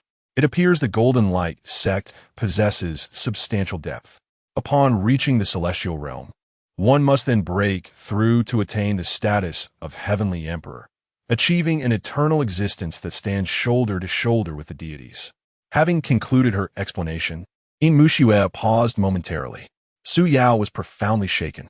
He had initially thought the Tai Sword Immortal was already immensely powerful, only to discover that the four great heavenly emperors surpassed him. The mere thought of standing alongside deities sent a thrill through him. Alas, my lowly realm constricts my imagination. After such an enlightening discourse, Su Yao found himself on the brink of despair. A person destined for greatness now found himself merely at the first stage of gathering spirit. It felt akin to stepping into a trap and getting caught. Yet, his low cultivation was but a temporary setback. He relied upon his destiny. Regaining his confidence, Su Yao continued to pose questions. The leader of the Golden Light sect, Min Jianshun, how much do you know about him? Have you made a mistake? Yin Muxue raised an eyebrow, a look of skepticism crossing her face. The leader of the Golden Light sect is Li Songshuan. That Min Jianshun was originally the sect leader's direct disciple. Yet, for reasons unknown, he was stripped of his cultivation and expelled from the sect a year ago. My goodness, is this world truly so thrilling? It's reminiscent of those web novels. The beautiful Yin entered the card pool at a different time than Sister Fu. Sister Fu is aware of the cause of her demise. Thus, it can be inferred that Sister Fu exists in a timeline that precedes hers. Following this line of reasoning, Min Jianshun was once a direct disciple of the sect leader, only to be later deprived of his powers and cast out. Subsequently, for reasons unknown, he returned to the sect and ascended to the position of leader. TSK. This Min Jianshun fellow certainly possesses a somewhat cunning nature, yet he is quite inspirational. A clear sequence of events began to take shape in Su Yao's mind. He gently rubbed the bridge of his nose, lost in profound contemplation. Yin Muxue stood quietly beside him, offering no words. By the way, do you know Min Jianshun's age? Su Yao abruptly inquired. 3 years ago, during the Immortal Alliance Grand Competition, I had a fleeting encounter with him, Yin Muxue replied after a moment's thought. At that time, he was already at the transformation origin stage, and judging by his appearance, he seemed to be in his 30s. However, based on my spiritual perception of his aura, he should be around 90 years old. 3 years ago, around 90? Sister Fu mentioned that Min Jianshun was about 100 years old. Using Min Jianshun as a reference, the time difference between the beautiful Yin and Sister Fu's deaths should not be significant, likely within a decade. What could have led to Min Jianshun's cultivation being stripped away? What has he experienced in these past 10 years? These enigmas piqued Su Yao's curiosity. Additionally, there is a more crucial question. Miss Yin, may I be so bold as to inquire, how old are you this year? Chapter 31. I accept this task. Why do you ask this? Upon hearing the request to disclose her age, Yin Muxue felt a twinge of shyness. Observing the youthful glow of her skin, one might surmise she was in her 20s. However, the visage of an immortal does not necessarily reflect one's true age. Let's speak plainly. I am 29 this year. If you happen to be significantly older, I shall have to show you respect. Who knows? I might end up calling you Granny Yin. Su Yao declared with a playful tone. Huh, who is your granny? Yin Muxue retorted lightly. I am 26 years old. Ultimately, unable to withstand Su Yao's banter, she revealed her age. 26? So you are the same age as Wan Xing. Su Yao recalled that during his senior year, he had become romantically involved with Chu Wanxing, who had just entered her first year. Subsequently, He pursued a master's degree at the same institution, sharing 3 splendid years with her. Chu Wanqing was precisely 3 years younger than him, also 26. The uncanny similarity in both age and appearance left Su Yao astounded. You previously inquired about the Golden Light sect. What was your intention? Yin Muxue deftly shifted the subject. I suspect that I am either making history or altering it, Su Yao replied, his gaze profound and voice resonant, articulating what he believed to be a weighty observation. Alas, his sole listener failed to grasp his meaning. Yin Muxue looked bewildered, entirely missing the mood he had intended to create. Reluctantly, Su Yao had to reiterate his explanation. For the sake of privacy, he omitted the tragic tale of Fu Yanhang. Initially, Yin Muxue paid little heed, but as Su Yao delved deeper into his narrative, her expression gradually transformed into one of shock. So, you mean to say that the underworld sect we encountered had already been obliterated decades ago? Upon grasping this revelation, her thoughts became increasingly tumultuous. How? How can this be? She continued, I met Min Jianshan when he was merely in his 20s. Yet you claim he is over 90, and the Min Jianshan, known to Sister Fu, is already a century old. The timelines of your entry into the card pool and the dungeon are entirely different, Su Yao stated, presenting facts and reasoning with notable skill. So, if I were to enter the dungeon again, could I alter my fate? The thought of her potential demise stirred excitement within Yin Muxue. I do not know. Perhaps you could not, Su Yao replied candidly. After all, even Einstein could not fathom such matters, and he was but a humble graduate student. Seeing Yin Muxue lost in thought, Su Yao felt a pang of sympathy and quickly offered words of comfort. Do not dwell too much on it. Rest well. When we next enter the dungeon, we can endeavor to explore this possibility. Yin Muxue's expression dimmed as she nodded softly, recognizing the delicate nature of her feelings. Su Yao discreetly exited the room, gently closing the door behind him. He could profoundly empathize with Yin Muxue's current state of mind, having resigned herself to fate. She now clung to a fleeting glimmer of hope, mirroring his own circumstances. If destiny could indeed be altered, would he still have the chance to encounter Yin Muxue? As this thought crossed his mind, Su Yao felt a surge of agitation. Young master, the sweet and melodious voice of Wan Yao interrupted Su Yao's reverie. The room is ready. You should go rest now. Wan Yao, curled up on the sofa in her clothes, quickly stood up upon seeing Su Yao emerge. What is this? Su Yao inquired, puzzled. This long couch is quite comfortable. I can sleep here just fine, Wan Yao hastily explained. It suddenly dawned on Su Yao that due to a lack of available rooms, his had been forcibly occupied by Fu Yanhang. Wan Yao, feeling sympathy for him, had relinquished her own room. I'm allergic to pink. I can't possibly sleep in your room, Su Yao feigned. Wan Yao obediently returned to her room to rest. I know you care for me, young master, but I truly sleep quite well here. Though she did not fully understand the meaning of allergic, Wan Yao was aware that Su Yao was merely making excuses. Seeing her so stubborn only added to Su Yao's existing frustration. He straightened his face and impatiently remarked, If I let you into the room, just go in without all this fuss. Aye. Wan Yao's delicate face instantly paled. Her cherry lips pressed tightly together, and her eyes began to glisten with unshed tears. She lowered her head, her fragrant shoulders trembling slightly, as her fingers unconsciously twisted the hem of her garment. Su Yao realized that his words had been too harsh, and in a moment of panic, he stumbled over his thoughts. Xiao Yao, I was just possessed by a ghost. Those words were uttered by a dead spirit, Su Yao hurriedly clarified. If you're still angry, you can hit me. As soon as the words left his mouth, Su Yao regretted them. After all, Wan Yao was a martial artist, and he was uncertain whether he could withstand her strength. Use your mouth to hit me, Su Yao added, his brow beading with sweat, desperately trying to amend his statement. How could I ever blame you, young master? Wan Yao gazed up at him, her eyes glimmering with tears, yet her face bore a gentle smile. It is all my fault for not listening to you, causing you distress. What an extraordinary girl she was. He had nearly dismissed her. Thankfully, he had reconsidered in time. Otherwise, he would have missed out on something truly special. Setting aside matters of cultivation, the emotional value here was undeniably profound. Su Yao extended his hand to gently wipe away the tears at the corner of Wan Yao's eye, smiling as he spoke. In my hometown, there's a custom that only men may sleep on this long couch. If a man allows a woman to sleep here, he would be looked down upon by others. The words were spoken without intention, yet they struck a chord within Wan Yao. Upon hearing the phrase "my woman," her heart raced, her complexion flushed, and her eyes sparkled with tender affection.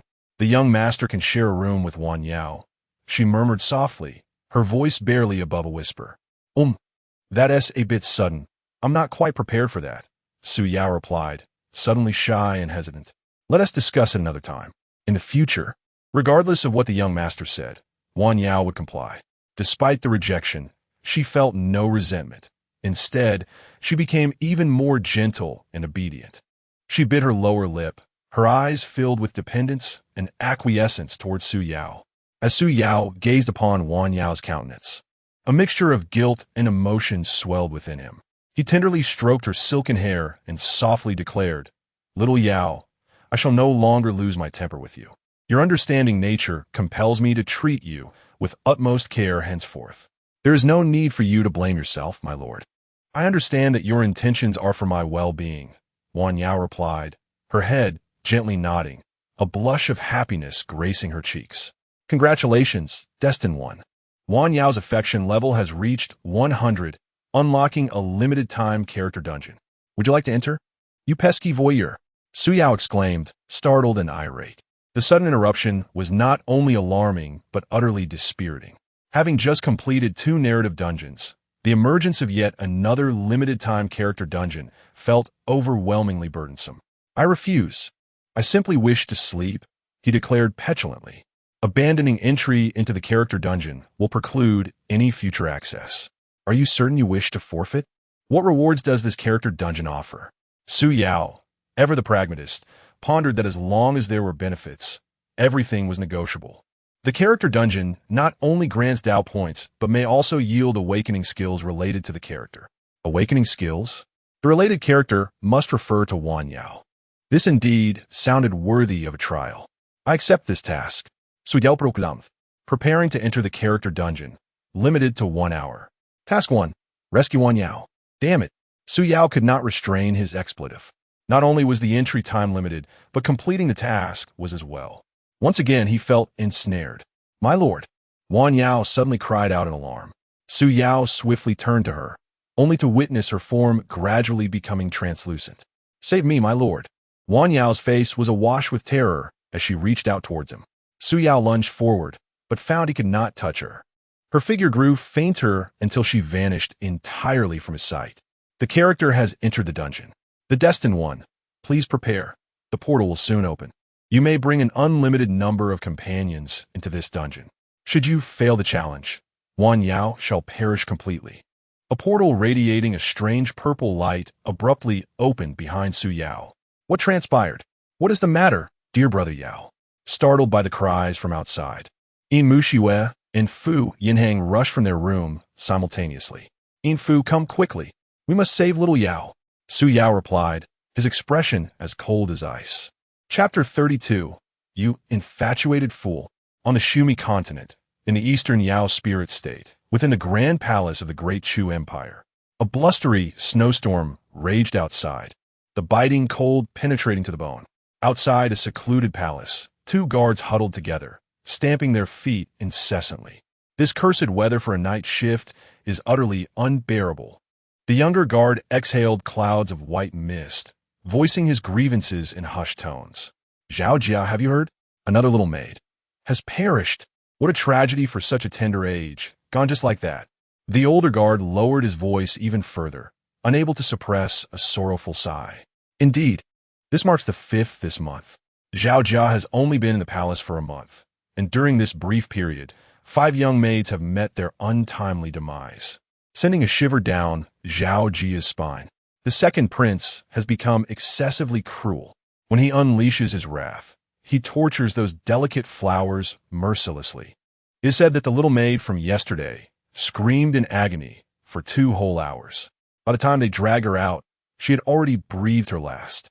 The older guard's voice grew quieter still, casting wary glances around. Yes, Zhou Fu. I've heard that the second prince was once gentle and amiable. Yet, the reality I witness starkly contrasts with those tales. This tremendous disparity left Zhao Jia filled with confusion. It is all due to that cultivator's influence. Ever since the second prince took him as his master and began his training, his temperament has drastically changed, becoming increasingly ferocious. The cultivator Zhou Fu, referred to as none other than the current national master, Ming Xian. Is this man truly so powerful? Though Zhao Jia was aware of him, he did not truly understand his capabilities. It is said that he can traverse heaven and earth, achieving the impossible. Zhou Fu tightened the cloak draped over him. If what you say is true, then he must be an enlightened being. How could the second prince? Hush! Do not speak. Someone approaches. In the distance, two shadowy figures began to materialize, and Zhou Fu abruptly interrupted Zhao Jia. As the distinct crunch of snow underfoot grew louder, the figures drew nearer. It turned out to be two guards, dragging something towards them. When they were within 10 paces, Zhao Jia was horrified to see that they were dragging a person, one dressed as a maid. The maid appeared to be around 18 or 19 years old, her features exquisite, yet concealed beneath tattered palace attire, her form elegantly curvaceous. At this moment, her head was tilted back limply, her eyes tightly shut, utterly unresponsive. She resembled a lifeless corpse. As the guards pulled her delicate arms through the snow, leaving a long, grim trail behind. Zhou Leoch, it is your turn to stand watch today. One of the approaching guards greeted Zhou Fu familiarly. Zhou Fu recognized him as a guard stationed at the second prince's quarters, presumably surnamed Du Brother. What has transpired? Although Zhou Fu had a rough idea of the situation, he still inquired. Over at Fengxiang Palace, the second prince has just finished venting his anger. The Fengxiang Palace, as mentioned by the guard surnamed Du, is the second prince's sleeping quarters. Alas, this maid has drawn the short straw. The guard of the surname, Du, gestured towards the oblivious maidservant. Another one dead? Zhou Fu furrowed his brow, curiosity evident in his voice. This maidservant, a personal attendant to the sword, had a decent background and should still be clinging to life. Perhaps she could hold on for another hour. The Du guard, accustomed to such occurrences, spoke with nonchalance. Why not just wrap her in straw and toss her out of the palace? It would save us the trouble of dragging her back and forth. Zhou Fu expressed his dissatisfaction, grumbling. The palace he was stationed at had long been abandoned, and each time the second prince killed a maidservant, they would be left here for a few days.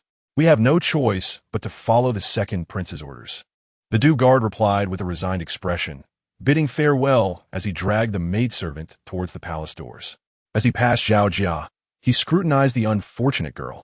Her delicate face was ashen, with a conspicuous streak of blood at the corner of her mouth.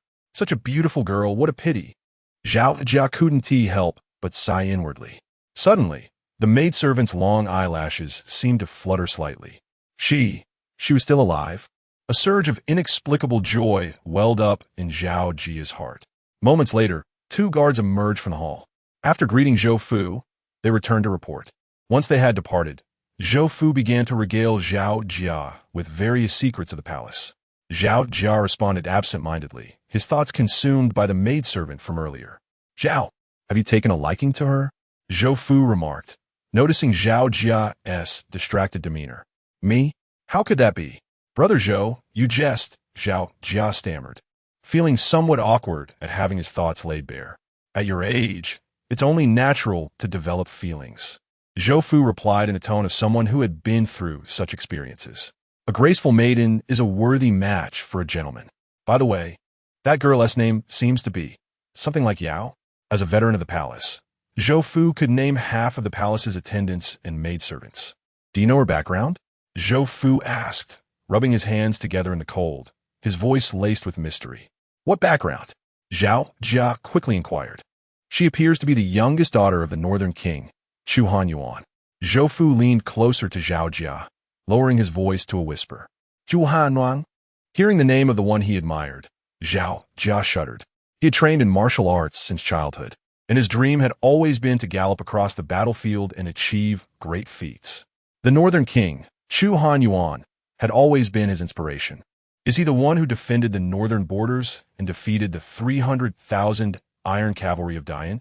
Indeed, alas, he was betrayed by treacherous individuals. And Emperor Chu believed their slander, resulting in the ruin of his family. Zhou Fu lamented. I was present during his execution, and it was a horrific sight. Brother Zhou, I have a request. Zhao Jia hesitated for a moment before speaking. What is it? Speak freely, brother. I wish to enter the hall and see her. In the Grand Kingdom of Chu, desertion from duty is a grave offense, punishable by 50 strokes of the military staff, or, in severe cases, banishment to the borders. Zhao Jia, as a member of the Imperial Guard, is acutely aware of this principle, yet he willingly embraces the peril. Ah, my dear brother, truly you are. Alas, who among the young has not experienced a passionate infatuation, resolute and unwavering? Su Fu sighed, reminiscing about the enchanting Xiaocui from the Chufeng Tower. To redeem Xiaocui, he not only exhausted his savings, but also accumulated a mountain of debt. You hopeless romantic. Quick, go and return swiftly.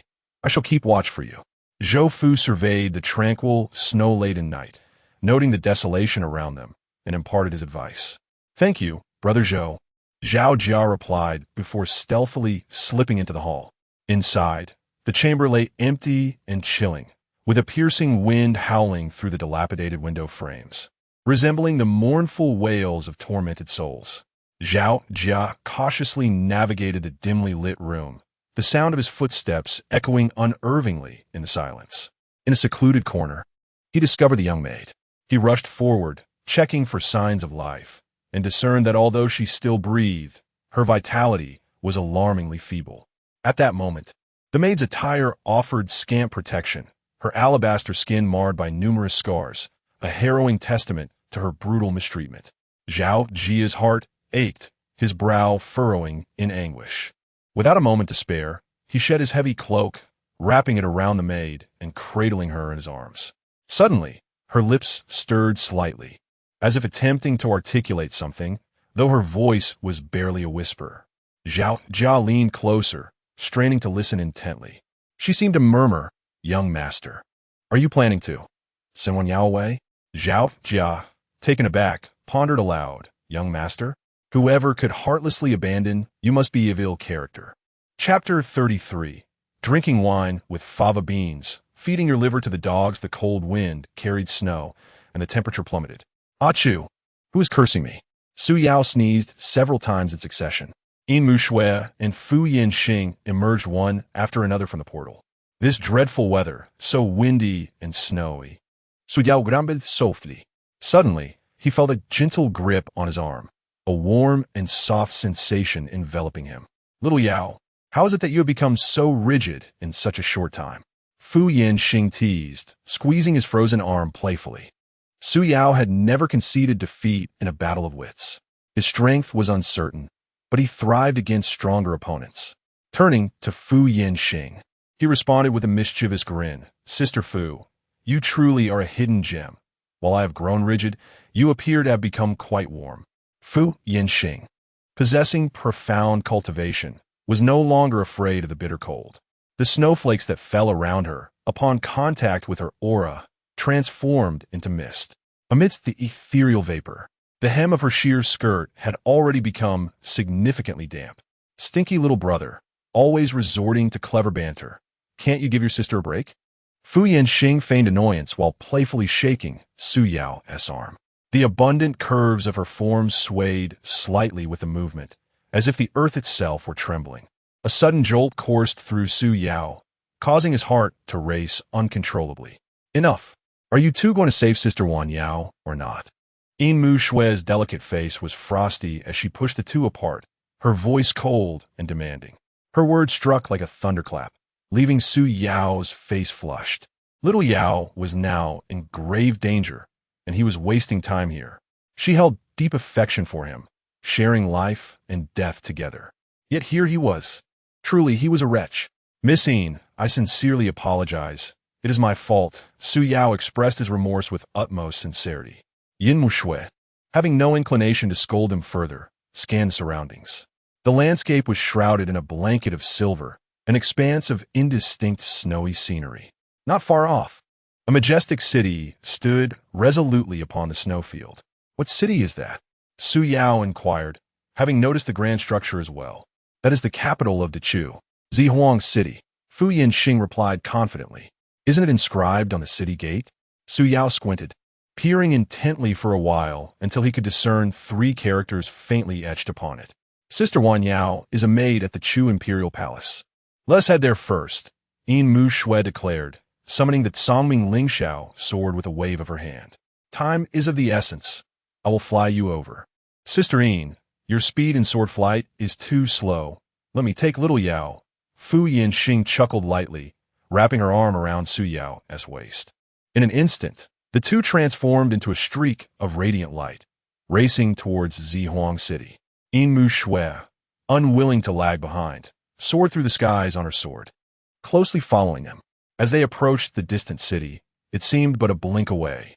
Su Yao felt himself enveloped in a shimmering light, the snowfield and houses beneath transforming into indistinct shadows that flashed by in a blur.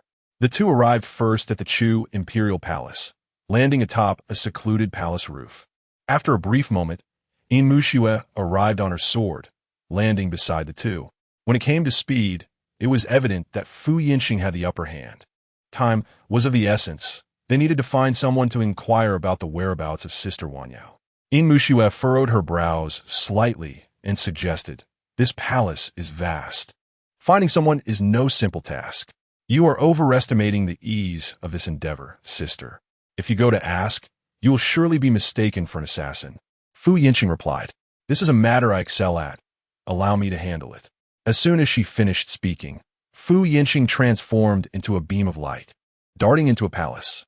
Who needs your help?" Yin Muxue retorted, her figure flashing as she leapt down from the palace roof. "Hey, you all.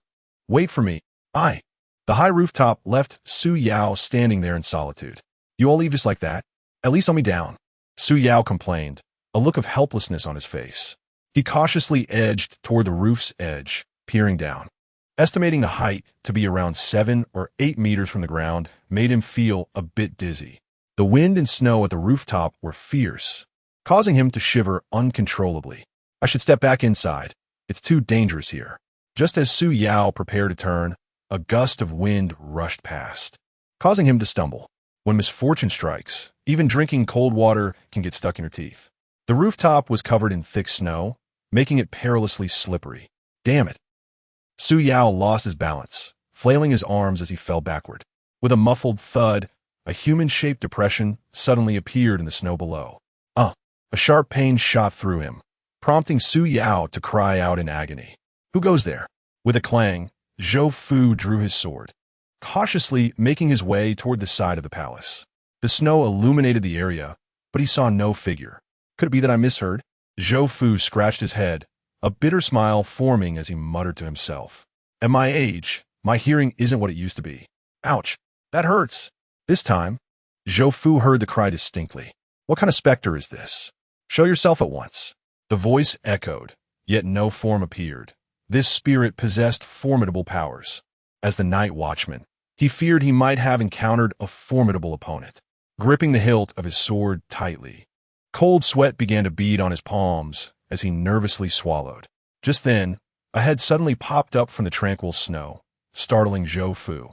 The bizarre sight made his hair stand on end, and his mind went blank. It was said that a type of malevolent practitioner known as a flying head sorcerer could sever their own head and remain alive, using secret methods to refine it before consuming their own body. Once transformed, the head could soar through the skies, a formidable entity indeed. Could this be my fate today? Zhou Fu pondered silently. Fortunately, the thick layer of snow cushioned Su Yao's fall, sparing him from serious injury, though the impact left him disoriented. He lay on his back in the snow, taking a moment to catch his breath before struggling to prop himself up on his elbows. Before him stood a guard, gripping a long blade, intently staring at him. "Hey, buddy, lend me a hand and help me up.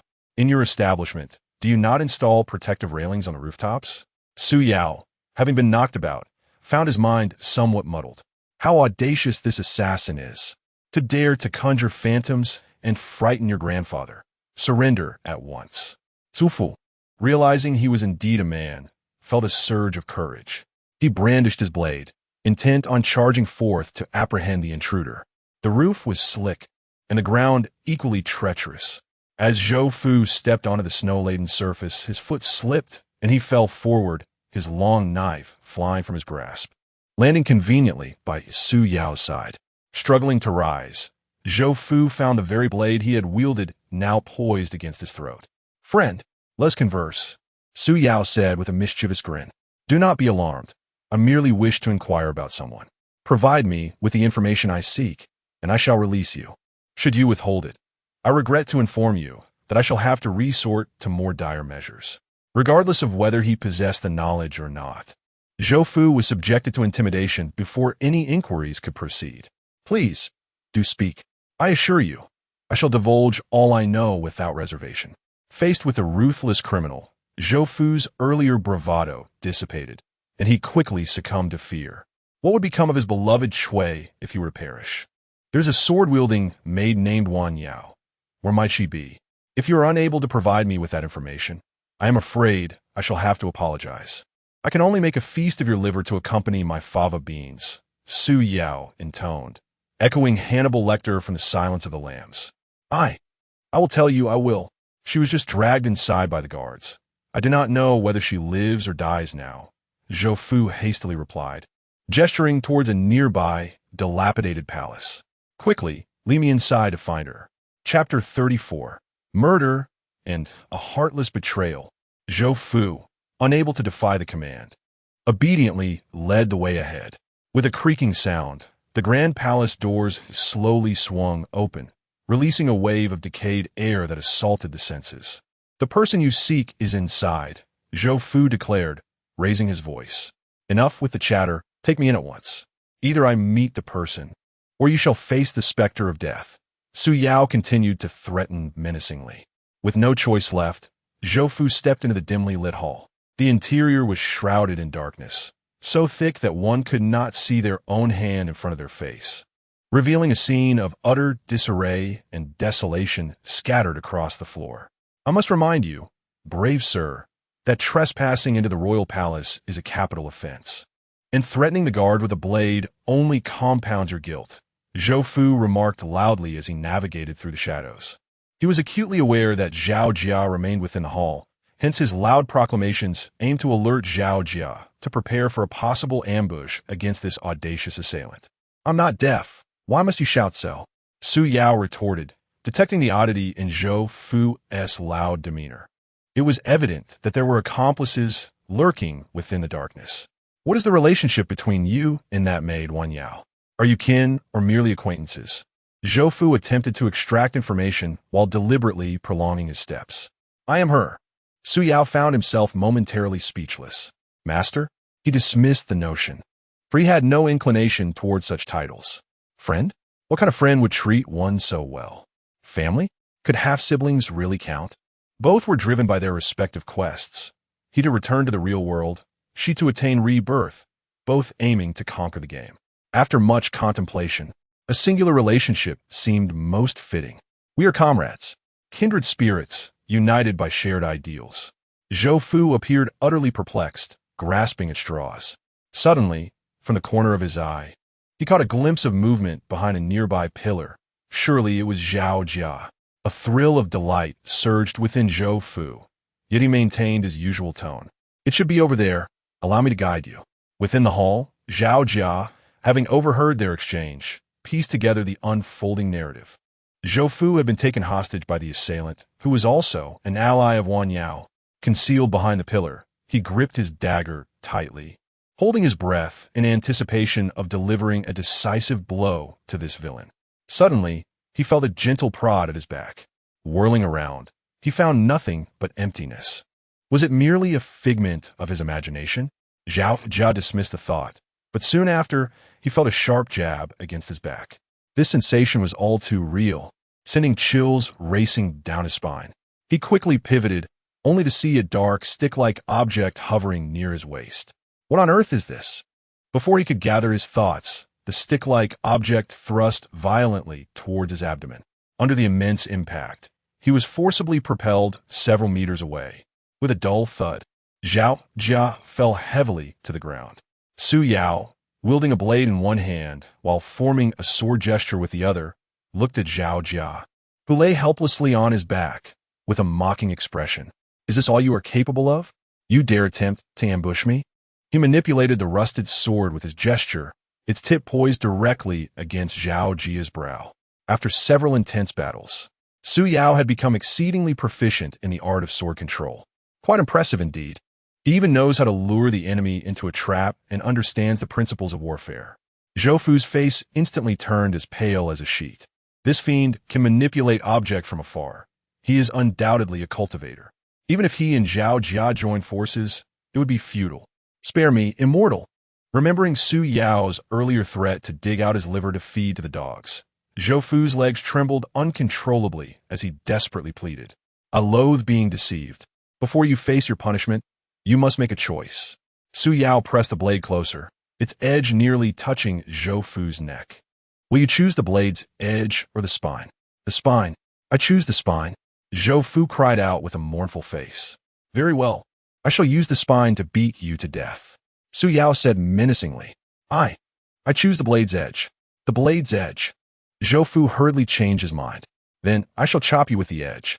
It seemed a choice was offered, yet it was a no-win situation. To kill, and also to torment the heart. Zhou Fu was on the brink of despair. Immortal, I truly did not deceive you. The girl is right here. As the path to survival seemed to close, Zhou Fu sought to escape with a desperate plea. Zhao, where's the maid who was dragged in just now? Quickly inform the immortal. Over there. Zhao Jia pointed shakily, his voice trembling. The abdomen that had just been struck by the sword's hilt still ached faintly. Following his finger, Su Yao looked into the dark corner and saw what appeared to be a person lying there. You two better behave. Do not force me to resort to cruelty, for even I fear my own wrath. Su Yao abandoned the two and cautiously approached the corner. Indeed, it was a person. The light was too dim to discern their features, but the silhouette was strikingly familiar. That unique fragrance? It was identical to that of Wan Yao. His signature skill, the ability to identify a woman by her scent. Without a doubt, this is my little Yao. Little Yao, what has happened to you? Su Yao whispered softly as he gently cradled Wan Yao in his arms. Her delicate form lay motionless, faintly exuding the scent of blood. He placed his hand on Wan Yao's carotid artery. It felt chillingly cold, the pulse so faint it was nearly imperceptible. A surge of sorrow and indignation overwhelmed him. Young master, I think I heard your voice. Wan Yao's throat emitted an exceedingly weak sound. Even before death. To dream of you, how wonderful. This broken and intermittent murmuring pierced Su Yao's heart like a knife. He hastily retrieved a spirit recovery pill from his storage ring. After several attempts, he could not manage to force the pills into Wan Yao's tightly sealed mouth. In a moment of desperation, he crushed the pills between his teeth and fed them to her mouth to mouth. He pried open her clenched jaws with his tongue, pushing the powder deep inside. Instinctively, Wan Yao swallowed the bitter substance. Coughing violently, she gradually regained consciousness, only to find herself engulfed in darkness, cradled in someone's arms, which sent a jolt of alarm through her. Wan Yao shrieked, her delicate form twisting and struggling to break free. Xiao Yao, do not be afraid, it's me. Su Yao, gentlemen. Upon recognizing Su Yao's voice, Wan Yao immediately ceased her struggle. Am I dreaming? Certainly not. If you doubt it, pinch your cheek and see if it hurts. Su Yao teased, noticing her dazed expression. Would you like to pinch yourself, or shall I assist you? No sooner had he spoken than a warm, fragrant body lunged into his embrace.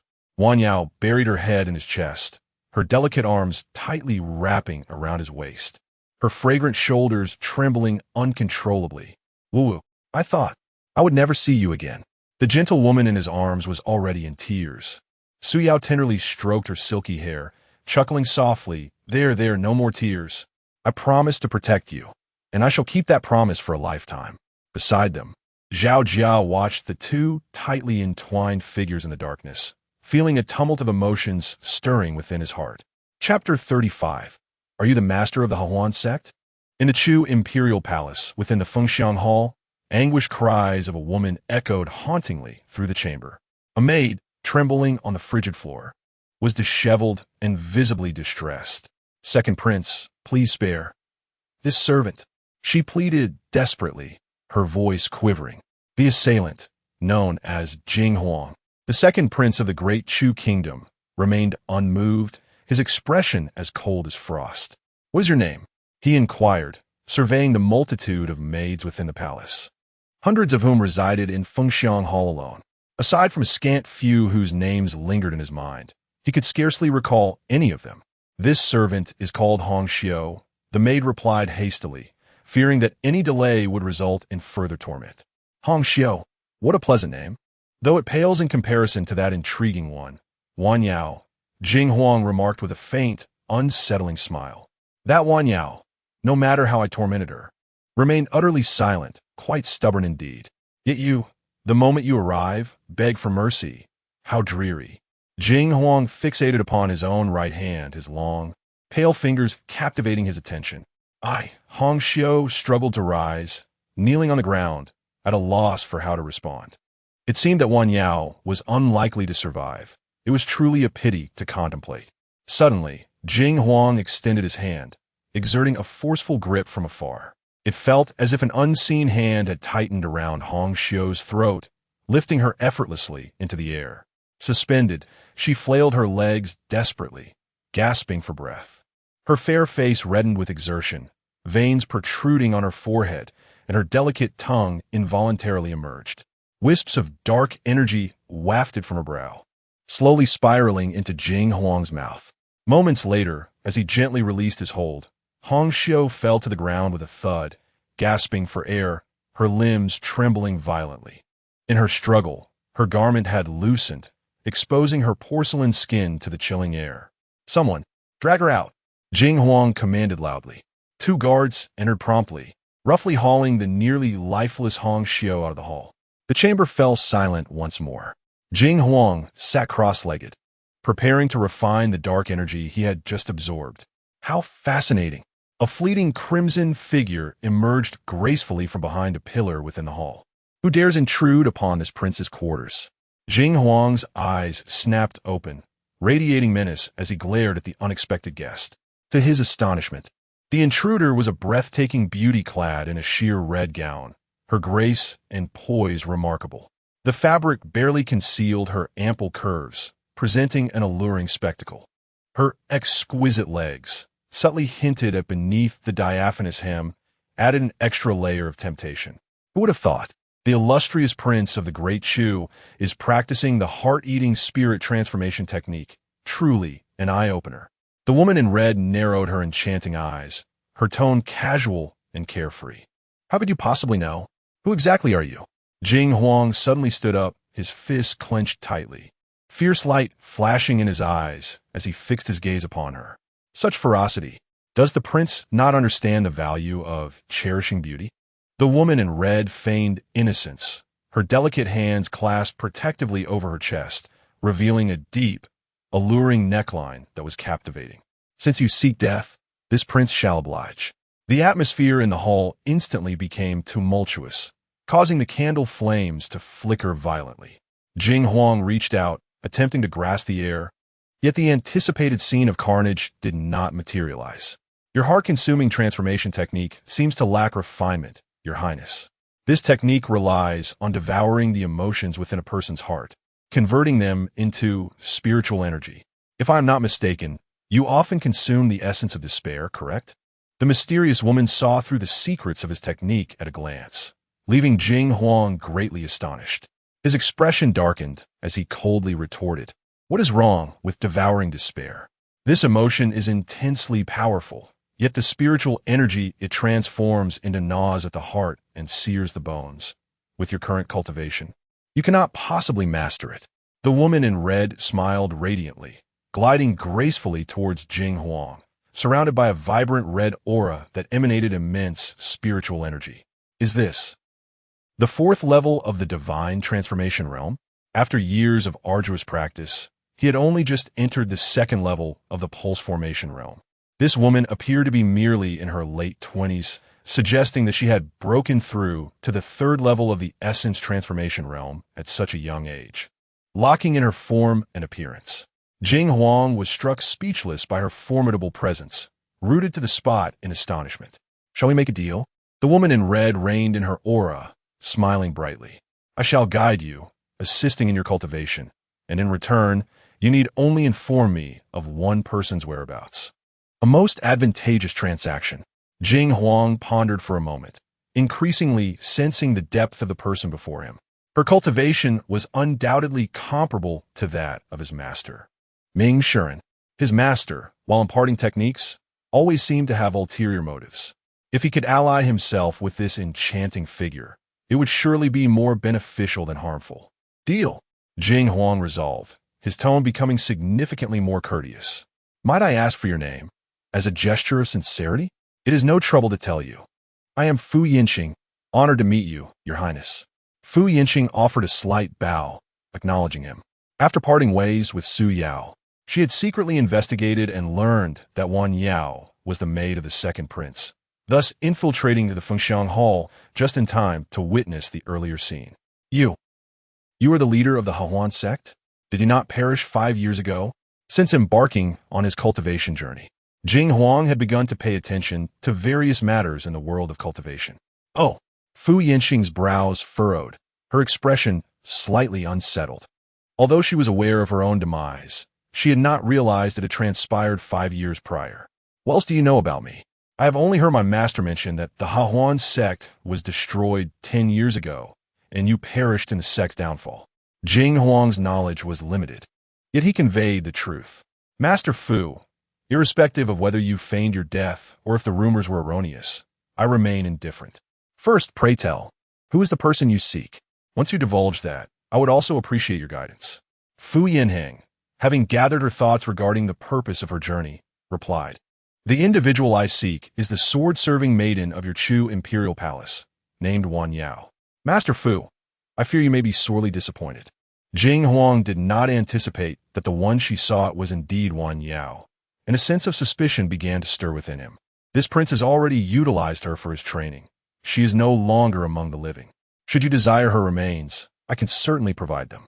Regardless of her state, I demand to see her, alive or dead, Fu Yinheng declared coldly. Though their time together was brief, she held a deep fondness for the gentle and obedient sister. If Wan Yao were truly deceased, no matter who was responsible, they would be held accountable. In the northeast corner of the imperial city, there lies a forsaken palace. Her body should be there. Jing Huang approached Fu Yinheng and whispered softly in her ear, "I shall summon someone to bring her here. Master Fu may remain and offer guidance to this prince." Sensing the alluring fragrance emanating from her voluptuous form, he leaned in closer, his desires ignited. "Your people are too slow. I shall make the journey myself." Fu Yinheng's expression turned icy as she extended her delicate hand to push Jing Huang away. "Rest assured, I shall undoubtedly return." With that, she transformed into a streak of light and raced toward the northeast. Hith. Jing Huang emitted a peculiar laugh. "It is said that the Heroines sect excels in dual cultivation techniques. If I can capture this alluring temptress, my ascension to the transformation origin realm will be but a mere matter of time." Chapter 36. The Three Paths of the Great Way. Each on their own in the imperial palace of Chu, within the study, a figure darted through the shadows, evading the patrolling guards undetected. After skillfully eluding several waves of sentinels, Yin Muxue stealthily entered the hall, just as 2 maids approached her. With a swift motion, she concealed herself behind a nearby screen. His Majesty has begun to suffer from nightmares again these past few days. Could it be that the vengeful spirit of the Northern King seeks retribution? Remarked a maid, a beauty mark gracing the corner of her eye, her voice lowered deliberately. The Northern King, Chu Hanyuan, had always been fiercely loyal, yet he met a tragic end, leaving no room for resentment in his heart. The other maid quickly placed a finger to her lips, whispering in response. Perhaps the Northern King's spirit is here to visit his daughter.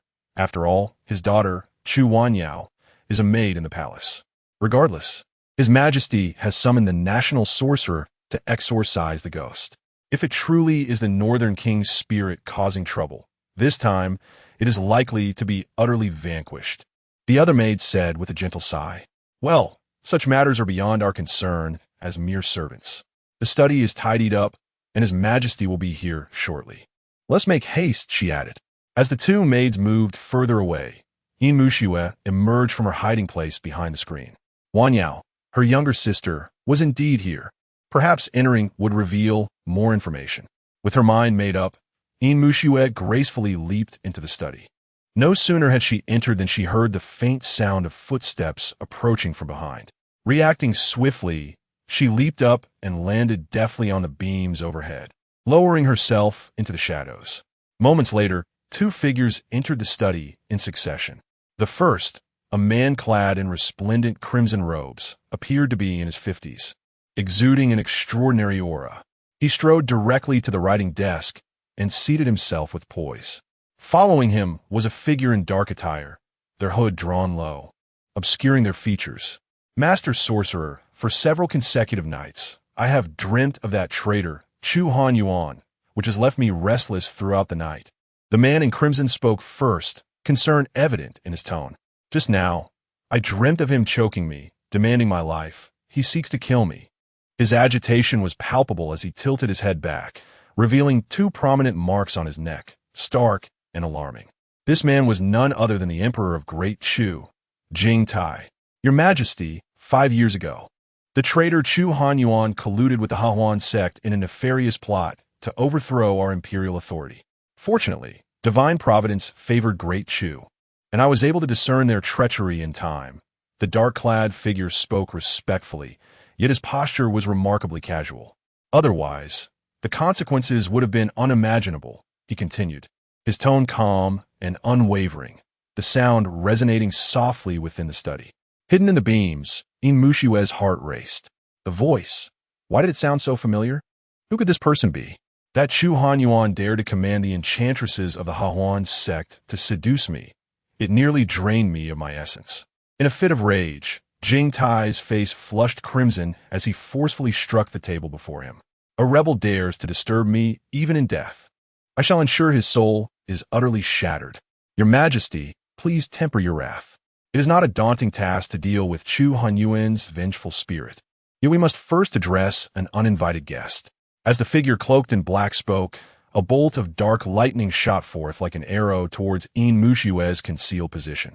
Sensing the imminent threat even before the figure had finished speaking, Yin Muxue swiftly formed a protective gesture, readying herself. 9 heavens ascending, thunder barrier. With a melodious cry, a flickering barrier of electric light materialized before her.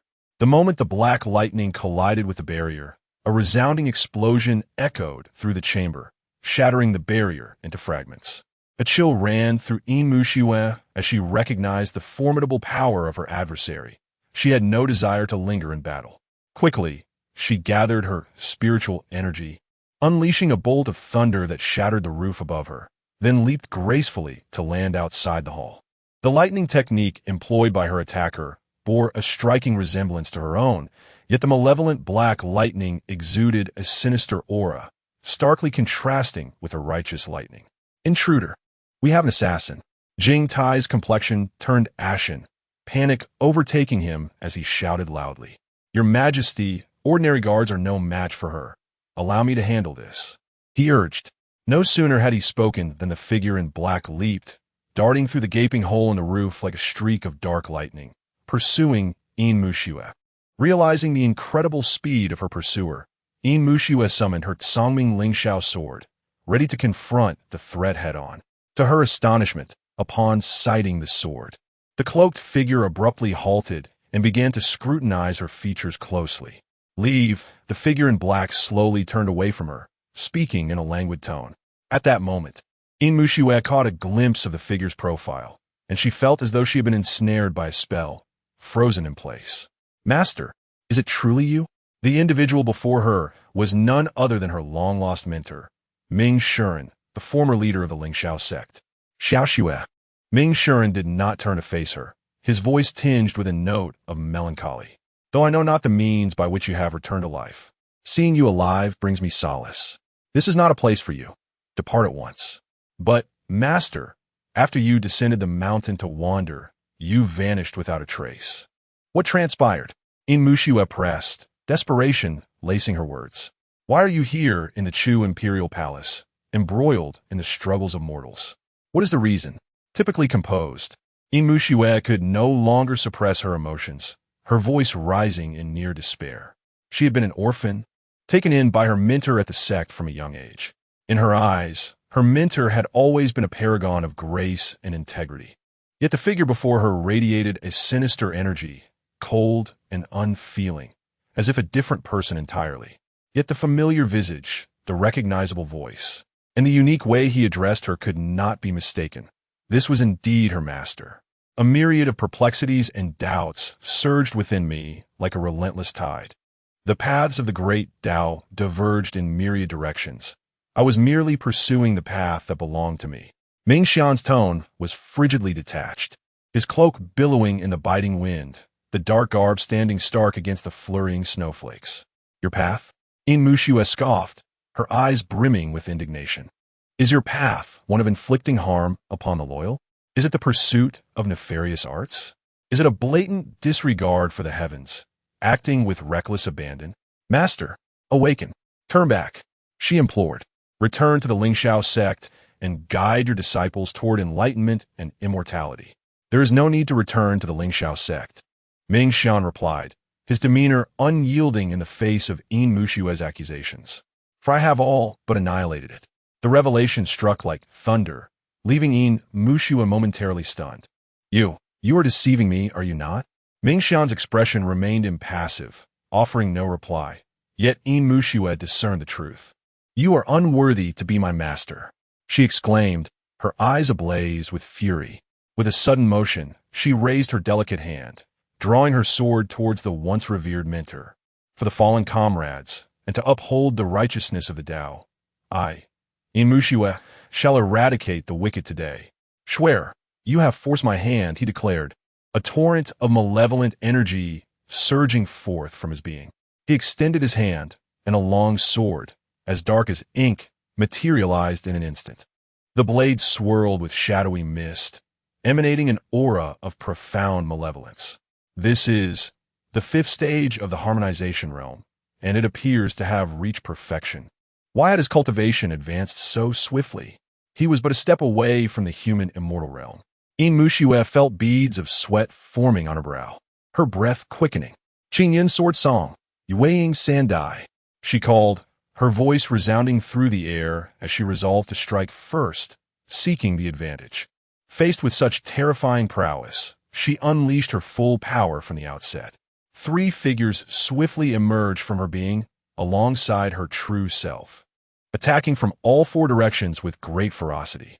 Despite her progress, she revealed numerous flaws. Ming Xian let out a cold snort, wielding his sword in one hand while forming a seal with the other. 9 sovereigns ascending to the heavens, Xianlei break. Dark energy coalesced violently, and a colossal dragon formed of black lightning erupted from his core, clawing its way into existence. The dragon-shaped lightning, imbued with the wrath of the heavens, shattered Yin Muxue's 3 projections in an instant. Fortuitously, Yin Muxue reacted swiftly, erecting a barrier of lightning just in time to mitigate the onslaught. Even so, she was still hurled backward, crashing heavily into the snow. With a gasp, she spat a mouthful of blood, its crimson droplets staining the pristine white snow like blooming plum blossoms in the cold. Chapter 37. The former leader of Lingxiao sect, the abandoned palace of Chu Emperor's palace. Congratulations, fated one, on completing the first task of this quest, saving Wan Yao. Su Yao held Wan Yao in his arms, relishing the warmth and excitement her soft form brought him. This sudden announcement reverberated like a thunderclap in his ears, causing him to shudder involuntarily. Could you not startle me like that? At this rate, you'll scare me to death, Su Yao exclaimed, his expression reflecting his dissatisfaction. Seeing Su Yao seemingly conversing with thin air, Zhao Jia and Zhou Fu exchanged bewildered glances, their eyes filled with confusion. However, with their lives still clasped in his hands, they dared not speak out of turn. Apologies, I will take care to avoid such surprises in future tasks, came the response. What is the next step? Suyao inquired fastidi. Please complete the second task of the quest. Liberate the soul of Chu Hanyuan. Could you enlighten me as to who exactly this Chu Hanyuan is? Upon hearing the unfamiliar name, Su Yao was utterly perplexed. Young master, Chu Hanyuan is my father. Wan Yao explained softly, her voice unconsciously laced with sorrow. This man was actually Wan Yao's father? Thus, Wan Yao bore the surname Chu, sharing a lineage with Wan Qing. The thought of his girlfriend Wan Qing's gentle and captivating smile seemed to materialize before his eyes. Please, young master, say my father. I cannot bear the thought of him being denied peace and death. Noticing Su Yao's prolonged silence, Wan Yao felt a twinge of panic. Young master, the Northern Protector, Chu Hanyuan, was an unequivocal loyal minister and valiant general, wronged by treachery, leading to his tragic fate. Zhao Jia interjected suddenly. Su Yao had initially perceived Wan Yao merely as a humble maidservant, only to discover she was the daughter of nobility. If you intend to rescue him, I, Zhao Jia, am willing to offer my humble assistance. Although Zhao Jia could not hear the voice of Allah, he gleaned enough from their dialogue to understand the situation. Su Fu, however, was struck with alarm upon hearing this. He discreetly tugged at Zhao Jia's sleeve, fervently signaling him to tread carefully and avoid trouble. Unperturbed by Zhou Fu's implicit warnings, Zhao Jia seemed oblivious to the potential peril. Su Yao was caught off guard, unable to decipher Zhao Jia's true intentions. Rescue was a certainty, yet the questions remained. Where to go and how to proceed? Zhao, do you have any good ideas? Su Yao ventured to ask. Brother Zhou, you were present when a Northern Protector was slain, were you not? Zhao Jia turned to him. You must know the location of his remains. Believing they sought the body of Chu Hanyuan, Zhao Jia pressed forward, unaware of the danger. I have no idea what you're talking about. Don't make baseless accusations. Zhou Fu hastily denied, eager to distance himself from the murky waters of this affair. He dared not offend the one responsible for the Northern Protector's downfall. Oh, Su Yao's tone shifted, now laced with hostility. Brother, you would do well to choose your words carefully. My temper is not easily appeased. This threat is utterly blatant. The esteemed immortal, how could I dare to deceive you? It is merely that individual. Zhou Fu hesitated, his hands fidgeting incessantly before him. What about that person? Su Yao's patience was wearing thin, his tone growing increasingly menacing. That individual wields immense power, deeply trusted by Emperor Chu, with methods that are inscrutable. Zhou Fu's face displayed evident distress as he stammered on. I truly fear offending him, lest I be subjected to 1,000 cuts. Offending him might lead to such a fate, but if you offend me, I shall reduce you to ashes without hesitation. Su Yao tilted his neck, stretching it with a crackling sound. With a knife in one hand and a sword in the other, he advanced menacingly toward Zhou Fu, their weapons clashing with a piercing hiss. Do not act hastily. I will speak. I will speak. Is that not sufficient? Zhou Fu watched in dread as the other approached him with murderous intent, his face a mask of despair.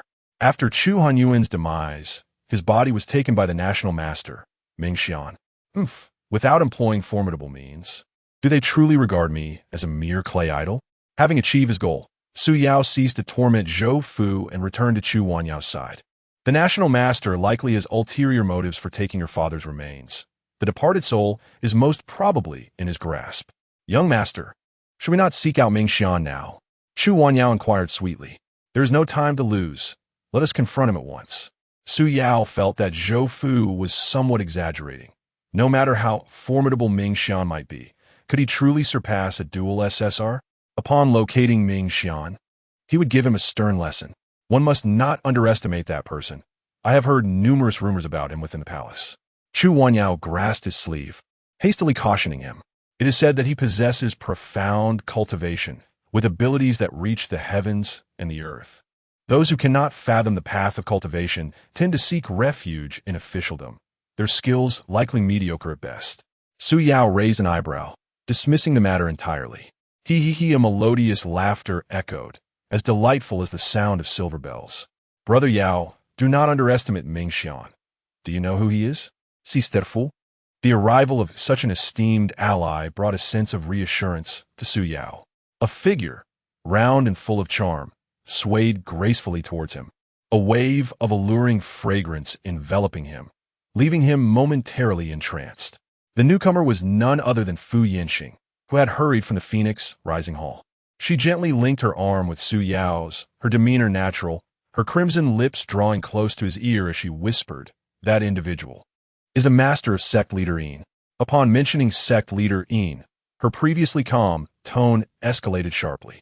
"Wait, my mind is a bit muddled. I need to gather my thoughts. This information is simply too explosive." Su Yao momentarily found himself at a loss for words. The master of the enchanting Yin? The former head of Lingxiao sect? No, wait. From her descriptions, this person hardly seems virtuous. There is something even more intriguing. Fu Yinxing deliberately trailed off, leaving the revelation hanging in the air. "Must you always leave things half said? It makes you seem shallow, and when I inquire, it reflects poorly on me," Su Yao remarked, his expression one of exasperation, though he spoke in jest. "Alas, my dear brother is utterly lacking in romantic sensibility," Fu Yinxing retorted playfully, her voice sweet and soft. "I shall not keep you in suspense any longer. 7 years ago, when your beloved Miss Yin passed away, he single-handedly annihilated the entire Lingxiao sect. By heavens, that is astounding," Su Yao exclaimed, his succinct words barely containing the whirlwind of emotions within him. The first part expressed his astonishment at the revelation, while the latter part reflected his awe at Ming Xian's might. This situation has become quite precarious. This darkened immortal possesses formidable strength. Is he merely psychologically troubled, or perhaps mentally unhinged? Such a distortion of character. Given my current abilities, a confrontation would be a matter of luck. In 3 seconds, he could vanquish me 7 times. Huh! Fu Yinxing could not suppress her laughter, her voluptuous figure shaking with mirth. The soft fabric of her attire brushed against Su Yao's arm, a tantalizing distraction. "At least you possess some self-awareness. Sister Fu, if you and Miss Yin were to join forces, what chance would you have?" Su Yao pondered, well aware of his own limitations as a half-hearted cultivator.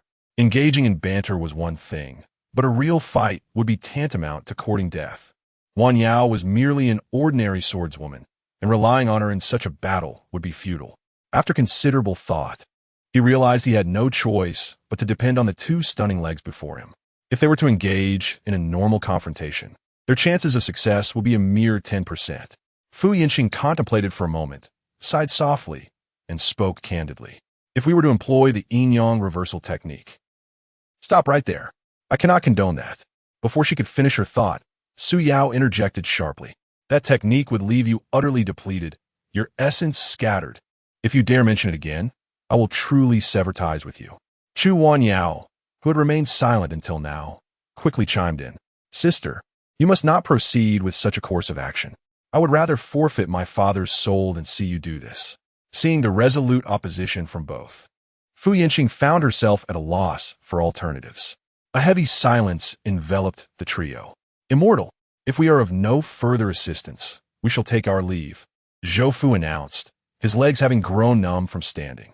"We're still on duty, and if we linger too long, it may draw the attention of other guards, which would only complicate matters for you.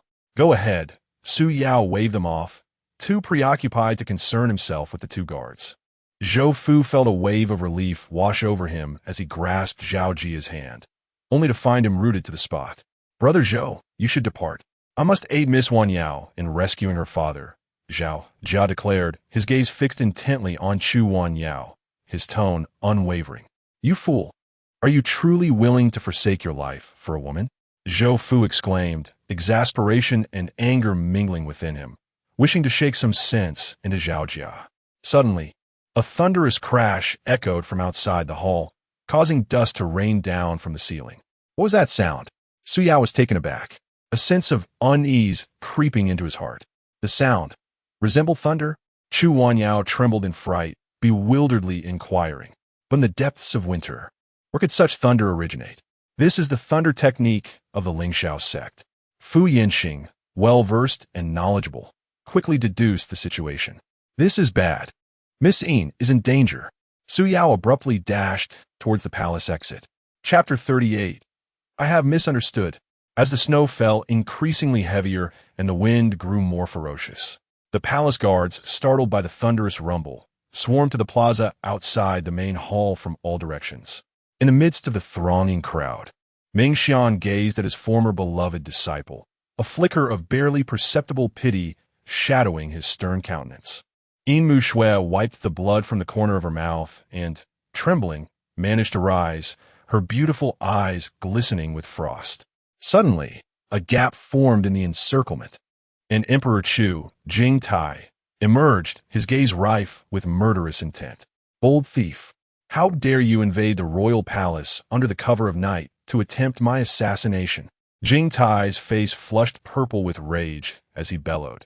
If I do not see you torn apart 1,000 times, my deep-seated hatred shall not be assuaged. With a swift motion, the guards advanced in unison, their gleaming weapons pointed menacingly at Yin Muxue, poised to reduce the enchanting beauty before them to mere pulp at the emperor's command. Stand back. Ming Xian emanated an overwhelming aura of authority, commanding the encroaching guards to halt. National Master, the frustration of having his orders countermanded simmered within Jing Tai, yet he found himself powerless to act. He understood all too well Ming Xian's formidable prowess. Exterminating the 1,000-strong guards before him would be but a trifling task. Ming Xian disregarded the others, his gaze fixed intently upon Yin Muxue, his dark robe billowing in the wind, reminiscent of a divine being descending from the heavens. Out of respect for our past bond, I shall grant you one final opportunity. Depart. Depart? Yin Muxue retorted with a cold laugh. What the vengeance for the 381 disciples? Shall we allow this traitor of Ling Xiao, this shame upon our sect, to go unpunished? What the safety of the common folk? Has the celestial order forsaken them? Her voice grew increasingly fervent, and the corners of her eyes glistened with unshed tears. Sighing softly, Ming Xian gazed up at the swirling snowflakes. Unyielding and relentless, you harbor a deep-seated hatred, my dear Shuer. When will you ever temper this disposition? Temper? Yin Muxue's eyes flared with indignation as she demanded. Have you forgotten the words you spoke when you brought me to the sect? To uphold the sect, to vanquish demons and evildoers, to protect the common people. This is our duty. Each emphatic word resonated in the stillness of the snow-laden night, lending a tinge of melancholy to the atmosphere. Ming Xian slowly closed his eyes, a look of wistfulness overtaking his features, as if he were transported back to that moment in time. He recalled grasping the hand of the young girl with her hair fashioned into horn braids, standing outside the gates of Ling Xiao's sect, imparting those heartfelt words. At merely 7 years of age, the little girl could not fully comprehend, yet she nodded vigorously, her small head bobbing in agreement. I trust that you will dedicate your very life to uphold these 9 words. The echoes of his own promises lingered in his ears, yet the bond between master and disciple had irrevocably frayed. Suddenly, the dark long sword in Ming Xian's grasp began to writhe with a sinister energy. Upon reopening his eyes, they were filled with a chilling coldness. I have already extended my opportunity. If you seek death, then I shall grant it. As he stepped forward, the snow enveloped his ankles. Ming Xian's expression darkened, the black sword firmly in hand as he advanced toward the wavering Yin Muxue. In an instant, a brilliant beam of light descended between them, scattering the snow upon the ground. Within this radiant light, 3 figures emerged, standing resolutely in front of Yin Muxue. Fortunately, we made it in time. The radiant glow faded from his body as Su Yao gasped for breath. Brother Yao, could you not act so stiffly? Fu Yangxing, releasing her grip on Su Yao, remarked with a playful smile. You hardly moved. The effort was all mine. Why are you panting? Ah, sister, you wouldn't understand. You moved so swiftly, it exhausted me as well, Su Yao shrugged, unabashedly replying. He then turned and dashed to Yin Muxue's side. Seeing her injuries, he felt a mix of anger and concern. Beauty Yin, how could you sustain such wounds after being away from me for just a moment? If you cannot fight, at least run. Before Yin Muxue could respond, she collapsed. Her injuries were severe, and the recent excitement had overwhelmed her. Sister Yin, Chu Wanyao exclaimed, rushing over. Fortunately, Su Yao was quick and caught Yin Muxue in his arms. He hastily retrieved a healing pill from his storage ring and placed it in her mouth. Moments later, Yin Muxue's breathing steadied. As she slowly opened her beautiful eyes, she found herself in Su Yao's embrace, her cheeks flushed with an unfamiliar sense of security. She struggled to rise, only to be held more tightly. The medicine hasn't fully taken effect yet. Don't rush. Let us hold on a bit longer, Su Yao said, cradling the soft warmth against him. Observing her face, so similar to that of his girlfriend, Chu Wonking, he felt a wave of nostalgia wash over him. This feeling is so familiar. It was just like when I held Wonking during her fever, he mused. Ming Shuren, observing the complex and pained expressions on the two, began to assess the others. The rainbow escape technique amidst the dance of attire? You must be Fu Yinxing, the leader of the Heroines sect. Mustaming. Your insight is commendable, but what a pity. Fu Yinxing chuckled lightly, her expression shifting to one of regret. What is so regrettable? Ming Shuren inquired, narrowing his eyes in suspicion. Regrettably, the lines between good and evil have blurred, and even I, a practitioner of the dark arts, can hardly bear to witness it. Fu Yinxing retorted, the light does not illuminate the world. My heart finds no peace. Ming Shuren had once been revered by righteous practitioners for his profound cultivation and benevolent nature, earning him accolades for his commitment to the well-being of the people. The phrase he uttered now carried an air of bitter irony. Suddenly, Fu Yinxing detected a faint ripple of spiritual energy. Is that the secret method of transmitting sound over 1,000 miles? She gazed at Ming Shuren with curiosity. Master Fu, I truly did not expect you to survive. Ming Shuren replied, unperturbed by the mockery, as he casually adjusted his robe. It appears there exists a powerful and mysterious force influencing the world's fate. Upon hearing this, Fu Yinxing felt a slight shock, and even Su Yao and the others beside her displayed expressions of astonishment. Has this fellow somehow gained an advantage in the game? An ordinary NPC has become aware of the system's existence? It's quite frightening, isn't it? Oh, I never imagined, Master Ming, that you still believe in karma. You seem unperturbed by the prospect of retribution. I had assumed you were a skeptic. Fu Yinxing embraced herself with both arms, her deepening cleavage accentuating her form as she mocked. I have heard that your Heroines sect excels in verbal sparring. Today, I have witnessed a portion of that prowess. Ming Shuren replied with an air of indifference, retorting in kind. You, under the scrutinizing gazes of the crowd, even the open-minded Fu Yinxing could not withstand it. Her fair complexion slightly flushed with indignation. Good heavens, even the aloof, immortal master can drive recklessly? And such a filthy driving style. Is Lingxiao sect a driving school?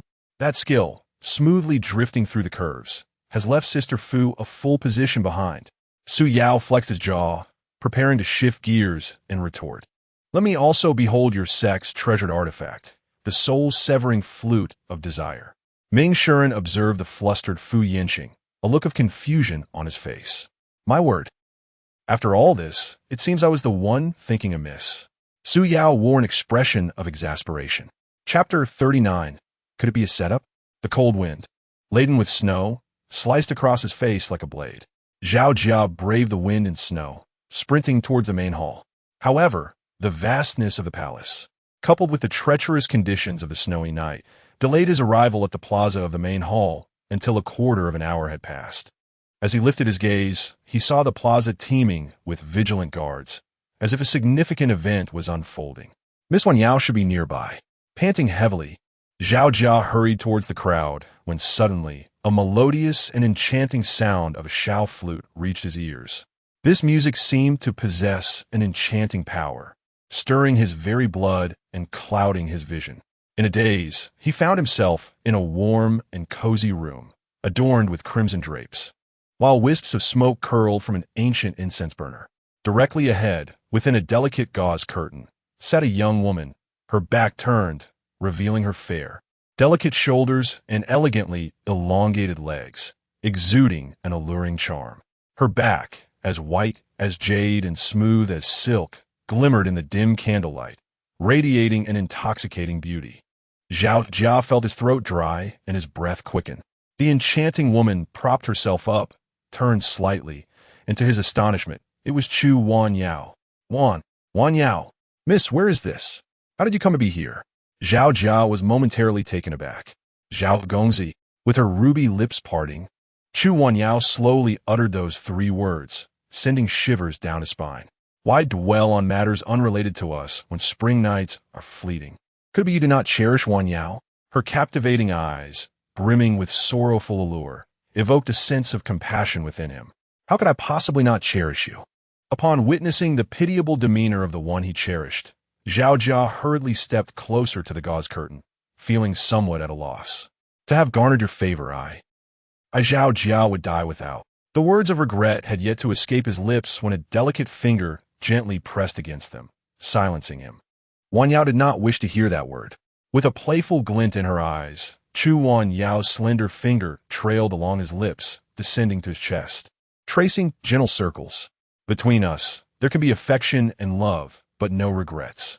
Come, love me, Zhao Gongzi, with his beloved teasing him so tantalizingly.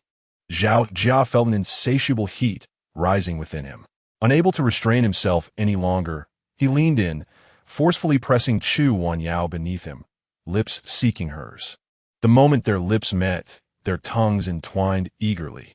In an instant, the room was filled with fervent gasps and soft moans, echoing in the warm chamber. Zhao Jia's hands roamed, sometimes caressing, sometimes gripping tightly, the warm, smooth sensations enveloping him, drawing him deeper into desire. Just as he was about to shed his garments and fully succumb to passion, a thunderous voice boomed in his ear. Break! The enticing scene before him shattered in an instant. Zhao Jia felt the biting cold wind strike his face once more. Bewildered, he looked around, realizing he stood amidst the crowd. The lingering echoes of the Shao flute still resonated in his ears, while everyone gripped their weapons, pointing towards a man in dark robes not far away. This person, is it not the national master Ming Xian? Zhao Jia was taken aback, utterly bewildered by the recent events. Master Fu, your desire-controlling soul flute is indeed formidable, Ming Xian remarked with an air of indifference. It can effortlessly subdue over 1,000 guards.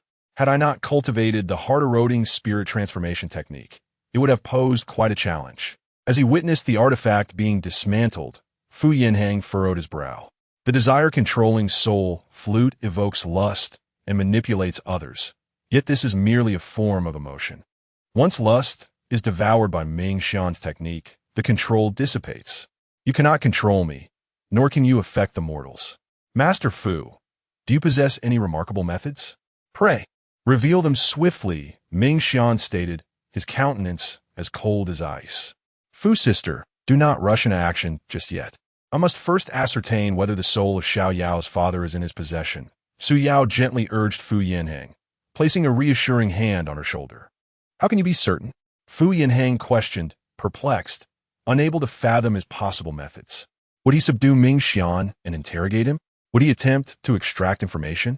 Or perhaps he possessed another technique to sense it. After much contemplation, none of these methods seemed feasible. Master Ming, I inquire of you. Is the soul of Chu Hanyuan in your possession? Su Yao stepped forward and posed a question. Fu Yinhang was rendered speechless. He asked so directly? Yes. Ming Xian replied succinctly. One question was straightforward, and the answer was equally unambiguous. Fu Yinhang nearly dropped her jaw in shock. Was it truly that simple?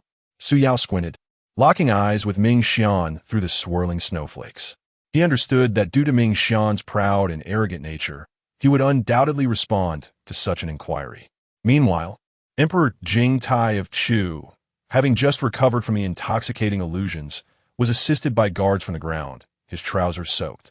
Coincidentally, he overheard the conversation between the two and was instantly filled with rage. For all these years, he had been tormented by this restless soul, only to discover that Ming Xian had been secretly meddling. When Ming Xian had volunteered to serve in the court, he had harbored suspicions. How could a cultivator of such profound skill be so eager for fame and fortune? Encouraged by the second prince and several ministers, he had reluctantly appointed Ming Xian as the national master. Yet, as Ming Xian had performed numerous deeds for him, he gradually lowered his guard and placed his trust in him. It now appeared that these individuals had long been in collusion, harboring ulterior motives. Jing Tai maintained a calm exterior, yet his mind raced with schemes on how to eliminate these treacherous wolves. Suddenly, a pair of hands clutched his neck with an iron grip, rendering him speechless. He struggled violently, but to no avail. Just as he was on the verge of losing consciousness, the grotesque visage of Chu Hanyuan materialized before him. The surrounding guards, witnessing the Emperor of Great Chu collapse suddenly, his complexion turning a shade of purple with bulging eyes, were filled with an eerie sense of dread and rushed forward to assist. Yet, there was no one near Jing Tai. After a few feeble struggles, the Emperor's legs kicked out, his eyes widened, and he fell still. Chaos erupted among the crowd as the guards found themselves at a loss. Su Yao, filled with confusion, turned a glance at the other three individuals. Chu Wanyao wore a perplexed expression, utterly bewildered by the unfolding events. Yin Muxue subtly shook her head at him, signaling that she had not intervened. Only Fu Yinxing bore a grave countenance, deep in contemplation. What on earth is happening? What is this operation? Could it be an attempt at deception? A sense of foreboding surged within him. The Emperor had already fallen victim to the assassin before him, and the valiant soldiers awaited the prince's command to eliminate the foe, avenging their sovereign. From the throng, a resounding cry emerged as the second prince, Jing Huang, hurried forth, flanked by several guards. He had recently received a distant summons from Ming Shuren, urging him to hasten to the main hall, for a regicide was afoot. A wave of exhilaration swept through him. After such a prolonged wait, the moment had finally arrived. As he sprinted, he once again heard Ming Shuren's voice echoing in his mind. Frame the assassin. Seize control of the palace defenses, imprison the crown prince, and ascend the throne with ease. A wicked smile curled upon his lips, and he quickened his pace. Fu Yinxing and his entourage had arrived just in time. Had they delayed, the old man might have lingered for a few more days. The guards, witnessing the second prince's presence, ceased their turmoil at once. Just as they prepared to execute the assassin in retribution for the Emperor of the Chu, Ming Shuren raised his hand to halt the advancing guards. Stand back, you are not his match. Allow me to handle this. Chapter 40. First Stage Spirit Gathering Realm Versus. Fifth Stage Harmony Realm. The heavy snowfall abruptly ceased, yet the biting wind continued to rage. The guards retreated in haste, leaving a chaotic trail of footprints upon the snow. How did that individual meet their demise? Su Yao stepped back to join the trio, his gaze fixed upon Ming Xian, eagerly awaiting responses to his inquiry. It was the vengeful spirit of Chu Hanyuan that throttled him to death. Fu Yinxing interjected, unveiling the truth with a single declaration. The Emperor of the Chu, misled by slander, executed the Northern Guardian King, Chu Hanyuan. Now, the wronged spirit seeks retribution, and he has perished at the hands of Chu Hanyuan. Truly, it is the cycle of heaven's justice and karmic retribution. Su Yao gazed skyward, sighing with a tinge of melancholy. Indeed, it seems that the spirit had been concealed within the body of the Chu Emperor all along. I too sensed the malevolent aura of that spirit moments ago. Yin Muxue leaned closer to Su Yao, adding her observations. Father, Chu Wanyao's delicate nose twitched slightly, her heart swelling with sorrow as tears glistened in her eyes. Knowing that her father's spirit was so near, she searched desperately among the crowd for the body of the Chu Emperor. Alas, the corpse had already been taken away by the guards, leaving her empty-handed. How about we each add a twist to this battle? Ming Xian cast a glance at Chu Wanyao, speaking with an air of indifference. What twist do you propose? Su Yao replied with a mocking laugh, wary of the other party's intentions. If you lose, you shall take your own life as an apology. If you win, you shall disembowel yourself in self-sacrifice. How's that sound? Ming Xian remained unfazed by the absurdity of the exchange, scrutinizing the dark sword in his grasp with a placid demeanor. Should I be defeated, then the spirit shall belong to you. Upon hearing this, Su Yao narrowed his eyes, brushing off the snow that had settled upon his head, his mind swirling with doubts. What is his true intent? Moreover, that black sword? It seems strangely familiar, as if I have encountered it before. Master Ming, what if you emerge victorious? Su Yao inquired cautiously. Simply answer one question truthfully. Ming Xian replied coolly. This arrangement seems rather advantageous. Surely, there are no hidden stipulations? It is prudent to clarify. Are you genuinely so benevolent, or do you harbor ulterior motives? Su Yao probed further. This spirit holds no value for me.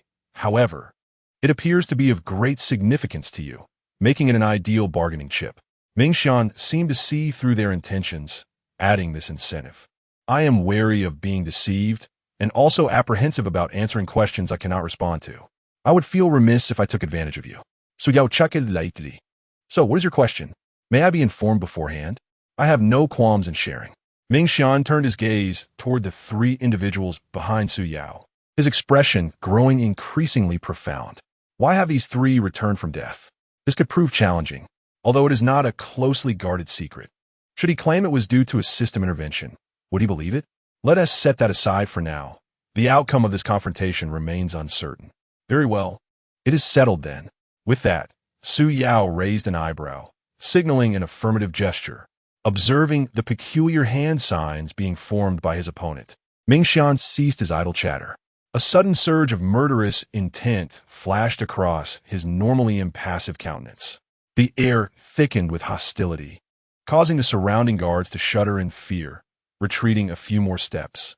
A gust of wind swept through, lifting a veil of snow between the two parties, obscuring their line of sight. The impending battle was about to erupt. As Mingxian's fingers twitched, poised to cast a spell, Yin Muxue lunged forward, her long sword piercing swiftly, interrupting his incantation. She understood that the individual before her was far too formidable to allow the casting of magic. Her swordsmanship had improved significantly, yet her anxiety had caused her techniques to falter.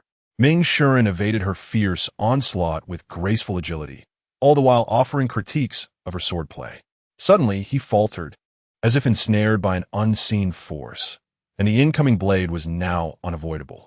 Just as he prepared to parry, his sword also felt bound, rendering him unable to strike. In a duel of masters, even a fleeting hesitation could prove fatal. The Tsaoming Lingxiao's sword swiftly pierced Mingxian's chest. Yin Muxue found it hard to believe that her former mentor, now adversary, had succumbed so easily. Had the grudge against the sect finally been avenged? The eradication of evil had indeed been achieved. Yet, why did a tinge of sorrow and melancholy linger within her? She gazed at Mingxian's face, her emotions tumultuous, uncertain whether to feel joy or sorrow. Before her, Mingxian smiled serenely, uttering no words, gradually becoming indistinct, dissolving into a wisp of black smoke, carried away by the wind. The space around her felt desolate, faint remnants of spiritual energy still lingering. Was this a projection conjured by the Jiuyou Lingxiao's Yueying? When had he managed to do that? Where was his true form? Could it be that the swirling snow and wind had obscured his transformation? Yin Muxue was seized by terror, as if plunged into an icy abyss. Master Fu, your technique is indeed formidable, capable of silently restricting another's movements. Mingxian's cold voice suddenly resonated from the air. The spectators looked up to see a shadowy figure clad in dark robes, suspended in mid-air, fingers poised in a spell. Fuyang sing esse pupils constricted, sensing impending doom. Her jade fingers danced, hastily forming seals to continue the binding spell of Hahuan Qingxi. Alas, she was a moment too late. Jiuyou Lingxiao, Wuleyin. Thunder and lightning erupted in the sky, converging upon Mingxian. As the energy made contact, it was engulfed by his surrounding dark aura, transforming into ominous lightning, coalescing into a massive black sphere of electricity. Prepare yourselves, he declared, as he pointed his fingers in various directions. The black sphere responding by unleashing 4 streaks of black lightning towards the 4 below. Jiuyou Lingxiao, Leizhong. Yin Muxue swiftly formed seals, creating a barrier of lightning just in time to withstand the strike. Though she emerged unscathed, her body was drenched in sweat. The power of the great perfection of the harmonious realm was indeed terrifying. Fu Yinxing completed her hand seals, casting her advanced technique. Yin End Yang Conferginje, Yin Yang Kiss. Faced with a formidable opponent, she dared not be careless and initiated with a high-level spell. A crimson light burst forth from her brow, transforming the approaching dark lightning into radiant energy, dispelling the shadows. With a graceful motion of her hand, a strand of red silk manifested, drawing the radiant lightning towards the encroaching dark force aimed at Su Yao. Boom! The collision of yin and yang lightning obliterated each other in an explosive resonance. The interplay of yin and yang, coupled with the guiding red threads, employs a remarkable blend of ingenuity and finesse. Despite Fu Yinhong's utmost efforts, he could only dissipate 2 bolts of yin thunder. The final strike left him utterly powerless. Chu Wanyao, merely a mortal, stood pale and despondent in the face of the approaching lightning. Just as despair enveloped her, a figure emerged to shield her. It was Su Yao who, with a swift gesture, summoned a rusted sword into the air. He invoked the sword technique of unmoving mountain, with no other means of defense at his disposal. He had no choice but to rely on sheer audacity. The sword aura formed a protective barrier around them. This first-tier ancient Shu mountain sword technique met the 5th-tier harmonized realm S5 thunders directly. Young master, no. Though Chu Wanyao lacked understanding of their realms, she sensed the vast disparity in strength. His protection was akin to a moth drawn to a flame, a reckless path to self-destruction. The Yin thunder, akin to a powerful crossbow piercing through paper, swiftly shattered the sword barrier, poised to obliterate the rusted sword and reduce them both to ashes. Su Yao, brother Yao, cried Yin Muxue and Fu Yinhang in unison, their voices trembling with urgency. Yet, it was too late for intervention. They were powerless to assist. Fools who overestimate their abilities deserve their fate, remarked Ming Shuren, his gaze icy. However, the anticipated scene of shattered sword and demise did not unfold. When the rusted sword was struck by the Yin thunder, the rust began to flake away, revealing a brilliant golden glow. The ferocious lightning vanished without a trace, as if a mud cow had sunk into the sea, leaving not a ripple in its wake. Chapter 41. Who is Bala? The whispering night wind seemed to mock Ming Xian's arrogance. In the square, thousands gathered, yet a profound silence enveloped the scene. A subtle shift occurred in Ming Xian's expression. His brows furrowed slightly, and his eyes narrowed, fixating intently on Su Yao's face. Who is this person? What is his origin? Is he somehow connected to the enigmatic force that manipulates fate? A rusty sword met with a thunderous rebirth, its blade shimmering with golden light. Mysterious runes flickering in and out of visibility. The longsword flew back into Su Yao's grasp, and he lifted his gaze to scrutinize it closely. Its design was striking. The special effects were dazzling. Its capabilities were formidable. Bala was quite generous. It certainly deserved a 5-star rating. However, what were those 4 dots on the blade? And 5 more on the reverse side? In Meishue, there are inexplicably 9 dots on the sword. Look closely, they resemble stars. Did it get struck by lightning just now? When faced with uncertainty, one should consult Muxue. When confronted with a vehicle, one should inquire of Yinxing. As a top student, Su Yao generally looked down upon asking questions, yet he firmly believed in the necessity of humble inquiry. This Yin Muxue gasped at the question, her eyes wide with surprise. Yin Meishue, are you all right? Did you get shocked? The thought of an electric shock elicited a vivid image in Su Yao's mind. Yin Muxue disregarded the fading jest. Fool, this is the 9 Yao Heaven Punishing Sword. 9 Yao, isn't that the one? How could Yin Meishue be online? Still unable to shift from the mindset of a driver to that of a cultivator, Su Yao appeared utterly bewildered. Wait, the 9 Yao Heaven Punishing Sword. The one worth 490,000 points? Incredible. His mind momentarily short-circuited, leaving him at a loss for words. He instinctively expressed his emotions. No wonder it was marked as sold out. It seems Bala had opened a back door for me, forcefully granting it to this destined individual. Hold on, doesn't that sound a bit awkward? Fu Yinxing approached, his eyes glued to the legendary weapon with astonishment gleaming within. The Eastern Extreme Heavenly Emperor, the 9 Yao Celestial Lord, once the most formidable being on the Shumi continent. To witness the sword of an ancient legendary figure in his lifetime was truly unexpected. You must be Su Yao. Ming Xian descended slowly from the sky, startling Su Yao into raising his sword defensively and stepping back. What do you want? Don't come any closer. If you do, I'll just lie down and accuse you. Having witnessed Ming Xian's prowess, Su Yao felt a lingering trepidation. I mean no harm. I simply wish to propose a transaction. How's that sound? Ming Xian responded with a calm demeanor. Are you suggesting trading the prize as a bargaining chip for a direct exchange? Su Yao pondered briefly before countering with a question. Indeed, you're quite astute. In a gesture of sincerity, Ming Xian dissipated the dark aura enveloping him and sheathed his pitch-black sword, with a rational assessment and clear objectives. The confrontation transformed into a negotiation. The esteemed Master Ming appeared more like a businessman. A smile graced Su Yao's lips, his expression seemingly harmless. Yet his mind raced with calculations. The other party's inability to gauge his strength was the reason for this concession. One finds oneself wielding the power of another, cloaked in the name of the 9 luminaries.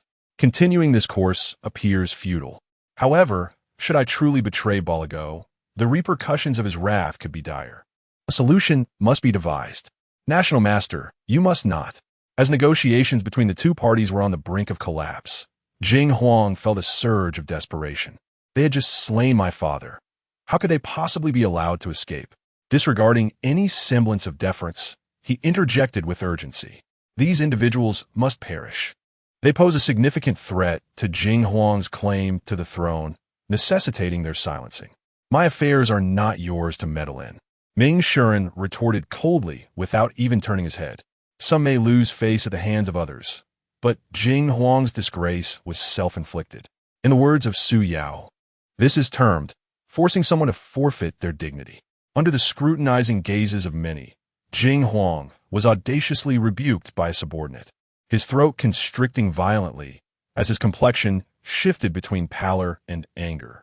Out of fear of Ming Shuren's formidable strength, he suppressed his rage, casting a malevolent glance in his direction. Su Yao, what do you think of my proposal?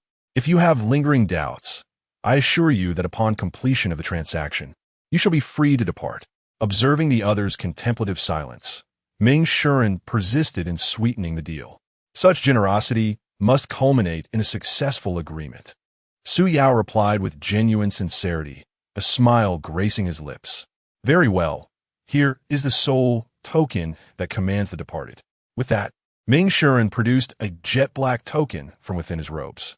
We shall each hold 1/2. You respond, and I shall release my grip. Taking a few steps forward, he extended the token towards Su Yao. Indeed, this is fair. It would be a pity if you did not act as an intermediary, Su Yao remarked with playful banter, already grasping the other half of the token. But do not attempt any tricks. Ming Shuren maintained his composed demeanor, retrieving an oil lamp from his storage ring. The wick ignited suddenly, remaining alight despite the chilly winds. This is known as the true heart incantation lamp. Should a falsehood be uttered, the flame shall extinguish. Fortunately, he was prepared. This individual exhibited extreme caution. A bit troublesome, he mused. Please inform me when ready. They were revived by Balago, Su Yao replied lightly, a smile upon his face. The flame in the true heart incantation lamp flickered, yet remained steadfast. Ming Shuren diverted his gaze from the lamp, a slight furrow forming on his brow. Who is Balago? On the Shumi continent, his knowledge was extensive, yet this peculiar name was entirely unfamiliar. To quell his curiosity, he pressed further. In light of your earnestness, I shall indulge you with an additional answer today, Su Yao said, rubbing his nose with a nonchalant grin. However, any further inquiries will incur an extra charge. Very well, please proceed, Ming Shuren replied languidly. Balago is a cat. Ming Shuren was momentarily taken aback. Instinctively glancing at the lamp, the flame danced in the wind, unwavering. He had not spoken untruths, yet the answer was utterly perplexing. A cat? Ming Shuren pondered, unable to unravel the mystery. What sort of cat? Su Yao laughed, extending 3 fingers towards him, teasingly inquiring, would you like to know? That will require an additional fee.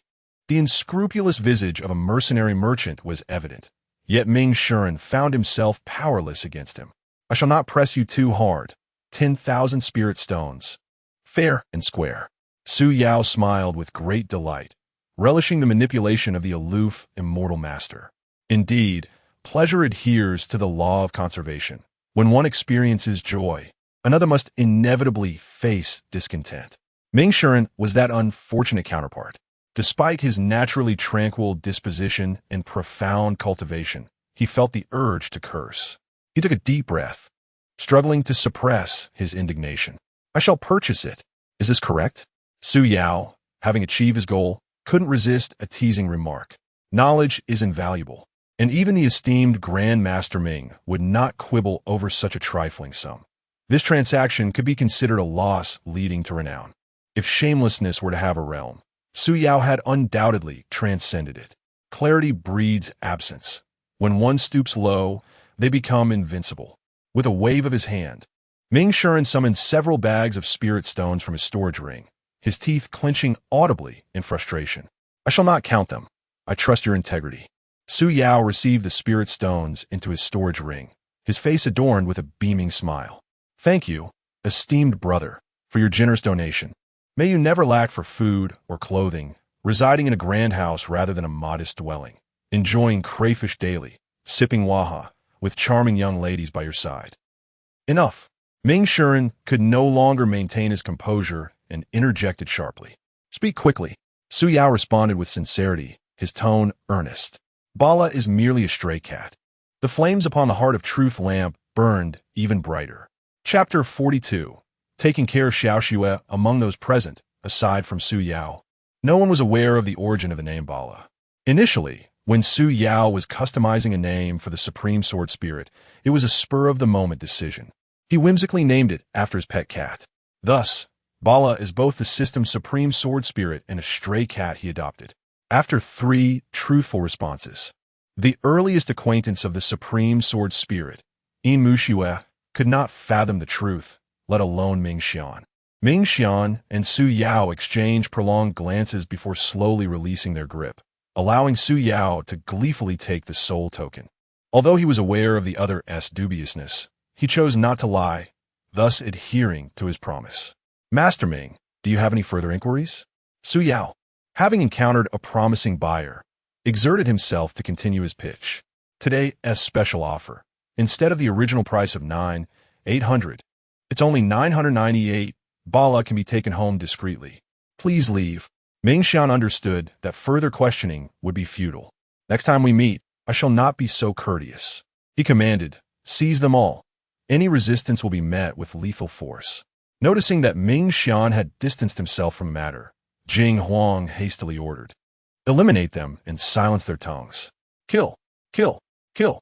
The guards, witnessing the formidable presence of the individuals before them, shouted ferociously, yet none dared to advance. Defying orders might not guarantee death, but charging forward would surely lead to their demise within a week. You all seeing the guards' reluctance to act. Jing Huang was infuriated yet helpless. He could not exert too much pressure, for he needed these guards to ascend to the throne. Observing the guards' hesitation, Su Yao felt a sense of relief. If one cannot defeat cultivators, how could they falter against mere security? Master Ming, how does one utilize this? Su Yao inquired while scrutinizing the soul token in his hand. The token bore 3 layers of secret incantations that required specific spell-casting methods. Ming Xian, with his hands clasped behind his back, coldly replied, if you wish to know, it will cost you 20,000 spirit stones. What the hell do I have to pay for the user manual?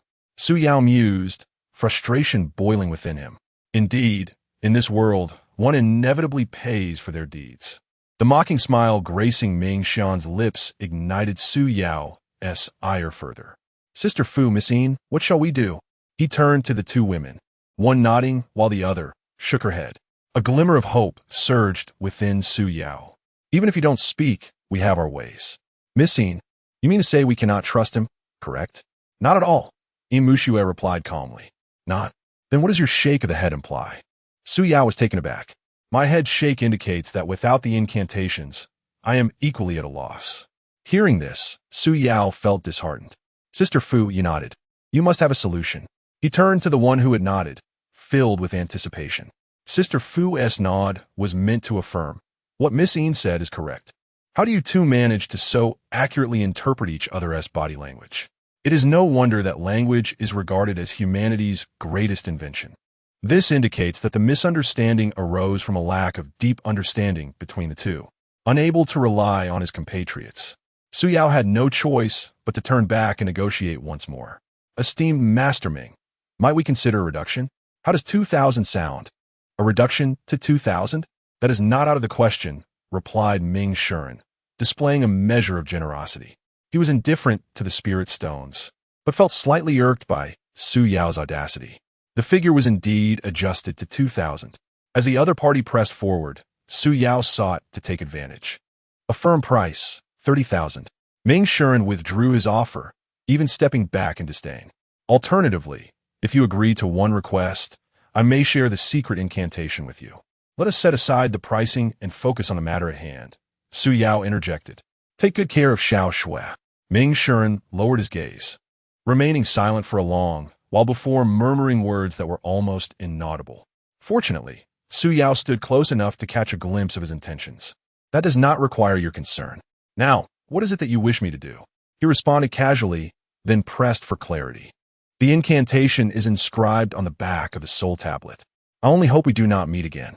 With that, Ming Shuren turned and strode into the crowd. A gust of cold wind blew open his hood, sending his silver hair dancing in a breeze, leaving behind a solitary silhouette. Yin Muxue gazed in shock. When did his hair turn white? Ming Shuren, possessing remarkable talent, had reached the transformation realm in his early 20s, retaining his youthful appearance. Yet, his hair had turned to snow, leaving one to ponder the trials he must have endured over the years.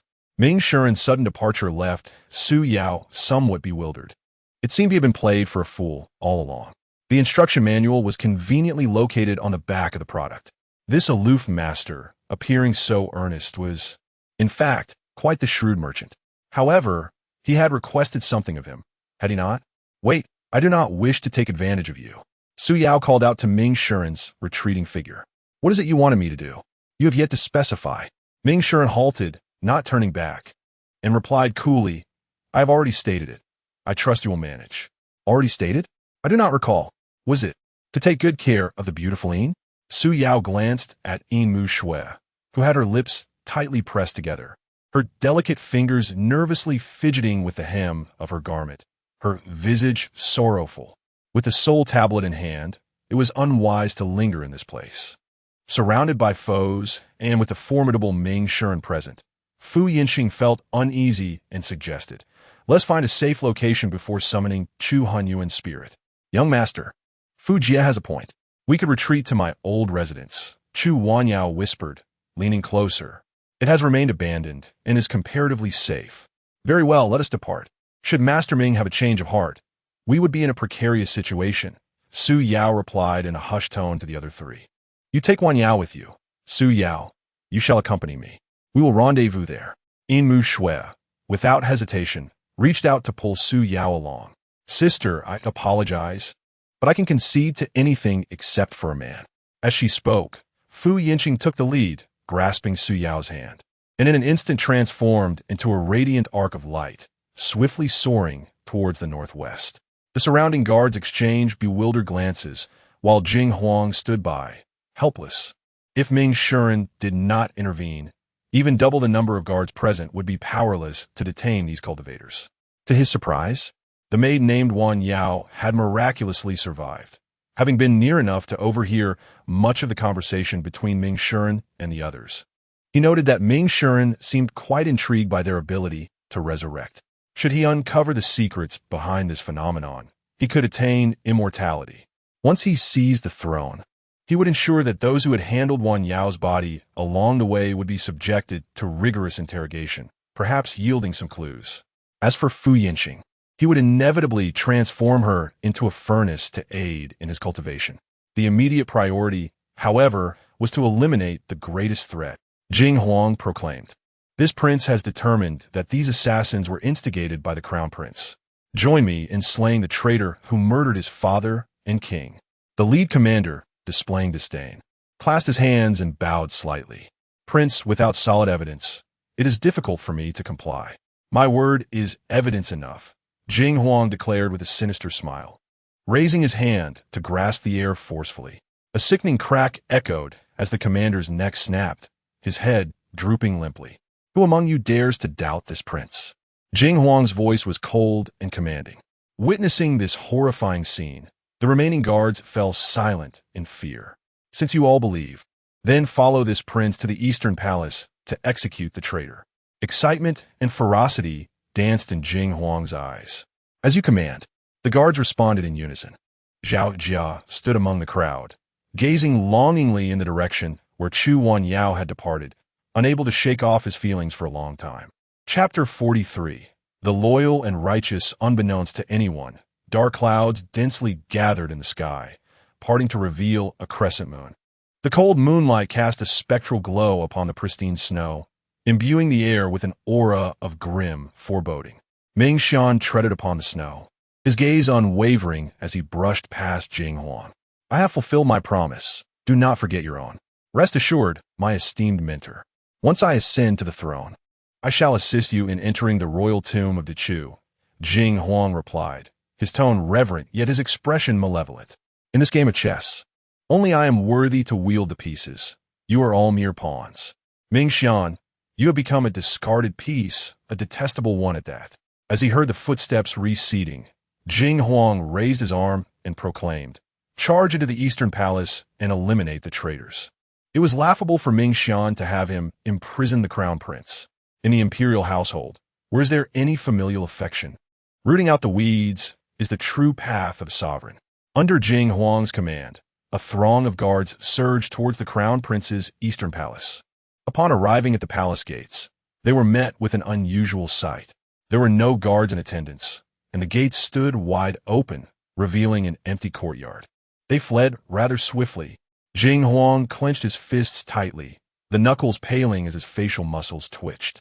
Your Majesty, observe the footprints in the snow. A sycophantic guard with a ruddy nose whispered, drawing Jing Huang's attention. The address of Your Majesty pleased Jing Huang immensely. He followed the guard's gaze to see chaotic tracks leading southward.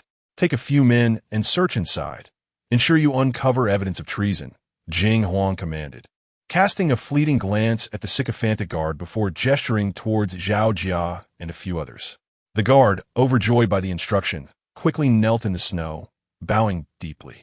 I shall not fail my duty. I guarantee the discovery of irrefutable proof of rebellion. Please rest assured, Your Majesty. Upon hearing this response, Jing Huang recognized the guard's cleverness in grasping his intent. Serve this prince well, and you shall not be wronged.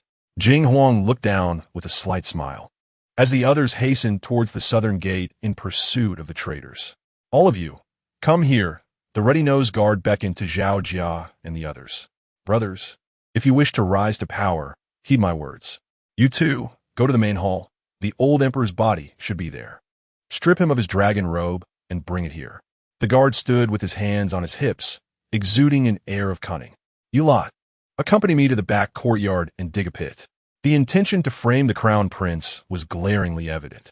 The others nodded in understanding, except for Zhao Jia, who frowned in disgust. What?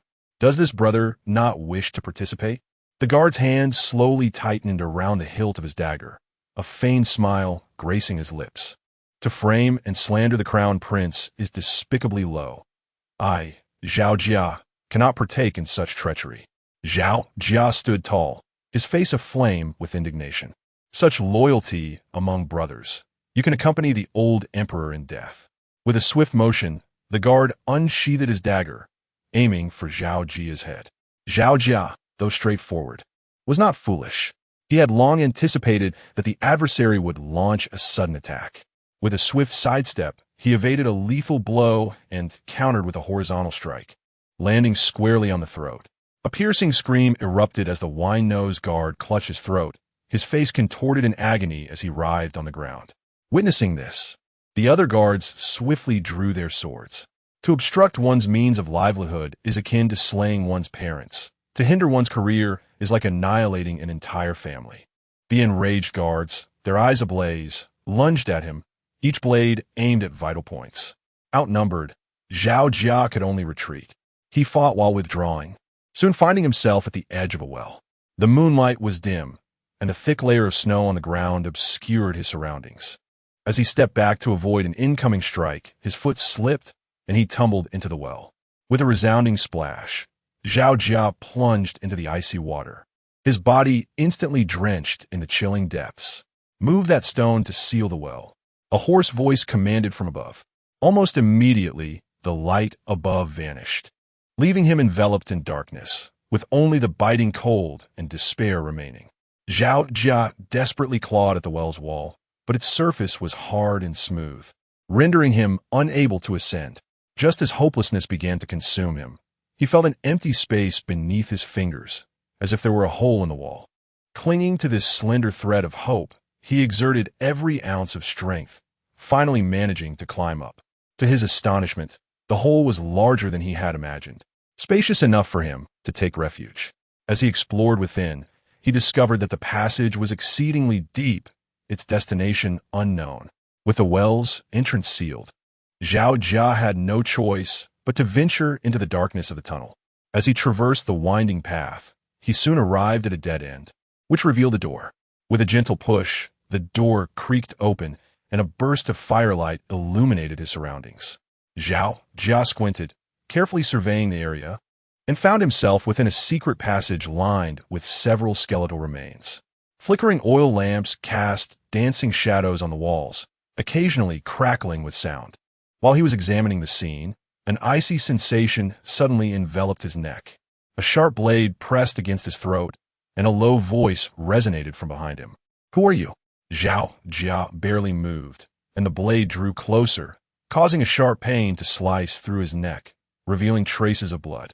"I am Zhao Jia, a guard of the palace," he replied, careful not to provoke further violence. "How did you come to be here?" The voice inquired again. "The emperor's mysterious demise has led the second prince to seek fratricide for the throne. I refused to conspire with him and was forced into a well by a few men, which is how I ended up here," Zhao Jia answered truthfully. After a brief silence, the blade was suddenly withdrawn. "I believe you."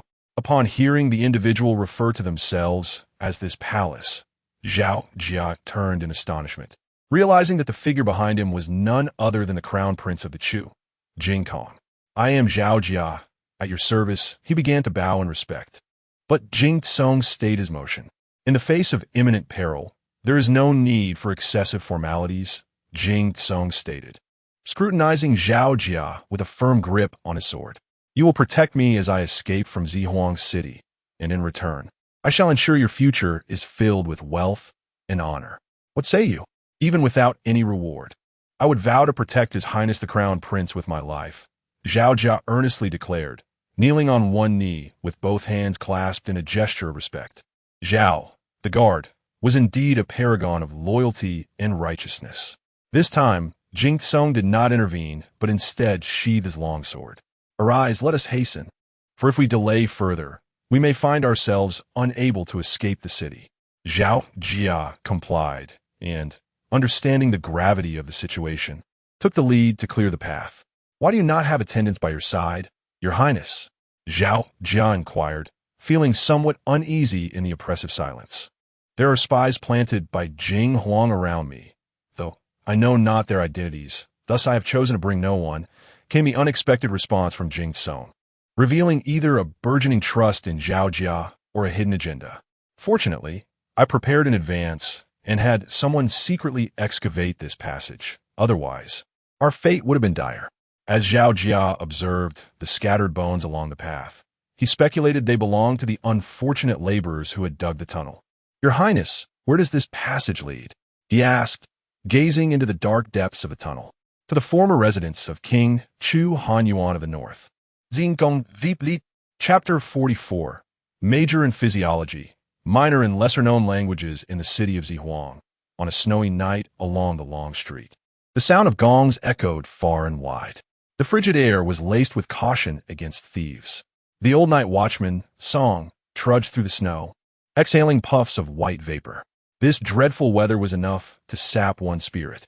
Fortunately, the snowfall had ceased. Otherwise, traversing the path would have been even more arduous. In such cold, one could only wonder whether his daughter, Xiao Hong, felt the chill while serving in the palace. Thinking of his daughter, a sense of comfort washed over Song. Xiao Hong had always been a striking beauty, chosen to serve as a maid in the imperial court, much to the envy of their neighbors.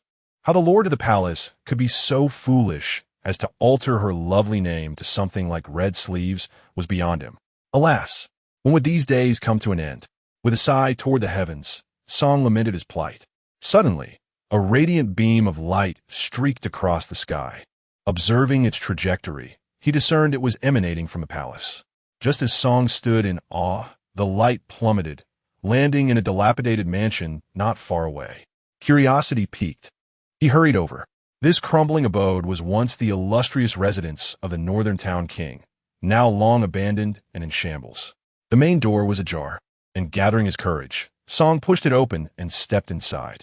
As he traversed the courtyard, his foot caught on a hard object, nearly sending him tumbling. Clearing away the snow with his hands, he uncovered a stone sword, its blade buried in the earth, leaving only the hilt exposed. Though intrigued, he paid it little heed. Upon reaching the rear hall, a melodious laughter suddenly rang out, enchanting and stirring the heart. Brother Yao, why do your legs tremble? Did my movements earlier catch you off guard? The voice was familiar yet unseen, igniting a sense of restless curiosity within Song.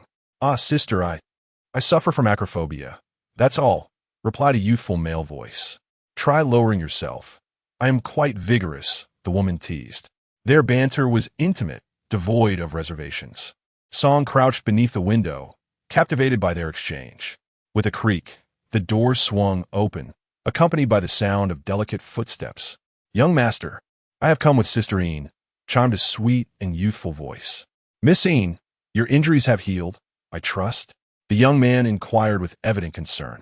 Your medicine is indeed miraculous. It has restored me to full vigor in no time. The woman named Yin responded, her voice ethereal and resonant, though tinged with distraction. Next time, do not be so reckless. If you cannot win, it is better to retreat. There is no shame in that, he gently admonished.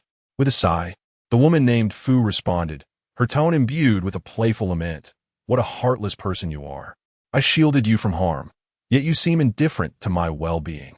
Her voice was sweet and intoxicating, sending a thrill through Song's heart. Now, it seems your turn is approaching, the young man quipped with a playful grin. Oof. Men are never to be trusted, Fu replied, her voice a mix of displeasure and flirtation. What is cherished becomes a treasure. What is easily obtained is treated like mere weeds. This charming scoundrel. If Madame Fu were to accompany me, I would cherish her dearly. Young master, the gentle lady suddenly exclaimed. She hesitated, evoking a sense of pity. What troubles you, Xiaoyao? The man inquired softly. There is no need for formality between us. We share a bond akin to life and death. Thank you, young master, for your willingness to protect me at the cost of your life. Xiaoyao expressed her gratitude before continuing, I wish to see my father. How curious, the man remarked with unusual phrasing, leaving Lao Song perplexed. In my earlier fright of heights, I completely forgot the matter at hand. His tone turned serious as he continued. Sister Fu, Miss Yin, could you examine this object and discern its use? I have heard of the soul tablet. It is said to have been forged by the Netherworld sect a century ago. I never anticipated encountering it here today. The originally delicate voice of the beauty named Fu transformed into one of gravity. A soul tablet? The Netherworld sect? What is this? Lao Song grew increasingly curious. Yet the high window obstructed his view. He stealthily crept around to the back of the house, where he discovered a well with a chipped edge, though it appeared sturdy. Damn, I cannot decipher any of these characters. The man exclaimed. This is ghostly script. It is said that one can comprehend it only after becoming a ghost. Miss Yin elucidated. I suspected that old fool had ulterior motives. He is plotting against me here, the man lamented, his emotions aflame. Listening to the conversation within, Lao Song approached the well's edge and gently brushed aside the accumulated snow with his sleeve. Sister Yin, do you recognize this ghostly script? Xiaoyao inquired anxiously. I'm only familiar with it through ancient texts of the sect. I cannot read it, Miss Yin replied with a hint of regret. The sect. She seemed melancholic, trailing off mid-sentence. Sister Wan Yao, why not ask your sister? The beauty named Fu restored her gentle tone. The name Wan Yao sounded familiar to Lao Song. It seemed that a girl named Hong had mentioned it to him. She had a close friend in the palace bearing that name. What a coincidence! His curiosity about the happenings within the room deepened. supporting himself against the wall. He cautiously stepped onto the well's edge. "Sister Fu, do you truly know her? Please summon my father," Wan Yao exclaimed with exuberance. Hearing her joyous voice, Lao Song couldn't help but reminisce about his daughter. Before entering the palace, every time he bought new clothes for her, she would express herself in the same tone. He grasped the window ledge, craning his neck to peek inside.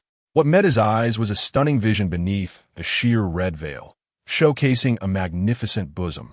Fu Yinxing deliberately accentuated her ample curves and then laughed charmingly. "This is quite simple. But, dear Sister Wan Yao, how do you intend to repay me?" "Sister Fu, what do you wish for my repayment?" Chu Wan Yao replied with an adorably naive expression. "Then let me have a kiss from you, and that shall suffice as my reward," she replied playfully. Reaching out to grasp the soul token, Fu Yinheng, though jesting, cast her enchanting gaze upon the ghostly script. "Sister Fu, you are utterly incorrigible," exclaimed Chu Wan Yao. Her delicate face suddenly flushed crimson. At that moment, Yin Muxue's attention was not on their exchange. Although her back was turned to the window, she had long sensed the presence of someone outside. Her consciousness remained fixated on that individual, every movement meticulously noted. However, perceiving that this person bore no cultivation nor malicious intent, she refrained from taking action, choosing instead to observe his intentions. "Enough of the antics. If you can comprehend it, let us proceed swiftly," Su Yao interjected, offering assistance to alleviate the tension. "But wait, how can the leader of the Heroines sect, who practices physiology, also have knowledge of minor languages? An elective?" At this juncture, Fu Yinheng was wholly engrossed in deciphering the ghostly text, paying no heed to the conversation. With hands forming seals, her spiritual energy began to circulate. Yin-yang harmonization, yin-yang reversal. As a crimson light burst forth from her brow, the peculiar characters on the soul token began to transform and rearrange. Moments later, they morphed into coherent text. The ghostly script represented yin, while human script denoted yang. The yin-yang reversal could invert the dualities, and truly, Sister Fu is a remarkable talent, Su Yao remarked as he took the soul token, glancing at it before continuing. "Now I can understand it as well. Thank you, Sister Yin, for guarding my sister." Fu Yinheng replied with a smile. That individual harbors no ill intent, merely a lustful eye. Upon hearing this, Old Song was taken aback, his thoughts no longer occupied with the scenic beauty of the mountains. He realized these individuals were cultivators, far beyond his capacity to provoke. A singular thought consumed his mind: escape. Hastily, Old Song bent down, preparing to leap from the well's edge. Yet, as he lowered his gaze, a head emerged from the well's mouth. Instantly, fear gripped him, and his hair stood on end. With a terrified cry, he let out a scream. Chapter 45. Is your relative a drain inspector? In the constricted and dimly lit tunnel, as they approached the end, a faint glimmer of light appeared above, resembling a well opening. Zhao Jia turned to the side, gesturing to the crown Prince Jing Tsong behind him, urging him to ascend first. A flicker of approval crossed Jing Tsong's eyes.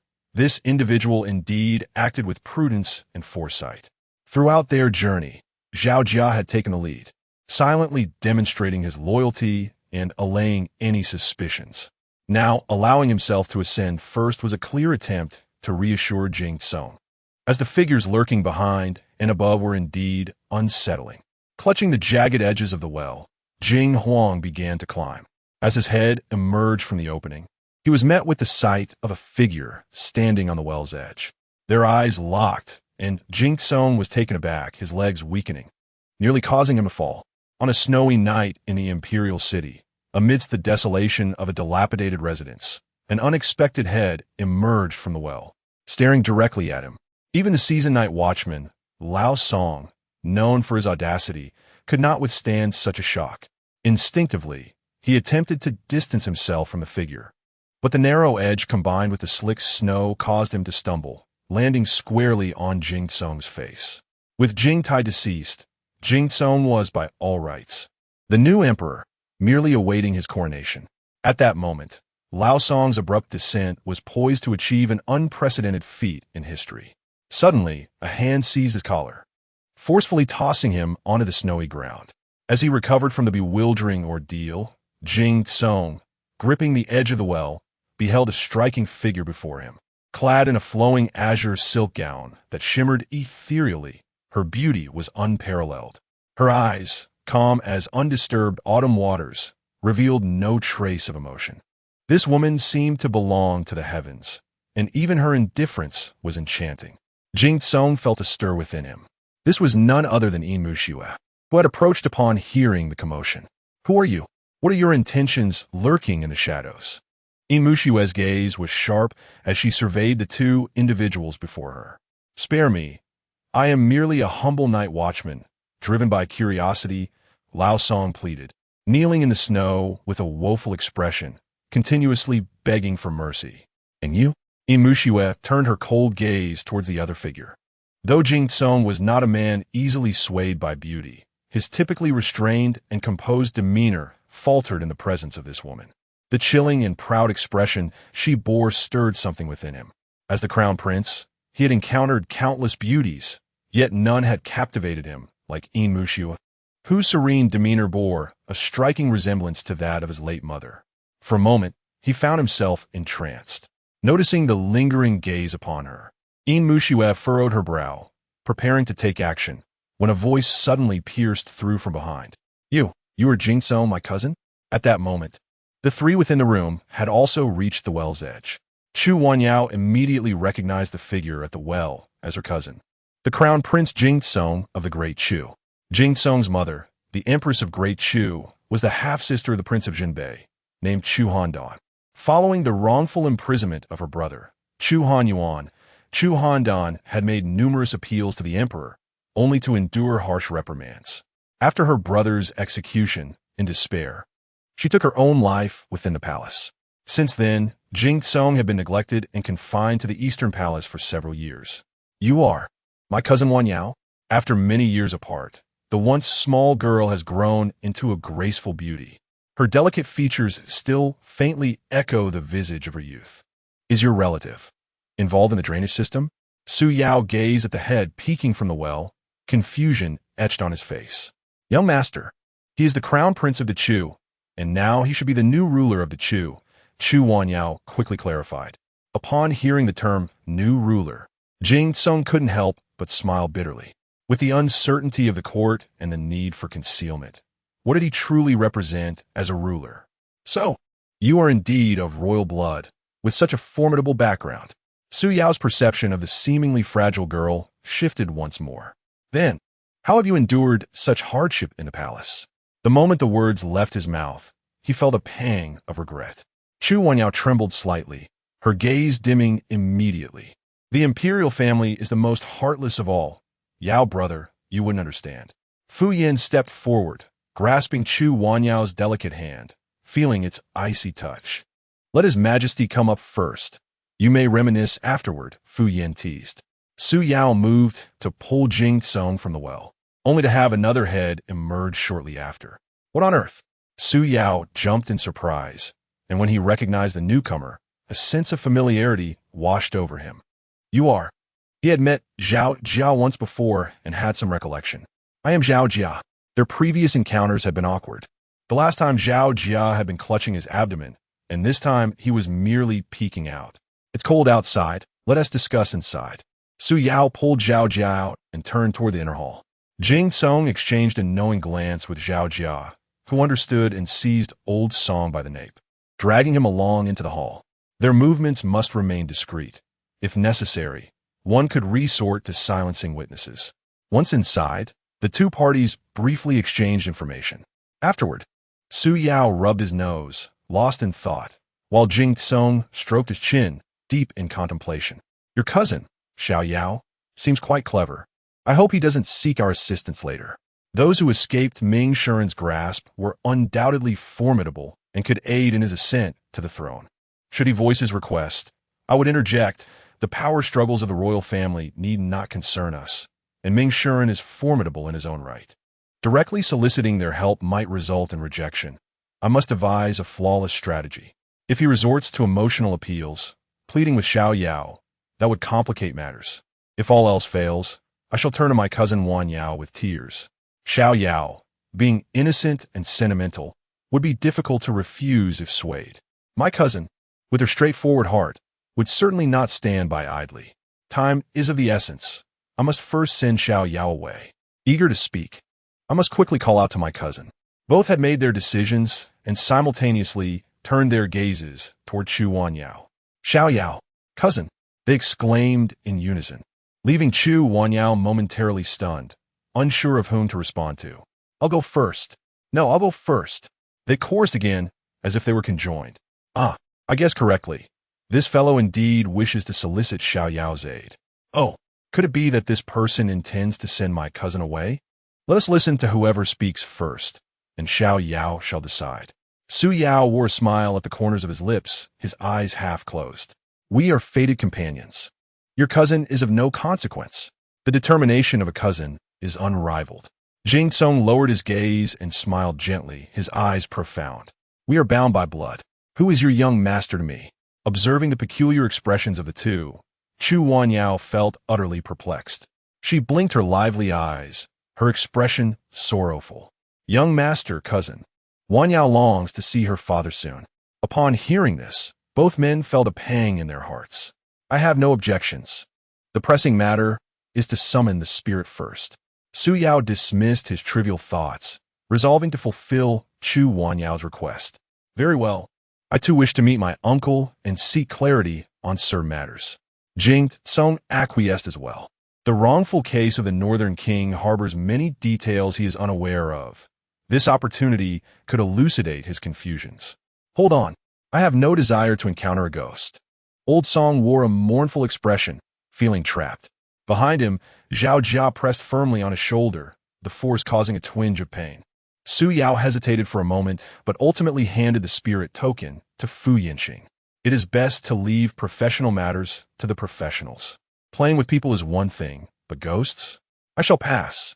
Fu Yinxing held the spirit token in his hand, softly reciting an incantation. The path of the profound opens. The world reverses to its rightful place. The pivot of yin and yang turns. Summoned swiftly, outside the window, the distant caw of a raven echoed. Yet the surroundings remained unchanged. Could it be that old rascal has deceived us? Su Yao gritted his teeth in frustration, just as everyone was in doubt. A voice suddenly whispered in Chu Wanyao's ear. Wanyao. The voice was deep and powerful, yet ethereal. Father. She recognized it as her father, Chu Hunyuan's voice. Pushing through the crowd to search, yet finding nothing. The others looked at her in bewilderment, as if the voice were hers alone to hear. Run quickly. Her father's voice echoed again in Chu Wanyao's ears. Chapter 46. Impurities of the Six Senses. Unresolved desires. Xiao Yao. Su Yao grasped Chu Wanyao's arm. Concern etched across his face. Father. His father's voice. Chu Wanyao exclaimed, her emotions in turmoil, unable to maintain her composure. He urges us to flee. The revelation left everyone in stunned silence. Yin Muxue and Fu Yinheng promptly closed their eyes and extended their consciousness to survey the surroundings. Jing Tsong tightened his grip on his sword, peering through the dilapidated window. Zhao Jia stepped in front of Jing Tsong, his eyes fixed intently on the door. His body coiled with tension. Old Song, with a face filled with panic, hurried toward Su Yao, but before he could reach him, Su Yao dashed out. Stop dawdling, run, Su Yao declared, pulling Chu Wanyao along as he flung open the door and was the first to escape. Whether to run or not, disaster looms over those who hesitate. In moments of retreat, one finds solace in the grave. Su Yao was most amenable to advice in such circumstances, a lesson gleaned from the education of real-world cinematic portrayals. This surge of spiritual energy, is it a formation? Yin Muxue was the first to sense the impending danger and immediately issued a warning. The four symbols shift. The extreme yin transforms into yang. What a formidable formation! Fu Yinhong's expression changed, sensing the ominous turn of events. They exchanged glances, both recognizing the unease mirrored in each other's eyes. This place is no longer safe. We must depart post-haste. With that, Yin Muxue sprinted towards the door. Seeing her urgency, Jing Tsong dared not linger and followed closely behind her. Clang! Zhao Jia drew his long knife, vigilantly scanning his surroundings, his voice taut with urgency. You too. Go on ahead, I will cover the rear. Hurry. Inside the room, everything appeared normal, devoid of any abnormalities. Once the remaining two exited, Zhao Jia, knife in hand, retreated to the door before turning to leave. Upon stepping outside, he found the world shrouded in a veil of darkness. Those who had exited before him had vanished without a trace. A chill gripped his heart as he hurriedly turned around, only to find that the inner sanctum had also disappeared. His astonishment had yet to subside when an even more bizarre sight unfolded before him. The once abandoned mansion had transformed into a desolate wasteland. The wasteland was strewn with tattered banners and scattered corpses, smoke billowing with the wind, heavy with the stench of blood. The crescent moon had inexplicably morphed into a waning sun. Bathed in the blood-red twilight, the ancient plain, littered with lifeless bodies, resembled a hell on earth.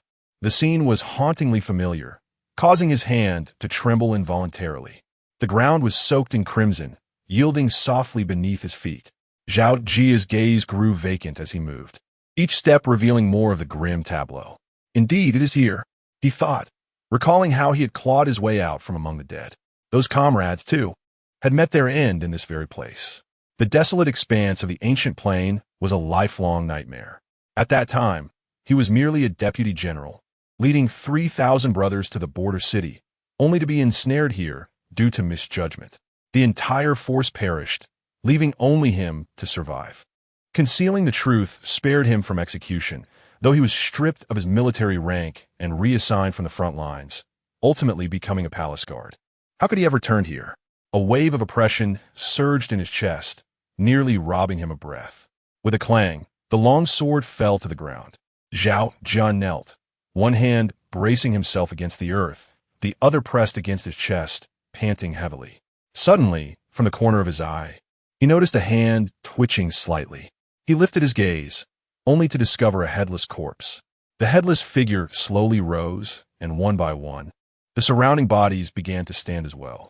A throng of corpses dragged themselves across the ground, inexorably advancing towards him. In the face of such a terrifying spectacle, Zhao Jia felt no fear, but rather a profound sense of shame. Gazing upon the fallen comrades who had perished because of him, he surrendered the thought of resistance and survival. Straightening his posture, he gently closed his eyes, silently awaiting atonement, his heart gradually finding peace. Veins bulging in his neck, he hoarsely cried out, "I seek death to atone." Was that not the voice of the guard? Old Song, bewildered, was taken aback. The cry echoed in his ears, as if resonating from the heavens, eerily strange yet devoid of a visible source. Old Song, too alarmed to ponder, was instead gripped by the scene before him. Upon exiting, the once dilapidated ruin had transformed in an instant into a resplendent palace. He found himself standing before the grand entrance of this palace. The imposing gates bore an inscription of 3 large characters. Old Song, with limited literacy, guessed and finally voiced his confusion aloud. Wind, sheep, feather. It was the Phoenix Ascension Hall. Suddenly, the voice of Fu Yinhang emerged from behind him. Old Song hurriedly turned around, confronted by a breathtaking figure, nearly bursting forth from her garments. After a jolt to his heart, he swallowed hard. Her alabaster bosom, divided by a deep cleft, completely captured his attention. It took him a while to regain his composure. Phoenix Ascension Hall. Is this not where the little red girl serves? Fu Nyangzi, how do we end up here? Old Song's face flushed with embarrassment as he hastily lowered his gaze, avoiding direct contact with Fu Yinhang. How would I know? You ought to ask yourself, Fu Yinhang retorted, having followed Old Song out, only to be drawn into this illusion by an overwhelming force. What are you thinking? Fu Yinhang cast him an exasperated glance.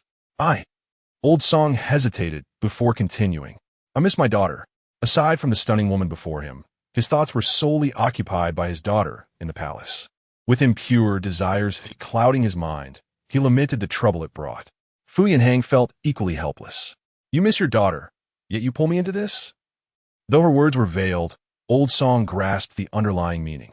With the mother of his child having departed early, it was only natural that he felt a tinge of loneliness. Old Song was at a loss for how to articulate his thoughts. I was merely rambling. Please do not take offense, Funyangzi.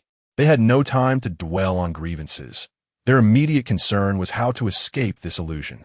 Is your daughter in the Phoenix Ascension Hall? Fu Yinhang sought to comprehend the origins of this fantastical realm. The little red girl is, by nature, quite striking. Zhou Banshan has calculated her fortune. Her destiny is remarkably auspicious. As he spoke of his daughter, old Song animatedly recounted every detail, his words flowing forth with fervor. Fu Yinhang furrowed her brow, torn between wanting to interrupt and fearing the loss of valuable information. With no choice but to endure, he continued to listen. They insisted on changing a perfectly fine name to something like Red Sleeve. Old Song was fully immersed, his complaint delivered with fervor. Red Sleeve? Finally, he grasped the crux of the matter. Fu Yinxing recalled the tormented maid. Do you know Madame Fu? Having navigated the depths for many years. Old Song was adept at reading between the lines. Fu Yinxing remained silent for a moment before cautioning. When we enter the hall, you will undoubtedly encounter Little Hong. Are you saying Little Hong is just inside the door? Old Song eagerly reached for the door, but a delicate hand swiftly seized his wrist, gently tossing him back several paces. Wait until I finish speaking. Fu Yinxing, shedding her previous carefree demeanor, spoke with grave seriousness. Upon entering, the Little Hong you see will merely be an illusion. Under no circumstances should you allow her to disturb your mind. The consequences of losing your composure are unimaginable. The more Old Song listened, the more absurd it seemed. Could a mere encounter with a girl truly be life-threatening? Could Little Hong, of all people, harm his own father? He nodded earnestly, his thoughts entirely consumed by the notion of his daughter. This is your inner demon's illusion, and my ability to influence it is exceedingly limited. Despite her warnings, Fu Yinxing felt an unsettling apprehension. She stepped aside to open the door, continuing her admonition. Remember, if your mind becomes unsettled, bite down on your tongue. With a creak, the heavy door of the hall swung open. Just as Old Song was about to step inside, he was struck motionless by the scene before him. His daughter lay on the ground, covered in blood, writhing in a state of undress. She looked up, her eyes filled with venomous resentment. To pay off your gambling debts. You sold me to the palace, father. How cruel you are. How did Little Hong know about the gambling debt? Witnessing his daughter's tragic state and hearing her reveal such a private matter left Old Song's mind spinning, overwhelmed by chaos. Chapter 47. The Shift of the Four Symbols.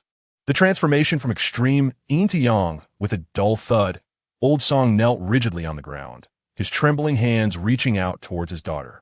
Father was coerced, left with no choice. I truly have no other recourse. I'm sorry, my daughter. Ignoring the pain radiating from his knees, Old Song crawled toward his daughter with all his might. Seeing this, Fu Yinxing was taken aback, her voice rising in alarm. Do not go any closer. She had not anticipated that this formation would be so perilous, manipulating human hearts with such precision. One could only ponder how many mortals could withstand such psychological torment. She yearned to rush forward and intervene, yet her entire being was ensnared by ropes of black mist, rendering her unable to break free. All she could do was watch helplessly as Old Song continued to crawl towards the illusion. The binding of the affectionate threads, wooing silk, was among the few techniques that could be executed without hand seals or incantations. Fortunately, wooing silk was one of them. Although its power was limited at that moment, it could prove to be a lifeline. With a subtle movement of her jade-like fingers, a red thread shot forth, ensnaring Old Song's ankle. Then, as she tightened her grip and pulled back, she realized that even with her formidable cultivation, it was quite the struggle to retract a frenzied adult male with merely a single finger. In the vast emptiness of the hall, the anguished cries of the young girl echoed alongside Old Song's wails. Fu Yinxing's mind wavered. She forced herself to concentrate, striving for calmness, yet the moment her focus faltered, the strength in her fingertip diminished. Old Song crawled forward another foot, his outstretched hand now mere inches away from his writhing daughter. Despite the risk of losing her mental composure, she could not allow him to draw nearer. Fu Yinxing's arm tensed, her index finger trembling as she pulled back. Although Old Song did not advance further, he also remained unyielded. The two were momentarily locked in a stalemate. However, the illusion of the red sleeve, with its limbs contorted, began to slither closer to old Song, crying out incessantly, "Father, you have wronged me so gravely. Please save me. I do not wish to die. Father." As the father and daughter drew nearer, beads of sweat formed on Fu Yinxing's brow. "Bind." With a sharp command, the red thread around old Song's ankle suddenly tightened, embedding deeply into his flesh. "Ouch!" Old Song cried out in pain, his mind momentarily clearing. "Bite your tongue. Quickly." Fu Yinxing understood that this was their sole opportunity. Should he succumb entirely to the demons of his mind, both would become mere shells, eternally ensnared in a phantom realm. Old Song, no longer hesitating, bit down hard on his tongue, blood gushing forth like a fountain. The excruciating pain jolted him into a state of awareness. "Come back," Fu Yinxing shouted urgently. This time, Old Song heeded her words, scrambling back towards her. Just as he was about to reach Fu Yinxing, an unexpected change occurred. Her once clear eyes turned murky in an instant. The heart's demons surged forth, distorting the surrounding landscape in a heartbeat. Old Song's vision darkened. Time passed, though he could not ascertain how long. Suddenly, Old Song heard a faint, feeble moan from a woman. He opened his eyes abruptly, only to find himself confined within a dimly lit dungeon. The iron door was tightly bolted, the room devoid of windows, with flickering flames on the walls serving as the sole source of illumination. The stench of decay mingled with the chilling cold, causing him to shudder involuntarily. A soft moan escaped the lips of a woman.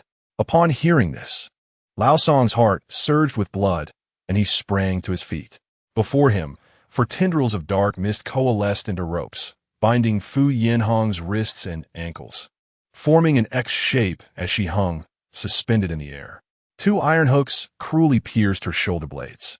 In that moment, Fu Yinhang appeared in tatters, her clothing barely concealing her form, leaving her porcelain skin exposed to the open air.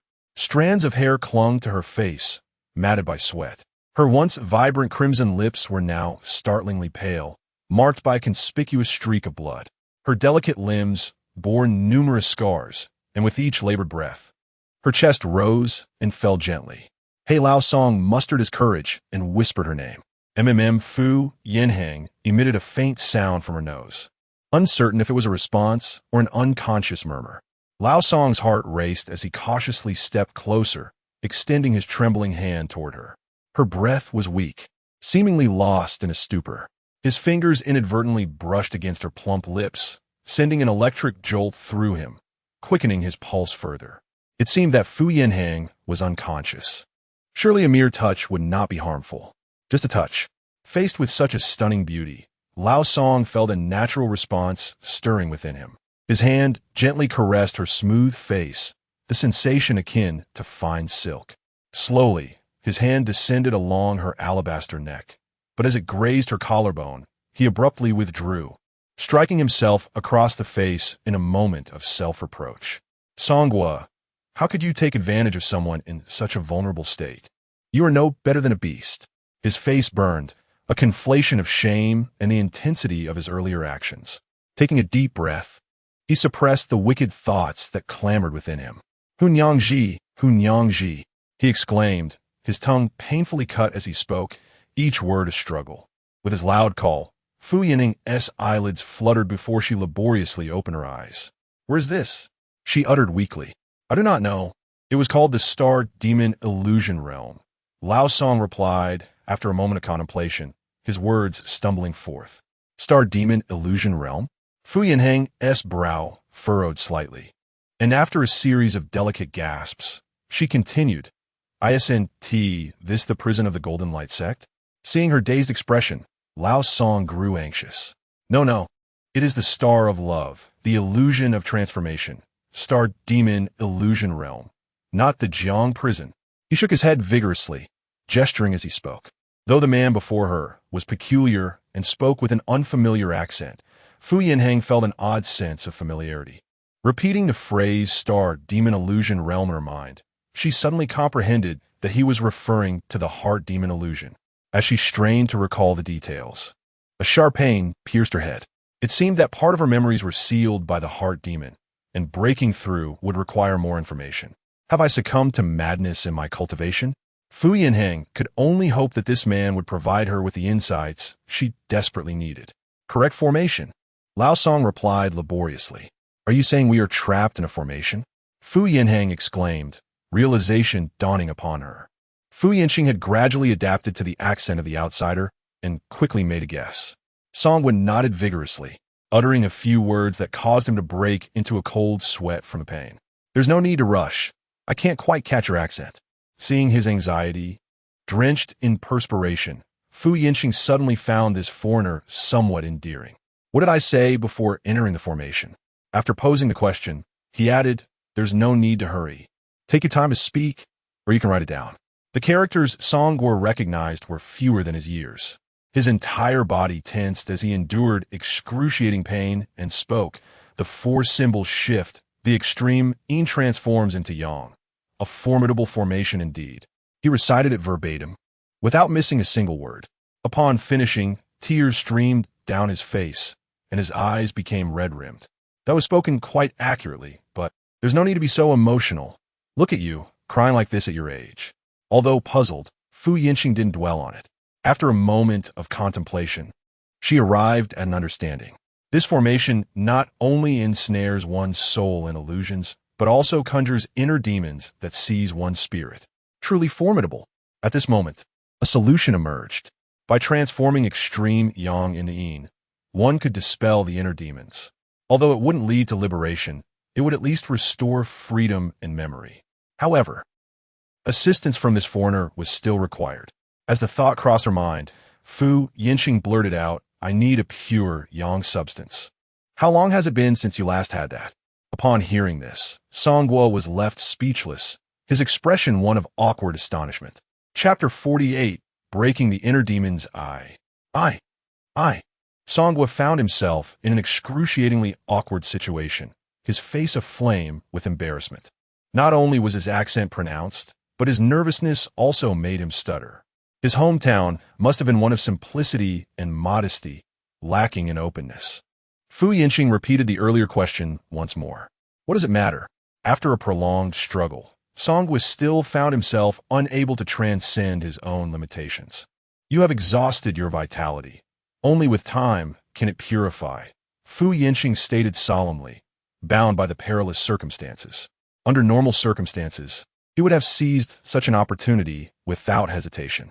Observing Songguo's stubbornness, he slowly extended a finger. 1 month?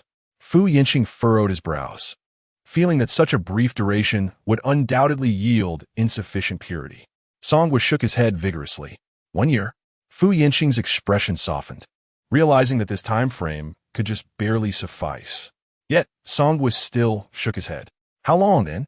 Fu Yinqing racked his brain, unable to guess, and had no choice but to inquire. Just a mere 10 years ago, Songguo said, forcing a smile, his feet scraping against the ground, producing a rasping sound. Had they not been in such a dire predicament, Fu Yinqing might have been unable to contain his laughter. Reflecting on a sorrowful memory, Songguo sighed with a bitter smile. In his youth, he had served in a prominent household, where his youthful charm had attracted the affection of the young lady of the estate. They had mutually pledged their hearts, only to be discovered by the master the very next day, who beat him severely and cast him out. He then forged his own path as a night watchman. Little did he know, a year later, the young lady's confidant brought him a baby girl. It turned out that their passionate encounter had resulted in his becoming a father. To preserve the family's honor, they intended to abandon the child, but the maid, bound by deep friendship, entrusted the baby to him. From that day forth, he and the child relied on each other for survival, vowing not to remarry for fear that a stepmother might mistreat her. As he pondered this, Songguo's gaze dimmed. Selling the girl to repay debts, he felt inferior to a beast. This predicament could indeed serve to vanquish the inner demons at the heart of the formation. Fu Yinqing transformed his worry into hope. Yet, despite the potential, the means of acquisition present a challenge. Songguo met Fu Yinqing's gaze, awkwardly waving his hand. Under such circumstances, he could not act on his own. Sensing his discomfort, Fu Yinqing pondered briefly before speaking. I will play the flute to assist you. At these words, Song's face reddened further, flustered and at a loss, yet he timidly nodded. Extend your hands. Fu Yinqing sensed Song was misinterpretation but chose not to clarify, instead urging him onward. Trembling, Song Guo extended his hands, his heart racing with anticipation for the next command. Suddenly, a lustrous jade flute materialized in his grasp. This artifact was none other than the treasured instrument of the Heroines sect, the flute of desire and soul separation. Song Guo felt even more awkward. Although the jade flute was hollow, it was only the thickness of a thumb. This is truly insufficient.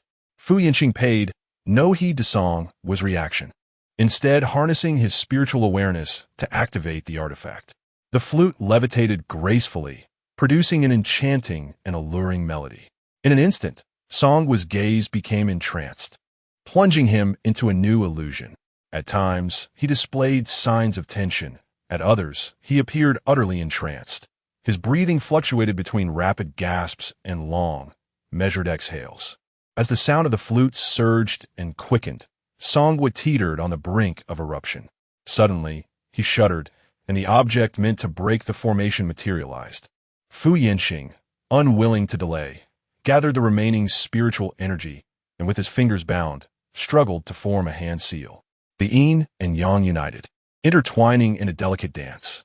A beam of red light pierced the object meant to disrupt the formation, instantly transforming extreme yang into yin. With a delicate cry, the bindings that constrained his hands and feet, along with the black hooks that pierced his peepa bones, disintegrated into powder, scattering in all directions. Fu Yangxing descended slowly, while Songguo awakened languidly. The gaze Songguo cast upon Fu Yinqing bore an unnameable depth of meaning. The falling blossoms may hold intentions, yet the flowing waters remain indifferent. All of this was merely a fleeting spring dream, leaving no trace. Fu Yinqing remained oblivious to that gaze. His delicate, jade-like hands danced before his chest, sealing the energy once more. Again, he shattered the confines. The yin transformed into yang. Clashing with the yang that turned to yin, the two opposing forces colliding. Both individuals trembled violently, as if a struggle was occurring within them. Two piercing shrieks erupted from their bodies, reverberating through the air. With the heart's demons eradicated and clarity regained, the prison surrounding them persisted. The shrill cries, both distant and near, arrived with startling abruptness, startling Jing Tsong, who found himself in another illusion. Fairy Yin, what was that sound just now? He inquired of Yin Muxue, turning his head with an air of elegance.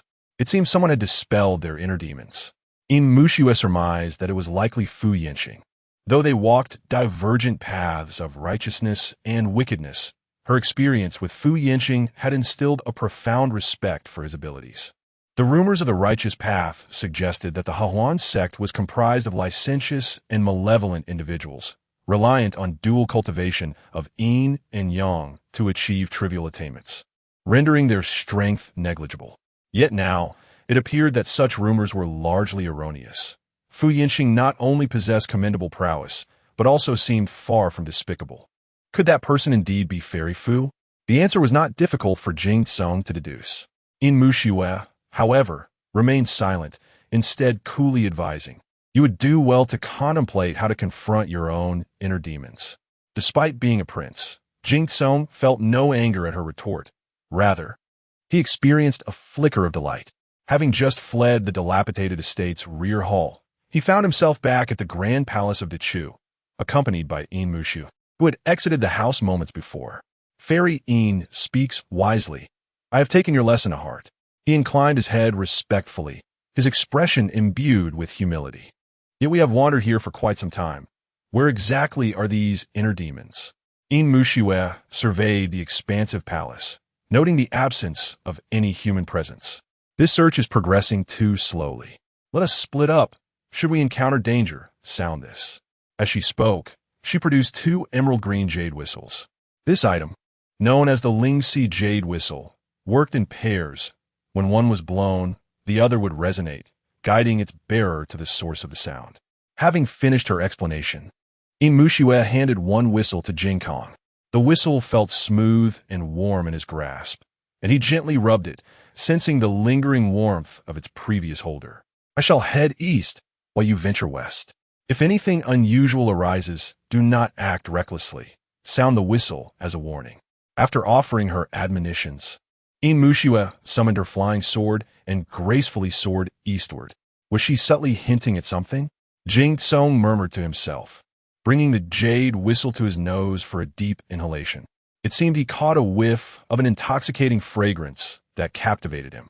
Lost in this reverie for a moment, Jing Tsong did not adhere to the agreed plan of heading west. Instead, he proceeded directly south. He was exceedingly familiar with the imperial palace, and after a brief walk, he arrived before a magnificent hall. A massive plaque hung above, adorned with 3 gilded characters, Chu Zhongdian. This was indeed the central hub of the palace, where state affairs were deliberated and ceremonies conducted. Upon entering the hall, Jing Tsong made his way straight to the dragon throne. As he drew nearer, his gaze intensified with fervor, and his breath became increasingly rapid. Though he understood it to be an imitation, he was nonetheless eager to experience the sensation of reigning supreme. Just as his hand was about to graze the throne, a cool voice echoed from behind him. Do you desire that broken chair, or do you seek me? Chapter 49, is this a high-quality imitation? Jing Tsong's outstretched hand suddenly froze. Turning around, he was taken aback to see Yin Muxue standing gracefully at the entrance of the grand hall, her arrival a mystery to him. Feeling a twinge of embarrassment, he reluctantly placed the dragon throne aside and hurried towards the door. It was indeed a poor explanation for not adhering to the arrangements and coming here uninvited. Yin Fairy, what brings you here? He inquired, his smile still warm and inviting, though tinged with awkwardness. I couldn't help but worry about you, so I came to take a look, Yin Muxue replied, her demeanor still cool. Yet her words carried a hint of worldly warmth. Are you concerned about me? Jing Tsong, pleasantly surprised, blurted out before regretting his impulsive words. Such a statement felt a tad abrupt and somewhat ambiguous. Should the other party be disinterested, it would be difficult for him to retract. Well, not only did she accept his words, but she did so with a grace that spoke volumes. A mere light hum from her surpassed 1,000 words. Muxue, everything felt so abrupt that Jing Tsong was unprepared. In a surge of excitement, he reached out to grasp Yin Muxue's hand, only to find nothing but air. You haven't answered me. Do you desire me or that chair? Stepping back, Yin Muxue's expression turned serious. Faced with her earnestness, Jing Tsong faltered, his words stumbling. Muxue, there is no conflict between obtaining the throne and having you by my side. He expressed his sentiment with heartfelt sincerity, secretly wishing for a harmonious resolution. Historically, the hearts of emperors are often devoid of emotion. I, Yin Muxue, am accustomed to freedom and cannot abide by the constraints of the palace. Her tone was resolute, leaving no room for negotiation. Cast aside the shackles. You need not adhere to any rules. If the palace feels confining, I can build a villa for you outside the city. If you worry, I can vow my loyalty in the ancestral hall. Jing Tsong, undeterred, pressed on. Muxue, as long as you assist me in reclaiming the throne, I shall never let you down. His heart had once sought enlightenment, detached from worldly matters, yet encountering her had shaken his resolve. The coldness in his gaze dissipated, replaced by profound affection. But you are infatuated with the throne, lacking true devotion. Consider my feelings misplaced. As her deep affection faded, only desolation remained. With tears welling in her eyes, Yin Muxue turned and hurried towards the exit. Wait, Jing Tsong, flustered, called out, struggling to find his voice. After a moment's hesitation, he finally spoke. For you, I would relinquish this throne. His words, laden with sincerity, masked his ulterior motives. Although he possessed a trump card, the odds were not in his favor. Only with Yin Muxue's support could he contend with Jing Huang. He needed to stabilize her emotions, and once they were wed and had children, she would be compelled to aid him.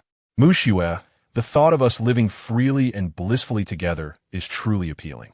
However, Jing Tsong deliberately paused, gazing skyward with a heavy sigh. Your brother is intent on killing you. If we do not eliminate him, we shall never find peace, and even our children may not be spared. Yin Muxue turned with a cold smile. Is that so? My emperor, with her insight piercing through his thoughts. Jing Tsung felt a jolt of surprise, though he concealed it well. This woman was indeed astute, deserving of his admiration. He took a moment to catch his breath before gazing at Yin Muxue with deep affection. Muxue, I never anticipated you would perceive me in such a manner. My intentions are solely for our future, rather than the throne. My demeanor is fully engaged, my spirit is vibrant, and my tone is impeccable. Is this truly the case? A mischievous smile graced Yin Muxue's lips, an unsettling grin. Absolutely. A sense of dread enveloped Jing Tsung, stirring unease within him. To preserve his position as crown prince, he could even resort to harming his own mother.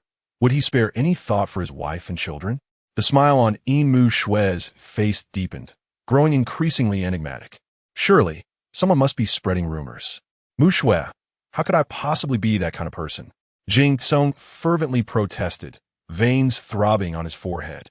The Empress Dowager was driven to her demise by the Emperor. Oh, a rumor, you say? Like a cat toying with a mouse, Yin Muxue remarked with amusement. After being placed under house arrest, who orchestrated the false imperial edict to transfer the guards? Who was responsible for the murders? In the depths of the secluded palace. How did your mother learn of your brother's death? Chu Handan hanged himself, and Jing Tai was left with regrets. Who stands to gain the most from this? My lord, are you aware? Cold sweat beaded on his forehead, his heart momentarily faltering. Jing Tsung found himself at a loss for words, his mouth agape yet silent. At this moment, I must choose between you and the throne. Yin Muxue issued her final ultimatum. His face oscillated between shades of green and white, his heart in turmoil. Jing Tsung could not bear to part with his beloved, nor the throne he coveted. After a moment, Yin Muxue, having lost her patience, turned away in silence. Jing Tsung was thrown into disarray, dark clouds swirling in his eyes. Muxue, Yin Muxue, halt at once. On the brink of collapse, Jing Tsung still yearned to call out to the departing Yin Muxue. Instinctively, he retrieved the Lingxi jade whistle, placing it to his lips and blowing forcefully, hoping to capture her attention. Only the whistle emitted a sharp, piercing sound. She is not Muxue. It is a manifestation of my inner demons. But it was too late. Jing Tsung felt his consciousness being torn apart, the world around him beginning to crumble. Amidst the fading awareness, he faintly heard a voice. Steady your mind. I am here to rescue you. Is it Muxue? Has she come to save me? Jing Tsung's eyes glazed over, a vacant expression on his face as a single word escaped his lips. Run. Suddenly, the jade whistle blared to life, and Yin Muxue rushed over, though she was still a moment too late. Run? To where? This is your inner demon's illusion. Your soul is shattered, and I shall never escape. Yuan Pin Xiangong. Soul binding. Though hope is dim, one must fight against the odds. Leaping from her flying sword, Yin Muxue formed seals in midair, radiating a soft white light. As she landed, her delicate fingers swiftly pointed at Jing Tsung's brow. The white light pierced his forehead, anchoring his dissipating consciousness with a powerful force. Jing Tsung's vision cleared slightly, and he beheld Yin Muxue before him, her fair face glistening with beads of sweat. Moments ago, they had fled the room, but not far behind them, a sound erupted. A stone sword soared from the snow, hovering in midair. Observing further, he noticed 4 stone swords, one positioned at each cardinal point, emanating a dark glow, circling the back hall, slowly revolving. The entire back hall and its surroundings were engulfed in this ominous radiance. What in the world is this? The doll and the teddy bear danced together, but then the situation grew increasingly bizarre. One by one, others rushed out of the house, only to stand frozen in place after taking a few steps. No matter how much they called out, there was no response. Chu Wanyao, filled with urgency, attempted to rush forward, but fortunately, Su Yao was quick-witted and pulled her back. It was fortunate that this destined individual was quite clever. There was something peculiar about this phenomenon. If one were to move slowly, they might end up the same way. Perhaps a stone-throwing inquiry could shed light on the situation. Subsequently, the two experimented with various methods, only to discover that their initial concerns were unfounded. They tried throwing pebbles, tossing snowballs, spitting, and employing sword techniques. testing solids, crystals, and liquids, yet nothing could penetrate. The most infuriating aspect was that the formidable Yao Tianju sword, after blocking a strike of thunder, exhibited no further reaction, behaving just like an ordinary longsword. Could this be a high-quality imitation? On a more comforting note, those who were ensnared were not entirely unresponsive. Zhao Jia shouted, and both Fu Yinxing and the bell ringer emitted strange cries, startling Su Yao twice.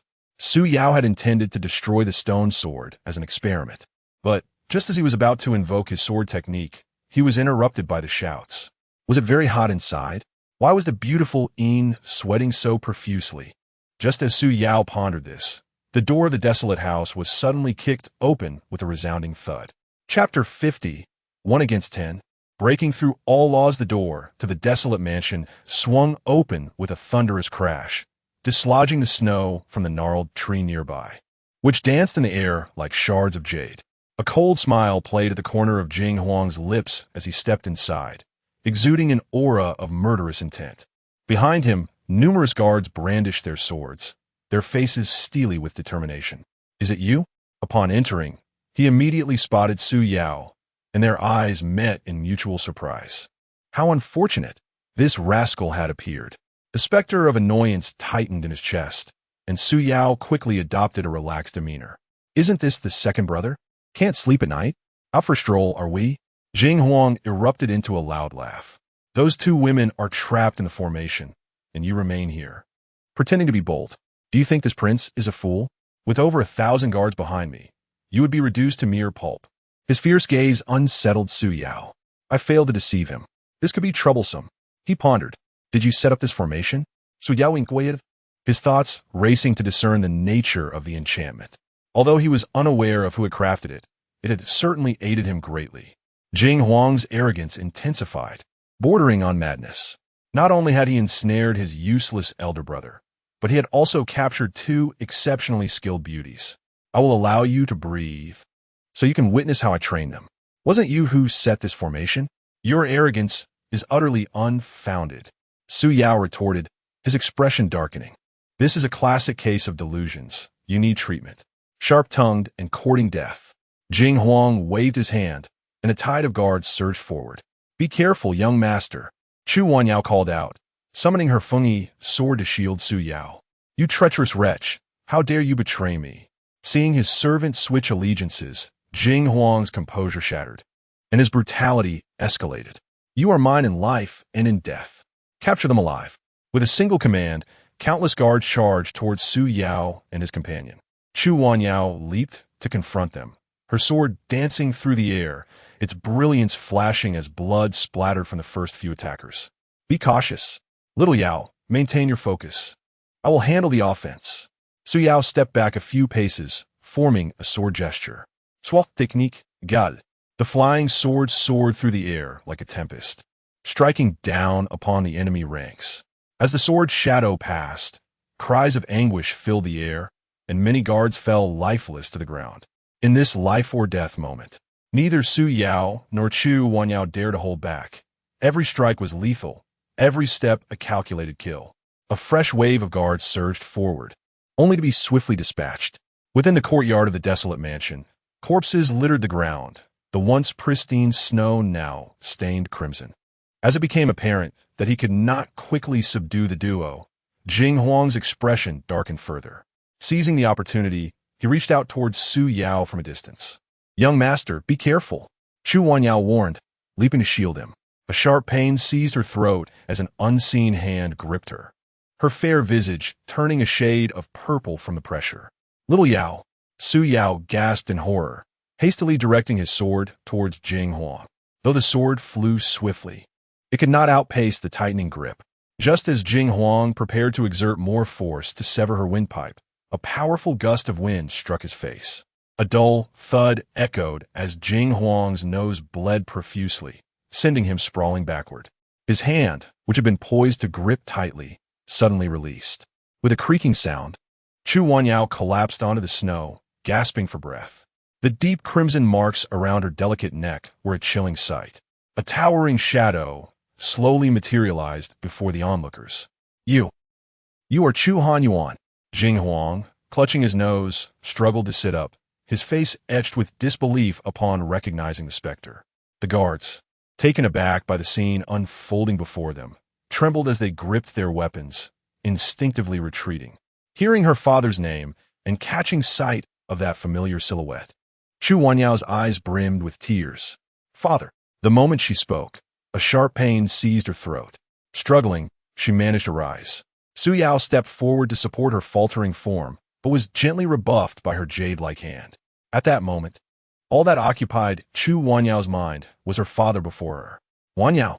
Her father's deep voice resonated in her ears. Step back. Chu Wanyao abruptly froze in place, and Su Yao hastily moved to steady her. Seeing the tears streaming down her face, his heart ached, and he enveloped her fragile body in an embrace. You are dead. Why do you still oppose this prince? Jing Huang wiped the blood from his face and demanded loudly. Chu Hanyuan paid him no heed, striding forward with purpose. The snow beneath his feet bore no footprints. The ghostly figure moved silently, yet the onlookers seemed to hear the muffled sound of heavy footsteps. The northern king of the great Chu, a figure of ruthless authority, had instilled fear in the living and now struck terror even in death. The guards, mere mortals, had never encountered such a fierce specter. A wave of panic ensued, with some trembling souls wetting their feet in fright. A few brave ones attempted to charge forward, but quickly retreated. Those fortunate enough curled up on the ground, wailing in despair, while the unfortunate lay in the snow, facing a grim fate. You traitor, do you dare to rebel against authority? Talent may vary in rank and status, but spirits are only divided between malevolent and benign. Facing the wrathful specter, Jing Huang forced himself to appear composed as he secretly channeled his power. Heart erosion, spirit transformation, remote kill. Suddenly, he reached out, attempting to grasp Chu Hanyuan from distance. Although this technique was of a lower grade, it was cunningly deceptive. If the opponent experienced intense emotions, they could be harmed from afar, rendering defenses futile. Just moments ago, Chu Wanyao's anxiety over the enemy and concern for Su Yao had left her vulnerable. Yet, what humans called emotion, ghosts termed resentment. Caw-caw. Apart from the dead tree where a cold crow cawed mockingly, everything else remained unchanged. With a huff, Chu Hanyuan, noticing his adversary's refusal to flee and instead flaunting his skills, unleashed a powerful strike. One force subdues 10 techniques. A single strike breaks myriad laws. Just as Jing Huang had risen, he was sent crashing back to the ground. Su Yao, observing from the side, felt a sense of satisfaction. What was this fool flailing about for? What effect was he trying to achieve? Was it for the sake of entertainment? Having been transformed through dark sorcery, Chu Hanyuan was now stronger in death than in life. Were it not for Jing Huang's cultivation level, he would have already joined his father. Jing Huang was wicked, but not foolish. Realizing his technique was ineffective and that sheer numbers wouldn't help, he hesitated not a moment longer and sprinted toward the exit. Chu Hanyuan cast a sweeping glance at the guards, seemingly urging them, "Do not dawdle. Act swiftly. Let us proceed together. I am on duty today. I must return now. I nearly forgot. My wife is about to give birth. I need to go and check. I came merely to tidy up, and since it is already quite clean, I shall not impose." The once menacing guards, in an instant, transformed into figures of amiability, nodding and bowing as they retreated towards the entrance. With a fierce glare, the guard were left shaken to their core, scrambling away in haste. Chu Hanyuan remained poised, hands clasped behind his back, choosing not to pursue. In a fleeting moment, tranquility enveloped the courtyard, save for the whispering winds. "Father." Chu Wanyao broke free from Su Yao's embrace. Her voice choked with emotion as she rushed forward. She lunged towards her father, only to grasp at emptiness. Her spirit brushed past him, her expression one of profound sorrow. "Father, I miss you so much." Countless words lodged in her throat remained unspoken, coalescing into the simple yet poignant sentiment of longing. Observing his daughter's heart-wrenching grief, Chu Hanyuan offered solace. "Though we are separated by the realms of life and death, we are fortunate to see each other once more." He gently extended his hand, caressing his daughter's head with a wistful expression. Amidst the entrapment, Su Yao was consumed by urgency, yet reluctant to interrupt the poignant reunion. He smacked his lips, his toes anxiously fidgeting against the ground, as if sensing his restlessness. Chu Hanyuan turned to appraise Su Yao. Chu. At a loss for how to address him, Su Yao hesitated. Old Chu, might I suggest we first dismantle this formation, allowing you and Xiao Yao to continue your reunion? What do you think? Su Yao proposed awkwardly. This is the extreme in four symbols illusory array. By destroying its core, we can break free, Chuan Yuan elucidated. Indeed, your knowledge is impressive. Su Yao replied with a forced smile. Isn't Xiao Yao's father a martial general? How does he possess knowledge of formations? Do you know what this core truly is? After a moment of silence, Chuan Yuan glanced once more at his daughter before slowly articulating, the core is me. Chapter 51. The burning of bones and the destruction of the soul tablet upon the barren branch. A cold crow cawed twice, enveloping the two men and one ghost in a profound silence. A true man should not dawdle. Your friend may not endure much longer. Observing the two in silence, one forlorn, the other contemplative, Chu Hanyuan broke the oppressive atmosphere. Perhaps you should elucidate your thoughts. There may be alternative methods. Su Yao found himself in a quandary. A glance revealed that Yin Muxue was already drenched in fragrant sweat, while Chu Wanyao appeared like a weeping pear blossom. Though urgency pressed upon him, he was reminded that both hands are flesh. This predicament was orchestrated by Ming Xian. Understanding his concerns, Chu Hanyuan divulged the origins of the formation. There lies a desolate well behind the house, wherein my corpse is buried. When a soul enters the formation, it will activate. It turned out that Ming Xian had not only taken the corpse for soul refining, but had also set the formation. This cunning lad was indeed calculating, playing his cards deftly. Su Yao listened attentively, pondering his thoughts. So, the formation is triggered because we summoned you? Indeed, Chu Hanyuan answered candidly. As I approached, I sensed the impending danger and hurriedly warned Yao Yao. Casting a loving glance at his daughter, he continued, regrettably, it is only you, my clever boy, who managed to lead Yao Yao out. So, is the formation's core your corpse or your soul? Su Yao pressed on, seeking a solution that would satisfy all parties. Both. Chu Hanyuan's response carried a hint of tragic resignation. To break the formation, one must incinerate the corpse and destroy the soul tablet. This left Su Yao in a quandary. While cremating the corpse might be acceptable, as the state advocates for cremation, the destruction of the soul tablet would likely lead to the complete obliteration of old Chu's soul. Could it be that Ming Xian had orchestrated the formation with foresight, calculating our every move? The more he listened, the more perplexed he became, and each question seemed to multiply. I have a friend, a renowned cultivator, who set this formation. It is likely aimed at him. As he spoke of this friend, Chu Hanyuan sighed. I have been dead for a decade, and that person has yet to appear, let alone seek vengeance for me. Have I misjudged him? I died a wrongful death, my resentment soaring to the heavens, embodying extreme darkness. My departed soul, coupled with the pure yang of my corpse, could transform darkness into light, ensnaring divine consciousness and imprisoning spirits. The technicalities were far too intricate for Su Yao to grasp. I had no idea you were so knowledgeable.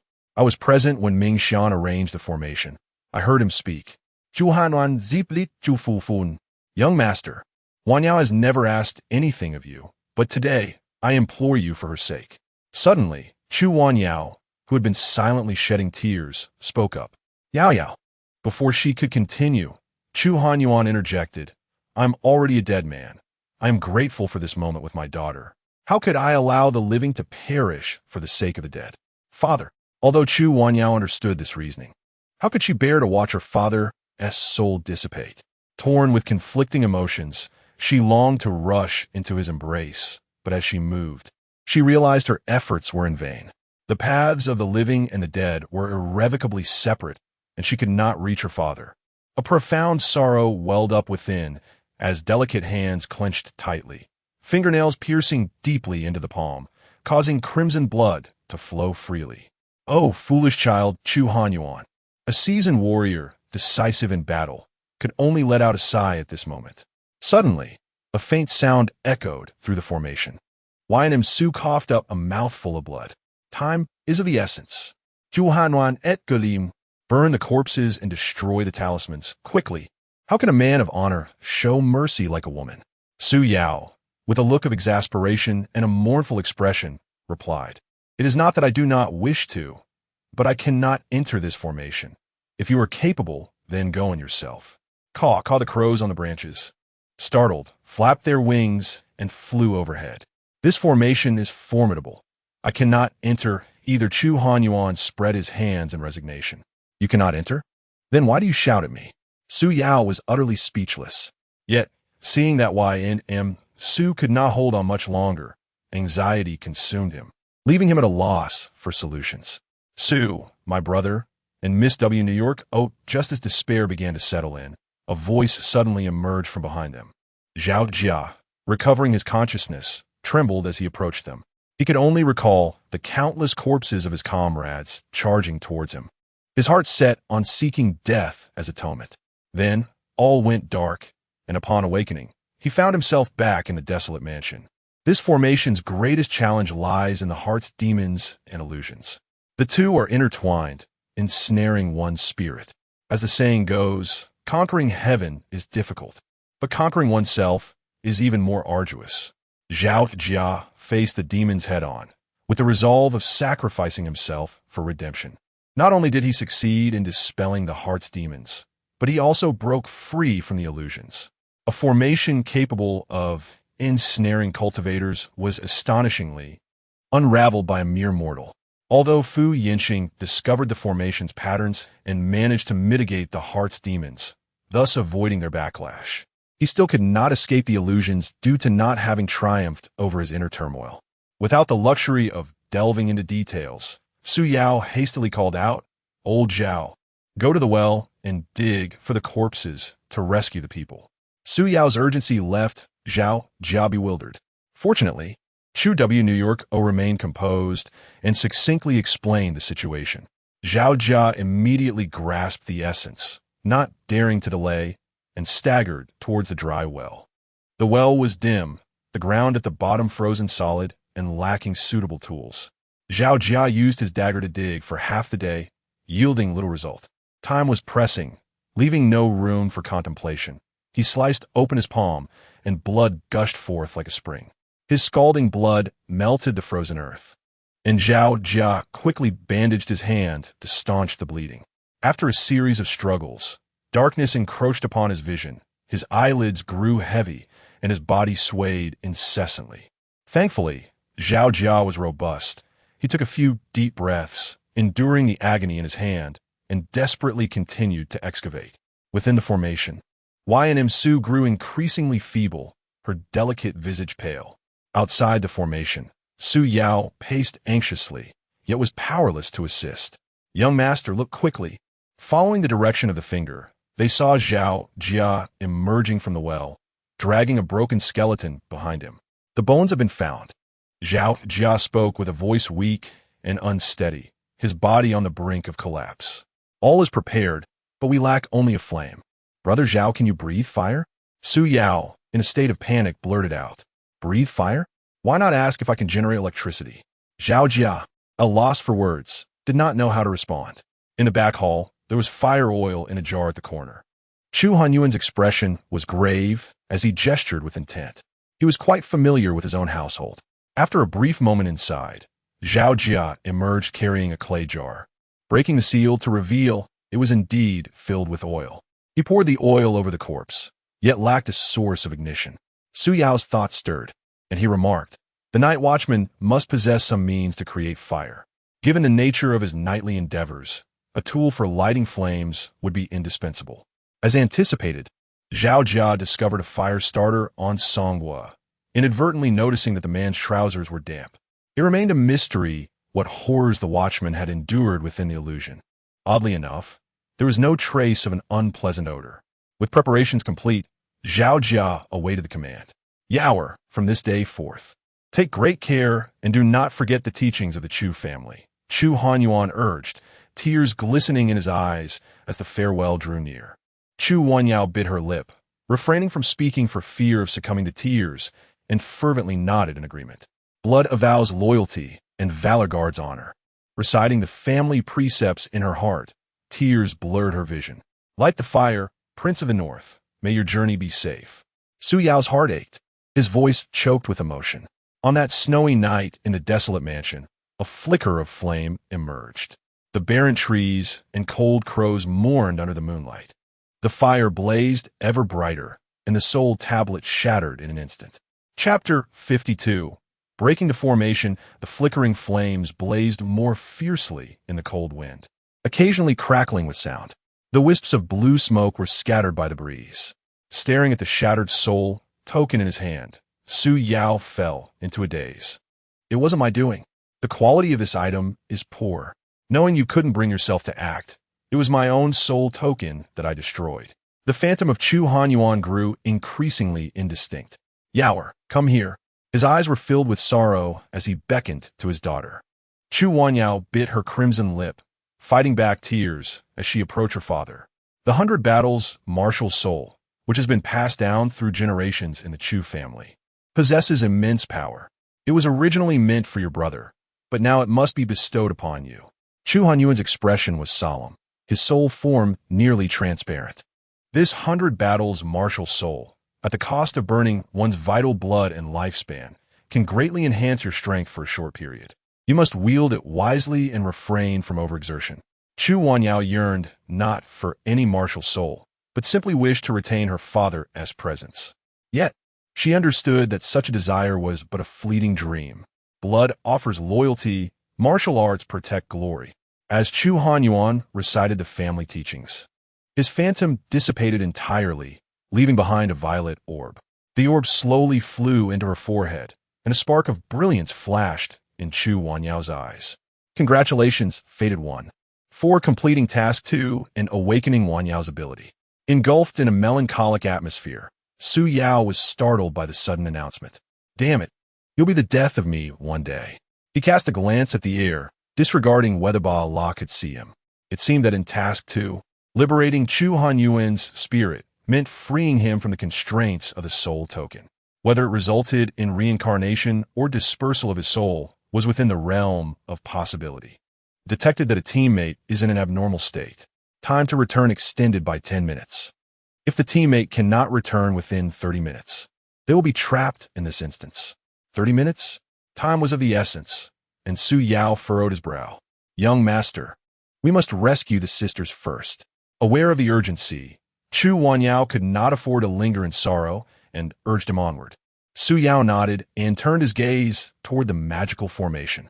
With the focal point of the formation destroyed, the dark light had vanished. Yet, the 4 stone swords in the air remained, and apart from Zhao Jia, the others had not yet awakened. This is completely off course. Could old Chu have been deceived? Fortunately, they were able to enter. He hurried to Yin Muxue's side and examined her condition. Her complexion was pale, her clothing drenched, and her breath unstable. What did you all go through? To gather information, he could only inquire of those who had experienced it.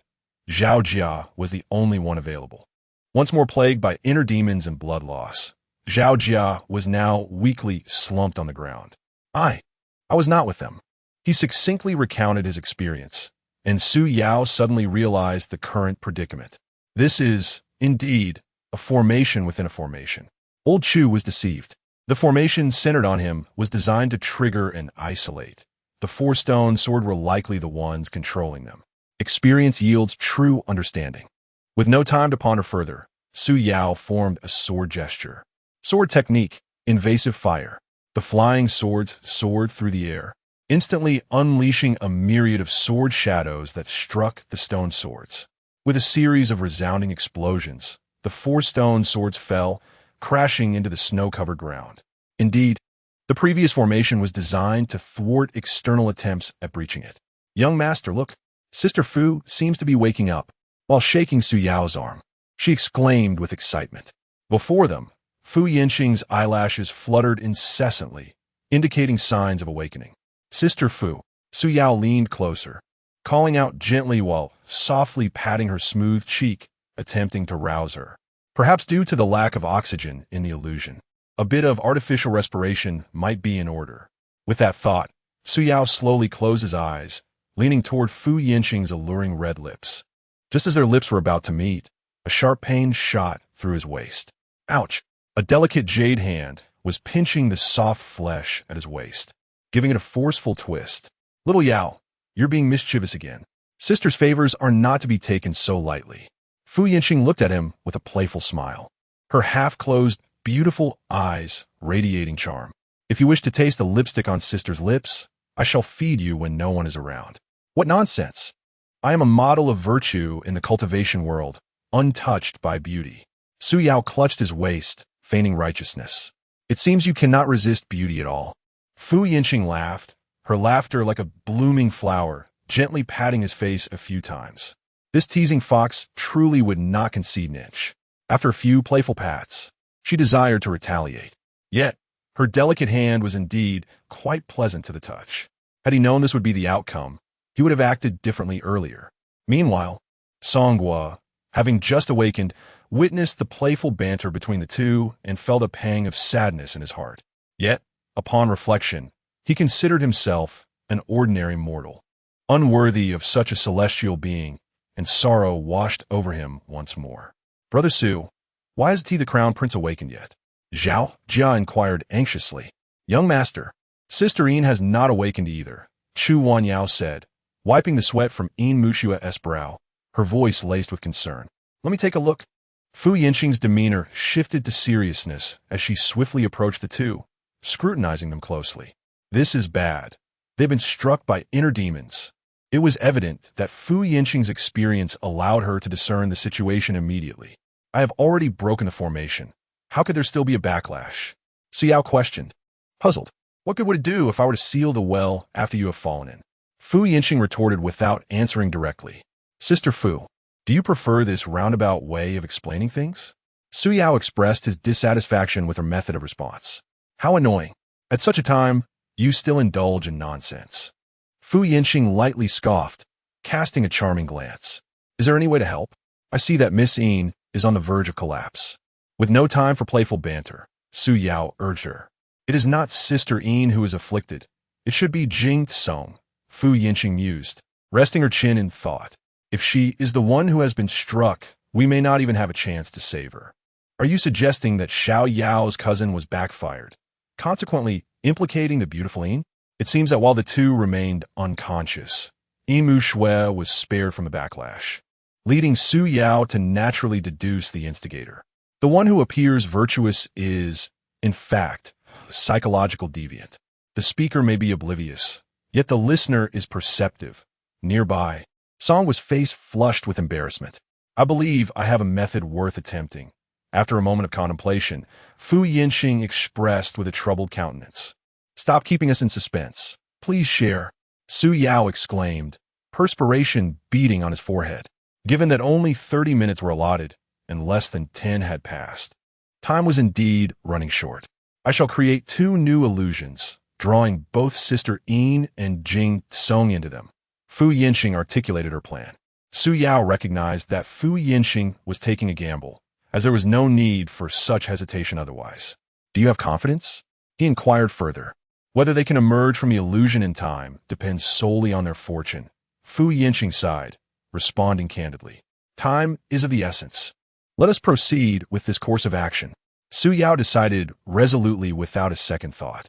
Sister Fu, you can conjure illusions?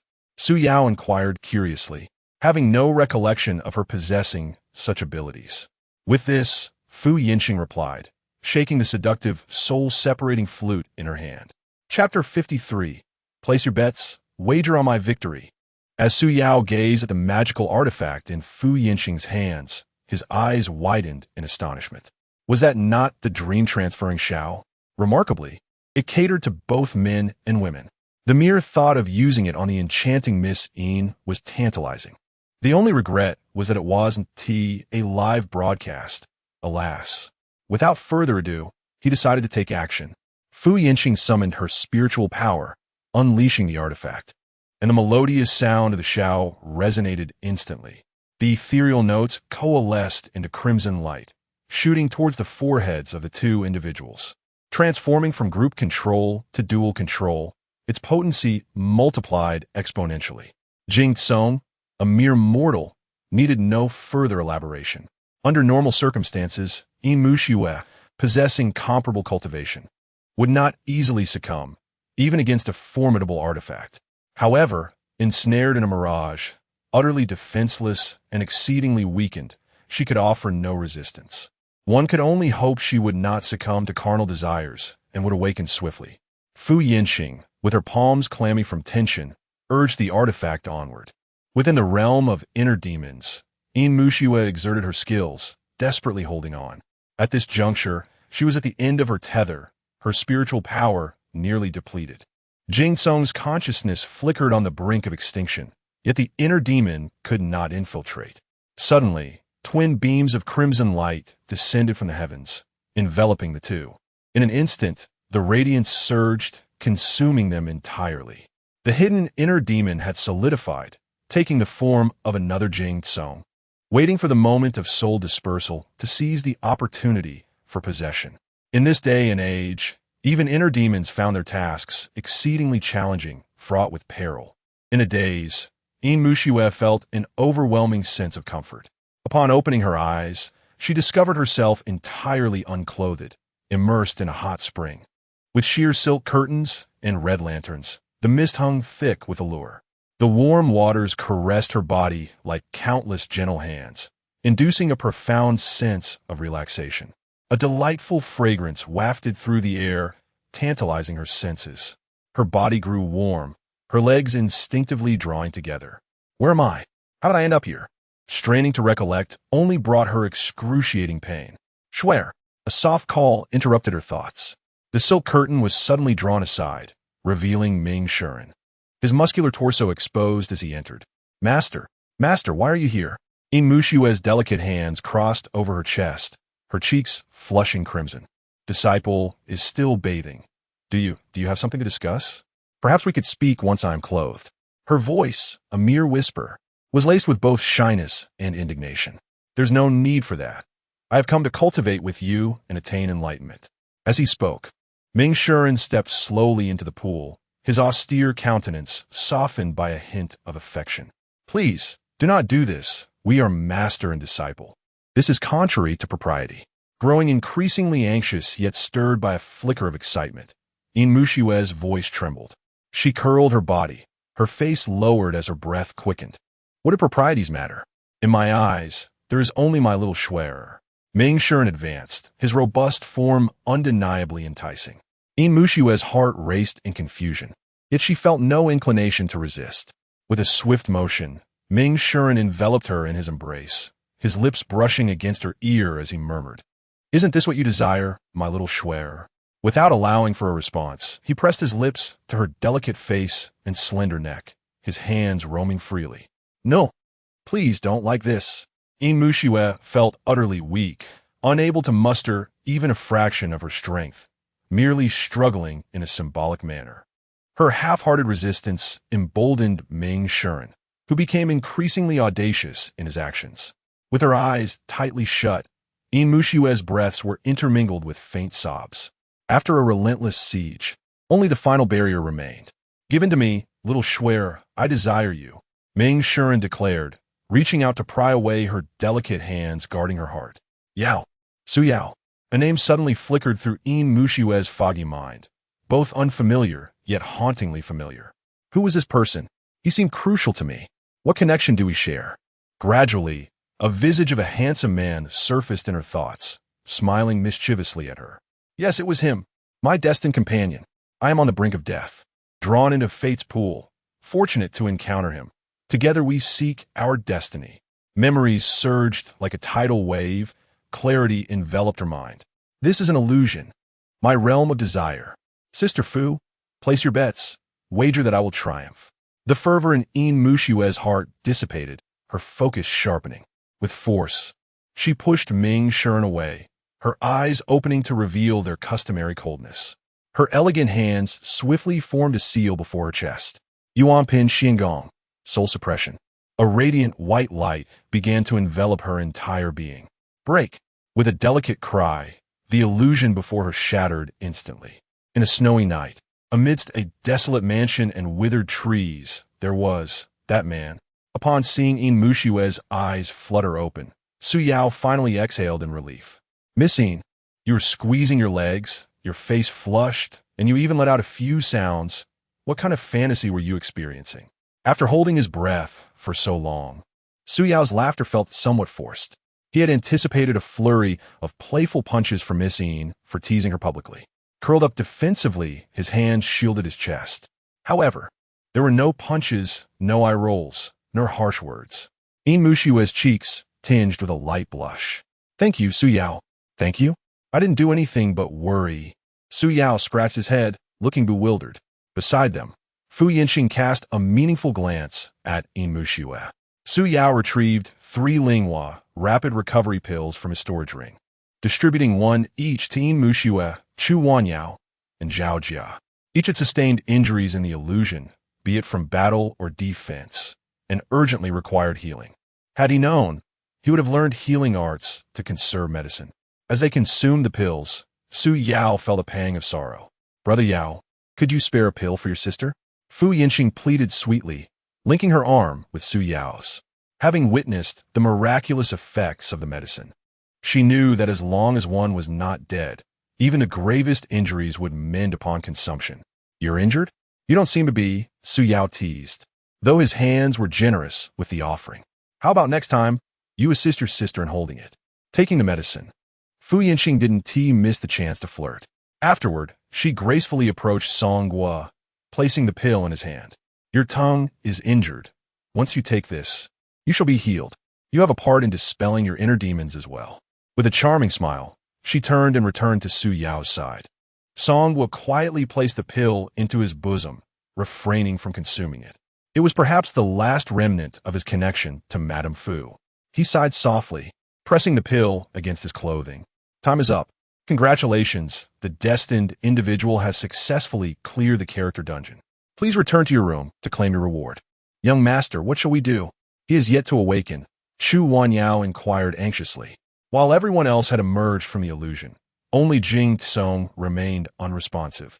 His trousers significantly dampened. This matter would depend on his own fate. Perhaps he preferred to linger in his current state.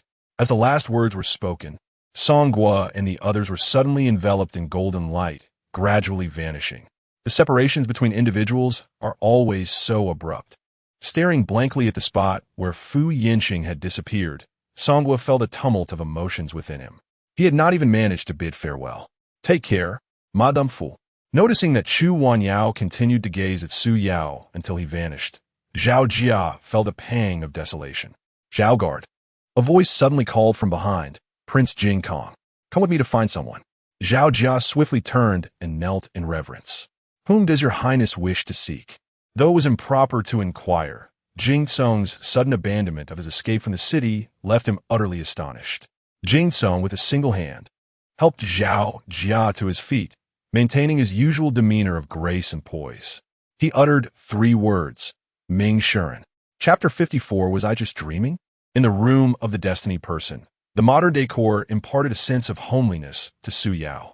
After consecutively completing 3 side quests, he was utterly exhausted, collapsing onto the sofa.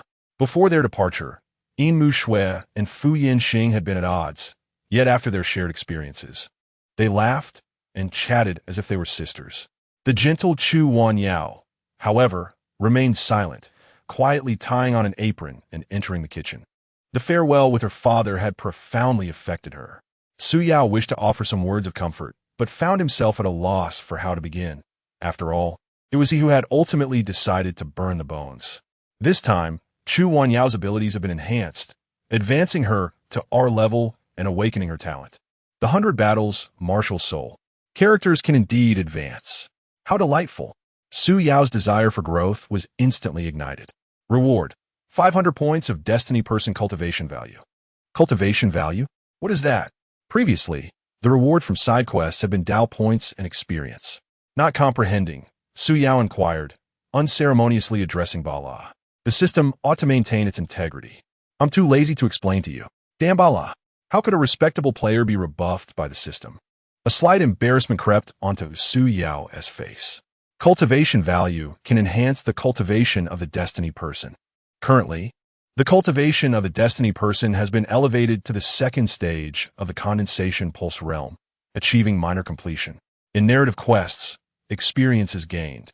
Levels are increased, team member slots are expanded, and system functions are unlocked. In character quests, cultivation is augmented, realms are elevated, teammates advance, and skills are awakened. Su Yao gradually deciphered the game mechanics. The destiny person has acquired a new skill. Please select from the options displayed on the screen. Approaching the screen, he was presented with 3 skills. 10,000 Sword Technique, a sky filled with swords, essential for AoE. Talisman Mastery, proficient in talismans, capable of exorcising spirits. Communicating with the divine, divining, and occasionally dealing damage. Immortal Wind Cloud Technique, come and go like the wind, riding the clouds. Here comes the flying stick. Who penned this skill description? Could they please step forward? Despite his dissatisfaction, he had to make a choice. All sounded desirable based on their names. Yet the descriptions were rather disheartening. No need to be indecisive. You can continue to select upon obtaining skill points next time. In other words, it's merely a matter of sequence. So he decided to choose without concern. Closing his eyes, he made a random gesture. Selected Immortal Wind Cloud Technique. After staring at the description for quite a while, Su Yao suddenly felt a tightening sensation at the back of his head. A golden light emanated from the screen. The essence of the technique and the steps to execute it flooded into his mind. Acquired 1,000 Dao points. No wonder it was such a struggle. High risks yield high rewards. Clearly, enhancing character affinity is essential. In light of the destiny person's performance in the quest, justice value has increased by 70. Due to the justice value reaching 100, only justice line storylines will be available in subsequent quests. The rewards have concluded. Finally finished collecting rewards. Su Yao immediately checked the affinity levels. Yin Muxue, 60, increased by 20. Fu Yin Xing, 30, only a mere increase of 10. This cunning fox is truly inscrutable. Upon the final inspection of Chu Wanyao's status, a significant transformation was conspicuously evident. Name, Wanyao. Identity, personal maid of the celestial being. Faction, celestial being. Cultivation, 0 level. Combat power, 51. Celestial arts, 0. Wisdom, 68. Charisma, 79. Favorability, 100. Weapon, Phoenix Ritual Sword. Magic artifact, none. Skill 1. Ordinary swordsmanship proficiently mastered. A style utilized by ordinary warriors, rather unremarkable and lacking in distinction. Why is Chu Wanyao not displaying? Has it not refreshed? The faction and identity have exchanged places. She is undoubtedly mine now. Her combat power has notably increased, likely a consequence of the 100 battles martial souls enhancement. Su Yao continued to peruse. Awakening skill, 100 battles martial soul, enhancing combat power with blood essence, leveraging lifespan to rival cultivators, and risking life to slay celestial beings and demons. The final entry was strikingly alarming. It would be best not to disclose this to little Yao, to prevent her from acting foolishly. Brother Yao, what are you reading? Su Yao, lost in thought, had not noticed the presence behind him. He hurriedly closed the page. Fu Yinxing maintained a composed demeanor, uncertain if she had glimpsed that alarming entry. It's nothing, just a minor enhancement of cultivation and acquiring a skill, Su Yao replied with a smile. At that moment, Yin Muxue approached and spoke. Su Yao, please help me change back into my previous attire. What? Do you not fancy this one? Su Yao raised an eyebrow in confusion. If you prefer little Yao's outfit, you both could swap. No, this Emerald Shadow Frost is exquisite, and I adore it. It's just, pausing momentarily, Yin Muxue's expression darkened. It's just that the Lingxiao sect has been massacred, and not a single disciple survived. I wish to don the sect garments once more to declare to the world that as long as I, Yin Muxue, am here, the Lingxiao sect shall not perish. Observing her resolute demeanor, it was unwise to argue further. Thus he utilized the system to revert her attire to the original ensemble. A flash of golden light, and the ethereal white robe, exuding a cool elegance, adorned Yin Muxue once again. Sister Yin, if you're no longer wearing it, may I try on the Emerald Shadow Frost? Fu Yinxing leaned her voluptuous figure against Su Yao, playfully saying, Do stop it, Sister Fu. That outfit is far too conservative and ill-suited for you." Without a moment's hesitation, Su Yao firmly rejected. Now with a fair complexion, supple figure, and vibrant springtime allure, why would one wish to change? No way. Oomph. Fu Yinxing feigned a pout before bursting into laughter. "Is it that you wish to see your sister in even less?" "Indeed, the less the better." Su Yao fervently nodded. "The more revealing, the better. Then come and keep me company tonight." "You may gaze as you please," Fu Yinxing cooed, her eyes sparkling with flirtation, every smile and frown exuding irresistible charm. Meanwhile, Chu Wanyao had prepared the meal, gradually bringing it to the table. The group gathered around, commencing their dinner. The atmosphere was notably somber. Chu Wanyao had just endured a farewell from her father, while Yin Muxue had only recently learned of the massacre of her sect. One person delicately picked at the rice, while the other stared blankly at the white robe of the sect draped over them. After a few bites, they set down their chopsticks and bowls. Meanwhile, Fu Yinhang remained unfazed, his appetite as hearty as ever. Once the meal concluded, everyone returned to their respective rooms to rest. Chu Wanyao still wished for Su Yao to sleep in her room while she took the sofa, but Su Yao, with a mix of persuasion and bewilderment, convinced her to return to her own space. The entire living room fell into a profound silence. With the lights turned off, Su Yao lay on the sofa, hands resting behind his head, unable to find sleep as his thoughts lingered uneasily. He wondered about his girlfriend, Chu Wonking. How was she faring now? The news of his demise would surely leave her in tears. Could he truly return to the realm of reality? The weight of these thoughts pressed heavily upon his chest, making it difficult for him to breathe. As he pondered, his mind grew increasingly foggy, and before he knew it, he had drifted into a deep slumber. In his dreams, Su Yao sensed a gentle caress upon his cheek. Faintly, he could hear the sound of quiet sobs. Someone had collapsed into his embrace, weeping for a long while. Suddenly, he opened his eyes to find the space before him empty.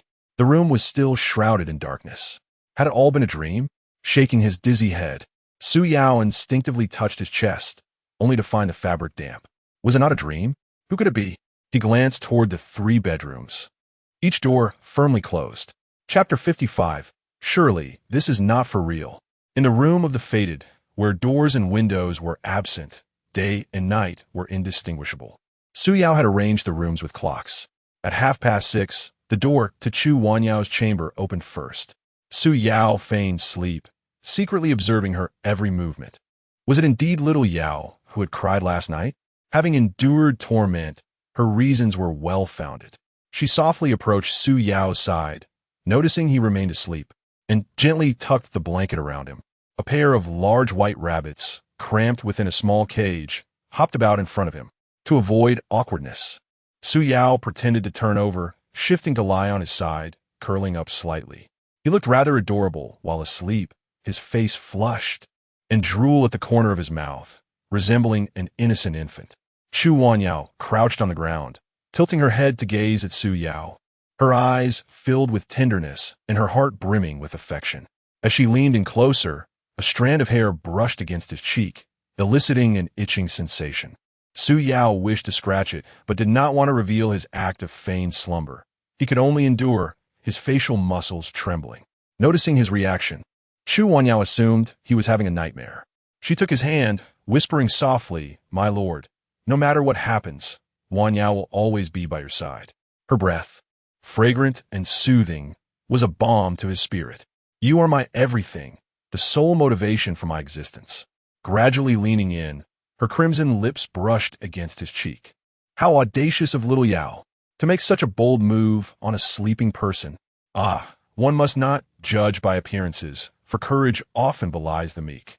After the kiss, Chu Wanyao's cheeks flushed as she stared at him, fearful he might awaken and notice. Fortunately, Su Yao's acting was impeccable. He was nearly at the brink of internal injury, yet remained utterly still.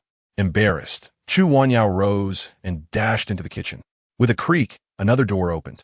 The next 2 would not be so easily deceived. To ensure the quality of his performance, Su Yao tightly closed his eyes to avoid revealing any flaws. Light footsteps approached, carrying a fragrant aroma. Someone was now at his side. It was the beautiful Yin. Having mastered the art of scent recognition, Su Yao was well aware.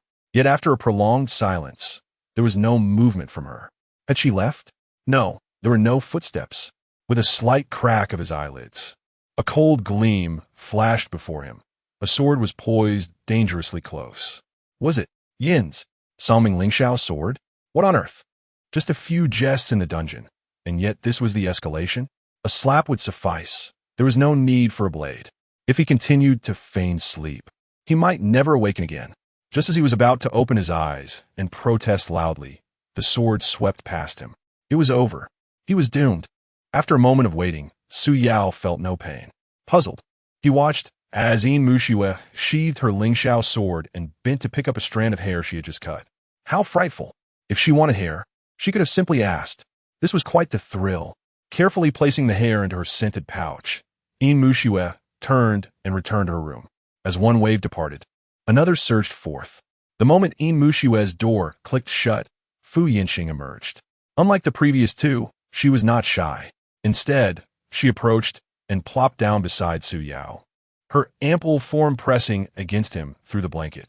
With delicate fingers, she stealthily slipped beneath the blanket, gently grasping the storage ring on his finger, gradually sliding it off. Su Yao's entire body shuddered, his heart racing in alarm. What does she intend to do by removing the storage ring from my finger? The subtle movement aroused Fu Yinhong's suspicion. She withdrew her hand, resting it on her crossed legs, propping her chin up with a smile as she gazed at Su Yao. Little Yao, how much longer do you intend to pretend? I was almost deceived by you. Caught between confession and denial, Su Yao chose to endure. Observing his continued pretense, Fu Yinhong's smile deepened, igniting a playful curiosity within her. She leaned over Su Yao, her ample form brushing against his arm, slowly rising. A dryness crept into Su Yao's throat as blood surged through his veins. Good heavens! Is she truly intent on taking this further? Her crimson lips grazed his ear, and Fu Yinhang extended her delicate tongue, gently licking it. A wave of tingling sensation coursed through him, igniting an itch all over. The fierce approach of his sister left Su Yao utterly defenseless. He flipped over, wrapping his arms around her curvaceous figure, his gaze burning into Fu Yinhong's. Sister, if this continues and an accident occurs, I cannot be held responsible. Her hands rested on his chest as she gradually propped herself up. Given your physique, you probably wouldn't be able to fire a few shots anyway, so you might as well conserve your energy. Fu Yinhang stood, covering her mouth with a light laugh. The incident of the attempted theft of the storage ring was left unspoken, and Su Yao chose not to inquire, treating it as if it had never occurred. Little Yao, since you are awake, come out of the tent quickly. Su Yao glanced down and indeed found tent. After their playful banter, Fu Yinhang moved to the kitchen, her hand resting on Chu Wanyao's waist. Whatever she said made Chu Wanyao's face flush crimson, her hands trembling as she chopped vegetables. Once the meal was prepared, the four of them gathered around the table. The atmosphere markedly improved from the previous day. I have a question to ask. After swallowing his food, Su Yao took the lead. Last night, who among you left the room? The events of the previous night weighed heavily on his mind and needed clarification. As he finished speaking, his gaze swept across the three, each revealing a hint of unease. Young master, I truly couldn't sleep last night, so I stepped outside. Chu Wanyao spoke candidly, revealing her truth. It seemed to be little Wanyao. Su Yao patted her head in comfort, saying, Old Chu has departed, but we remain. From now on, we are family. The mention of family reminded Su Yao of his parents in another world and his girlfriend, Chu Wanqing, stirring a pang of melancholy within him. I also went outside. The atmosphere inside was stifling, and I needed some fresh air. Yin Muxue admitted, lowering her head slightly. Even the beautiful Yin ventured out. The previously clear answers grew ambiguous once more. Regarding the sex matters, let us mourn and adapt. As long as we have faith, we can rebuild 100 Lingxiao sects. Su Yao encouraged, patting Yin Muxue's fragrant shoulder. Since we're all being honest, I shall not hold back either. Fu Yinhang set down her bowl and chopsticks, smiling as she spoke. The long night was tedious. I too left my room last night. A flurry of actions made him feel foolish. After all that effort, the once straightforward dilemma reverted back to its original complexity. Wait, why can't this be a multiple-choice question? Having come to a profound realization, Su Yao's thoughts became remarkably clear. He endeavored to recall the hazy memories from his dreams, and it seemed as though an answer had surfaced within him. Sister Fu, why did you venture out to touch my face when you were bored and unable to sleep? Such audacious behavior, aside from playful mischief, seemed beyond the two of them. Oh, Fu Yinxing was initially taken aback, but she soon broke into a playful laugh. So, last night, Brother Yao was also pretending to be asleep, waiting for me, was he? Seeing how handsome you are, I simply couldn't resist. Last night, she had an opportunity to take the storage ring. Why had she refrained? Unable to fathom it at the moment, Su Yao decided not to dwell on it. He had been utterly fatigued and, unable to spar with his sister, resorted to feigning sleep. Casually concocting an excuse, he then took Chu Wanyao's hand and gently inquired, "Little Yao, doesn't crying feel much better?" Noticing that her secret tears from the previous night had been uncovered by Su Yao, she nervously twisted the hem of her garment, her cheeks flushing anew. "Young master, Chu Wanyao hesitated, her face ablaze. "It's nothing. Whenever you feel the urge to cry, my chest will always be available for you. Please refrain from secretly crying on me in the future." Su Yao was certain that the one who could comfortably cry in his embrace was indeed her, establishing her as the second person. "Young master, what are you talking about?" Chu Wanyao asked, her expression one of confusion. "I did cry in secret, but I never leaned on you to cry." Chapter 56. Who will draw lots for the instance dungeon? Chu Wanyao admitted that she had gone out last night and had indeed cried, but she resolutely denied having wept in Su Yao's embrace. It made no sense. Either she should confess everything, or the one weeping in his arms was neither her nor Fu Yinxing. Su Yao then shifted his gaze to Yin Muxue, who had remained silent, her delicate features bowed, rendering her expression inscrutable. "Yin, you," he barely began when a sudden, sharp crack startled him, causing the remainder of his words to die on his lips. Whether it was a moment of distraction or a slip of her hand, the porcelain bowl in Yin Muxue's grasp fell to the ground, shattering into numerous pieces. "I shall clean up." Chu Wanyao instinctively rose, but was gently restrained by a jade-like hand. "I dropped it. How could I trouble you?" For someone usually so composed, Yin Muxue displayed an uncharacteristic fluster. "I will take care of it." Her tone brooked no argument. Leaving the dining table, Yin Muxue set about tidying the mess. The previous conversation was thus abruptly curtailed. Observing Yin Muxue's retreating figure, Su Yao found himself lost in contemplation. The person who had secretly wept in his arms last night was, astonishingly, the enchanting Yin Muxue. While it was unexpected, it was also within the realm of possibility. With a gathering of people around, he saw an opportunity to speak with her privately. Fu Yinxing regarded the two with keen interest, a bemused expression gracing her features. Breakfast was strangely disjointed, and Su Yao felt an increasing sense of agitation. Having traversed the Chu Royal Palace Instance Dungeon, many secrets loomed large in their minds. Yet, it was imperative to expedite the progression of the instance dungeons. He was acutely aware of the presence of other players and the competition they posed. There existed but a solitary chance to return to the real world. He beckoned to three to convene and strategize for the next instance dungeon. The first two mainline dungeons had focused on the Netherworld Sect and the Netherworld Demon Lord. Fu Yinxing seemed to possess some understanding of the matter. The primary objective was to acquire information. "I know only a limited amount," she remarked after a moment's reflection. "Merely that this was a malevolent sect that existed several decades ago, before mysteriously vanishing." Fu Yinxing continued, "According to your narrative, the prior two mainline dungeons occurred decades past for me. The demise of the Netherworld Sect may indeed be linked to us. This notion was bold, yet entirely plausible. Our actions within the dungeons appear to influence the future," Su Yao stated. "I have long been aware of this, yet am still uncertain. Are we constants in history, or variables?" "Su Yao, what do you mean by constants and variables?" "I don't quite comprehend," came the puzzled response from the others, with Yin Muxue serving as the spokesperson. "Never mind, it's rather profound, and I cannot elucidate it all at once," Su Yao replied, shaking his head, unwilling to turn the conversation into a lecture on the sciences. "Let us proceed and observe, he concluded, moving on. Having previously dealt with Sun Sangu and Li Sidhua, the two demon emissaries, it was likely that Zhao, Yi, and Qian Air awaited them. The systematic naming held a certain rhythm, which was indeed a positive sign. Su Yao rose, initiating dialogue with the system. Commence the narrative dungeon. Upon preparation, the chosen seeker of destiny is to embark on the journey of cultivation. Completing the content of Chapter 1, Part 3. Su Yao approached the screen, selecting the option, and meticulously examined the task introduction. Part 3. The Enigma of Handling Pass an Enigma? It appears this challenge shall require considerable intellect. Task 1. Protect the commander of Handling Pass. A protection task. Previously, the missions from a hidden god village in Dreamstream Town were of a rescue nature. The variety of task types is rather abundant. Yet, the role of the demonic envoy from the underworld sect here remains unclear. Task 2. Locate the envoy, defeat, and eliminate him. Was it not stated that a justice value of 100 would preclude the selection of good or evil? Why then are there still 2 tasks? Both tasks must be accomplished. This time, there is no choice. Both are obligatory.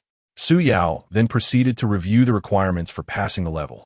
Complete the basic task. Score 60. Complete the dungeon within a day. Score 20. Bring 1 or fewer teammates. Including 1 score 20, a golden portal gradually opened in the living room. Damn it. After reading the task introduction, Su Yao became irritable.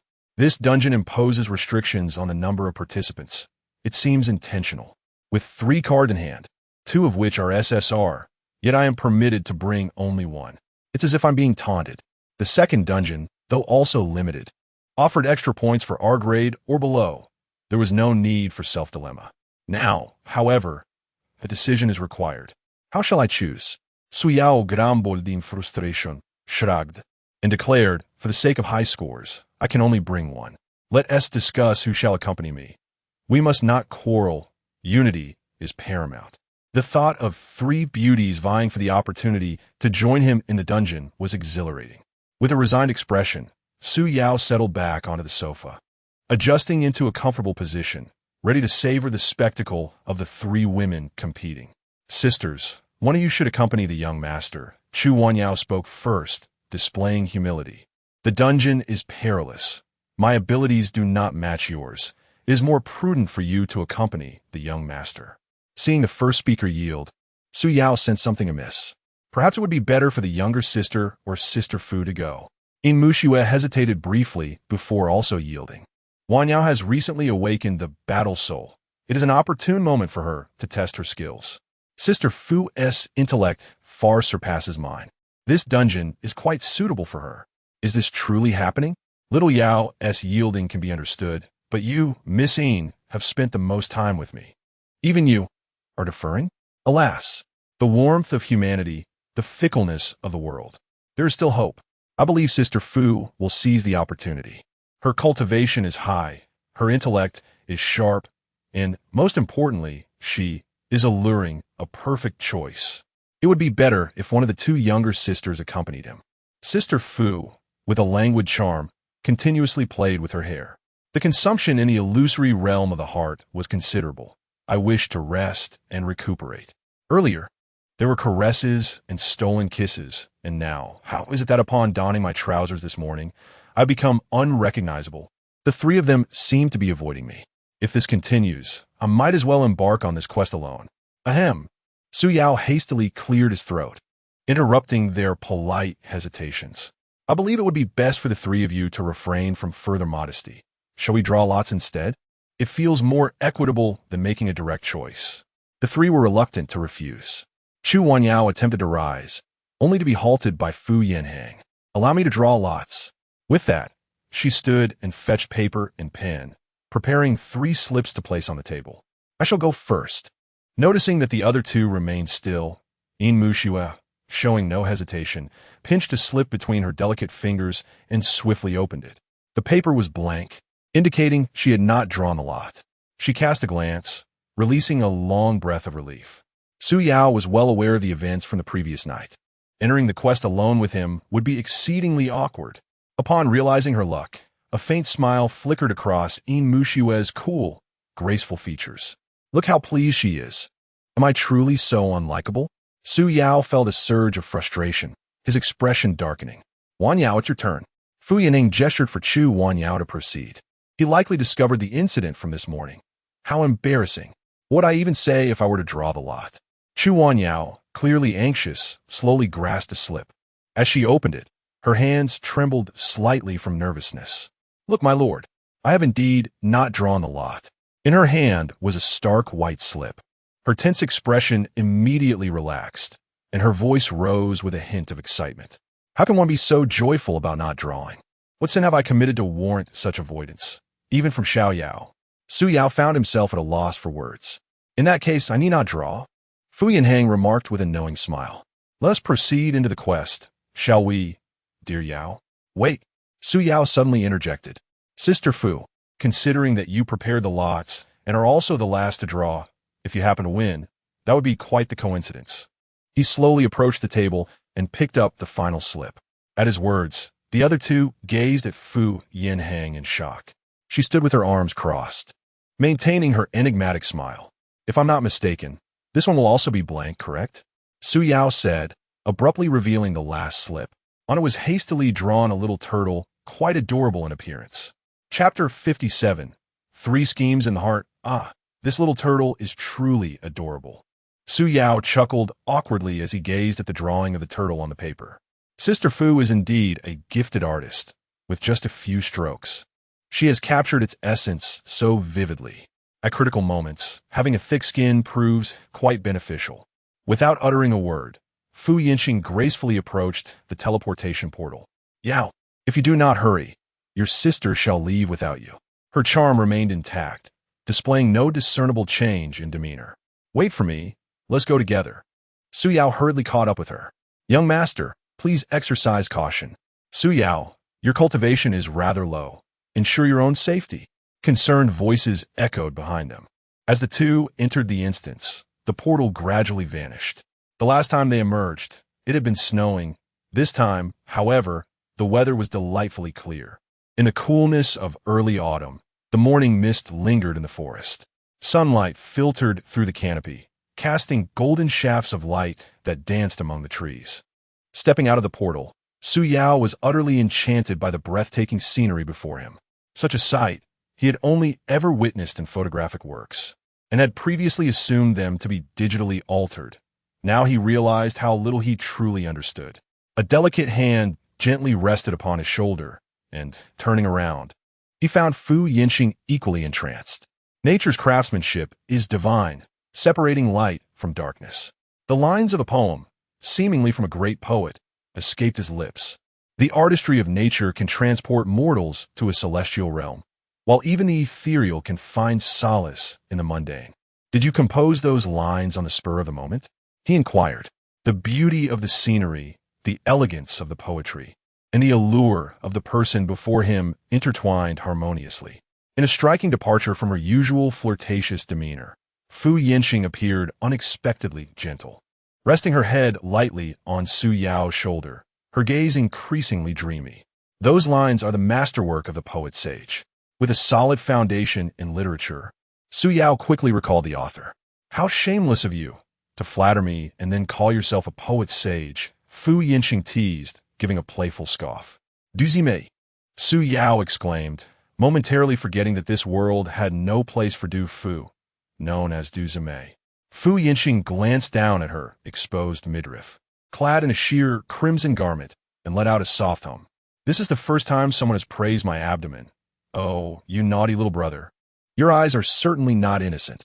What a bizarre shift from literary discussion to flirtation. It was as if they were speaking entirely different languages.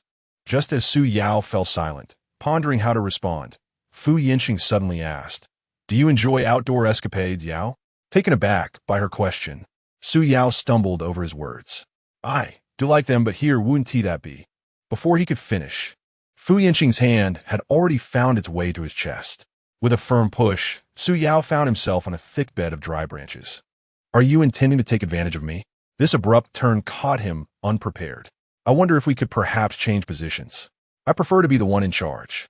Su Yao's mind was still racing with thoughts when a sharp whistling sound broke the air nearby. An arrow, swift as lightning, shot toward the very spot where he had just stood. Had it not been for that sudden push, he would have been unable to evade the icy arrow. In the midst of anxiety, it dawned upon him that the so-called wilderness battle was a misinterpretation of his thoughts. An overly expansive mindset is not always beneficial. The opponent, having launched a sudden ambush, was not satisfied with their initial failure. Whoosh, whoosh, whoosh. 3 arrows were released once more, this time aimed at Fu Yanheng. The projectiles were swift and precise, sealing off all avenues of escape that an ordinary person might utilize. Clearly, the adversary was a master of archery, anticipating his moves with remarkable skill. Su Yao lay firmly on the ground, unperturbed. Such tactics could only trouble those who were merely skilled in martial arts. But the cunning fox was a practitioner of the immortal arts. Nonetheless, this archery style felt strikingly familiar. Hud, hud, hud. The sounds of 3 arrows striking flesh echoed in the air. Fu Yanheng staggered momentarily. With a resounding thud, he fell, pierced by an arrow, his fate uncertain. The abruptness of the event left Su Yao in a state of shock. The burning fox. Forgetting the lurking enemy, Su Yao prepared to rise and rush toward Fu Yanheng. However, his limbs were suddenly bound by an unseen force, rendering him immobile. Ah! Su Yao's anguished roar filled the air as he struggled in vain. The profound sorrow flooded his eyes with blood, and something slipped down his face. Tears! How could you push me away and not evade yourself? He could only rely on his furious cries to release the grief and anger within him. At some point, this seemingly enchanting woman, with her intricate and formidable heart, had quietly carved out a significant space in his own. Release me. Su Yao fought desperately, yet his efforts were in vain. The sound of approaching footsteps grew closer. The assailant had seemingly realized his predicament and drew near. He turned his head, eager to discern the opponent's visage. Alas, the dense foliage obscured his view. Faced with dire circumstances, Su Yao found a strange calmness washing over him, contemplating a strategy. He conceived 3 plans. The first, to feign bravado and intimidate the opponent. The second, to engage in verbal sparring, seizing the moment. And the third, to lie on the ground and plead for mercy, striving to preserve his life. With determination, he took several deep breaths to steady his mind. Lowering his voice, he unleashed a hearty laugh. Ha ha! His laughter was robust and defiant, a sound that few could replicate without consuming copious amounts of counterfeit liquor. Perhaps the opponent was momentarily taken aback by his laughter, as their advancing footsteps hesitated. After all, mortals are ultimately flawed. Their excessive bloodlust reveals a yearning for death, a tragic irony. After a thorough mental excavation, Su Yao conjured a phrase he deemed quite impressive. The adversary appeared to be momentarily intimidated, refraining from response or further action. Approach and meet your demise, for my sword has long been parched with thirst. Intimidation was not the ultimate goal. Dissuasion was the aim. Su Yao stoked the flames of his bravado further. The two remained locked in a standoff, but the opponent, noticing Su Yao's in action, began to close the distance once more. Clearly, the initial ploy had failed. Alas! Su Yao exhaled a long sigh, filled with lamentation. The footsteps nearby once again came to a halt. I sense a fortune upon you that compels me to spare your life. Depart now. The second wave of deception commenced, with Su Yao performing with even greater fervor. His expressions were remarkably on point.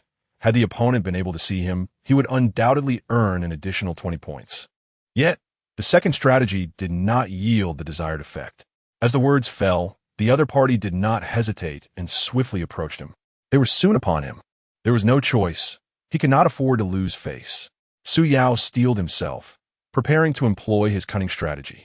Just as the words of plea were about to escape his lips, a piercing scream erupted from the other party. Let me down, you two despicable dogs.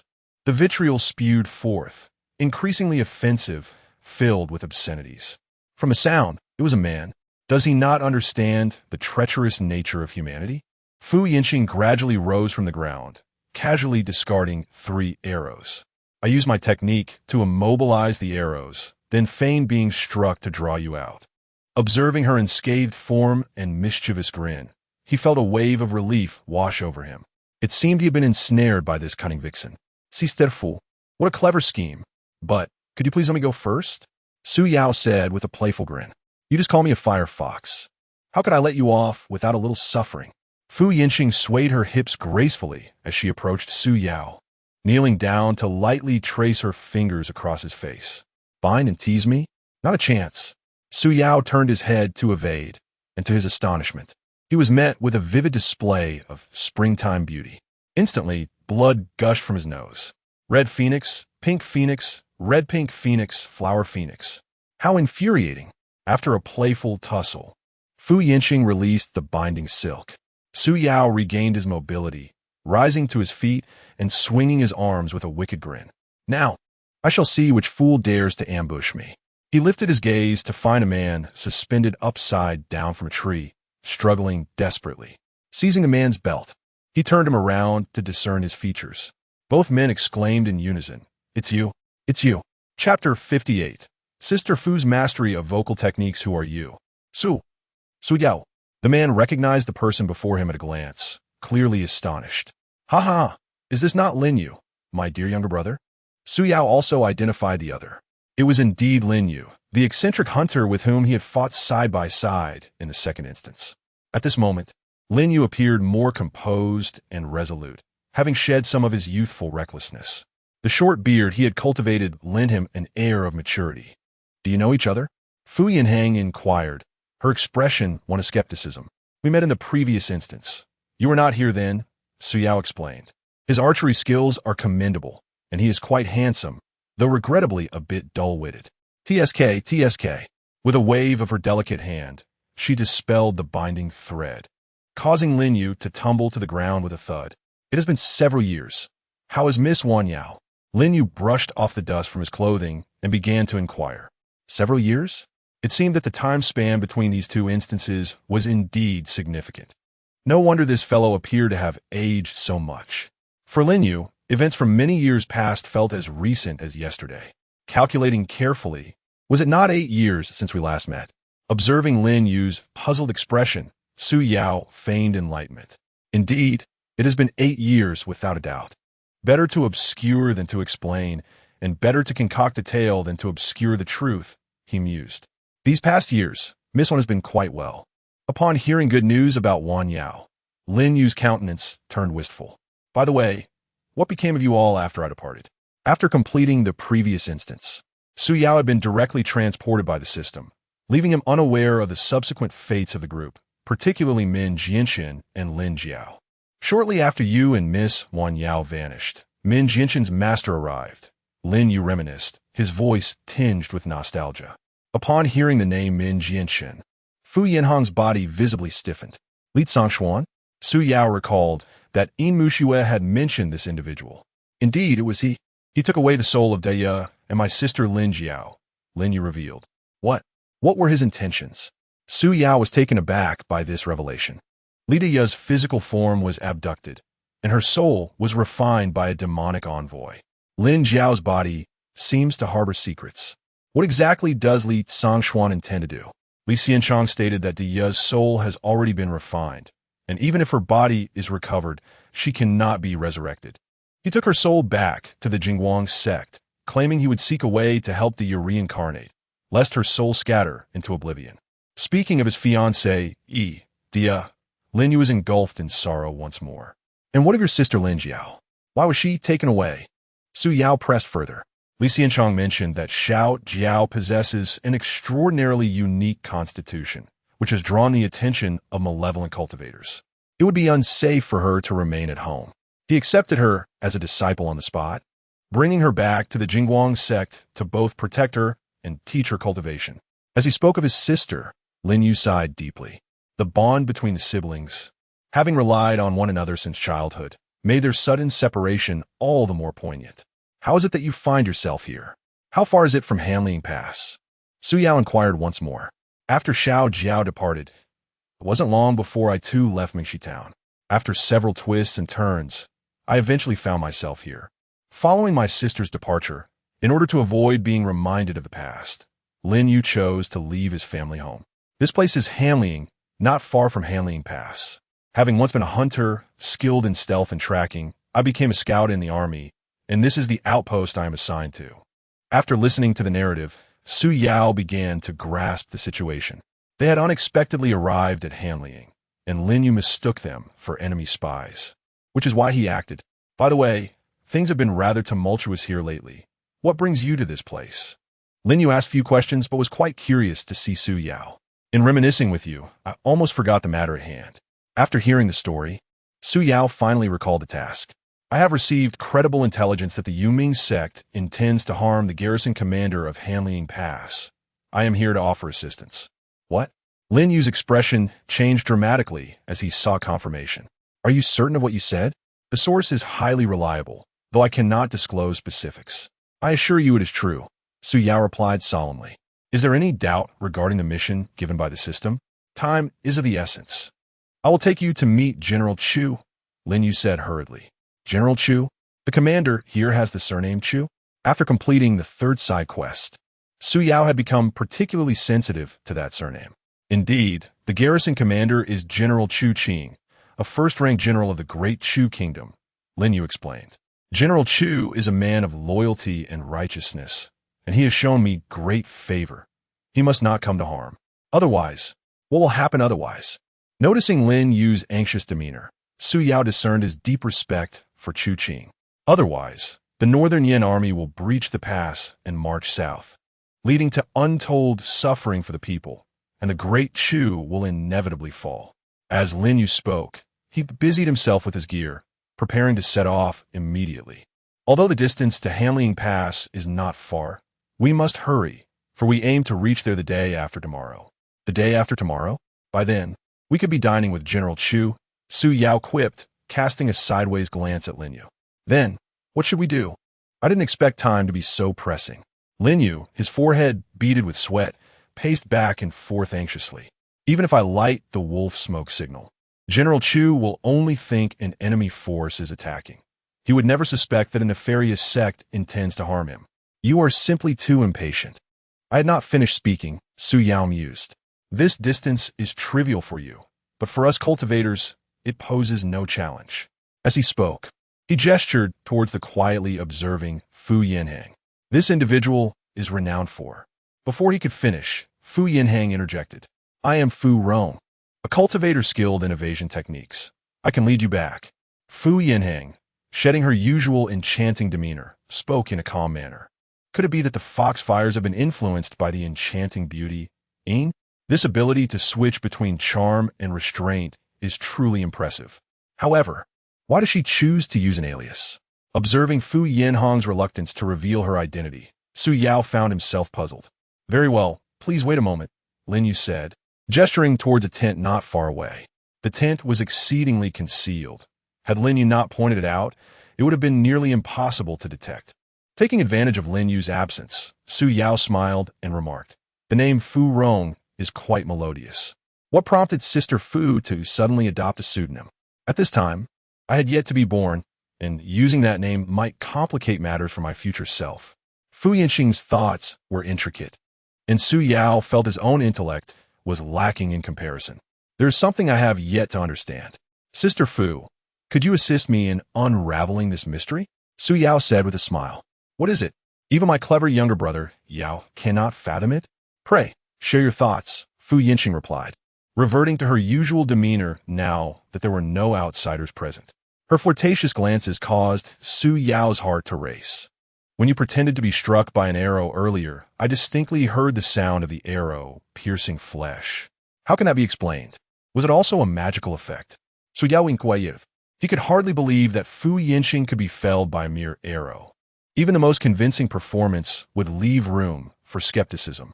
Yet the sound of the arrow embedding itself was unmistakably clear, leaving Su Yao at a loss. If one were to suggest that magic could immobilize arrows, he would accept that, for Fu Yinxing was adept at binding and controlling. However, the notion that magic could mimic sound was utterly unfathomable. It is not magic, Fu Yinxing replied with a mysterious smile. What then? Ventriloquism. Chapter 59. Are you not of this world? Mimicry? Su Yao's eyes widened in disbelief. With a playful pout, Fu Yinhang produced the unmistakable sound of arrows striking flesh. 3 sharp thuds that echoed the earlier sounds. Goodness, this talented vixen is truly remarkable. Her petite mouth can articulate and play the flute, and she is proficient in mimicry. She is undoubtedly a treasure of a woman. What else could she imitate? Su Yao, witnessing such extraordinary mimicry for the first time, was thoroughly intrigued. Can she replicate other voices? Gentlemen, please be cautious. You must cherish Wan Yao. Fu Yinhang spoke softly, her voice perfectly mimicking Chu Wan Yao. The imitation was so lifelike that Su Yao was struck with goosebumps. Before he could recover, Fu Yinhang's lips parted once more. Alas, your heart flows like water, and the bright moon sinks in the west. Su Yao, how could you so cruelly abandon me? The tone was melancholic. It was unmistakably Yin Muxue's voice. You can replicate every voice you've ever heard? Su Yao, astonished, was even more curious. I can imitate about 80 to 90% of human voices and 50 to 60% of other sounds, Fu Yinhang replied with a smile. At that moment, Lin Yu rushed over, burdened with a package. I have returned, brothers and sisters. We can now set forth. His arrival interrupted their conversation. Lin Gongzi, please indicate the direction, so I may employ my teleportation technique to take you there, Fu Yinhang said, maintaining a gentle demeanor. 20 miles west lies Hanliang Pass, at the center of which stands the residence of General Chu, a 3-courtyard estate. Lin Yu explained while gesturing towards the west. The view was obscured by trees and hills. With a soft hum, Fu Yinhang was about to link arms with the two when Su Yao interjected, Sister Fu, you lead him ahead. I wish to try the new technique I've learned. A new technique?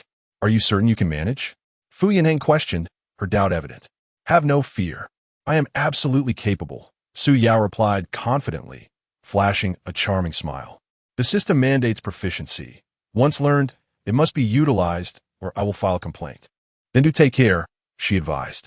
Without further ado, Fu Yinhang took Lin Yu's arm and employed her rainbow light escape, soaring swiftly westward. Not wishing to linger, Su Yao followed the steps in his mind, channeling his spiritual energy and rapidly forming seals. Celestial wind cloud technique, soaring clouds. As the seal was completed and the energy flowed, he pushed off forcefully with his feet. Mist enveloped him, and his body felt as light as a wisp of cloud as he soared into the air. Though not as swift as the rainbow escape, his speed was impressive. Riding the clouds and commanding the wind, Su Yao felt the rush of wind whistling past his ears. It was not his first experience of flight, but it was his first time flying independently. He finally savored the joy of being an immortal cultivator. Here comes the little flying stick. While soaring through the air, Su Yao instinctively glanced downward. The mountains stretched endlessly, trees appeared as mere blades of grass, and the peaks resembled heaps of sand. Suddenly, the scenery below seemed to shimmer and sway, an intense dizziness washing over him. Oh no! In the midst of an experimental technique, I momentarily forgot my fear of heights. My legs grew weak, and my muscles tensed involuntarily. Su Yao wished to close his eyes, but found himself unable to do so. His gaze was firmly ensnared. Cold sweat trickled down his spine, his stomach churned, and he plummeted downward. The descent quickened, and he attempted to steady his mind to invoke his powers once more. Yet his hands trembled violently. Life offers numerous reasons to endure, while death requires one to be adept at crafting a narrative. Just as Su Yao was on the verge of meeting his fate, a beam of golden light surged toward him. Within the radiance, a figure materialized, seizing Su Yao and guiding him safely to the ground. Upon landing, the golden light dissipated. Su Yao collapsed onto the earth, feeling significantly better. After catching his breath for a moment, his heartbeat finally began to normalize. When he lifted his gaze, he beheld an elderly gentleman clad in azure robes standing before him. Su Yao gulped. After a moment of composure, he spoke slowly. Thank you, esteemed elder. Had you not appeared, I would have perished. He gasped for breath once more. Why did the young friend fall from the clouds? The elderly man inquired, stroking his silvery beard with an air of scholarly grace. Consider it an ailment, Su Yao replied, struggling to rise with the aid of his hands. The true cause was difficult to articulate, so he opted for an ambiguous response. Ah, a sudden affliction, I see. The elder nodded knowingly. I possess some confidence in my medical skills. Would you like me to examine you? No, no. Su Yao hastily waved his hands, his toes digging into the ground in embarrassment. This ailment is intermittent. It won't trouble me unless I exert myself. Ha ha, your words are quite amusing. The elderly man chuckled. May I inquire your name, young friend? I wish to remember it, so that I may repay your kindness when the opportunity arises. Su Yao, a firm believer in reciprocating favors, replied, I am honored to meet you, elder. What is your esteemed name? I am Li Sangshuan, the elder responded with utmost candor. You are the leader of the Golden Light Sect, Li Sangshuan. Su Yao exclaimed in surprise. Although it was their first meeting, he had heard this name from Yin Muxue. He was also the master of Min Jianxin. Li Sangshuan smiled and nodded. It is a pleasure to meet you, young Su Yao. As he spoke, Su Yao instinctively extended his hand in greeting. Noticing the elder's astonished expression, he quickly altered his gesture to a respectful fist salute. Li Sangshuan returned the gesture and inquired, Might I ask, young Su, where are you headed? To Hanling Pass, Su Yao replied truthfully. What is your purpose for this journey? Li Sangshuan's demeanor shifted. His gaze became sharp. To meet General Chu Qing, Su Yao stated, unfazed by the elder's intensity. Why do you seek him? Li Sangshuan's eyes narrowed, his voice frosty. The overwhelming pressure emanating from the elder made Su Yao feel uneasy. After a moment's hesitation, he chose to answer honestly. To save him. The elder's attitude abruptly changed, indicating a connection to Chu Qing. He could either be a friend or foe. Oh, the response evidently took Li Sangshuan by surprise. How does young Su know that Chu Qing is in peril? The oppressive weight suddenly lifted, and Su Yao felt an immediate lightness throughout his body. Surely, you are not here to rescue someone? Indeed, at that moment, Li Sangshuan had returned to his former self, transforming back into the refined and amiable elder. I share a deep bond with Chu Qing. The day before yesterday, I divined through my artifacts that Chu Qing was in peril, and thus I hastened to offer my assistance. Have you, my young friend, received some news, or do you possess the ability to foresee the fates? Observing that the young man appeared to be no more than 30 and had only achieved a minor level of cultivation, Li Sangshuan surmised that he had likely received some intelligence.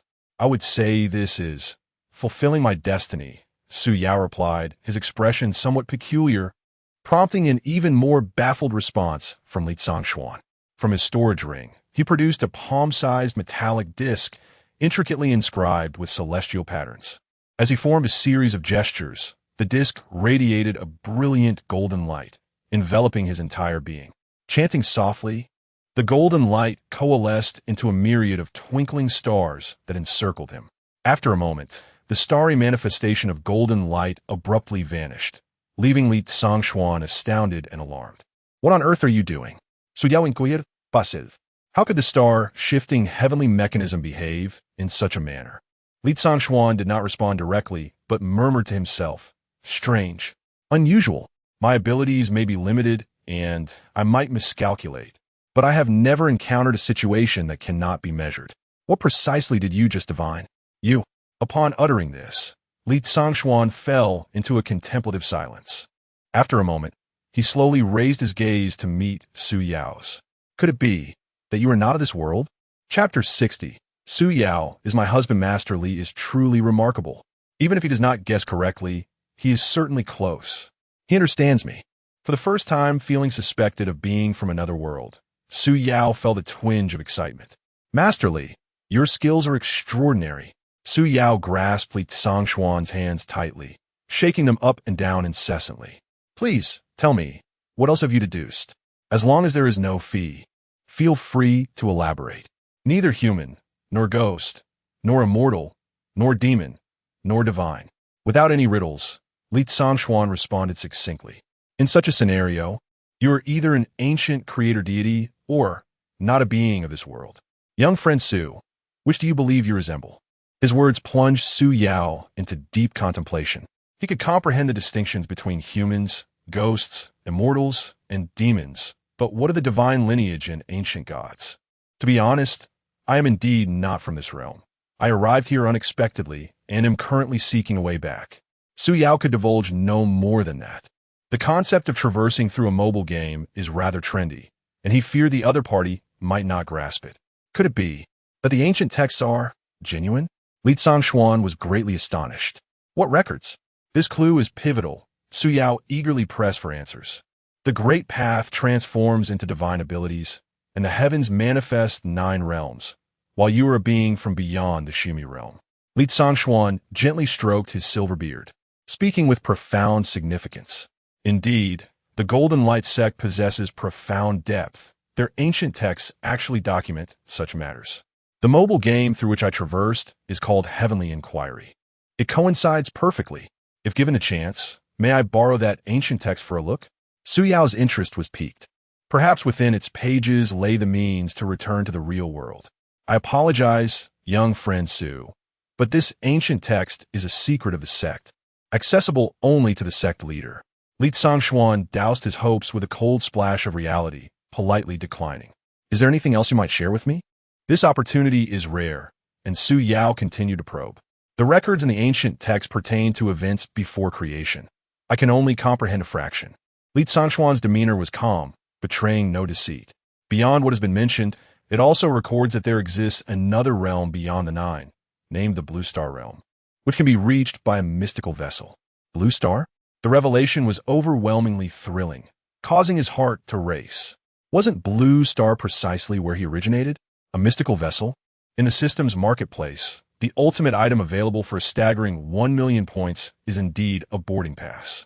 A mystical vessel homeward, boarding with the ticket in hand. As Su Yao organized his thoughts, he realized that those scattered pieces of information were woven together by a single thread. While these matters may be of great importance to you, we must hasten to Hanjing Pass. Li Zhangshuan interrupted Su Yao's musings with a firm statement. We shall go together. I kindly ask you to take me along on your way. Overwhelmed by astonishment, he nearly forgot the pressing task at hand. The completion of the side quest was paramount. Young friend Su, you must keep pace with me. Once Su Yao steadied himself, Li Zhangshuan formed a series of hand seals, his entire being radiating golden light. The Tai Golden Splendor, Golden Light Escape. In an instant, the two transformed into a beam of golden light, soaring westward at breathtaking speed. The golden light streaked through the mountains like a meteor, swiftly passing through towering peaks. Before long, they arrived at Hanjing Pass. As the two descended into the courtyard of the residence, 3 figures awaited them. In addition to Fu Yinxing and Lin Yu, there stood a distinguished middle-aged man, clad in black robes and red armor, his appearance commanding respect. Upon noticing Su Yao and Li Zhangshuan's simultaneous arrival, the trio exhibited varying expressions. Lin Yu recognized Li Zhangshuan and was taken aback upon seeing him. The middle-aged man, well acquainted with Li Zhangshuan, greeted him with a courteous bow. Fu Yinxing, however, regarded Li Zhangshuan with a knowing look, suggesting familiarity, though Li Zhangshuan's gaze swept over her face and lingered, indicating he did not recognize her. Li brother, what a surprise to see you. It has been many years, yet you still possess the same charisma, the middle-aged man remarked with a smile. I calculated that my dear brother Chu Qing was in distress, so I came to offer my assistance, Li Zhangshuan stated directly, clarifying his intent. Oh, Chu Qing was momentarily taken aback, then inquired, are you and this esteemed Su brother and Miss Fu together? It was evident that Lin Yu and Fu Yinxing had engaged in brief conversation with Chu Qing prior to their arrival, and he was already acquainted with Su Yao and aware of their purpose. Not exactly. I chanced upon Su Xiaoyu on the road, Li Zhangshuan replied. At this juncture, Fu Yinxing gracefully approached Su Yao, lowering her voice. Did something occur on the way? Why the delay? And how did you come across him? Forgive my shortcomings. Su Yao responded sheepishly. We encountered a minor mishap on the road, but fortunately met masterly, and then traveled together. Fu Yinxing did not press further, and Su Yao felt a measure of relief. Testing a new technique nearly led to my demise, he thought, aware that if Fu Yinxing learned of this, she would likely tease him for eternity. Since you all have come for my sake, let us retire indoors for a discussion, Chu Qing suggested, gesturing for the group to follow him into the inner chamber. As he passed by Lin Yu, he patted his shoulder and added, come along, brother Lin. Upon entering the inner chamber, the group took their seats, distinguishing between host and guests. Chu Qing spoke first. Li brother and Miss Fu. You mentioned there are individuals intending to harm me. Do you have any leads on such persons? Recently, I utilized the star-turning celestial disk for divination, and it revealed that your fate star has dimmed, indicating the presence of a calamity star threatening your palace, Li Tsangxuan stated gravely.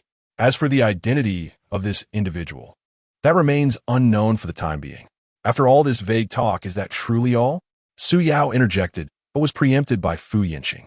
We are not entirely certain either. We received this information from a mysterious figure, she explained. The system task prompt clearly indicated that the Yuming sect is involved. Su Yao felt perplexed but refrained from revealing his thoughts. Who is this? Li Tsangxuan inquired, now focusing intently on Fu Yinqing. This young lady is Fu Rong, a wandering cultivator. She came to assist after being inspired by General Chu's reputation. She responded, concealing her identity adeptly. Miss Fu, despite your youth, you possess remarkable abilities indeed. Li Tsangxuan acknowledged, discerning her considerable cultivation level. And you, and Su Xiaoyu, he began. He is my husband, Fu Yinqing interjected. The question remained unfinished when Fu Yinqing interjected. Her delicate hand naturally clasped Su Yao's. Isn't that right, my husband? Fu Yinqing's performance was impeccable, presenting herself as a gentle and demure woman, devoid of her usual allure. Su Yao was utterly unprepared for this unexpected wife. After a prolonged pause, he stammered a reply. My lady, an enigmatic outsider and an inscrutable cultivator of the divine realm were, astonishingly, united in matrimony. Li Tsangxuan stroked his beard, lost in contemplation. Meanwhile, Chu Qing appeared somewhat distracted, casting furtive glances toward the entrance. General Chu, do you harbor any concerns or apprehensions? Su Yao inquired, noticing the subtle signs. We learned en route that Madame Chu is in labor. The general must be worried about her, Lin Yu explained in a hushed tone. Ah, I see. Su Yao nadith. Continuing, General Chu, childbirth is a significant event. Perhaps we should accompany you. He was concerned that the underworld sect might act covertly, and his offer was made out of goodwill. Yet, this was not in accordance with propriety. My husband, given that Madame Chu is in labor, it would be inappropriate for us to intrude.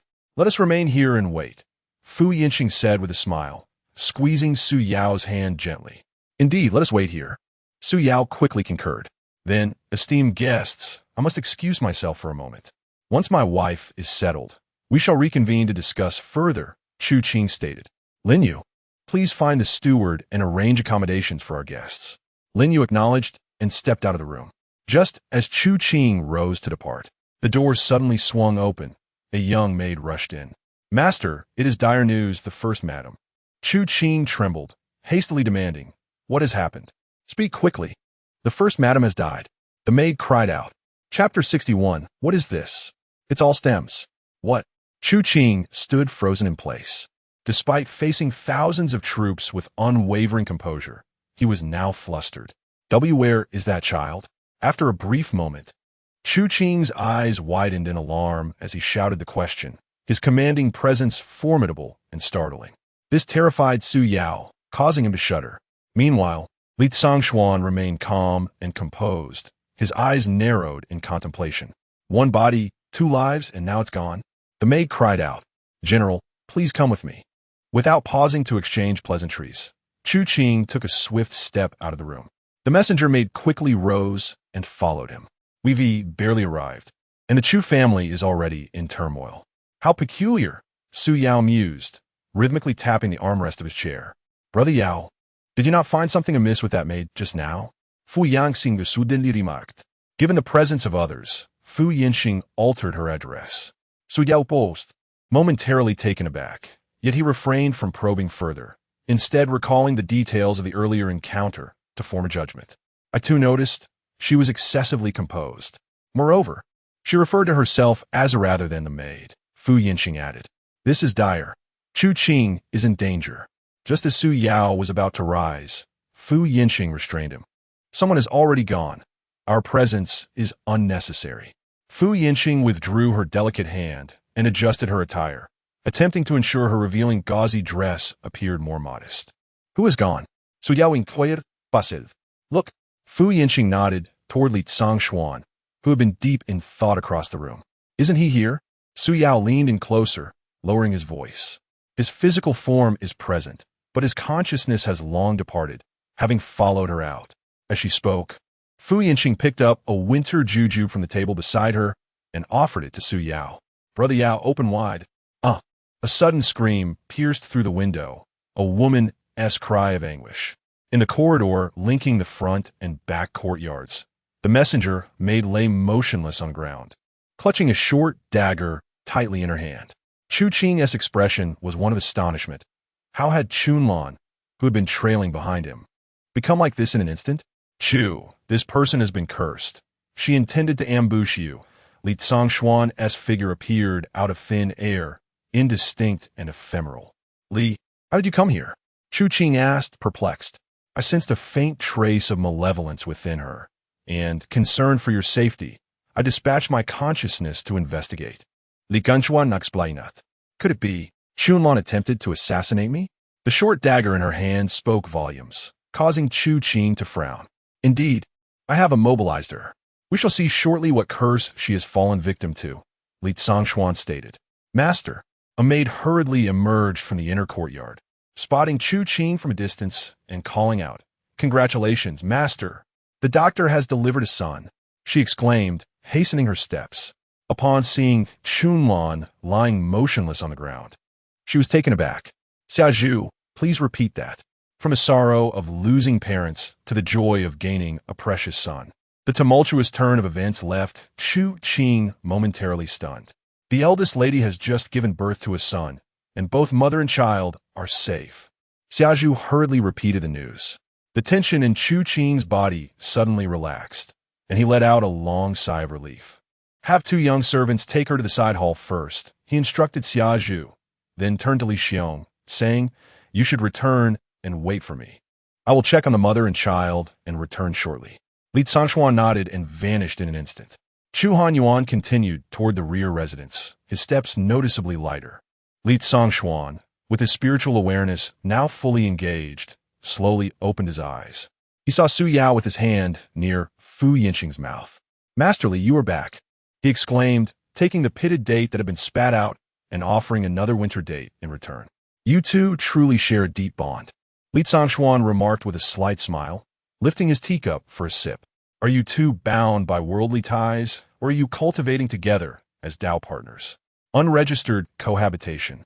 Su Yao replied without hesitation, smiling. Husband, you are being foolish again.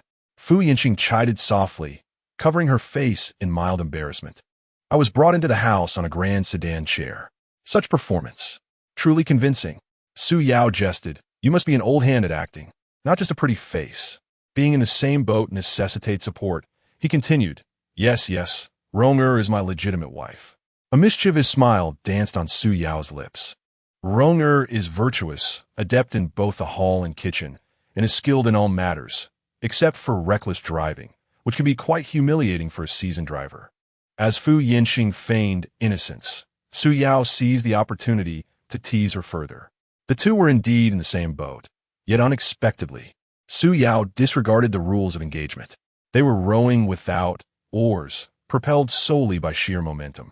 However, with outsiders present, Fu Yinqing found it difficult to retaliate. Husband, how'd your clothes get dirty here? Let me help you clean it. As she spoke, her delicate hand reached around his waist, pinching the flesh with vigor. Su Yao gasped in pain, quick-witted enough to recite poetry to save face. Endless sorrow, oh, endless sorrow, it is only when one returns that it ceases. With this exchange, the coin was once again placed in Su Yao's possession. Li Tsongxuan, feeling the weight of age, found it increasingly difficult to engage with the exuberance of youth. As he watched the couple banter, he awkwardly sipped his tea. The cup soon emptied, prompting him to chew on the leaves. A wave of bitterness flooded his tongue. What is this tea? Just stems. The atmosphere in the room grew peculiar, a juxtaposition of bitter and sweet. Suddenly, the door creaked open, and two young servants entered. Supporting Chunlan, they gently placed her on the ground, bowed, and exited, closing the door behind them. Isn't that the maid from earlier? Su Yao stood, rubbing his side as he approached, crouching down to inspect her closely. Has she fallen asleep so quickly?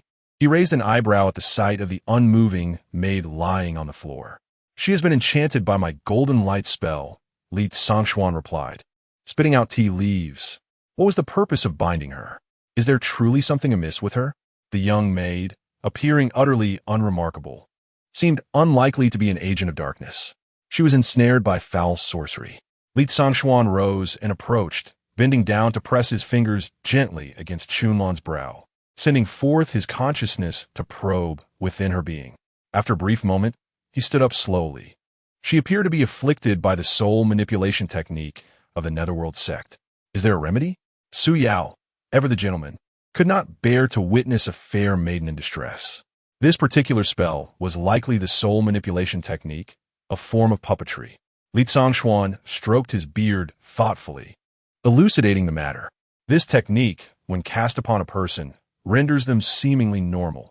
However, the caster can perceive what they see and hear what they hear, and, at a critical juncture, can exert control over the individual. In Shenin village, was not the man who struck himself, Zhu Laolu, also under this influence? It seems this sorcerer has infiltrated the estate. Su Yao gently touched the bridge of his nose, lost in contemplation. I do not possess absolute confidence. Should I fail to break the spell, it may endanger the life of this young girl. Li Sangxuan hesitated. Allow me to attempt it, Fu Yinxing said languidly, her lips parting slightly. Chapter 62. The Art of Spell Breaking. Madame Su, how confident are you? Li Sangxuan inquired, fully aware of the formidable prowess of the individual before him. However, he recognized that mere strength was insufficient for the task of dispelling magic. 10 out of 10. Do you believe me? Su Yinxing, addressed as Madame Su, seemed quite pleased by the title, her smile radiant and sweet. Yet, a momentary pause in her speech revealed a flicker of hesitation upon her countenance. What concerns you? Speak freely, Madame Su. Saving her is paramount, Li Sangxuan urged. When I perform the spell breaking, I must remove her garments entirely. It may be somewhat inappropriate for you two to be present, Su Yinxing stated candidly.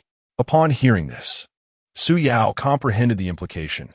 Casting a spell in public would indeed expose their secrets, prompting her desire to send Li Sangxuan away. Master Li, why don't we wait outside for a moment?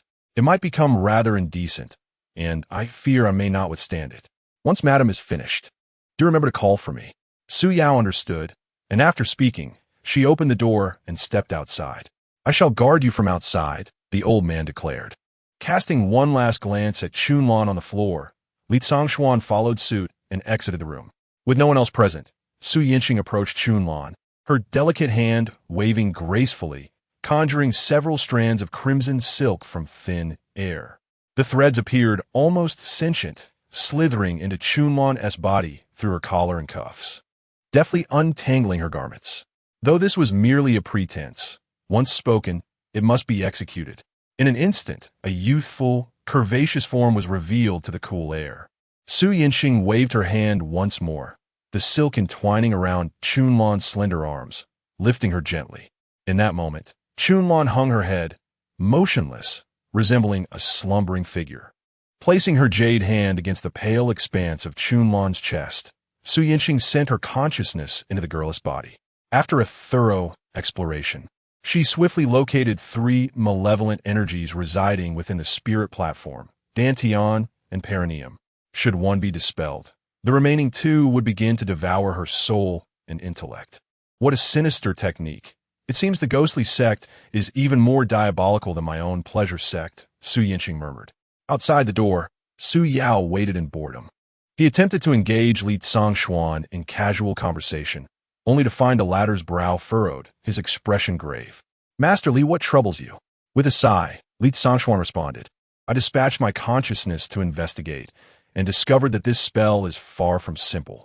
I fear that Madame may underestimate the danger and fall into the traps set by the ghostly brigands. What makes it so complex? Though he possessed some cultivation, Su Yao was clearly a novice in this area. There are 3 strands of malevolent energy within that girl. If one is broken, the others will consume her soul. Li Sangxuan explained. Why not simply dispel all 3 at once? Su Yao asked, finding the solution seemingly straightforward. That would indeed be a trap. Li Sangxuan shook his head. If all three are confronted simultaneously, it would surely divide one's focus, allowing the girl's soul to seize the opportunity to take over. Soul possession? A flash of realization struck Su Yao. He recalled how Yin Muxue had mentioned in the hidden village that Zhu Laolu had his soul taken, his body rendered a puppet. Rendring rescue impossible. But how could this maid still possess a soul? The girl's soul was extracted and, after undergoing refinement, was placed into a body fashioned into a puppet. Li Tsangxuan, filled with concern, remarked, "The practitioner likely intends to manipulate the soul at the moment someone attempts to rescue it, seizing the opportunity to take over." Su Yao now comprehended the gravity of the situation. The adversary had skillfully laid a trap using puppet manipulation and soul dispatch, creating a complex scheme that would ensnare the unwary. The optimal response would be to refrain from intervening, sacrificing Chunlan instead. Oh no, Sister Fu is in danger. Upon realizing this, Su Yao was struck with alarm and turned to rush back. "Calm yourself, Su Xiaoyu," Li Tsangxuan interjected, blocking the path with a swift motion, his eyes gleaming with insight. "If I can discern this, then surely Miss Fu can as well. Oh no, I've revealed too much." In his moment of urgency, he had instinctively called out Sister Fu. Master Li had grown suspicious. The address had shifted to Miss Fu, and Su Yao instantly sensed the discrepancy. In the side hall, Fu Yanhang was exerting her utmost effort to save Chunlan, oblivious to the events occurring outside. Having just completed her preparations for the exorcism, she was already drenched in sweat. Taking a step back, her elegant hands danced as she began to form seals. Yin and Yang unification, exorcism. As the seals were completed, 3 beams of crimson light shot forth from her brow and the tips of her fingers, penetrating into Chunlan's spirit platform, dantian, and perineum. Fu Yanhang's cultivation surpassed that of the practitioner, and, as the red light entered her body, the 3 strands of malevolent spiritual energy were instantly diminished. Suddenly, Chunlan's soul erupted from her body, her eyes blood-red and ferocious as she lunged at Fu Yanhang. At that moment, Fu Yanhang was completely focused on her spell, unprepared for the attack. Just as Chunlan's soul was about to reach her, it abruptly halted in midair, mere inches away from Fu Yanhang. "Break!" Fu Yanhang commanded with a commanding voice, and instantly, the 3 strands of malevolent energy within Chunlan's body disintegrated. Sighing in relief, she turned to the net woven from spiritual binding threads that ensnared the soul, allowing a light laugh to escape her lips. "I knew you would have a backup plan. Hence, I preemptively laid down these 49 binding threads." Leisurely, Fu Yanhang adjusted her hair, casting a disdainful glance at the still struggling soul. Now, it was time to dismantle the soul-controlling spell. Her expression grew serious as her hands formed seals once more, invoking Yin and Yang unification, exorcism again. The crimson light surged into the soul's brow. Moments later, both Chunlan's body and soul emitted a piercing scream, echoing through the door and startling Su Yao. He hesitated, torn between the impulse to rush in and the fear of causing chaos. He found himself nervously rubbing his hands, glancing back at the door repeatedly. Feeling anxious was not a solution. He needed to do something within his capabilities. Perhaps he could distract Master Li. Instead of waiting idly, he resolved to rectify his earlier mistake. "Master Li," someone just screamed from within the room. "My cousin Wun Ti be in trouble." Would she? "Cousin? Miss Fu is your cousin?" Li Tsangxuan paused, taken aback. "Oh." Su Yao quickly covered his mouth, his performance slightly exaggerated. "You must keep this a secret from me." Leaning in closer, he whispered conspiratorially, "She is both my wife and my cousin. Please do not let this information slip." In a mundane world, such matters, while commonplace, could be of great concern to some. It is understandable to keep certain matters confidential. Rest assured, my lips are sealed, and I shall not speak recklessly, Li Tsangxuan assured with a solemn pat on his chest. There is, however, another matter concerning your disciple. After a moment's hesitation, Su Yao finally spoke. The burning fox foretold that Min Jianxian would succumb to darkness and commit heinous acts. Moreover, it was prophesied that she might meet her demise at the hands of Min Jianxian. I wonder if informing Li Tsangxuan in advance could avert this tragedy. If history were altered Would the burning fox cease to exist? With 3,000 disciples in the Golden Light sect, I am at a loss as to whom you refer. Noticing that his interlocutor had started to speak, but fell silent again, Li Sangshuan inquired. It is just, Su Yao began, but was interrupted by a voice. What are you two doing out here? Asked Chu Qing, followed closely by Lin Yu, the former looking quite puzzled. Chapter 63. The seventh madam? General Chu is quite formidable. Chu Qing and Lin Yu arrived at the entrance of the side hall, exchanging pleasantries with a few individuals. Inside, Madame Su was performing a spell to aid a certain maid. Li Sangshuan did not inquire further and shifted the conversation. Upon noticing the two approaching, Su Yao refrained from speaking.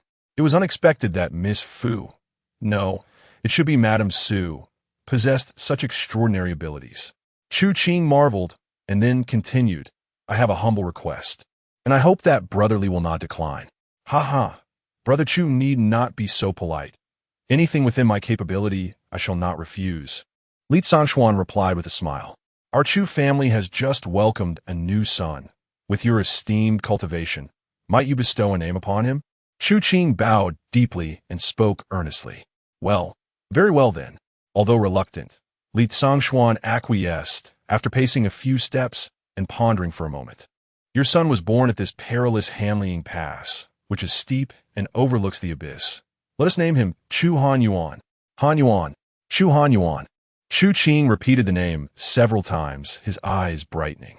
The cold ridge faces the abyss, safeguarding the great Chu. What a splendid name. Upon hearing the name, Chu Han Yuan, Su Yao's eyes widened, and his mouth fell agape, his mind buzzing. Isn't that the name of Xiao Yao's father? Chu Qing is Xiao Yao's grandfather. I wonder if Xiao Yao would be thrilled if she were here.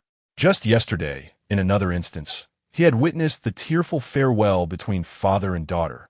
Today, he witnessed the birth of Chu Han Yuan. Such experiences made Su Yao feel as if he had traversed different realms. Thus it is settled. My son Han Yuan shall surely uphold the Chu family's teachings, dedicating himself to loyalty and honor. Chu Qing declared excitedly, his fists clenched in triumph. Su Yao observed this with a sigh in his heart. In the future, Chu Han Yuan would fall victim to treachery, meeting a tragic end, even having his spirit manipulated for malevolent deeds. Ultimately, in a bid to save others, he would sacrifice himself, his soul scattered. Though his fate was grim, it would not tarnish the Chu family's name. Beyond the abyss, there existed a pool of water. Should there be future progeny, regardless of gender, they would be named Chu Handan. An idea struck Chu Qing, and he had already chosen a name for the next child. Ha ha! Brother Chu truly knows how to be clever. Chu Handan is also a commendable name. Li Sangshuan applauded, laughing in agreement. Congratulations, General Chu. Not only has your household welcomed a son, but also a splendid name. Lin Yu chimed in, sharing in their joy. Su Yao stood aside, seemingly isolated from the jubilant atmosphere. Brother Su, what troubles you? Is there something on your mind? Noticing his silence, Chu Qing inquired with curiosity. And no, it's nothing. I am merely concerned about Rong-er, Su Yao replied, gesturing towards the door with a forced smile. Just as he withdrew his finger, the door creaked open, revealing Fu Yanheng, who appeared weary, beckoning the others to enter. As they re-entered the side hall, they found Chunlan awakening, propping herself up on her arms and seated on the ground. Her expression still one of confusion upon seeing the newcomers. As the clarity of youth dawned upon her, she attempted to rise and pay her respects, only to be gently restrained by Fu Yanxing's words. Your body is still too frail. It would be prudent not to move just yet. With that, she approached and assisted Chunlan in taking her seat. I have a few inquiries to make, and you must answer honestly. As Su Yanxing spoke, she helped Chunlan adjust her attire. Chunlan felt a bit flustered and quickly turned to Chu Qing for guidance. Chunlan, heed the words of this esteemed Madame Su. Whatever she inquires, answer her truthfully, Chu Qing said, his expression solemn, yet his tone gentle. He added a reminder, remember, it is imperative to speak only the truth. Upon hearing this, Chunlan nodded earnestly and replied, Madame Su, please proceed with your questions. I shall speak only the truth. Fu Yanxing began her questioning. How much do you recall of the events that transpired earlier? Chunlan furrowed her brow, pondering for a moment before responding. I only remember being summoned by Madame Qi to her chamber last night. The subsequent events escape my memory. Huh? Madame Qi? General Chu is indeed formidable. Su Yao exclaimed, nearly dropping his jaw in astonishment as he turned to Chu Qing. Who would have imagined? My three sisters are barely managing as it is. Look at you, Chu Qing, with those pronounced brows and eyes, indulging in such affairs. At least 7 wives, then? Truly, having multiple wives is the norm. Coughing awkwardly, Chu Qing quickly interjected, Brother Su, you have misinterpreted the situation. I have only 2 wives. The second, Madame Qi, is named Qi Ware. A burst of laughter erupted from Su Yao, who awkwardly chuckled, Ah, what a grand misunderstanding. Please, madam, continue with your inquiries. Fu Yinxing shot a discreet glare at Su Yao before proceeding. Did you encounter Madame Qi? Chunlan knit her brows tightly, reflecting deeply before shaking her head. I seem to have seen her, yet perhaps I did not. How can you both have seen her and not seen her? Chu Qing asked, frowning in frustration. My lord, when I pushed open the door, I glimpsed a figure.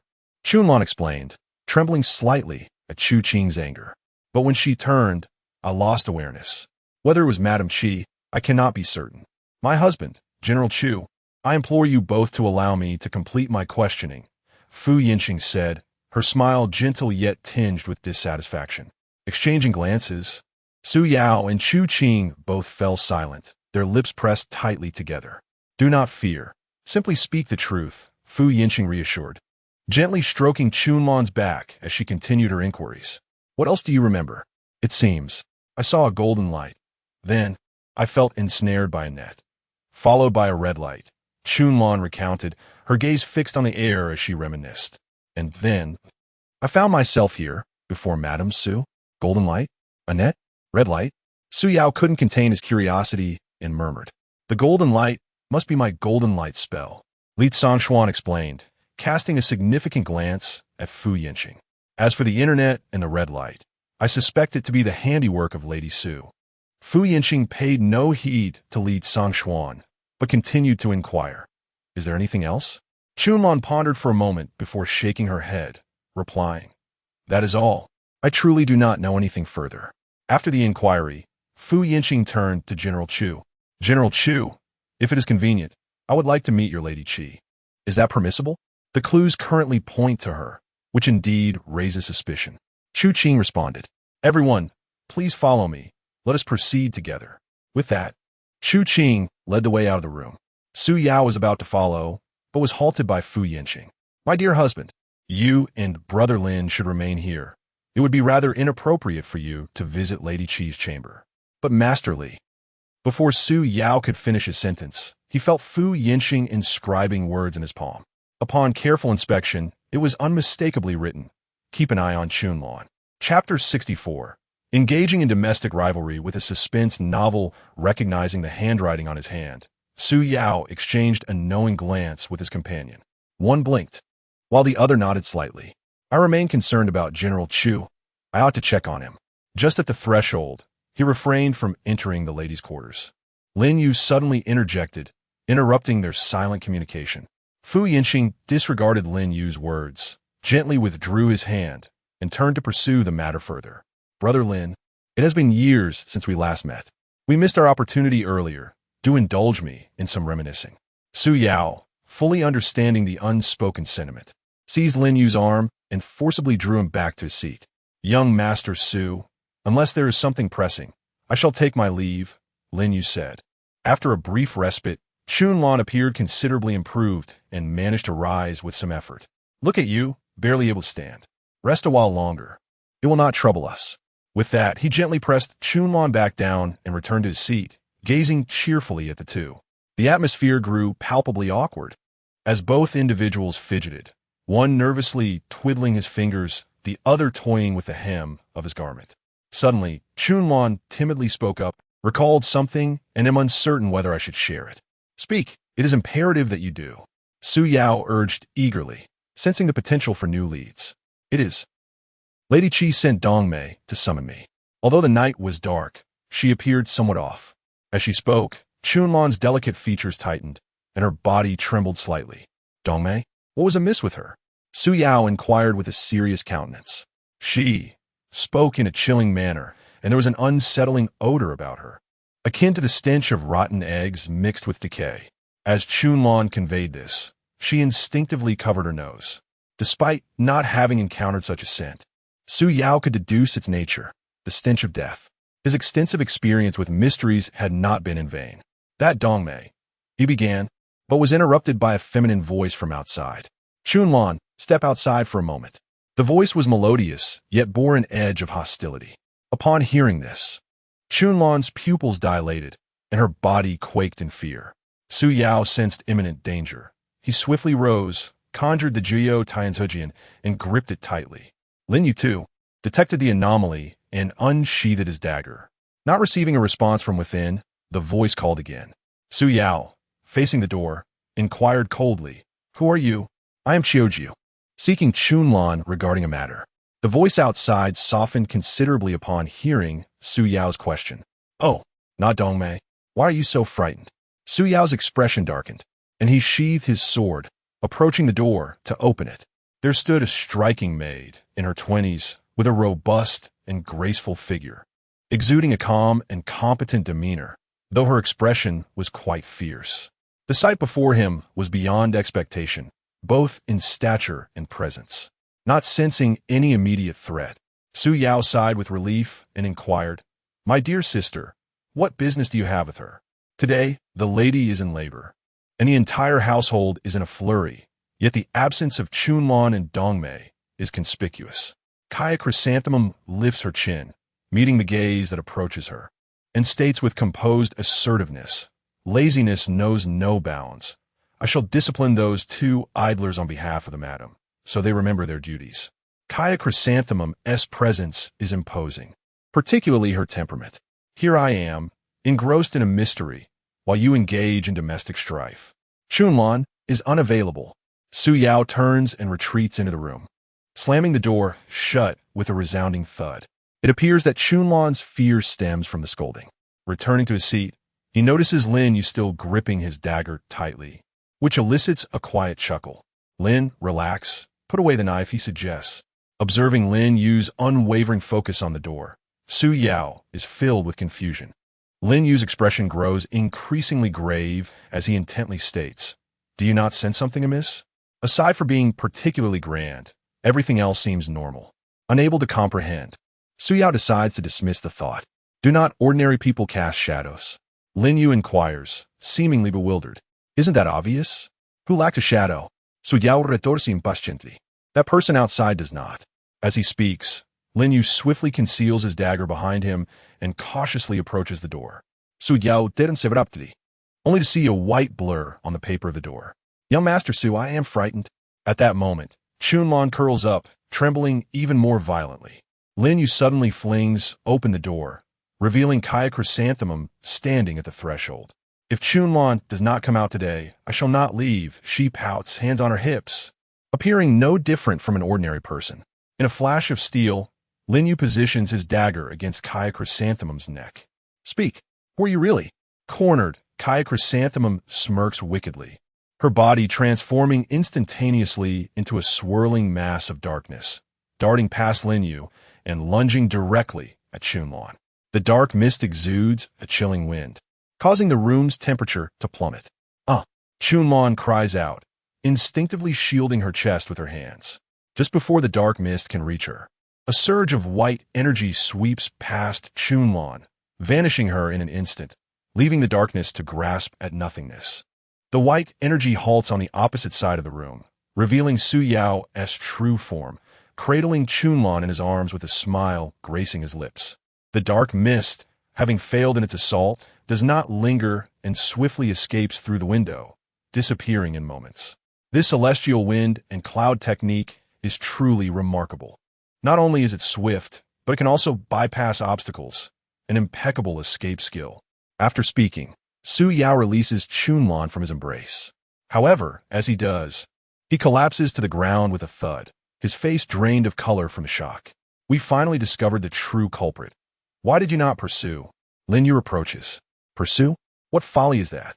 What if I pursue and cannot overpower them?" Would I be deemed a valiant martyr, or merely a fool seeking demise? You go if you are so capable. A torrent of frustration surges within Su Yao, akin to 1,000 horses galloping across a rain-soaked meadow. Assisting Chunlan into a chair, he remarks tersely, "You are of no help. I feared a trap, that they might divert my attention and strike at Chunlan. Indeed, Brother Su, your foresight is commendable. I might have fallen into the snare." Lin Yu awkwardly spoke, feeling a newfound admiration for Su Yao. "I was a bit hasty earlier and may have spoken harshly. Please disregard it." Su Yao graciously replied, "It's quite all right. Youth often lacks maturity. It is understandable." Observing Chunlan, Su Yao couldn't help but ponder why there was such an extreme measure taken against her. Could it be that she possesses some crucial information? Or perhaps she harbors a secret of her own? It was astonishing that the fox could anticipate this in advance. In a fight, one must wield a knife. Yet the fox must remain cunning. Chunlan, do reflect carefully. Is there anything unusual you recall? Su Yao resolved to delve deeper. The maid experienced everything last night, Chunlan exclaimed, overwhelmed by a series of shocks, her speech becoming increasingly incoherent. Not about you, I mean, have there been any strange occurrences in the manor recently? Any anomalies? Su Yao gently coaxed, speaking softly. For instance, about a certain young servant, a maid, or perhaps the two ladies. Chunlan clenched her small hands tightly, straining her memory. Suddenly, she raised her gaze and said, "A few days ago, I saw the madam leave late at night. Concerned for her safety, I followed her. To my astonishment, she was speaking to herself in a secluded part of the back courtyard. As I approached, I realized she was conversing with a crow." A crow? Su Yao was utterly bewildered, finding it incomprehensible. "Did you overhear what Lady Qi was discussing with the crow?" "I was too far to hear clearly. Moreover, I wasn't referring to Lady Qi, but rather the elder lady," Chunlan clarified. "The elder lady's surname is Qian. She's called the elder lady simply because she married earlier." "What? Her surname is Qian?" Su Yao exclaimed in shock. Chapter 65. The hardcore reasoning is too challenging. Su Yao's intense reaction puzzled the two individuals. Although the surname Qian is relatively uncommon, it is still a legitimate family name. What issue could there possibly be with Madame Qian? Lin Yu inquired with curiosity. Rather than being concerned about Madame Qian's surname, he was more intrigued by the conversation with the crow. "It's nothing. My ex-girlfriend's surname is Qian, and I'm allergic to that name," Su Yao fabricated, struggling to find a plausible explanation. He couldn't possibly divulge that he had previously encountered two demon emissaries named Sun Sangu and Li Sidu. What if the remaining demon emissaries were to be called Zhao, Yi, and Qian Er by coincidence? Perhaps Madame Qian is merely a scholar who enjoys studying birds at night? To clarify the situation, Su Yao continued, "Chunlan, please tell me more about Madame." 3 years ago, when a master was leading his troops and fell victim to an ambush by the Northern Yin army, he was gravely injured and managed to escape, thanks to Madame's assistance. What was her occupation before that? Su Yao interjected. According to her, she was a local mountain dweller, left orphaned by the ravages of war. Chunlan continued, noting that Su Yao had ceased his inquiries. In gratitude, once he recovered, the master brought her back to Hanliang Pass. And then they married? Su Yao speculated. Not quite. The master regarded her merely as a benefactor and a sister. There was another reason. He was already betrothed to Lady Qi. The narrative took an unexpected turn, leaving Su Yao astounded. A year ago, one day, the master got exceedingly drunk and engaged in an intimate encounter with her. As Chunlan recounted this, her fair cheeks suddenly flushed. What encounter? Lin Yu asked, bewildered. Don't interrupt. Continue. I wish to hear the details. Su Yao shot Lin Yu an exasperated glance, keen to absorb every detail. After that day, she became pregnant, and the master had no choice but to marry her under the circumstances. Chunlan evidently glossed over important details. 3 days ago, when his fiancée arrived, the master consequently wed Lady Qi as a concubine. Upon hearing this, Su Yao rubbed his nose, lost in contemplation. The supposed mystery of Hanliang Pass had transformed into the scandalous tale of General Chu. Numerous questions lingered within these events. Madame's background remained shrouded in secrecy. with no one able to provide proof. Was Su Yao's proximity to Chu Qing a mere coincidence or a calculated move? That night, had Chu Qing truly acted in a drunken stupor, or was there a deeper story at play? Take me to see Madam. I have several inquiries to pose to her. Su Yao resolved to meet her. This may not be appropriate. Before Chunlan could voice her concerns, Lin Yu interjected. She has just given birth. And you wish to visit? That is quite improper. Lin Yu's words struck a chord with Su Yao. Wait, if she were a demon emissary, why would she bear a child for Chu Qing without eliminating him? This makes no sense. Is she intending to let Chu Qing perish in pleasure? Yet, she exudes an air of enigma. I must consult with Bala next time. This hardcore reasoning is far too convoluted. Could we perhaps engage in a more light-hearted narrative? While Su Yao grappled with his thoughts, on the other side, Fu Yinheng wore a furrowed brow. Lady Qi had gone missing. Moments ago, the three of them had arrived outside Lady Qi's chamber. After calling out for some time without any response, Chu Qing forcefully entered the room, only to find it empty. He sought out Lady Qi's personal maid, Dong Mei, but discovered that she too had vanished without a trace. A faint ripple of spiritual energy lingered in the air, indicating that some form of magic had been recently employed here. Li Tsongxuan, with his keen perception, sensed the anomaly and commented, "This fluctuation, it must be the soul summoning technique." Fu Yinxing waved his hand dismissively and added, "Madam, Su possesses sharp insight. I have always been curious about the origins of your cultivation." Li Tsongxuan, intrigued, inquired further. He had attempted to probe Fu Yinxing's background with his spiritual senses, but it was evident that the latter was well prepared, rendering his efforts futile. Could it be that Fu Rong, like Su Yao, is also an outsider? Senior Li, the utmost priority now is to protect General Chu and uncover the culprits from the Netherworld sect, Fu Yinxing said solemnly. If you have the time to ponder, it would be better spent searching for clues. Li Tsongxuan, possessing remarkable composure, did not take offense. What you say is indeed true. Allow me to extend my spiritual senses and investigate within a few miles. With that, he settled into a meditative posture, gradually closing his eyes. Tai Yijinhua, divine wandering. A golden light radiated from his body as he entered a trance. A streak of golden light swiftly shot out from the crown of his head. The Golden Light sect truly exemplifies the essence of the Taoist tradition. The techniques of spiritual awareness they employ are indeed formidable. As Fu Yinxing contemplated quietly, he rummaged through the room for clues. He had just questioned several servants, who confirmed that neither Yu, Yi, nor Dong may have been seen since the previous night.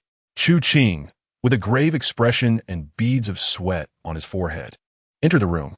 Noticing Li Tsongxuan's lack of response, he hurriedly asked, "What is the matter with you, Brother Li?"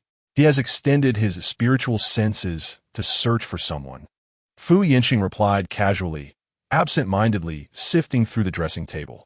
The table was adorned with exquisite jewelry that sparkled brilliantly. Suddenly, as his delicate hand brushed against a hairpin, he felt a faint ripple of spiritual energy. Upon picking up the hairpin and examining it closely, he noticed its simple yet elegant design, which starkly contrasted with the other ornaments. This is Yunyang's hairpin. How did it end up here with you, Yi? Zhuqing Vima? Equally puzzled by the discovery. Who is Yunyang? Fu Yinxing inquired with a raised eyebrow. Oh, that is my lady's maiden name. Her name is Qian Yunyang. Chu Qing explained. She carries the surname Qian? Fu Yinxing's brow furrowed even deeper. Indeed, Yunyang not only bore me a son, but also saved my life. Chu Qing continued, his previously somber demeanor softening with a hint of a smile. May I meet her? Fu Yinxing asked directly, but Chu Qing seemed hesitant. Well, he has just given birth and is quite frail. Do not worry. I shall merely take a look and will not disturb her, Fu Yinxing insisted, clearly pressing the matter. At this moment, Chu Qing questioned. Indeed, this is of great importance, and I hope General Chu will acquiesce, Fu Yinxing stated resolutely. Just as Chu Qing was about to respond, a beam of golden light soared into the room, entering Li Tsongxuan's body. With a sudden awakening of consciousness, he opened his eyes wide and urgently exclaimed, 3 miles to the southwest, within an exceedingly concealed cave, lies the corpse of a woman. Oh!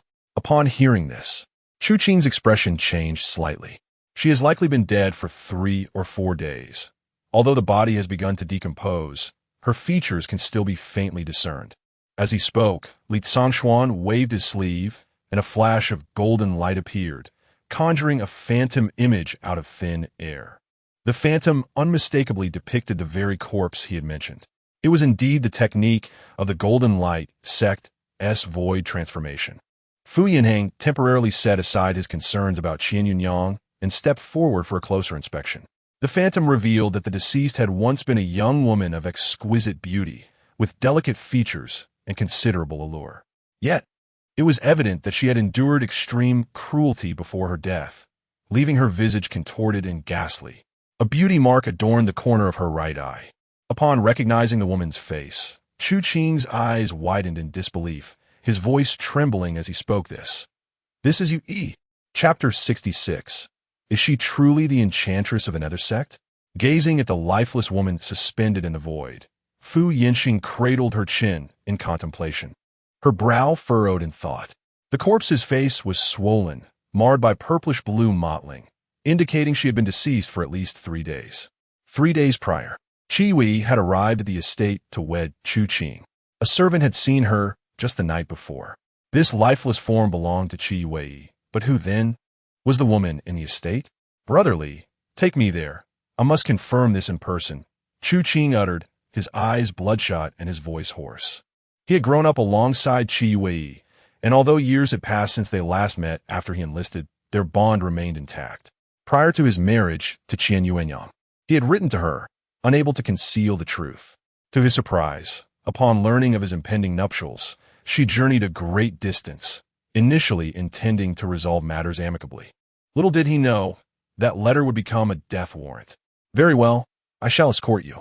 Given the gravity of the situation, it is prudent to identify the body firsthand," Li Zhangshuan replied, recognizing the seriousness of the matter. "Madam Su, will you accompany us?" The Su couple exuded an air of mystery. Though they appeared friendly, Li Zhangshuan remained wary, particularly of the enigmatic Madam Su, whose profound cultivation and intricate thoughts eluded his comprehension.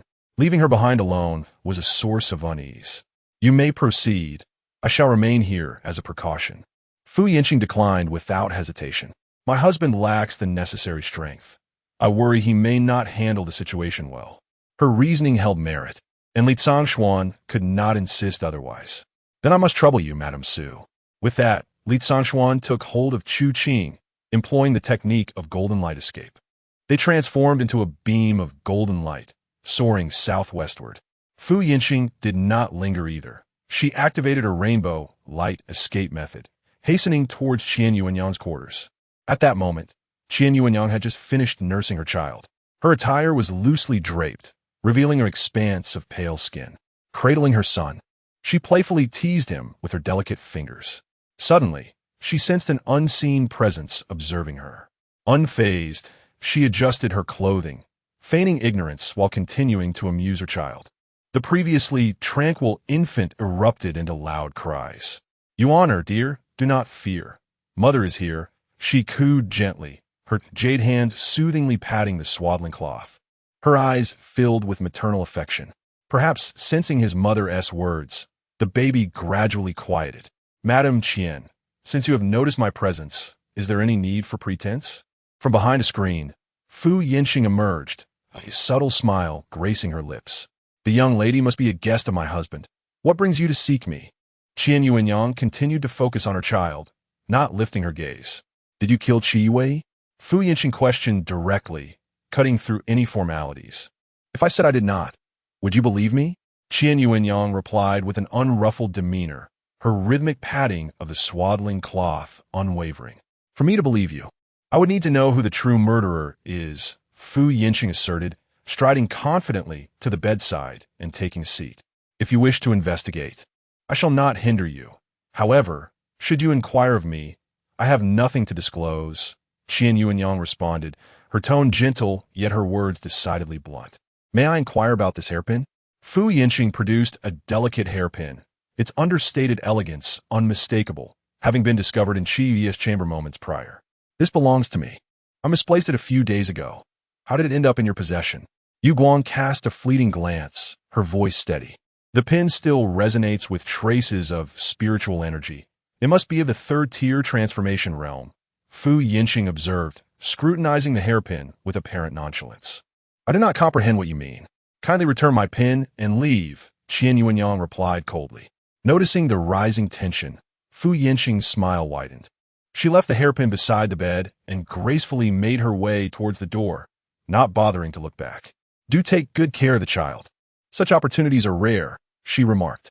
Once the room was empty, a solitary tear slipped down Qian Yuanyang's cheek as she gazed at her son, her heart heavy with reluctance. You honor, what am I to do? I am loath to part with you too, but that individual is far too formidable for me to contend with. As she spoke, tears flowed uncontrollably. One drop landed on the infant's forehead, eliciting a delighted giggle from the little one, seemingly amused by the sensation. In the secluded chamber of the estate, Su Yao pondered deeply, scratching his nose in contemplation. Madame Qian intends to eliminate Chu Qing. Yet she refrains from action for an entire year, only to wait for their arrival. Why must she impose such a challenge upon herself? Moreover, why involve him in the act of murder while ensuring his lineage persists? Is this a complimentary service? While circumstances may defy common sense, they do not do so in this manner. His inability to understand the situation stemmed from a lack of clues. Suddenly, Su Yao sprang to his feet, startling Lin Yu and Chun Lan. I have made up my mind regarding Madame Qian. Not even Jesus could deter me. Mark my words. With a newfound resolve. Su Yao's tone was unwavering. A soft, slightly playful voice interrupted from behind. Though I am unfamiliar with who Jesus is, he may not stop you, but I would like a try. Su Yao's expression shifted abruptly, turning to face Fu Yinxing, who was looking at him with a bright smile. Madam, you have returned, he exclaimed, nearly miscalling her name. Fortunately, his quick wit saved him from embarrassment. My dear husband, do you believe I can intervene? Fu Yinxing gently linked her arm with his, her tone sweet and teasing. Of course, you must be able to. I cannot endure such pressure. Su Yao relented almost immediately, yielding to her charm. He guided Fu Yinxing to a seat. Madam, that esteemed lady bears the surname Qian. I suspect she is up to something. We must confront her. Oh, is that so? Fu Yinxing replied with a knowing smile. I swear, I possess no peculiar inclinations like Boss Chow. My intent is solely to uncover the truth. If you remain unconvinced, let us go together, Su Yao assured, thumping his chest. That will not be necessary. I knew you would trust me. I shall proceed alone, he declared. What do you mean? There are numerous inconsistencies worth investigating. A mere sneeze could reveal a multitude of clues. I have already visited her, Fu Yinxing remarked. Upon hearing this, Su Yao's expression suddenly grew serious. Could she truly be the demon emissary of the Netherworld sect? Su Yao inquired directly. At this, Lin Yu and the others beside her gasped in astonishment. Madame Qian had always been gentle and virtuous, with a deep affection for Chu Qing. The notion that she could harm him was difficult for them to accept. Fu Yinxing neither confirmed nor denied the accusation, but suggested, let us wait until General Chu returns to discuss this matter. Subsequently, Su Yao and Fu exchanged the information they had just acquired. What exactly was Qian Yunyang's background? With Qi Weigao deceased, who remained in the household? What the maid Dongmei? Was she alive or dead? And what about the autumn chrysanthemum that had just arrived? Was it a person or a ghost? Although they had narrowed their suspicions to Qian Yunyang, the situation was shrouded in mystery, leaving Su Yao struggling to untangle the myriad connections.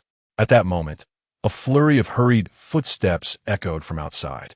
Li Zhangshuan pushed open the door, his expression grave. Upon entering and spotting Fu Yinxing, he stated, that female corpse is indeed Qi Weigao. She was killed after her soul was forcibly taken. Chapter 67. A garment passed through 3 generations. When clothes remain after people depart, as soon as Li Zhangshuan's words fell. Chunlan was the first to be unable to remain composed, considering the person she had seen last night, who had perished 3 days prior. A chill surged from her feet to the crown of her head. The hairs on her body stood on end, and her teeth clattered in a cacophony of anxiety. Where is General Chu? Fu Yinxing inquired upon seeing Li Zhangshuan return alone.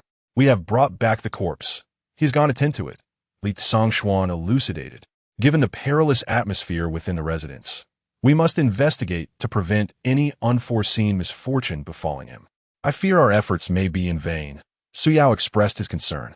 Rest assured, my young friend, I have cast a protective spell upon him, rendering him safe from most malevolent forces, Li Tsongxuan declared confidently, stroking his beard with a smile. Suddenly, his countenance shifted dramatically, and he exclaimed, "Alas! The formation has been breached." Without further explanation, he formed a series of hand seals, transforming into a beam of golden light as he burst through the door. The once confident demeanor dissipated into panic, leaving the others in the room momentarily stunned. Fu Yinqing was the first to regain his composure.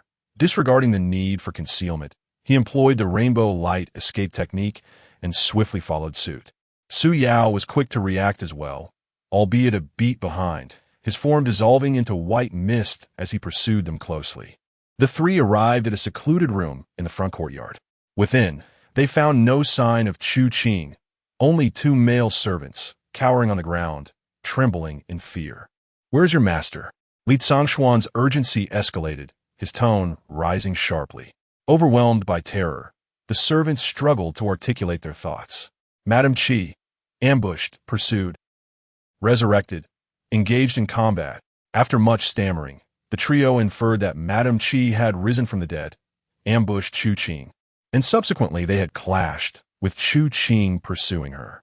"Chu, my impulsive brother," Li Tsongxuan lamented, striking his chest in frustration. "There is no time to waste. We must split up the search for him. We cannot allow Chu Qing to come to harm. Remain calm in the face of danger," Fu Yinqing advised coolly. Before his words could fully resonate, a flash of rainbow light surged eastward. With each passing moment, Chu Qing's peril intensified. Without further contemplation, Su Yao formed seals to cast a spell, celestial wind and cloud body. His form transformed into white mist, darting westward. While the long-distance cloud travel was swift, the short-range teleportation proved more efficient. As he observed the two depart in succession, Li Tsongxuan's expression quivered slightly. "Su, my young friend, your escape technique is remarkable, reminiscent of the long-lost arts of the ancient Shu mountain sect, and that Fu Rong, adept in the dance of the rainbow robe from the Heroines sect.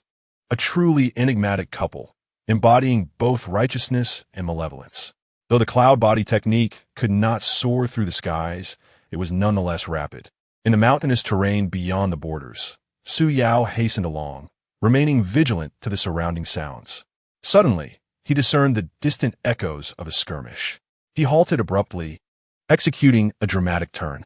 The white mist sped towards the source of the commotion. As he approached, Su Yao beheld two figures locked in fierce combat.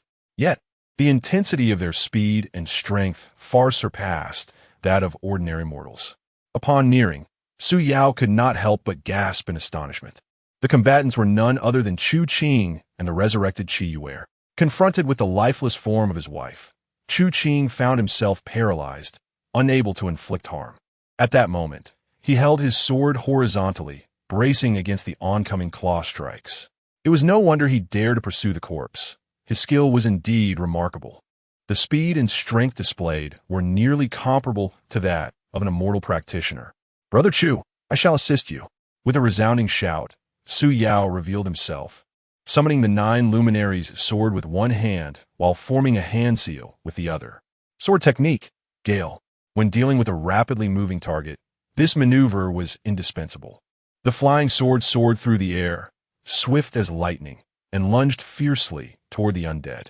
As the claws met the blade, a sharp, resonant clash echoed. The once rusted iron sword, transformed into the 9 luminary sword after the battle at the Chu Imperial Palace, had now become a top-tier divine weapon. The steel-like claws were severed at the tip of a small finger, dark energy gushing forth from the wound in an eerie display. The impact of the flying sword had amplified several times, forcing the corpse back several meters. "Do not harm my wife," Chu Qing bellowed, witnessing the damage inflicted upon her remains. "She was not the one who married you. She was merely your fiancée at most," Su Yao retorted, unrelenting. Chu Qing, in his naivety, was both endearing and exasperating. While one could call it loyalty, others might deem an overflow of saintly compassion. Were it not for the mission's restrictions preventing him from dying, Su Yao would have relished the opportunity to teach him a lesson. His words left Chu Qing momentarily speechless. If she was indeed deceased, then the woman he wed was not Shi Yuer. What, then, did she signify in his life? As he lingered in thought, the corpse lunged at him once more. Is that all? You dare to return? Su Yao mocked, his hands forming another seal. The sword reversed direction, the hilt crashing forcefully into the undead. Though a mere corpse, it instinctively attempted to defend itself, crossing its arms over its chest in a futile effort to block the fierce thrust. With a resounding crack, both arms shattered, dangling limply at its sides. Had it been a living person, the pain would have been excruciating. Noticing that Chu Qing had ceased his incessant lamentations, Su Yao replicated the attack. The flying sword darted to and fro, piercing through the corpse with relentless precision. The sound of splintering bones filled the air as the undead was battered into a disheveled heap. With a final thud, the creature collapsed, its limbs rendered useless, save for its head. That concludes the matter. Though devoid of any attribute letters, the exhilarating sensation of overwhelming victory was profoundly satisfying. It was the first time he had fought with such exhilaration. Su Yao clapped his hands, retracting the flying sword, gazing at the subdued corpse. Chu Qing's heart was a tempest of emotions. On the battlefield, he had taken countless lives, yet he found himself unable to strike down a mere corpse. Do not dwell in sorrow. Let us return her, for soon there may be even greater sorrow to face. With that, Su Yao placed a reassuring hand on Chu Qing's shoulder and sighed deeply. Two wives, one transformed into a zombie and the other a hidden demon, was a burden unbearable for anyone. Taking a deep breath to steady his emotions, Chu Qing declared, I will carry her back. Let us proceed. He turned towards the corpse, knowing that such matters required no false modesty. After all, she was his fiancée, and he need not exert himself unduly. Su Yao plucked a blade of foxtail grass, holding it between his teeth, while his hands rested behind his head, leisurely making his way towards Hanling Pass. Just as he had taken a few steps, a sudden scream from behind startled him. He turned in haste to find a zombie fiercely biting down on Chu Qing's arm. Damn, I was careless. Without a moment's hesitation, Su Yao seized a stone and rushed over, striking the creature's jaw with all his might. The zombie's mouth opened instantaneously, allowing Chu Qing to withdraw his arm. Blood gushed forth, the bite marks deep, with the bone faintly visible beneath the torn flesh. Quick, stop the bleeding. Su Yao, recalling scenes from films, attempted to tear his shirt to fashion a makeshift bandage. However, the clothing issued by the system was of remarkably high quality. After struggling for quite some time, drenched in sweat, he found no signs of damage on the hem. The durability of this garment was simply astounding. A piece of clothing that could last for generations, even when the wearer is gone. It's fine, just a surface wound, Chu Qing reassured, pressing his hand against the injury, beads of cold sweat forming on his forehead. Yet he smiled. I've sustained far worse injuries on the battlefield. This little scratch is nothing. Before he could finish his sentence, Chu Qing collapsed stiffly to the ground. Su Yao was taken aback and hurried to check on him. He noticed Chu Qing's lips had turned black, dark blood oozing from between his fingers. Is it corpse poison? Chapter 68. The professional amateur and the amateur professional in the late autumn noon. A chill breeze swept through the forest, sending a shiver down the spine. Yet, the coldness of the wind paled in comparison to the chill that gripped Su Yao's heart. Though he had not seen it, the signs were unmistakable. A person bitten by a corpse and exhibiting symptoms of poisoning could only mean one thing: corruption by corpse poison. There was no time to ponder further as he crouched down to assess Chu Qing's condition. The situation was dire. Chu Qing lay unconscious, his breath faint, and his pulse nearly imperceptible. Most alarming of all, a web-like black line had begun to spread from the wound, with half of his arm already turning a deep, ominous purple. At this rate, in no more than 10 minutes, Chu Qing would be beyond salvation. Whether the outcome would be death or a biohazard was uncertain. Su Yao's immediate instinct was to retrieve the Linghua Rapid Healing Pill from his storage ring. This pill was a reward from the system, renowned for its remarkable efficacy. It could heal multiple injuries instantaneously. However, this case was somewhat atypical. It involved poisoning. He could not recall any mention of an antidote in the medication's instructions. Time was of the essence. Saving a life took precedence. Su Yao hastily extracted a pill, pried open Chu Qing's mouth, and administered it. The medicine lived up to its name, taking effect almost immediately. The wounds on Chu Qing's arm healed in an instant, leaving no trace of scars. Just as Su Yao prepared to breathe a sigh of relief, he suddenly sensed something amiss. The wound had vanished, but the black lines on his arm continued to spread. What the predicament? Not only had he expended a precious healing pill, but the danger still loomed large. He fervently hoped that Xiao Hu and Master Li would arrive swiftly. They should possess the means to address this crisis. Su Yao forced himself to steady his nerves, palms slick with sweat. A sinister laughter echoed from behind a nearby tree, and a figure emerged slowly. With a voluptuous figure, a slender waist, and long, straight legs, she exuded an aura of malevolence. Upon closer inspection, Su Yao's eyes widened in astonishment. The newcomer bore an uncanny resemblance to Qi Yuer. In a moment of shock, realization dawned swiftly. The corpse was real, but this apparition was undoubtedly a counterfeit. What are you and my husband doing here? The false Qi Yuer chuckled, her movements appearing somewhat awkward. Let me guess. You must be the demon envoy Zhao Yi, Su Yao quipped, raising an eyebrow with a smile. The surprise flickered across her face, only to vanish as quickly as it appeared. Indeed, I am Zhao Yi, the foremost of the 4 demon envoys under the rule of the Netherworld Demon Lord. With that, her form shifted, transforming from an alluring woman into a tall, slender man. How did you know my name? Zhao inquired, curiosity evident in his tone. Please, your naming conventions are so systematic that it would be difficult not to guess, Su Yao replied, uninterested in engaging with the fool. But why not speculate? I could be Qian Ergua. Zhao Yi, however, relished conversing with someone clever. Quite simple. If you're Qian Ergua, then who is Madame Qian? He countered. The names of the 4 demon envoys, Zhao, Qian, Sun, and Li, were too casually chosen. At that moment, though he feigned calm, Su Yao's heart raced with trepidation. The poison afflicting Chu Qing was urgent, and Zhao Yi was no foe to be trifled with. If reinforcements did not arrive soon, death would be imminent. Are you waiting for assistance? Zhao Yiguan scoffed, having long discerned Su Yao's intentions. Unfortunately, I have already led them away with my means. Su Yao squinted slightly and retorted, I'm not afraid of facing you in a duel. You are merely at the 2nd level of the pulse condensation realm. It would be a jest for you to think you could defeat me. Zhao Yiguan chuckled coldly. Yin Ming technique, soul form. A surge of dark energy roiled within him, instantly transforming into the likeness of Qi Yuer. Among all these vessels, I still favor this one the most, Zhao Yiguan remarked, gazing obsessively at her fair, delicate hands. This individual is not only wicked but also perverse. You have seized Qi Yuer's soul to take her form and approach Chu Qing.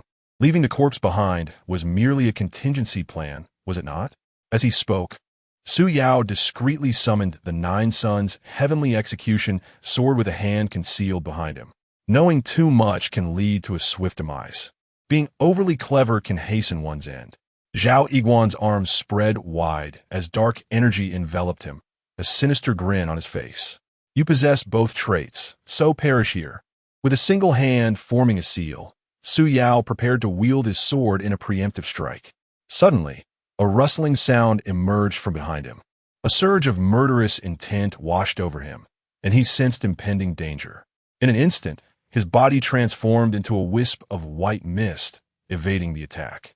A pair of crimson claws grazed past him. It was a young maid. Retreating to the side, Su Yao felt his back drenched in sweat. He had been ambushed. A moment's hesitation could lead to his demise.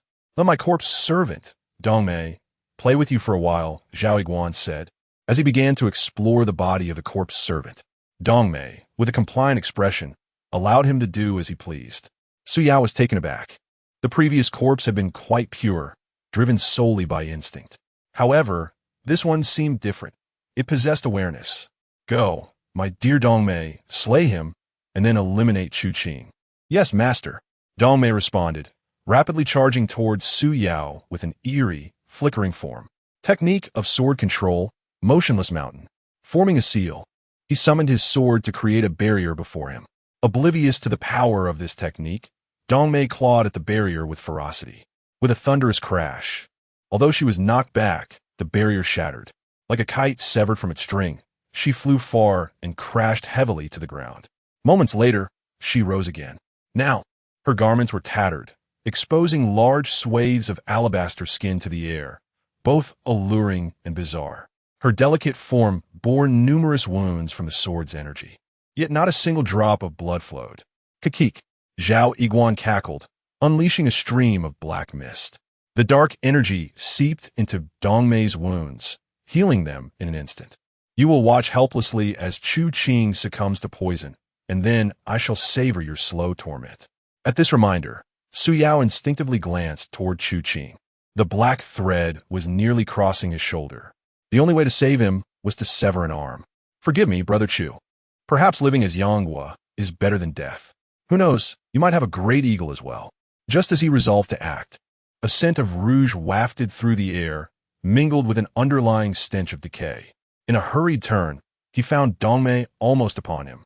Being embraced by a beautiful woman, an affair that could have been enticing, now felt perilous.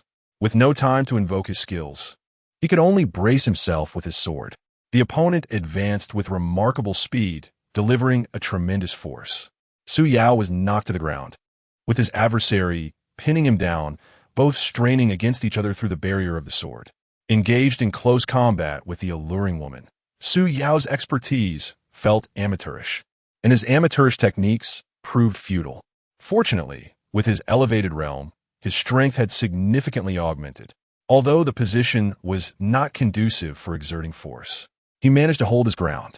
However, Dongmei was astute and agile, deftly maneuvering past his sword to strike at his face. Was this the end? To perish before achieving success, to become a specter beneath her skirts. How ironic. With no other recourse, Su Yao could only hope that his tenacity would withstand this onslaught. Suddenly, a shadow darted past. The pressure on his arms dissipated instantly. Propping himself up on his elbows, he raised his gaze. To his astonishment, he saw Dongmei flung far away, only to crash back again. A voluptuous and athletic figure stood protectively before him. The backlighting obscured her features. Was it Sister Fu? Su Yao called out tentatively, yet received no response. He quickly scrambled to his feet and approached, only to detect a foul odor emanating from her. Finally, as clarity dawned, Su Yao's eyes widened in disbelief. You are Qiyu. Chapter 69. Since it cannot be defended, one might as well steal from home. Although they had only met once, her voluptuous figure left an indelible impression. At this moment, Qiu Jiu's dainty face was alight with murderous intent, her fingers claw-like, with long, crimson nails. Su Yao found himself somewhat bewildered. Had the demon lord defaulted on wages, leading to a rebellion of the corpse slaves? Engaging in dual combat to bolster one's strength? Pondering these thoughts yielded no clarity when suddenly a voice came from behind. Qiu Jiu, young Master Su, hold them off. I shall rescue my husband. Su Yao turned to see a voluptuous and strikingly beautiful woman standing behind him, dressed in a light and elegant wide skirt. Her ample bosom was exceedingly pronounced, and her complexion appeared pallid, as though lacking vitality. You are Qian Yuanyang? Since she referred to Chu Qing as her husband, this could only be Qian Yuanyang. It is I, she affirmed, nodding, then urgently continued.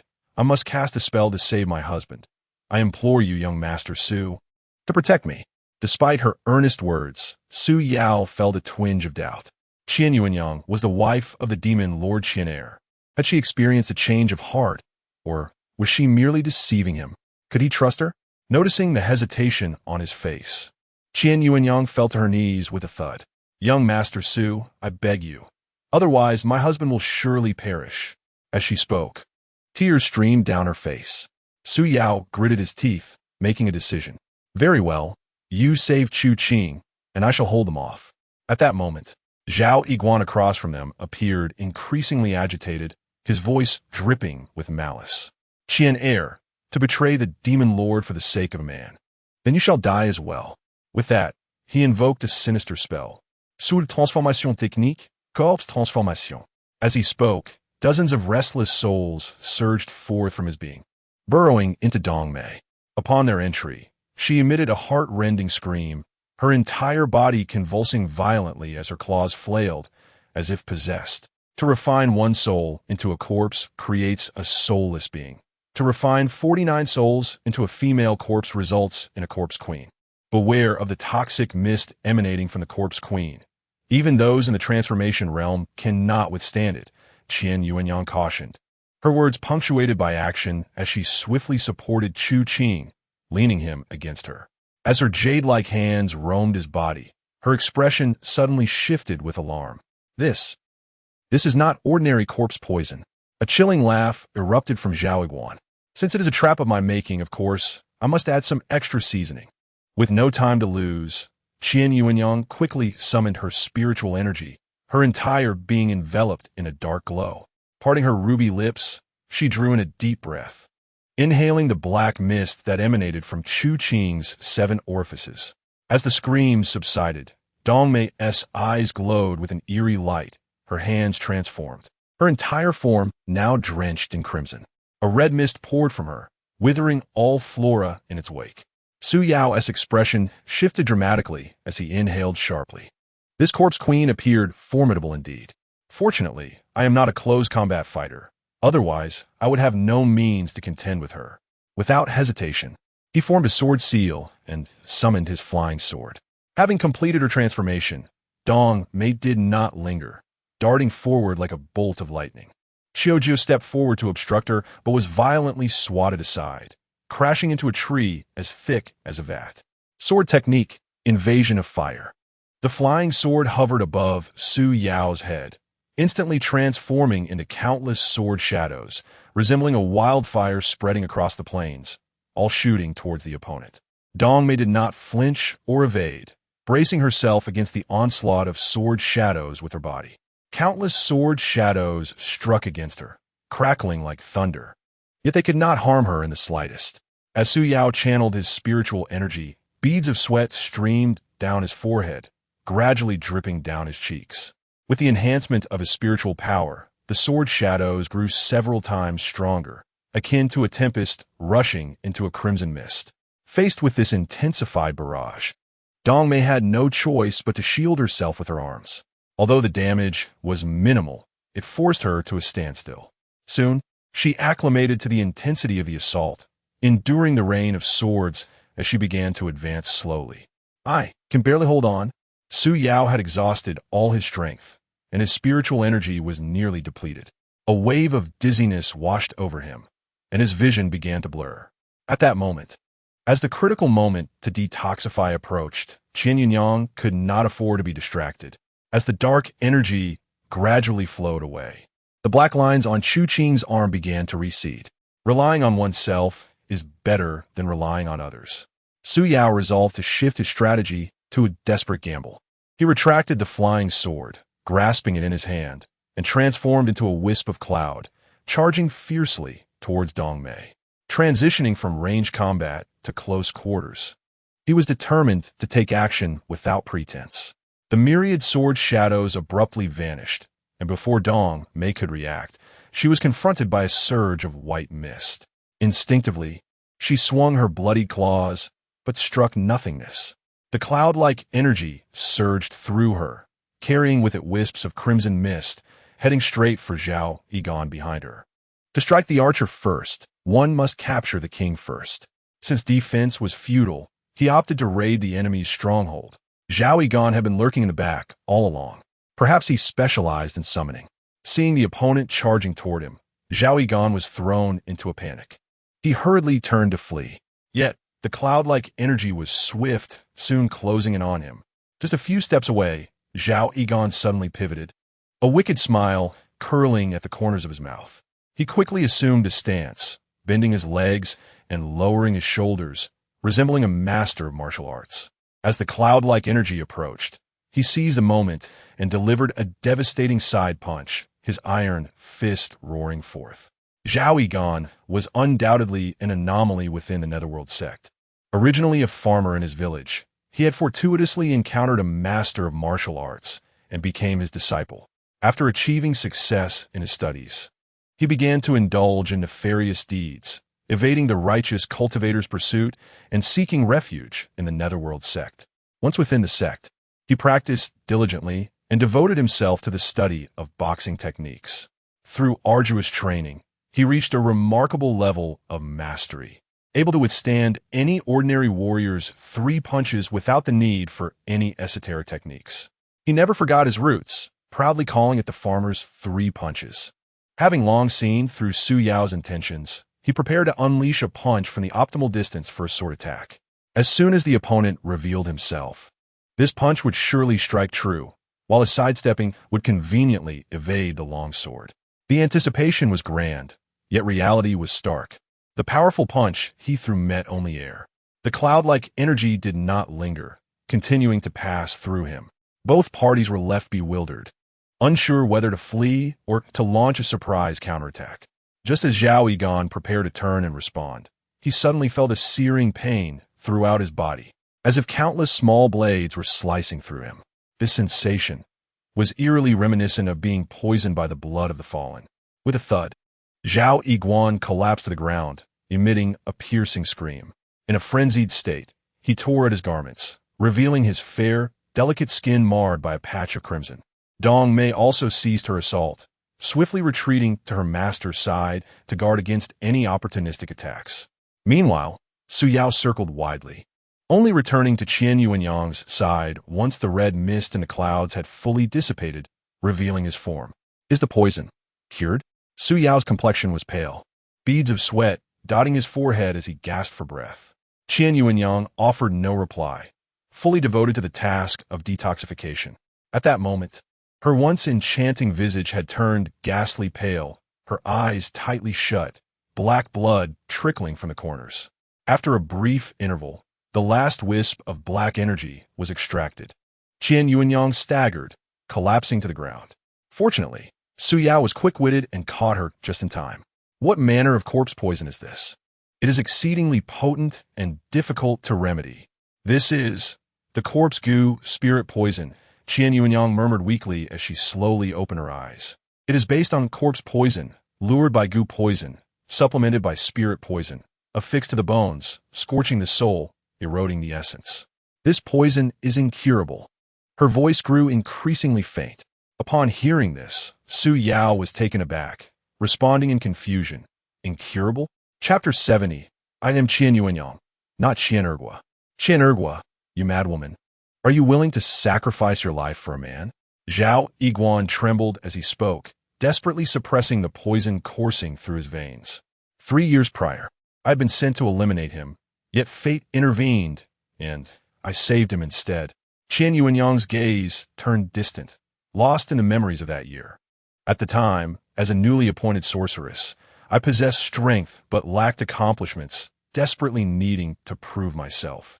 I was dispatched to Hamliang, tasked with assassinating the commander. Once Hamliang Pass fell, the iron hooves of Beiyin would sweep across Great Chu, leading to untold suffering, and the Yuming sect would be inundated with restless souls. Successfully completing my mission would be a significant achievement. Upon arriving at the foot of Hamliang Mountain, I annihilated an entire household of villagers, intending to remain there to gather intelligence and await the opportune moment. However, that day, as I ventured out to scout, a torrential downpour ensued. Taking refuge in a cave, I encountered a gravely wounded man, unconscious and barely clinging to life. His tattered garments revealed he was a soldier of Hamliang Pass. Rescuing him would provide invaluable information about the commander. Thus, I acted on this thought. To save him, I expended a considerable amount of my spiritual energy. Fortunately, I preserved his life, but he remained unresponsive.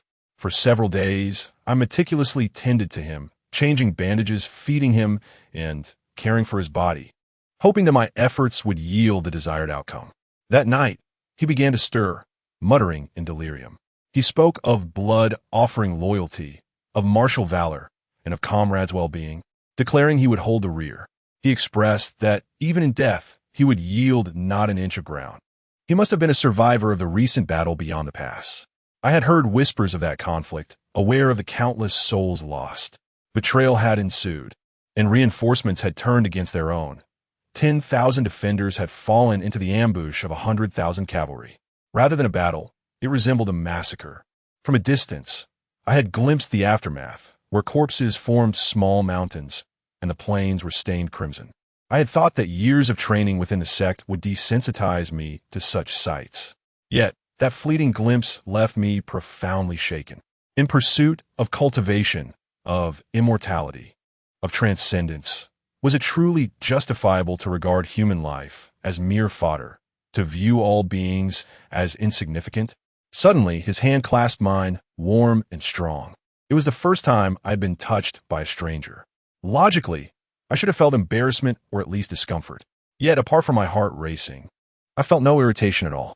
The following day, the man awakened, perhaps out of gratitude for my life-saving intervention, or perhaps due to a lack of wariness. He spoke freely, sharing everything without reservation. As our conversation drew to a close, he revealed his name, Chu Qing, the Grand General of the Northern Defense in Great Chu, and the commander of Hanliang Pass. To my astonishment, my target was none other than him. An immense opportunity lay before me, yet I hesitated. Perhaps it would be prudent to wait until he fully recovered before taking his life. There might be unforeseen advantages to gain. At that moment, he inquired about my name. Qian Yuanyang, I replied, a name given by my parents, one I had not used for many years. Days passed swiftly, and he gradually regained his strength, even managing to rise from his bed. It was time to act. Any further delay could lead to complications. Chu Qing once proclaimed that the ancestral treasure, the 100 battles martial soul, wielded formidable power. Encircled by 100,000 foes, the besieged forces should have faced utter annihilation. Yet, with unwavering determination, he carved a bloody path through the enemy ranks, rescuing 3,000 soldiers. Hesitation now loomed. Any further action might complicate matters. That night, as he fell into a deep slumber, a rare opportunity slipped through his fingers. It was neither the awakening nor the interruption of events that thwarted him. Ultimately, it was his inability to strike. Just wait a little longer. To take advantage of another's peril is to win dishonorably. This rationale, albeit absurd, managed to soothe his inner turmoil. 2 days later, having regained his strength, he resolved to return to Hanliang Pass. But how could this be? He was the target of mission, one that necessitated his demise. Lacking a compelling reason to detain him left her in a quandary. The only recourse was to act now. Yet, just as she prepared to make her move, her hand was seized once more. Come back with me. I will look after you. Consider it a debt of gratitude. Please do not refuse. What should have been resolved turned into an agreement. Perhaps it was for the best. Remaining by his side would afford her the opportunity to end his life whenever she pleased. Hanliang Pass, a pivotal frontier stronghold, housed a general's residence that was rather unadorned. Aside from its spaciousness and the number of rooms, there was little to distinguish it. He possessed an exceptional talent for caregiving, attending to every detail with utmost diligence. Life here was tranquil, offering a sense of comfort. Occasionally, enemy forces would intrude, but after a few months of stalemate, they would retreat, and large-scale warfare had ceased to transpire. The old emperor of Beiyin had passed away, and various factions were preoccupied with vying for power, as Chu Qing had recounted.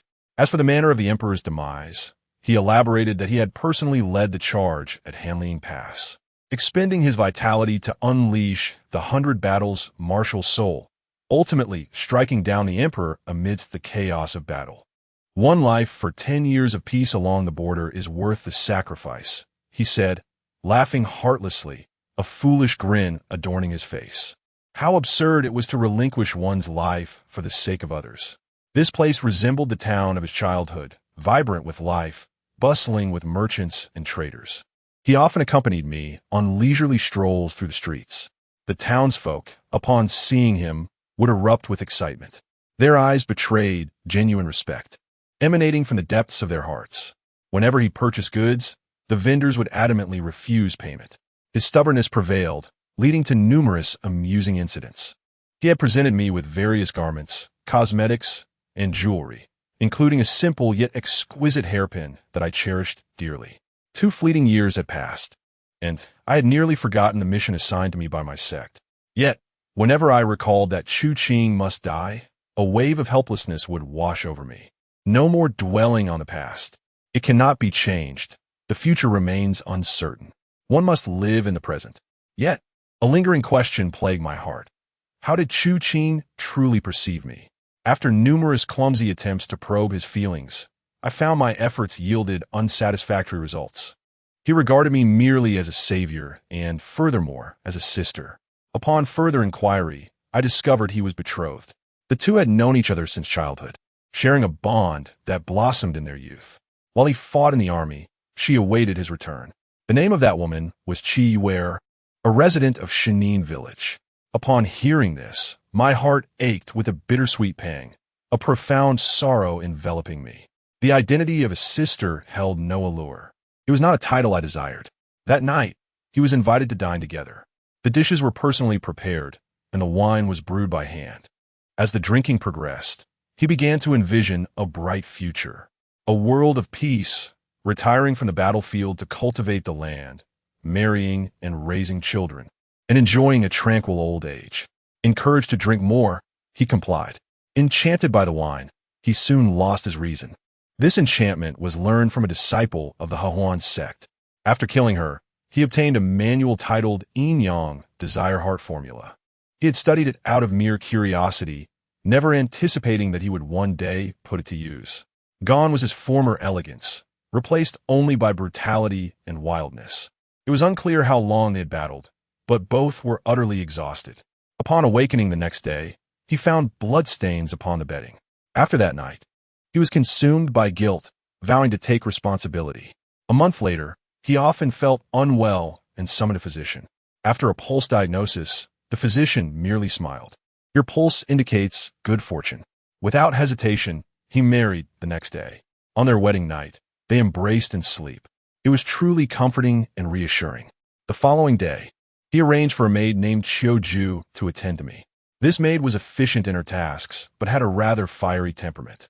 Day by day, my belly began to swell. He nearly abandoned military duties, always remaining by my side. Yet, there was a lingering sense of worry within him. After a series of inquiries, it was revealed that he had written to Qi Yui, informing her that she would soon arrive to seek an explanation. Not wanting to put him in a difficult position, I acquiesced to his request. Though reluctant, I agreed to marry Qi Yui as a secondary wife. That night, I tossed and turned, unable to find rest. A crow landed on the windowsill, its eyes glimmering with a spectral light. It was a dark crow. You have 10 days to kill Chu Qing. Should you defy this order, you shall perish. I have dispatched Zhao Yigan to assist you. Do not err. The dark crow delivered the message from the demon lord. What assistance? It was clearly surveillance. I could only comply, but my husband must not die. I would buy time and strengthen my power. Though it seemed like striking a rock with an egg, I had to make a desperate attempt. I summoned Qiu and, taking her by surprise, suddenly extracted her soul.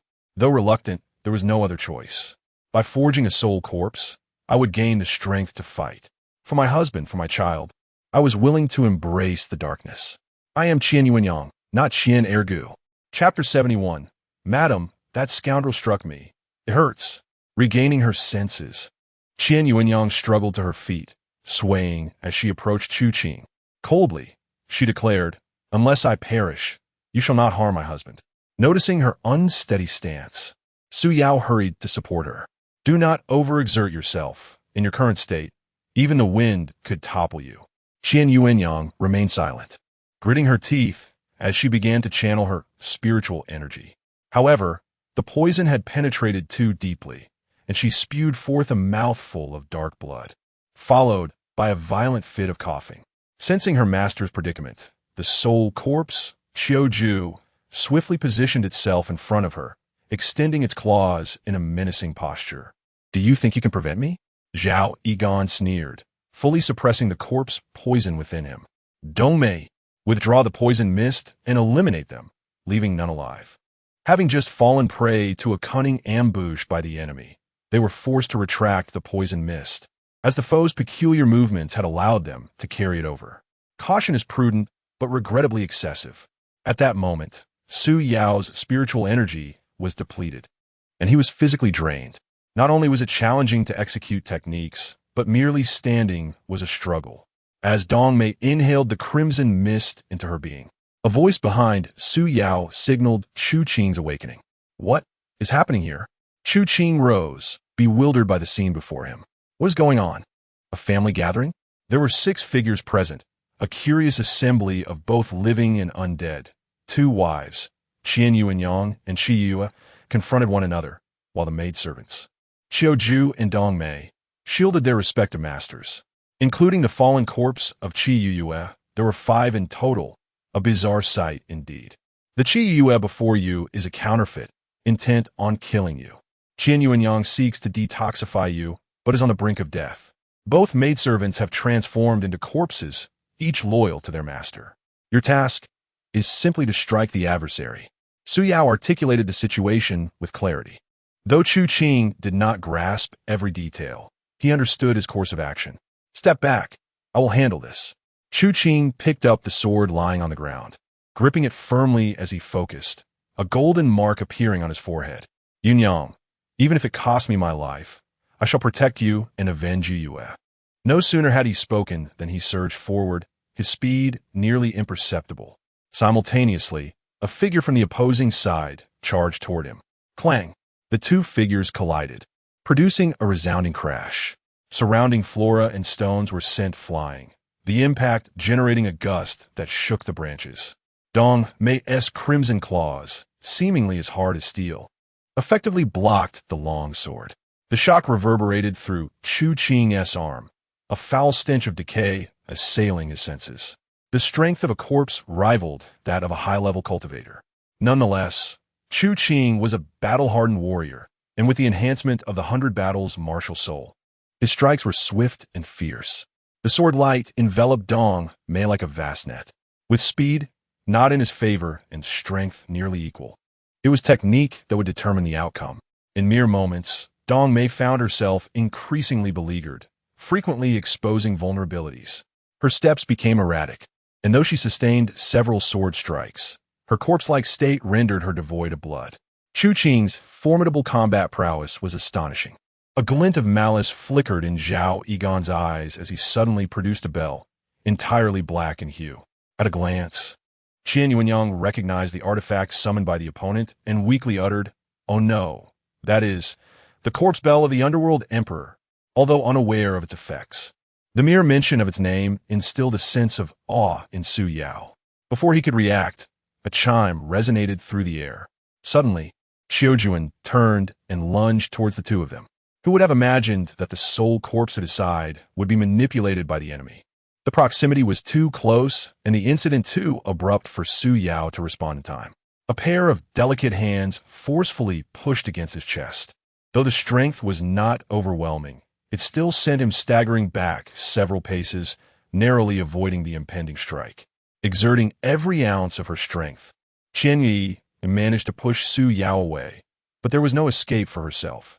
The blow headed directly for her chest, sending her hurtling far away, landing heavily on the ground, motionless. Yue, upon turning to see his wife attacked and in peril, Chu Qing cried out in despair. This distraction brought him immense pain in his right shoulder, where deep gashes had been inflicted. Gritting his teeth against the agony, he swiftly rushed to her aid.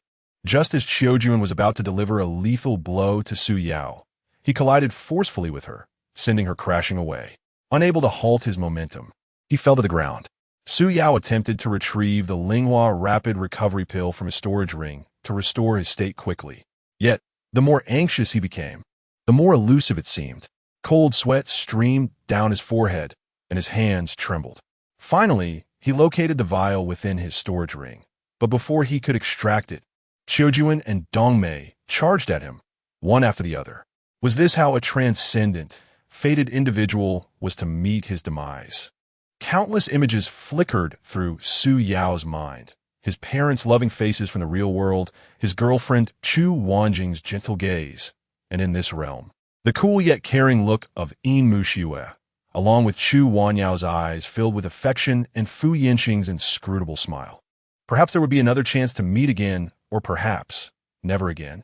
Just as he awaited his fate, several crimson threads materialized, ensnaring Qiujuan's limbs tightly. Then, a beam of golden light descended from the heavens, striking Dongmei. Qiujuan found herself firmly bound, unable to move. Her scarlet nails almost grazed Su Yao's nose, but could advance no further. Dongmei was sent flying by the golden light, crashing to the ground several meters away, raising a cloud of dust. Two figures slowly descended from the sky. It was Fu Yinxing and Li Zongxuan. You two certainly have impeccable timing. Did you have to make it so thrilling?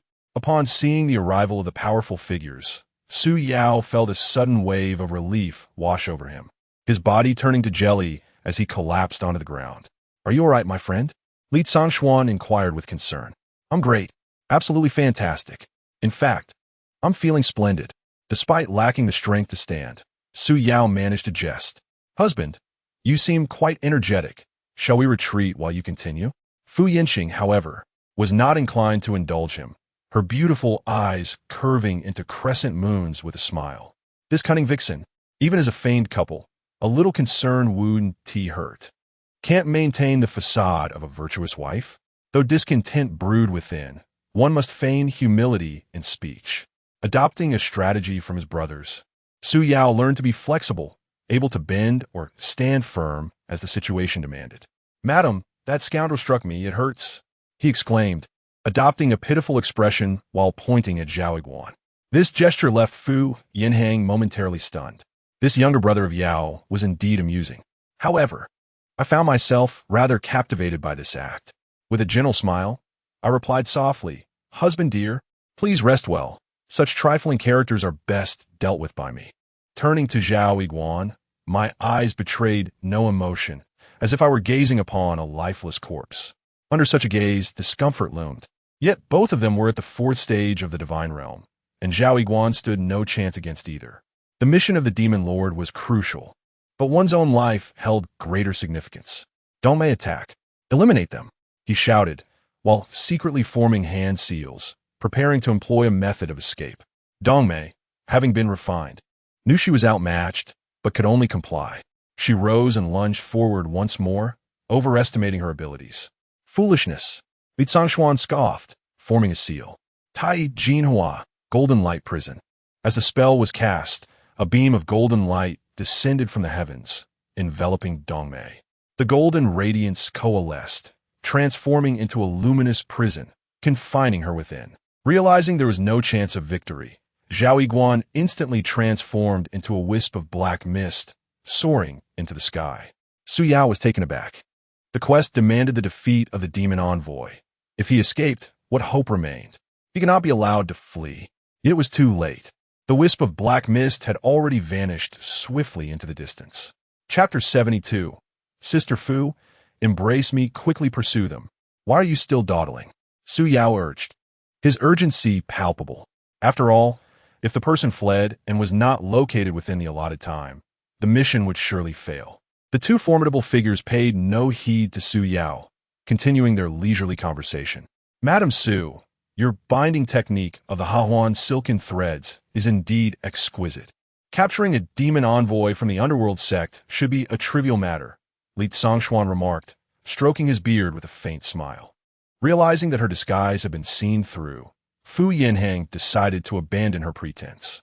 She set aside her gentle demeanor, her eyes sparkling with mischief, and a charming smile graced her lips. You flatter me, sect masterly.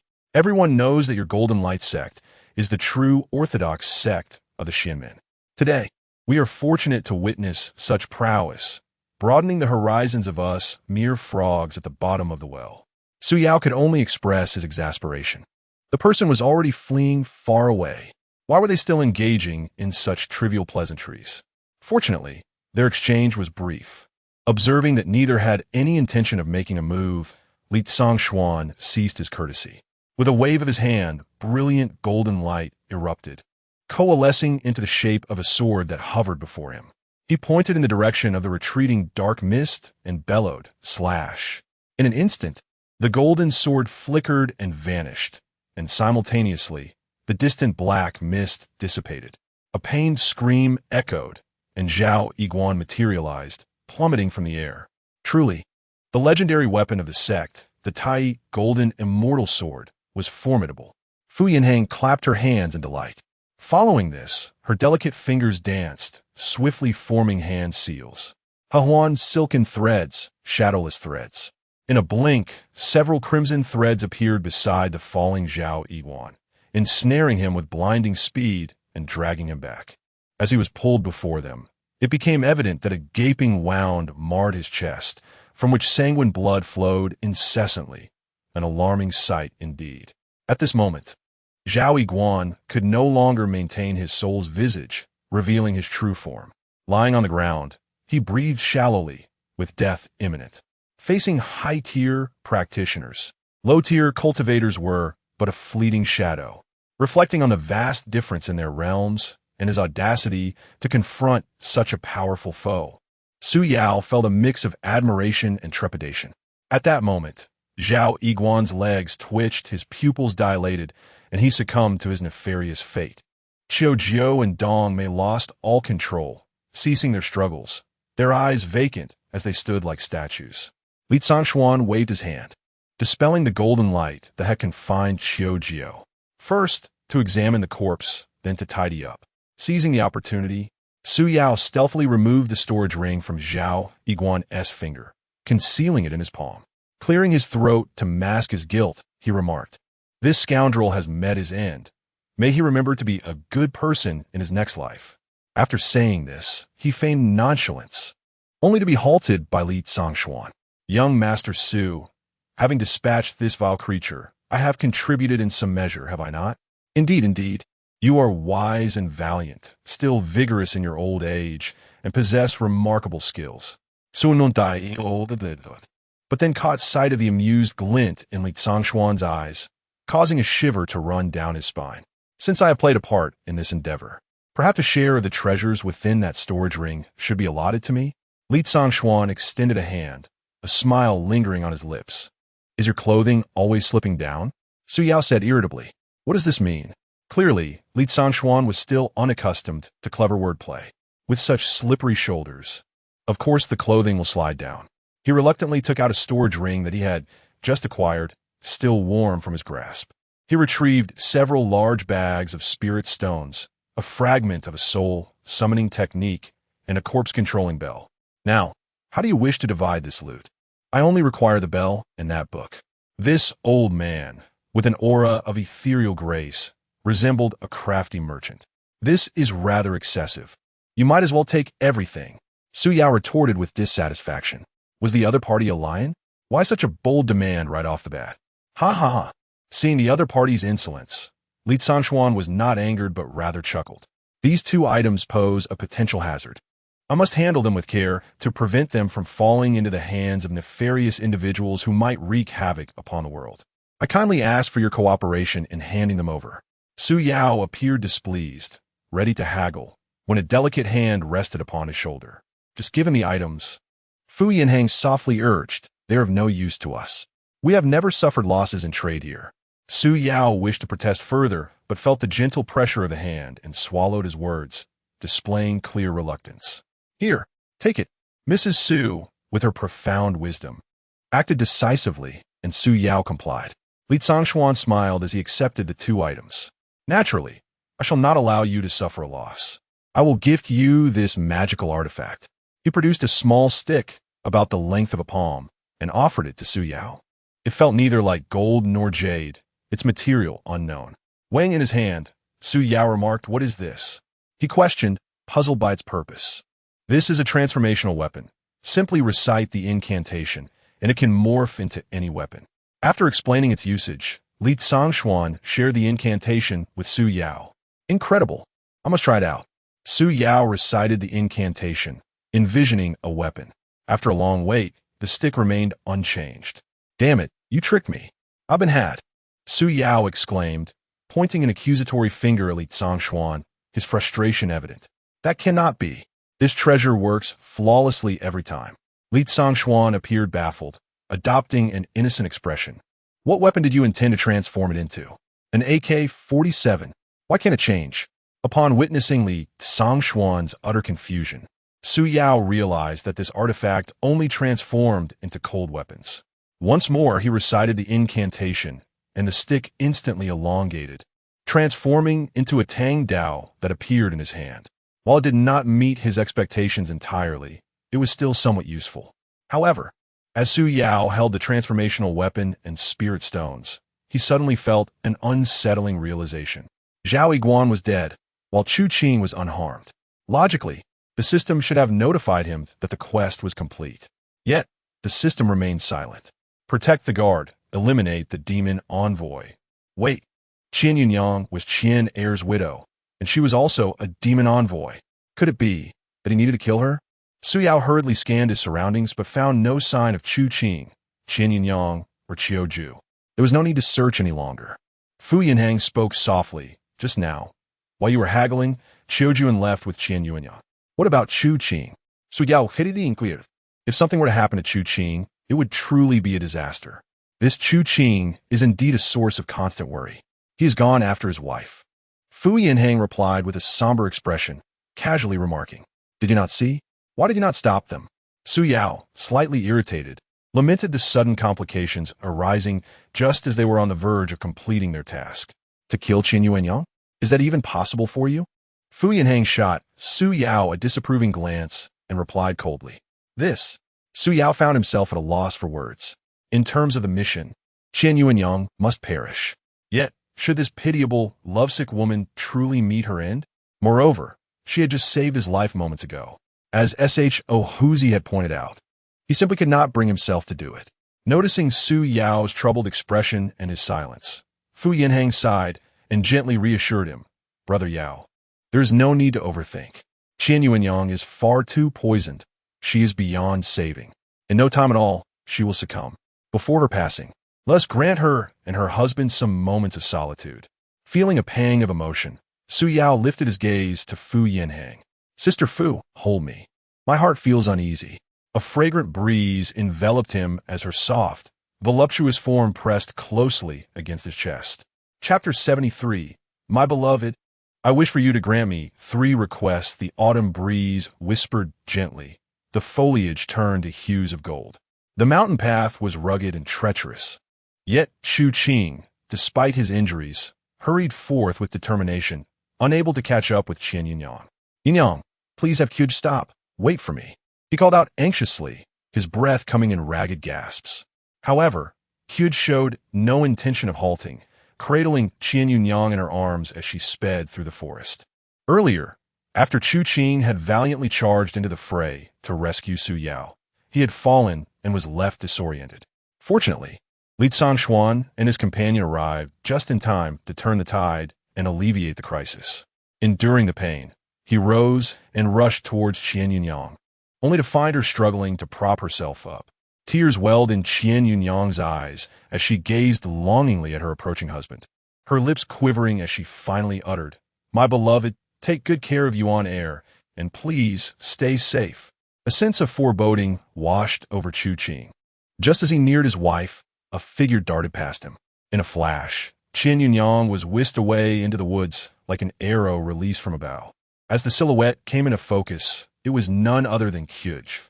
Realizing that his wife had orchestrated this, he hastened after them. Meanwhile, not far off, Su Yao was preoccupied with searching through the remains, completely oblivious to the unfolding events. Thus, the previous scene transpired. The more fervently Chu Qing pursued, the further they seemed to drift away. In his haste, he stumbled, crashing to the ground with a thud, striking his head against a tree trunk. Blood oozing from the wound. A wave of dizziness engulfed him, followed by a sharp pain in his skull. Struggling to rise, he lifted his gaze only to find the world blurred in crimson. He understood deeply that his wife's life was hanging by a thread, sacrificed for his sake. Should he fail to catch up, it would spell the end of their reunion. Taking a deep breath to clear his mind, he gripped the tree trunk and endeavored to stand. Yet, before he could steady himself, another wave of dizziness washed over him, plunging him into darkness as he leaned against the tree, sliding back down to the ground. Perhaps this was the end of their fate in this lifetime, forever separated by the chasm of life and death. Their initial meeting in the cave had been the inception of their bond, but here, in the forest. It was where it met its demise. A union of husband and wife. Even their parting was so abrupt, leaving no room for preparation. Recalling the myriad moments they had shared, his throat tightened, and a wave of sorrow washed over him. Warm liquid coursed down his face, pooling on his arm, damp and scorching. He could not discern whether it was blood or tears. "My beloved, why must you suffer so?" Suddenly, Qian Yunyang's voice echoed in his ears. Chu Qing looked up abruptly, wiping the blood and tears from his eyes with his sleeve. There stood Qian Yunyang, as delicate as a pear blossom in the rain. Before him, Yunyang, as he opened his mouth to speak, his throat constricted, 1,000 words caught in his throat. Trembling, he reached out, clutching the hem of her skirt, fearful that she might slip away again. As Qian Yunyang released herself from Kyu's support, she collapsed into Chu Qing's embrace, their hands intertwining as they locked fingers, gazing into each other's tear-filled eyes. "My beloved, why must you suffer so?" she whispered, her breath faint, as if it could cease at any moment. "I am Qian Ergua, a demonic envoy of the ghostly sect, initially sent to take your life. Yet fate took a bizarre turn, and I ended up saving you. How utterly absurd. In time, I even found myself enamored with you. In my pursuit of your affection, I resorted to unscrupulous means. That fateful night was not merely the result of your drunken folly, but rather a consequence of enchantment. Even your fiancé, Chi, fell victim to the machinations of my fellow disciples. The demon lord has granted me a final deadline.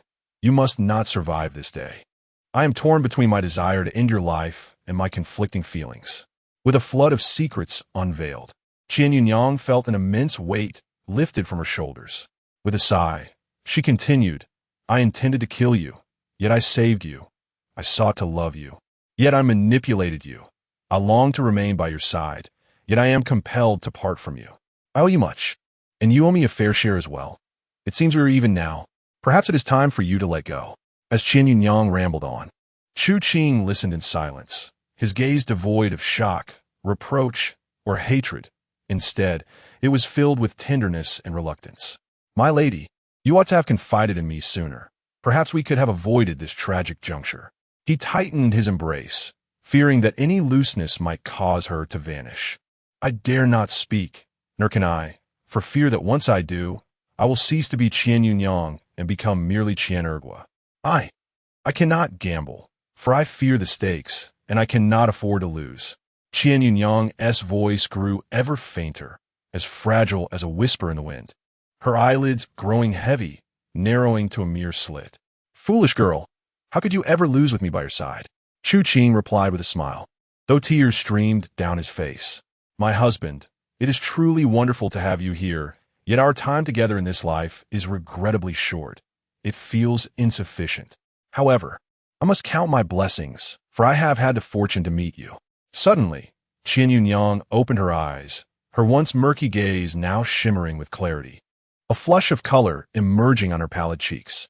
Chu Qing, seasoned by countless battles and the loss of many comrades, understood that this was but a fleeting moment of clarity. He tightened his embrace once more, burying her head in his chest, his nose brushing against her hair, and spoke softly, "If this life feels too brief, we shall have another. If that is still insufficient, we can traverse countless lifetimes. It is a promise, and no deceit shall be tolerated." With a playful expression, Qian Yunyang beamed. "Of course, my husband, a grand general such as yourself, could never deceive this little girl." Chu Qing mirrored her playful demeanor, his expression exaggerated, rendering the scene almost comical amidst the tears of blood staining his visage. "My husband, I wish for you to agree to 3 requests of mine. Would that be permissible?" Qian Yunyang pouted, her tone sweet and beguiling. 3 requests? I would grant you 30 or even 300 without hesitation," Chu Qing replied with a serious countenance. "I have wronged Xiu, who treated me with kindness, by transforming her into a soul corpse. I am truly remorseful, and I ask you to care for her well in the future. Her soul card is in my possession. You must safeguard it." Upon hearing this, Chu Qing nodded solemnly. "What weighs most heavily on my heart is Yuan Heir. You must nurture him well and ensure he never learns that his mother is a ruthless killer." Chu Qing nodded firmly. "After death, burn my body, No. Before she could finish her sentence, Chu Qing resolutely refused. Let me finish my words first, Qian Yuanyang gently implored, anticipating Chu Qing's dissent. I hail from the underworld sect and have witnessed countless corpses manipulated by others, never finding rest. I fear becoming a mere puppet for someone else. Husband, please agree to my request, Qian Yuanyang added with a hint of childlike charm. All right, I consent to your wish. Chu Qing comprehended that a cultivator's corpse would attract the covetous gaze of malevolent practitioners. Even in death, Qian Yuanyang was desperately seeking ways to protect herself and their child. With all her final wishes promised, Qian Yuanyang let out a sigh of relief. I long to wander the marketplace with you once more. Lydia's candied hawthorns are truly delectable. The fabrics from the Zhang family shop are exquisite, albeit a tad expensive. And the hairpin you gifted me. I lost it. Must you bestow upon me another? As she spoke, her voice grew increasingly faint until it faded away entirely. Her tightly clasped jade fingers gradually relaxed. The figure seemed to drift into slumber. A gust of autumn wind swept through, rustling the leaves overhead, which gently cascaded down, enveloping her like a comforting quilt. Chapter 74. The majestic cold ridge, past congratulations, Fated 1, on completing the main storyline's first chapter, third segment. Your level has risen, and you are now at level 4. As Su Yao sat on the ground, a medley of emotions swirling within him, the voice of Bala suddenly resonated. The task has been accomplished. Thus, Qian Yuanyang must have perished as well. There was no joy in clearing the level, only a more intricate sentiment. The following is the completion assessment and rewards. Su Yao stood up, brushing the dirt off his clothing, and walked to a secluded spot, not wishing for Li Tsangxuan to glean too much. Completion evaluation. Yes. This rating, while not the highest possible SSS, was nonetheless anticipated. Su Yao refrained from asking questions, instead choosing to listen in silence. Specific completion scores are as follows. Defeated Demon Lore Messenger Zhao Iguan. Score 20. Protected the guard General Chu Qing. Score 20. Completed the task within the time limit. Score 20. Accompanied a teammate to complete the task. Score 20. Total completion score 80. As he attentively listened to the scoring details, Su Yao realized an important fact. Although Zhao Iguan was slain by Li Tsangxuan, it still counted as a kill reward. Regrettably, the Fated One did not inflict any harm upon the demoness Qian Ergua, who perished by her own demise. As expected, the deduction matched his anticipations. Thus, no score could be awarded for this item. Due to the eventual death of Qian Ergua, the dungeon is deemed cleared. While he did not earn points, he was relieved to have completed the level. Had he been unable to proceed without defeating Qian Yuanyang, Su Yao might have unleashed a torrent of curses. At least Bala exhibited some semblance of humanity. Was Qian Ergua at peace when she died? Su Yao suddenly inquired, posing a seemingly trivial question. He was genuinely curious about the fate of that unfortunate woman. She passed away peacefully in her husband's embrace, which can certainly be considered a commendable way to depart. Bala paused for a rare moment, his tone unwavering, yet perhaps tinged with a hint of sorrow. Su Yao exhaled slowly, feeling a slight alleviation of the heaviness within his chest. At that moment, a delicate jade-like hand clasped his own. Fu Yinxing observed Su Yao's melancholic expression and inadvertently misphrased her words. This outcome might not be entirely unfavorable for her.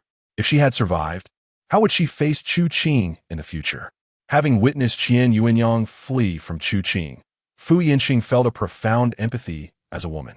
Her heart was torn between love and guilt, sincerity and deception. These emotions could become insurmountable barriers, festering over time until they ultimately obliterated their love. Perhaps, preserving love in that singular moment was the most exquisite resolution. A few words soothed Su Yao's heart. He reciprocated the gentle grip of that tender hand and smiled at Fu Yinxing. Thank you, Sister Fu. You possess a remarkable gift for consolation. It is rare for you to praise me, Brother Yao. I am quite flattered. Fu Yinxing smiled warmly, her countenance blooming like a flower, undeniably beautiful. Yet, it was a pity that he had lost some points. Those points were indeed significant to him. Upon hearing these words, Su Yao was momentarily taken aback. realizing that the other party had been closely observing him. Even his subtle thoughts had not escaped their notice. The meager points were not worth the trouble. After all, he could not bring himself to act against his principles. Su Yao feigned nonchalance and smiled, suddenly recalling something and then inquiring, "Where's Li Zhangshuan?" He glanced around, only to find the vast forest deserted save for the two of them. Li Zhangshuan had long since vanished from sight. He has taken away the bodies of Dongmei and Zhao Yiguan to seek out Chu Qing, Fu Yinqing explained. Ahem, pardon my interruption, but perhaps we should first claim our rewards for completing the level before resuming your conversation, Bala interjected, feeling compelled to break into their ongoing dialogue. Ah, Bala, you are becoming increasingly humanized. I'm starting to appreciate you, Su Yao remarked with a smile, leaving it ambiguous whether it was a compliment or a jab. All right, please continue. The points have been converted into Dao points. Your current Dao points total is 1130. Upon returning to the Destiny Room, you may use these points to draw characters or shop in the game store, among other options. 1,130 points, though not in abundance. It was indeed sufficient to exchange for various items. Should he save them for the coveted boat ticket, which would return him to the real world, or redeem some techniques and treasures to enhance his strength? Su Yao found himself in a quandary. The boat ticket was unique and highly sought after by other players, making competition fierce. However, it required a staggering 1,000,000 points, and with only 1130 points at present, accumulating such a sum seemed an arduous task. Perhaps it was wiser to exchange for a treasure to bolster his capabilities. With a decision made, he looked forward to selecting his purchases upon returning to his room. This time's completion reward: a bottle of second-grade spiritual medicine, usable 10 times. This medicine restores all states of the destiny person or summons allies, and can cure all poison. Cure all poison? Bala truly knows how to play. One might as well be well fed before the feast arrives. One might as well realize their speed after a crash. One might as well cherish their spouse after a parting. But if one were to be poisoned to death, offering an antidote seemed a bit late. Su Yao felt a surge of frustration. A delicate porcelain vial appeared in his hand. Judging by the packaging, it resembled the previous first-grade spiritual medicine. After administering the earlier reward to Chu Qing, only one pill remained. This new addition was indeed crucial, as their team lacked a healer and could only rely on potions. Since a new medicine had been awarded, he might as well finish the old stock. Su Yao retrieved the last of the Linghua Rapid Healing Pill, tossing it into his mouth. Instantly, his injuries healed, and his depleted spiritual energy surged back. Next, Su Yao examined the porcelain vial containing the new medicine with great care. The front bore the inscription Rapid Healing and Detoxifying Pill. As he turned the vial, the back boldly declared, Medicine name: Rapid Healing and Detoxifying Pill ingredients: blood of the Candle Dragon, tooth of the Corpse King, bone of the Wa people. Appearance: this product is a black pill. Dosage: generally, adults should take one pill orally at a time. Under normal circumstances, it rapidly heals all external and internal injuries, removes poison, and restores all magical power. Forbidden: not to be used on the deceased or on individuals allergic to any of the aforementioned ingredients. Specifications: 5 Zhu. Storage: keep sealed in a cool, dry place. Packaging: Dongyao Lingzhou Sushin jade porcelain bottle, containing 10 pieces per bottle. This ingredient list appears far more vigorous than the previous one. What on earth is this Corpse King tooth? Surely it cannot be consumed by the dead. Su Yao felt a wave of nausea, realizing it was better not to look. Disgust often arises from one's own choices. This level has been completed. Henceforth, upon utterance of any words by the fated individual, they shall be transported to the chamber of the fated one. At last, he was to depart from this dungeon. Su Yao grasped Fu Yinqing's hand and, after taking a few steps, arrived at the edge of the forest. Gazing far into the distance, the faint outline of Hanling Pass became discernible. Here he had unraveled a labyrinthine enigma, encountered the inscrutable leader of the Golden Light Sect, Li Zhangshuan, witnessed the tragic birth of the heroic Chu Hanyuan, and observed the poignant love story between Chu Qing and Qian Yinyang. Though the time spent was brief, the memories lingered vividly in his mind. As if sharing a silent understanding, Fu Yinxing gazed tenderly at Su Yao, smiling as she spoke. What troubles you, dear Yao? Are you reluctant to leave? Su Yao released a gentle smile, reflecting how sentimental I've become over merely clearing a dungeon. One grows more prone to such emotions with age. Sister Fu, let's be on our way. Miss Yin and Xiao Yao are still awaiting us. With that, a radiant golden light enveloped the two, and as it dissipated, they vanished without a trace, leaving behind the autumnal forest awash in vibrant hues and the majestic, unyielding Hanling Pass. Chapter 75, increasingly resembling the late Qing dynasty in the room of the Destined One, the living room.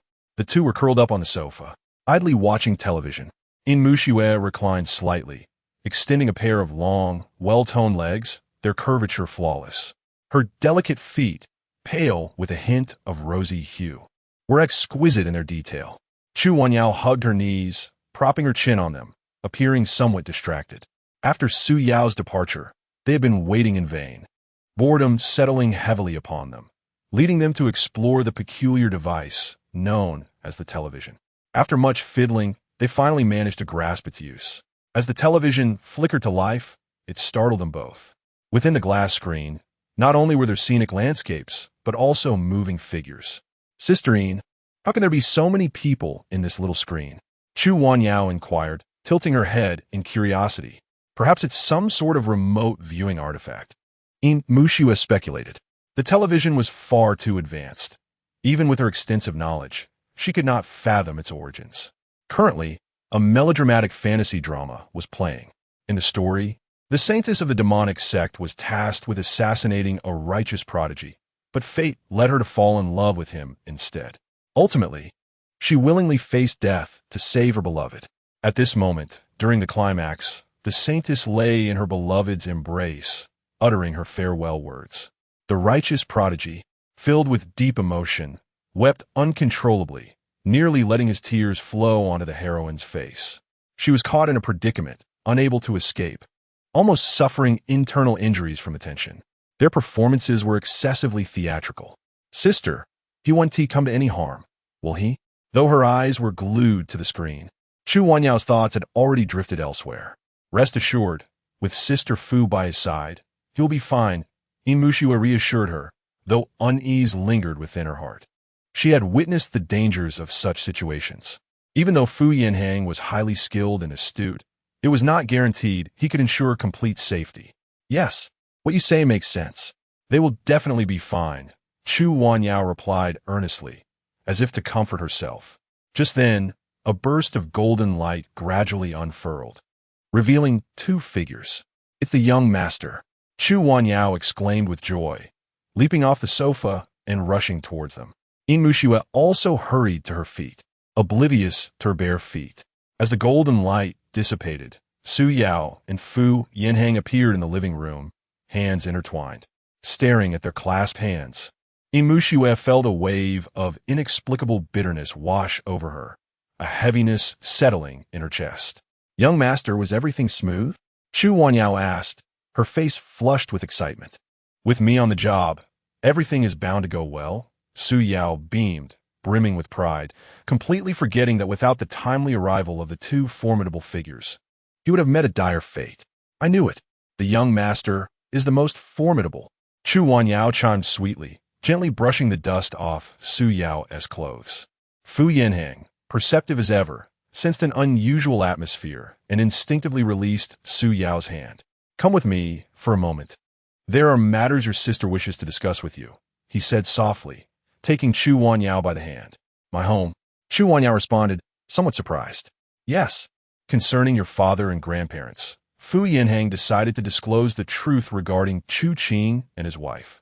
The two entered Chu Wanyao's room, closing the door behind them. Su Yao had a vague inkling of the conversation that awaited, letting out a soft sigh. At this moment, the living room was left with only him and Yin Muxue. The silence lingered, rendering the atmosphere somewhat awkward. To alleviate the tension, Su Yao cleared his throat, grasping at straws for conversation. I have seen this drama. It is utterly absurd, beyond comprehension. Yin Muxue merely responded with a faint offering no further reply. Her gaze lowered, She busied herself with her delicate fingers. Coughing lightly, Su Yao, sensing her indifference, continued. This latest chapter is simply riveting, akin to a murder mystery. There are no dull moments. And it's impossible for a rational mind to predict the outcome. Guess who I encountered? If you can guess, you're remarkable. If not, Yin Muxue maintained her placid tone, devoid of any superfluous words. It was as if a student had submitted a blank exam paper, wasting the teacher's earnest efforts. It's Lin Yu, that hunter from Mengshi Town, quite the eccentric fellow. Surprising, isn't it? Su Yao feigned an air of mystery as he revealed the answer. Yet he received no anticipated reaction. Yin Muxue merely responded with another suggesting her lack of interest. Noticing her unusual demeanor, Su Yao felt a pang of concern and inquired, "Are you unwell? Has something happened?" "Nothing," Yin Muxue replied dismissively. Even she could not comprehend why she felt this way. The weight of her suppressed emotions made it difficult to face Su Yao. Men dread such moods in women, and Su Yao was no exception. Gazing at the familiar face that resembled his girlfriend's, he found himself lost in thought. In that cramped rental apartment, when he had upset his girlfriend, she bore the same expression.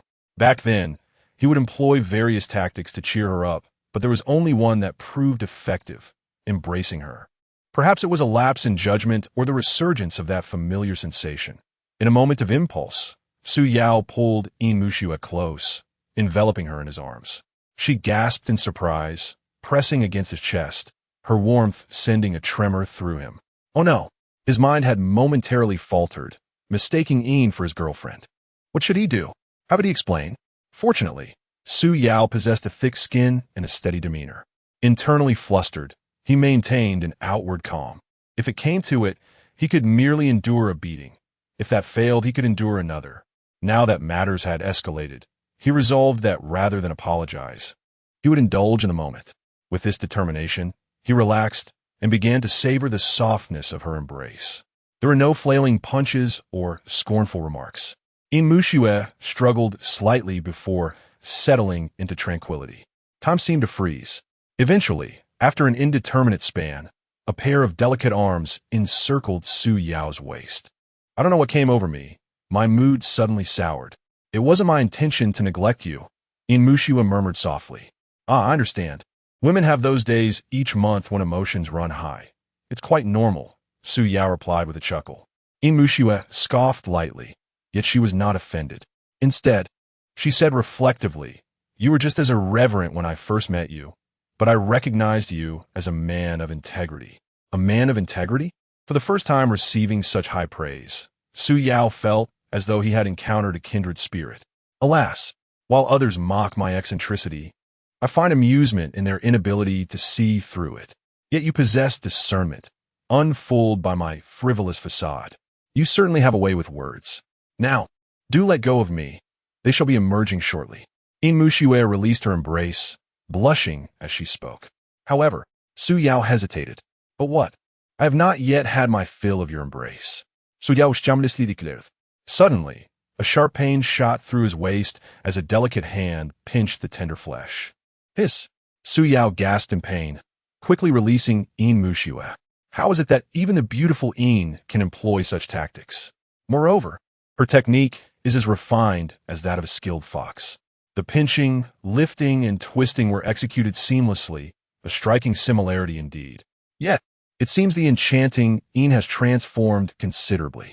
No longer the ethereal fairy, she increasingly resembles the charm of late afternoons. Chapter 76.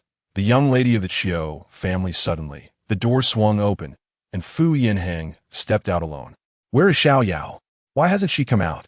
Su Yao inquired, rubbing his waist with curiosity. She might be feeling a bit down and need some solitude, he mused. I'll go check on her. I hope she isn't feeling despondent. With that, Su Yao disregarded the ache in his waist and made his way towards the door. Fu Yinheng caught his arm, shaking her head gently. There's no need to worry. She will be fine. She is far stronger than you realize. I suspect she will emerge shortly. Su Yao could only nod in agreement. All right then. I shall prepare the meal today, allowing you to savor my culinary skills. Fu Yanang, don dan apron. Tying it around herself. Yao, could you assist me with the back ties? As she turned, her long hair cascaded forward, revealing her delicate, slender neck. What an exquisite figure she has. A perfect A4 waist and a peach-shaped posterior. What is her secret? If only she would wear yoga attire, it would be even more splendid. I ought to explore the system store later for some new outfits, perhaps some vibrant tights, a JK skirt, or a flight attendant uniform. Wearing these ethereal garments repeatedly feels rather monotonous. Su Yao swallowed hard, his mind filled with images of potential wardrobe changes. In a moment of distraction, he inadvertently pulled too tightly on the apron strings, causing Fu Yinheng to let out a soft whimper. The sound sent a shiver down Su Yao's spine. Once the apron was secured, Fu Yinheng rolled up her sleeves and headed straight into the kitchen. I'll assist you. It's a perfect opportunity for me to learn how to cook. Yin Muxue chimed in, following her inside. At that moment, Su Yao found himself alone in the living room. He approached the system screen and began to operate it. First, he checked the affinity levels among the three of them. Yin, 55. How did it drop inexplicably by 5 points? Xiao Yao remains at 100. But Fu, a mere 31? What on earth is happening? We completed a dungeon together, and she gained only 1 point? The thoughts of this burning fox are truly inscrutable. He deposited the spirit stones he had scavenged from Zhao Yiguan into the system, finding a total of 3,000 stones, which brought his total to 15,530. While it was not an immense fortune, it sufficed for a comfortable life. With such a substantial number of spirit stones, the temptation to spend was undeniable. Recalling that he had reached level 4 and would soon be drawing cards for summoning, Su Yao decided to enhance the living quarters for the destined ones. After all, a new teammate deserved a place to reside. Upon examining the options, he was astounded to discover that a mere square meter required 500 spirit stones. This was the epitome of a greedy developer. Reluctantly, he spent 10,000 spirit stones, expanding the living space by 20 square meters on the opposite side of the living room.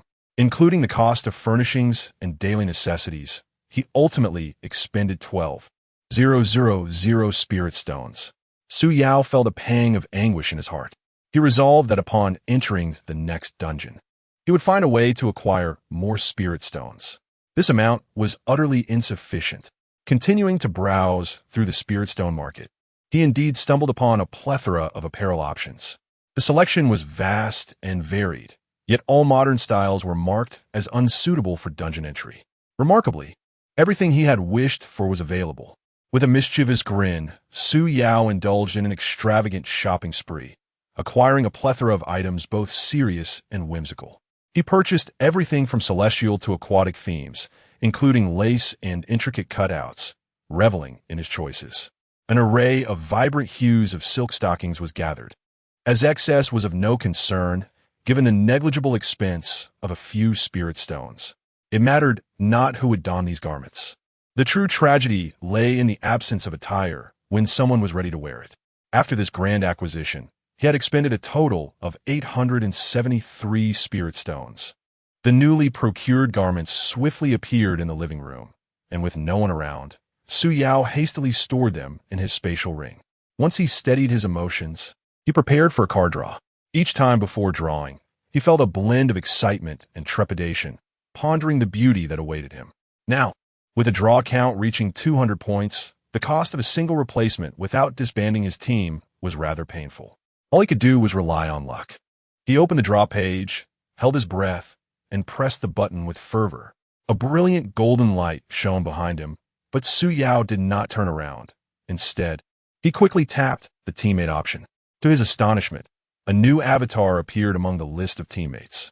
The icon depicted a youthful girl with a cherubic face, exuding a serene beauty with a hint of sweetness, seemingly no older than 17 or 18. Her large, captivating eyes, complemented by wispy bangs, made her resemble a character straight out of an anime. He hurriedly clicked on her avatar, and the girlesque details materialized before him. Name, Su Tingshun. Identity, heiress of the Su family from Qinggu. Faction, independent cultivator. Cultivation level, tier 3. Transformation realm, combat power, 89. Mystical arts, 44. Cunning, 87. Charisma, 81. Affinity, 0. Weapon, magic artifact. None his gaze swept down to the skill section, nearly causing his jaw to drop. Skill 1. Basic fist technique. Proficient, a common technique for ordinary martial artists. Rather mundane and lacking noteworthy features. Skill 2. Basic gun technique. Proficient, a standard technique for ordinary martial artists. Quite ordinary and needing no further introduction. A comprehensive list filled with various weapon techniques, showcasing mastery in numerous martial arts. The final 2 skills stood apart. Skill 43. 9 Thunderbody Technique. Entry level.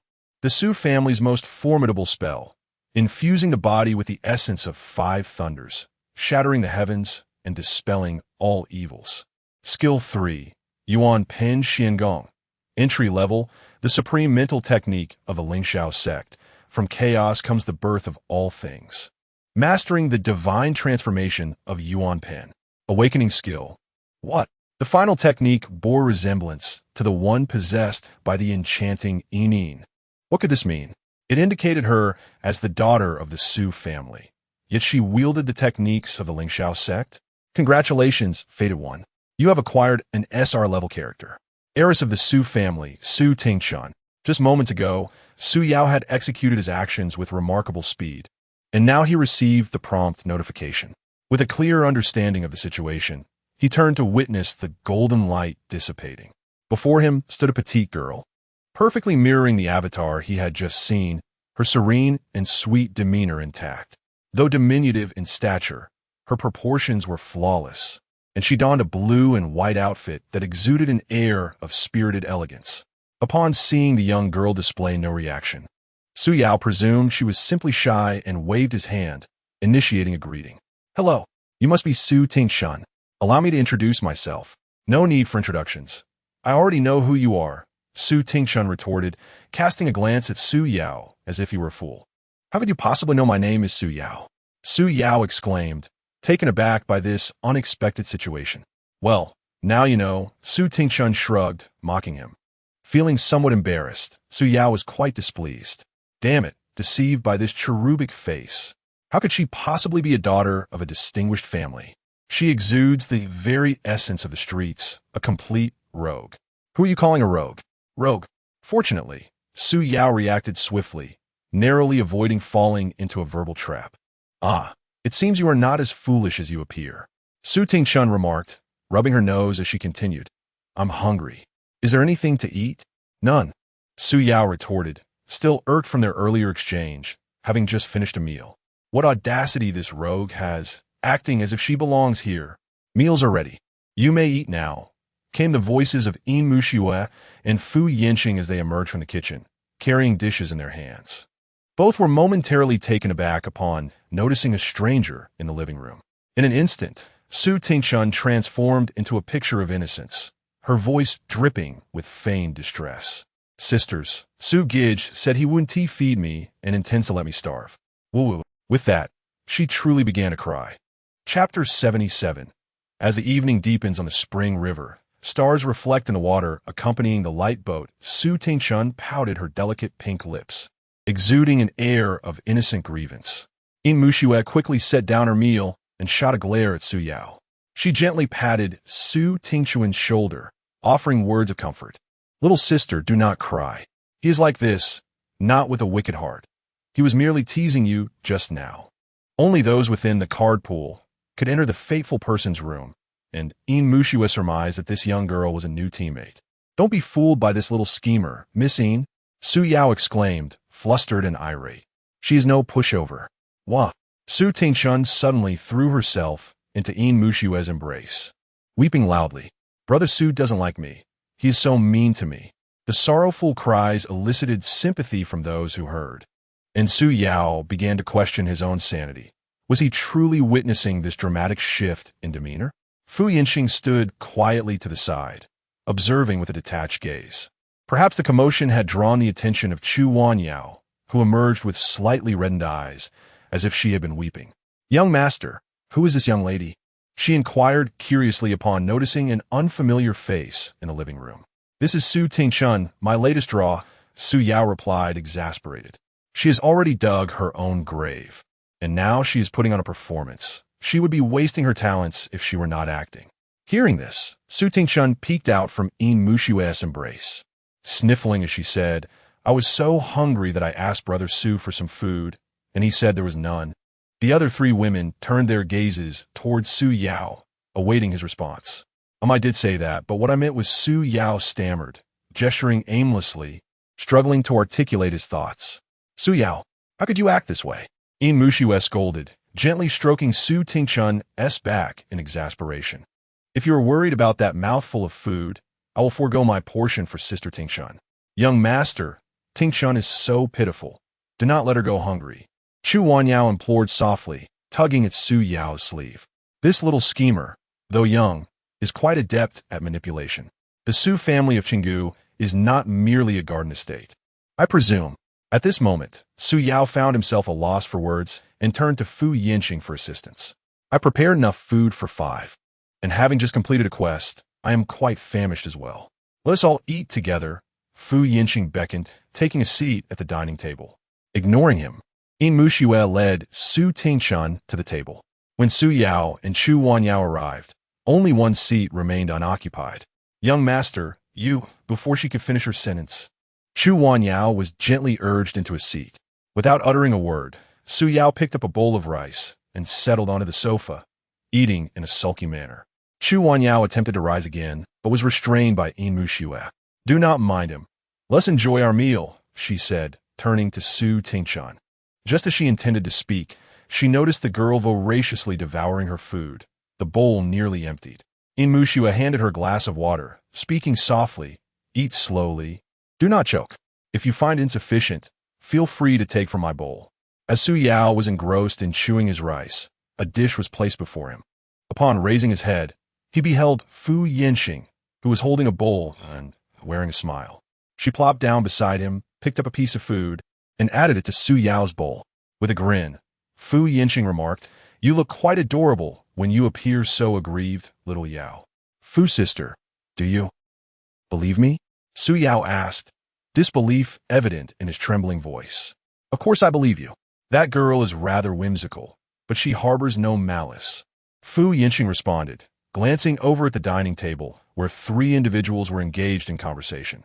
At that moment, Yin Muxue and Chu Wanyao had just introduced themselves. Sister Shui, are you from Lingxiao sect? Su Tingchun exclaimed. Yes. Why do you ask? Yin Muxue inquired curiously upon noticing Su Tingchun's excited expression. Do you know Su Qingzhou? Su Tingchun asked anxiously, neglecting her meal. It is said that the founding master of Lingxiao sect took 3 disciples, and the second disciple seems to be named Su Qingzhou, which makes him my granduncle. After pondering for a moment, Yin Muxue replied, He can't possibly be my biological father. Su Tingchun's eyes were filled with resentment. Her teeth clenched audibly. After I was born, he abandoned me to a peasant family. I must find him and demand an explanation. Why did he give me life, but not raise me? How did you discover this? Yin Muxue asked, perplexed. The family that adopted me also bears the surname Su. I have 3 siblings. My elder brother is named Su Daniu. My younger sister is Su Saniu, and I am Su Tingchun. Anyone would recognize the anomaly. Su Tingchun furrowed her brow and explained. When I was 7, I stole some wine to get my adoptive father drunk, and, through his ramblings, I learned that I was not their biological child. This name was given to me by my biological father. As she spoke, she retrieved a scroll from her bosom and handed it to Yin Muxue. As the scroll unfurled, it revealed a painting. At that moment, Su Yao and Fu Yinqing approached. Their curiosity piqued. The upper part of the painting depicted a splendid starry sky and distant, verdant mountains. The center illustrated a surging river, with stars reflected upon its surface and a lone boat adrift. The lower section showcased a courtyard adorned with tender willows and blooming flowers, embodying the essence of spring. The edges of the scroll bore 2 lines of inscription. As the evening deepens, the river grows ever more tranquil. 1,000 stars accompany the light boat. The signature read, Su Qingzhou of Lingxiao sect. This artwork displayed exquisite craftsmanship and profound artistic conception.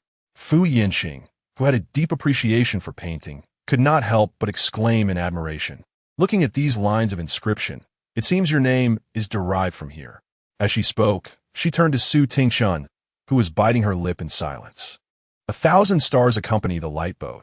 Yin Muxue repeated several times, suddenly experiencing a moment of clarity. The third disciple of the founding master was a woman named Shun Qinxing. Upon hearing this, everyone fell silent in astonishment. After the master ascended, he passed his position to his eldest disciple, but Su Qingzhou, feeling disgruntled, engaged in a battle of magic and ultimately left Lingxiao sect in humiliation. Shun Qinxing, who had long admired her second senior brother, chose to accompany him as well. Leaning her chin on her hand, Yin Muxue gazed at Su Tingchun with profound significance. It seems that you are the daughter of Su Qingzhou and Shun Qinxing. Upon reflection, it appears you are my junior sister. Hearing this, Su Yao realized why Su Tingchun was proficient in the techniques of Lingxiao sect. It turns out her father is indeed a member of that sect.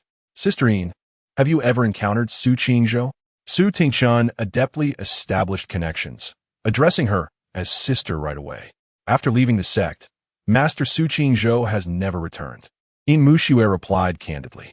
However, it is rumored that after his departure, he secluded himself in Qinggu, becoming a solitary cultivator. Yet, she suddenly paused. Yet what? Sister, please do tell. Su Tingchun exclaimed anxiously, shaking the other's arm to urge her on. Noticing Yin Muxue's evident hesitation, Fu Yinqing interjected. Since Sister Yin is reluctant to assume the role of the villain, I shall take it upon myself. After a moment of silence, she continued. Several years ago, the Su family in Qinggu was annihilated, with none surviving. Chapter 78. The lowly's whims and the overbearing sister's exhaustion upon uttering these words. Silence enveloped the crowd. Several pairs of eyes turned towards Su Tingchun, who stood with her delicate gaze cast downward, her small fists tightly clenched, knuckles pale. Chu Wanyao, feeling a pang of compassion, gently grasped her hand. Yin Muxue's heart swelled with affection, her ruby lips parting slightly as she prepared to offer words of comfort. Perhaps death would be preferable. Su Tingchun's words were cold, yet they carried a profound sadness. After all, they no longer want me. Their fate is of no concern to me. With this, her head lowered even further, obscuring her expression entirely. Who was responsible for the tragic massacre of the Su family in Qinggu? Sister Fu, do you know? Yin Muxue, only partially informed about the matter, voiced Su Tingchun's question. I do not know. I could not discern the assailant's appearance. Fu Yinqing replied slowly, her gaze distant. Could you see clearly? Su Yao's eyes widened in disbelief as he exclaimed, Were you present at the scene? Indeed, I was in Qinggu at that time. I saw it from a distance. Fu Yinqing stated candidly, not intending to conceal the truth.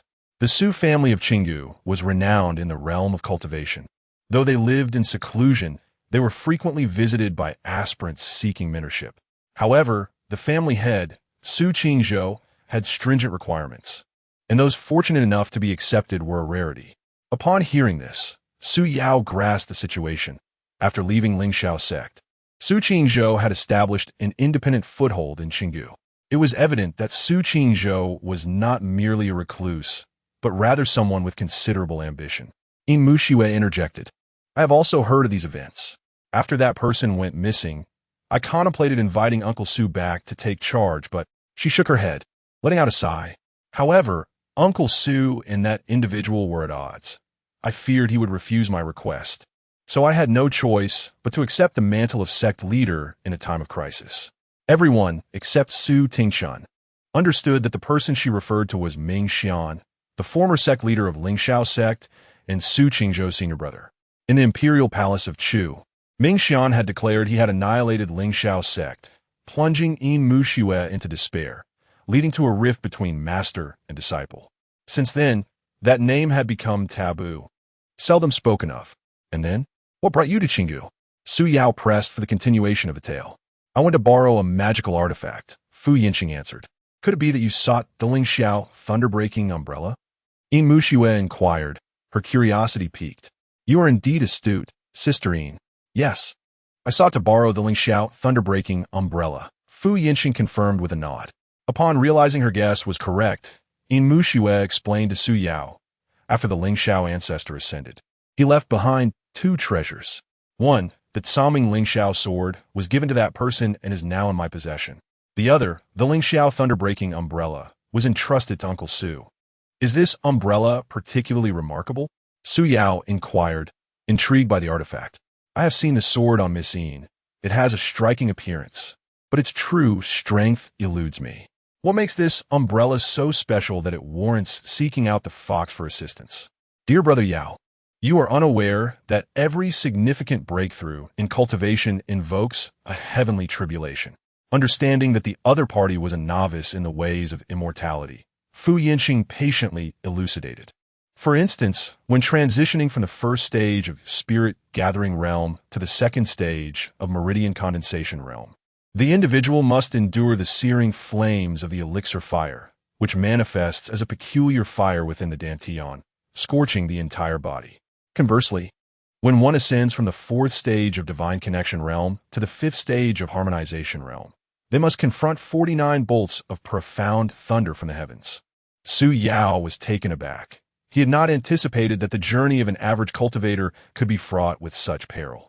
Fortunately, his system of cultivation, predicated on points for breakthroughs, spared him from these trials. His second stage of meridian condensation realm was akin to a purchased diploma, laden with superficiality.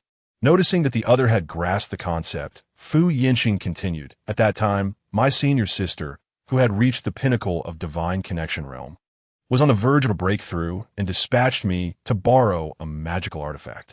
She commanded me to obtain Su Qingzhou by any means necessary.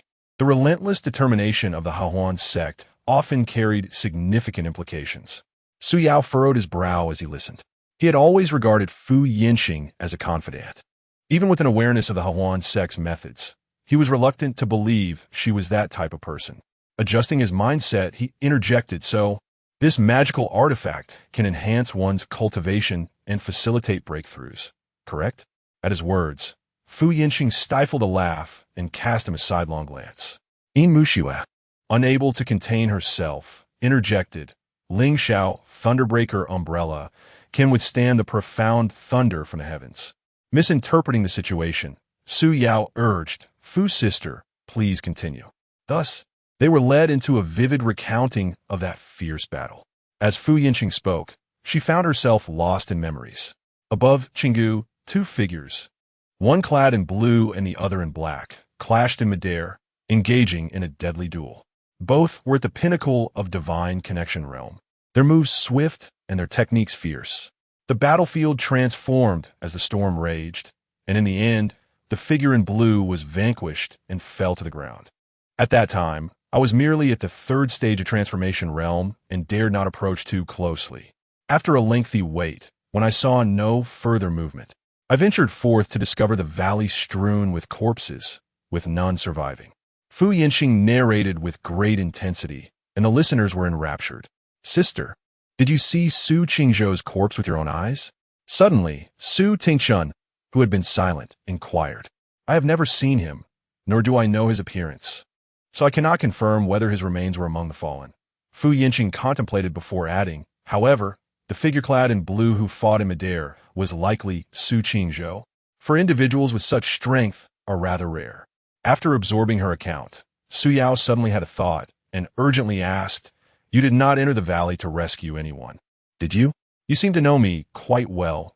Fu Yinxing replied with a light laugh, her expression turning serious as she continued. I went there specifically for the Lingxiao Thunderbreaker umbrella. Regrettably, I scoured the entire Qinggu and found nothing. It can only be said that my sect leader sister was lacking in fortune, unable to seize that opportunity. Ultimately, she failed in her breakthrough, but fortunately preserved her life. Though her dantian shattered and her meridians were destroyed, leaving her without cultivation. This, however, paved the way for my ascension as the leader of the Heroines sect. Her narrative, while entirely plausible, flowed with a coherent logic. Intuition told Su Yao that Fu Yinheng was concealing something regarding the Heroines sect.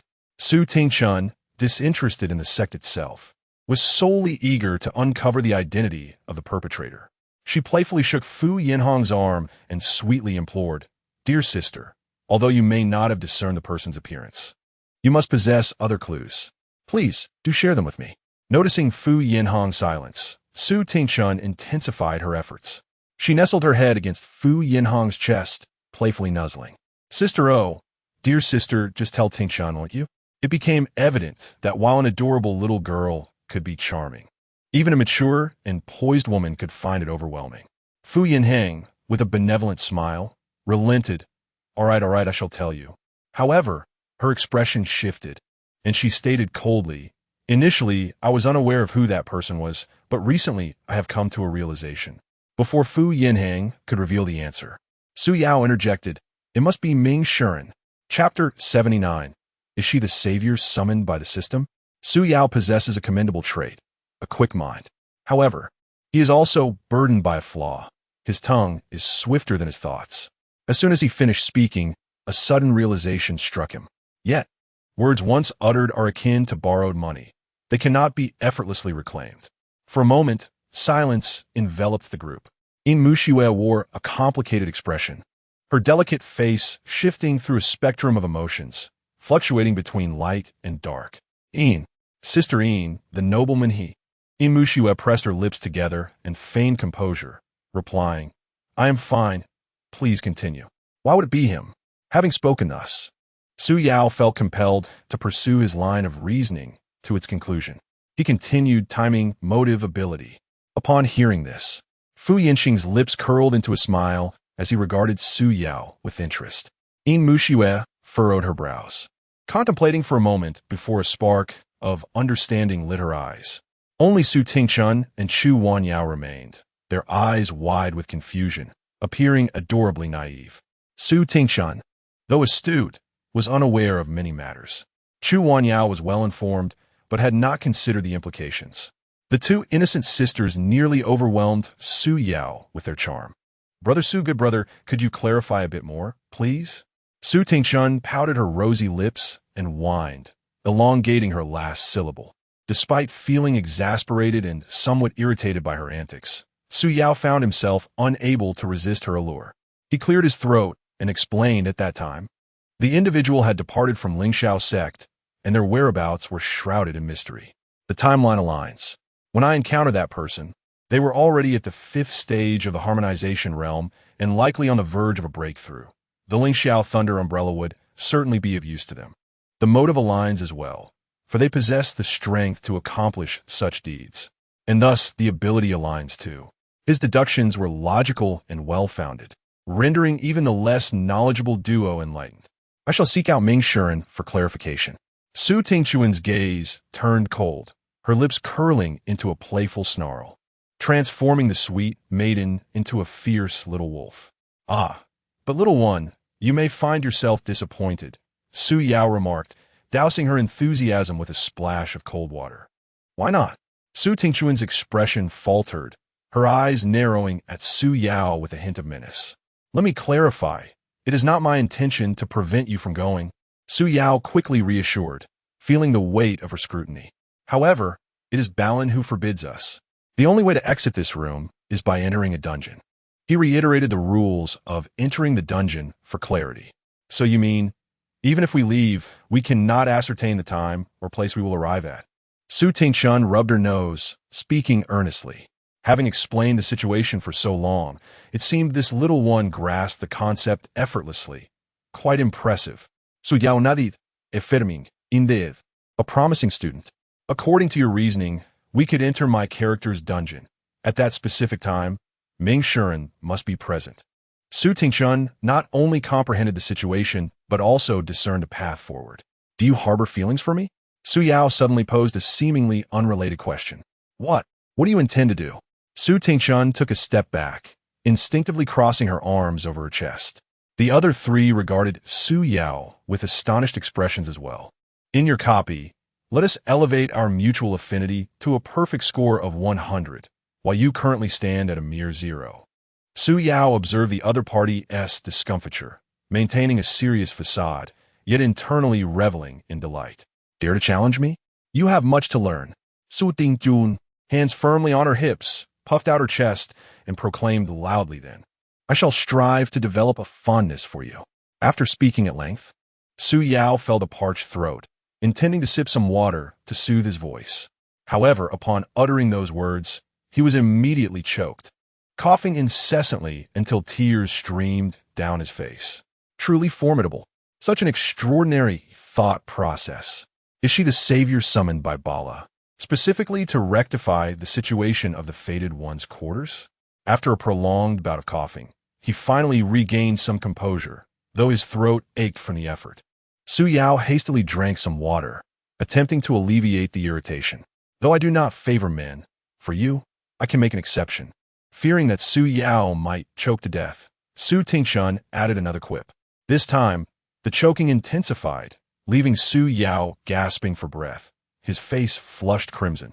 Zhuwania, feeling anxious, alternated between assisting him in regulating his breathing and patting his back. After considerable effort, he finally recovered. All right, junior sister, such matters cannot be rushed. Yin Muxue remarked, turning her gaze towards Su Yao, her eyes filled with concern. Are you all right? Do you need to drink some water to ease it? Please, do not mention water. The mere thought sends pangs to my lungs, Su Yao replied hoarsely, struggling to articulate. The pressing matter remains to advance the narrative within this instance. I cannot shake the feeling that the individuals and events within these scenarios are intricately intertwined. After observing the unfolding commotion for a while, Fu Yinxing finally spoke up. Moreover, I have a premonition that we shall encounter Ming Shuren once more. Women's intuition is remarkably acute, especially considering Fu Yinxing embodies the essence of femininity. What are we waiting for? Let us hasten and proceed. Su Tingchun, brimming with impatience, seized Yin Muxue and attempted to dive into the television. The screen displayed mountains and rivers, and she regarded the television as the portal to the narrative. Only he can unlock the instance. Fu Yinxing gestured towards Su Yao. That is not the entry you seek. Su Gu, could you possibly unlock an instance for us? With a newfound objective, she continued her playful coaxing. Su Tingchun grasped Su Yao's hand, her delicate shoulder swaying enticingly. Open, open, open. Su Yao, with his mouth agape, called out repeatedly. Initially believing that teasing him would breed resentment, he surprised her with a prompt agreement, causing Su Tingchun to feel overwhelmed with emotion, on the verge of tears. She pulled Su Yao directly toward the bathroom. The living room was illuminated by fluorescent lights,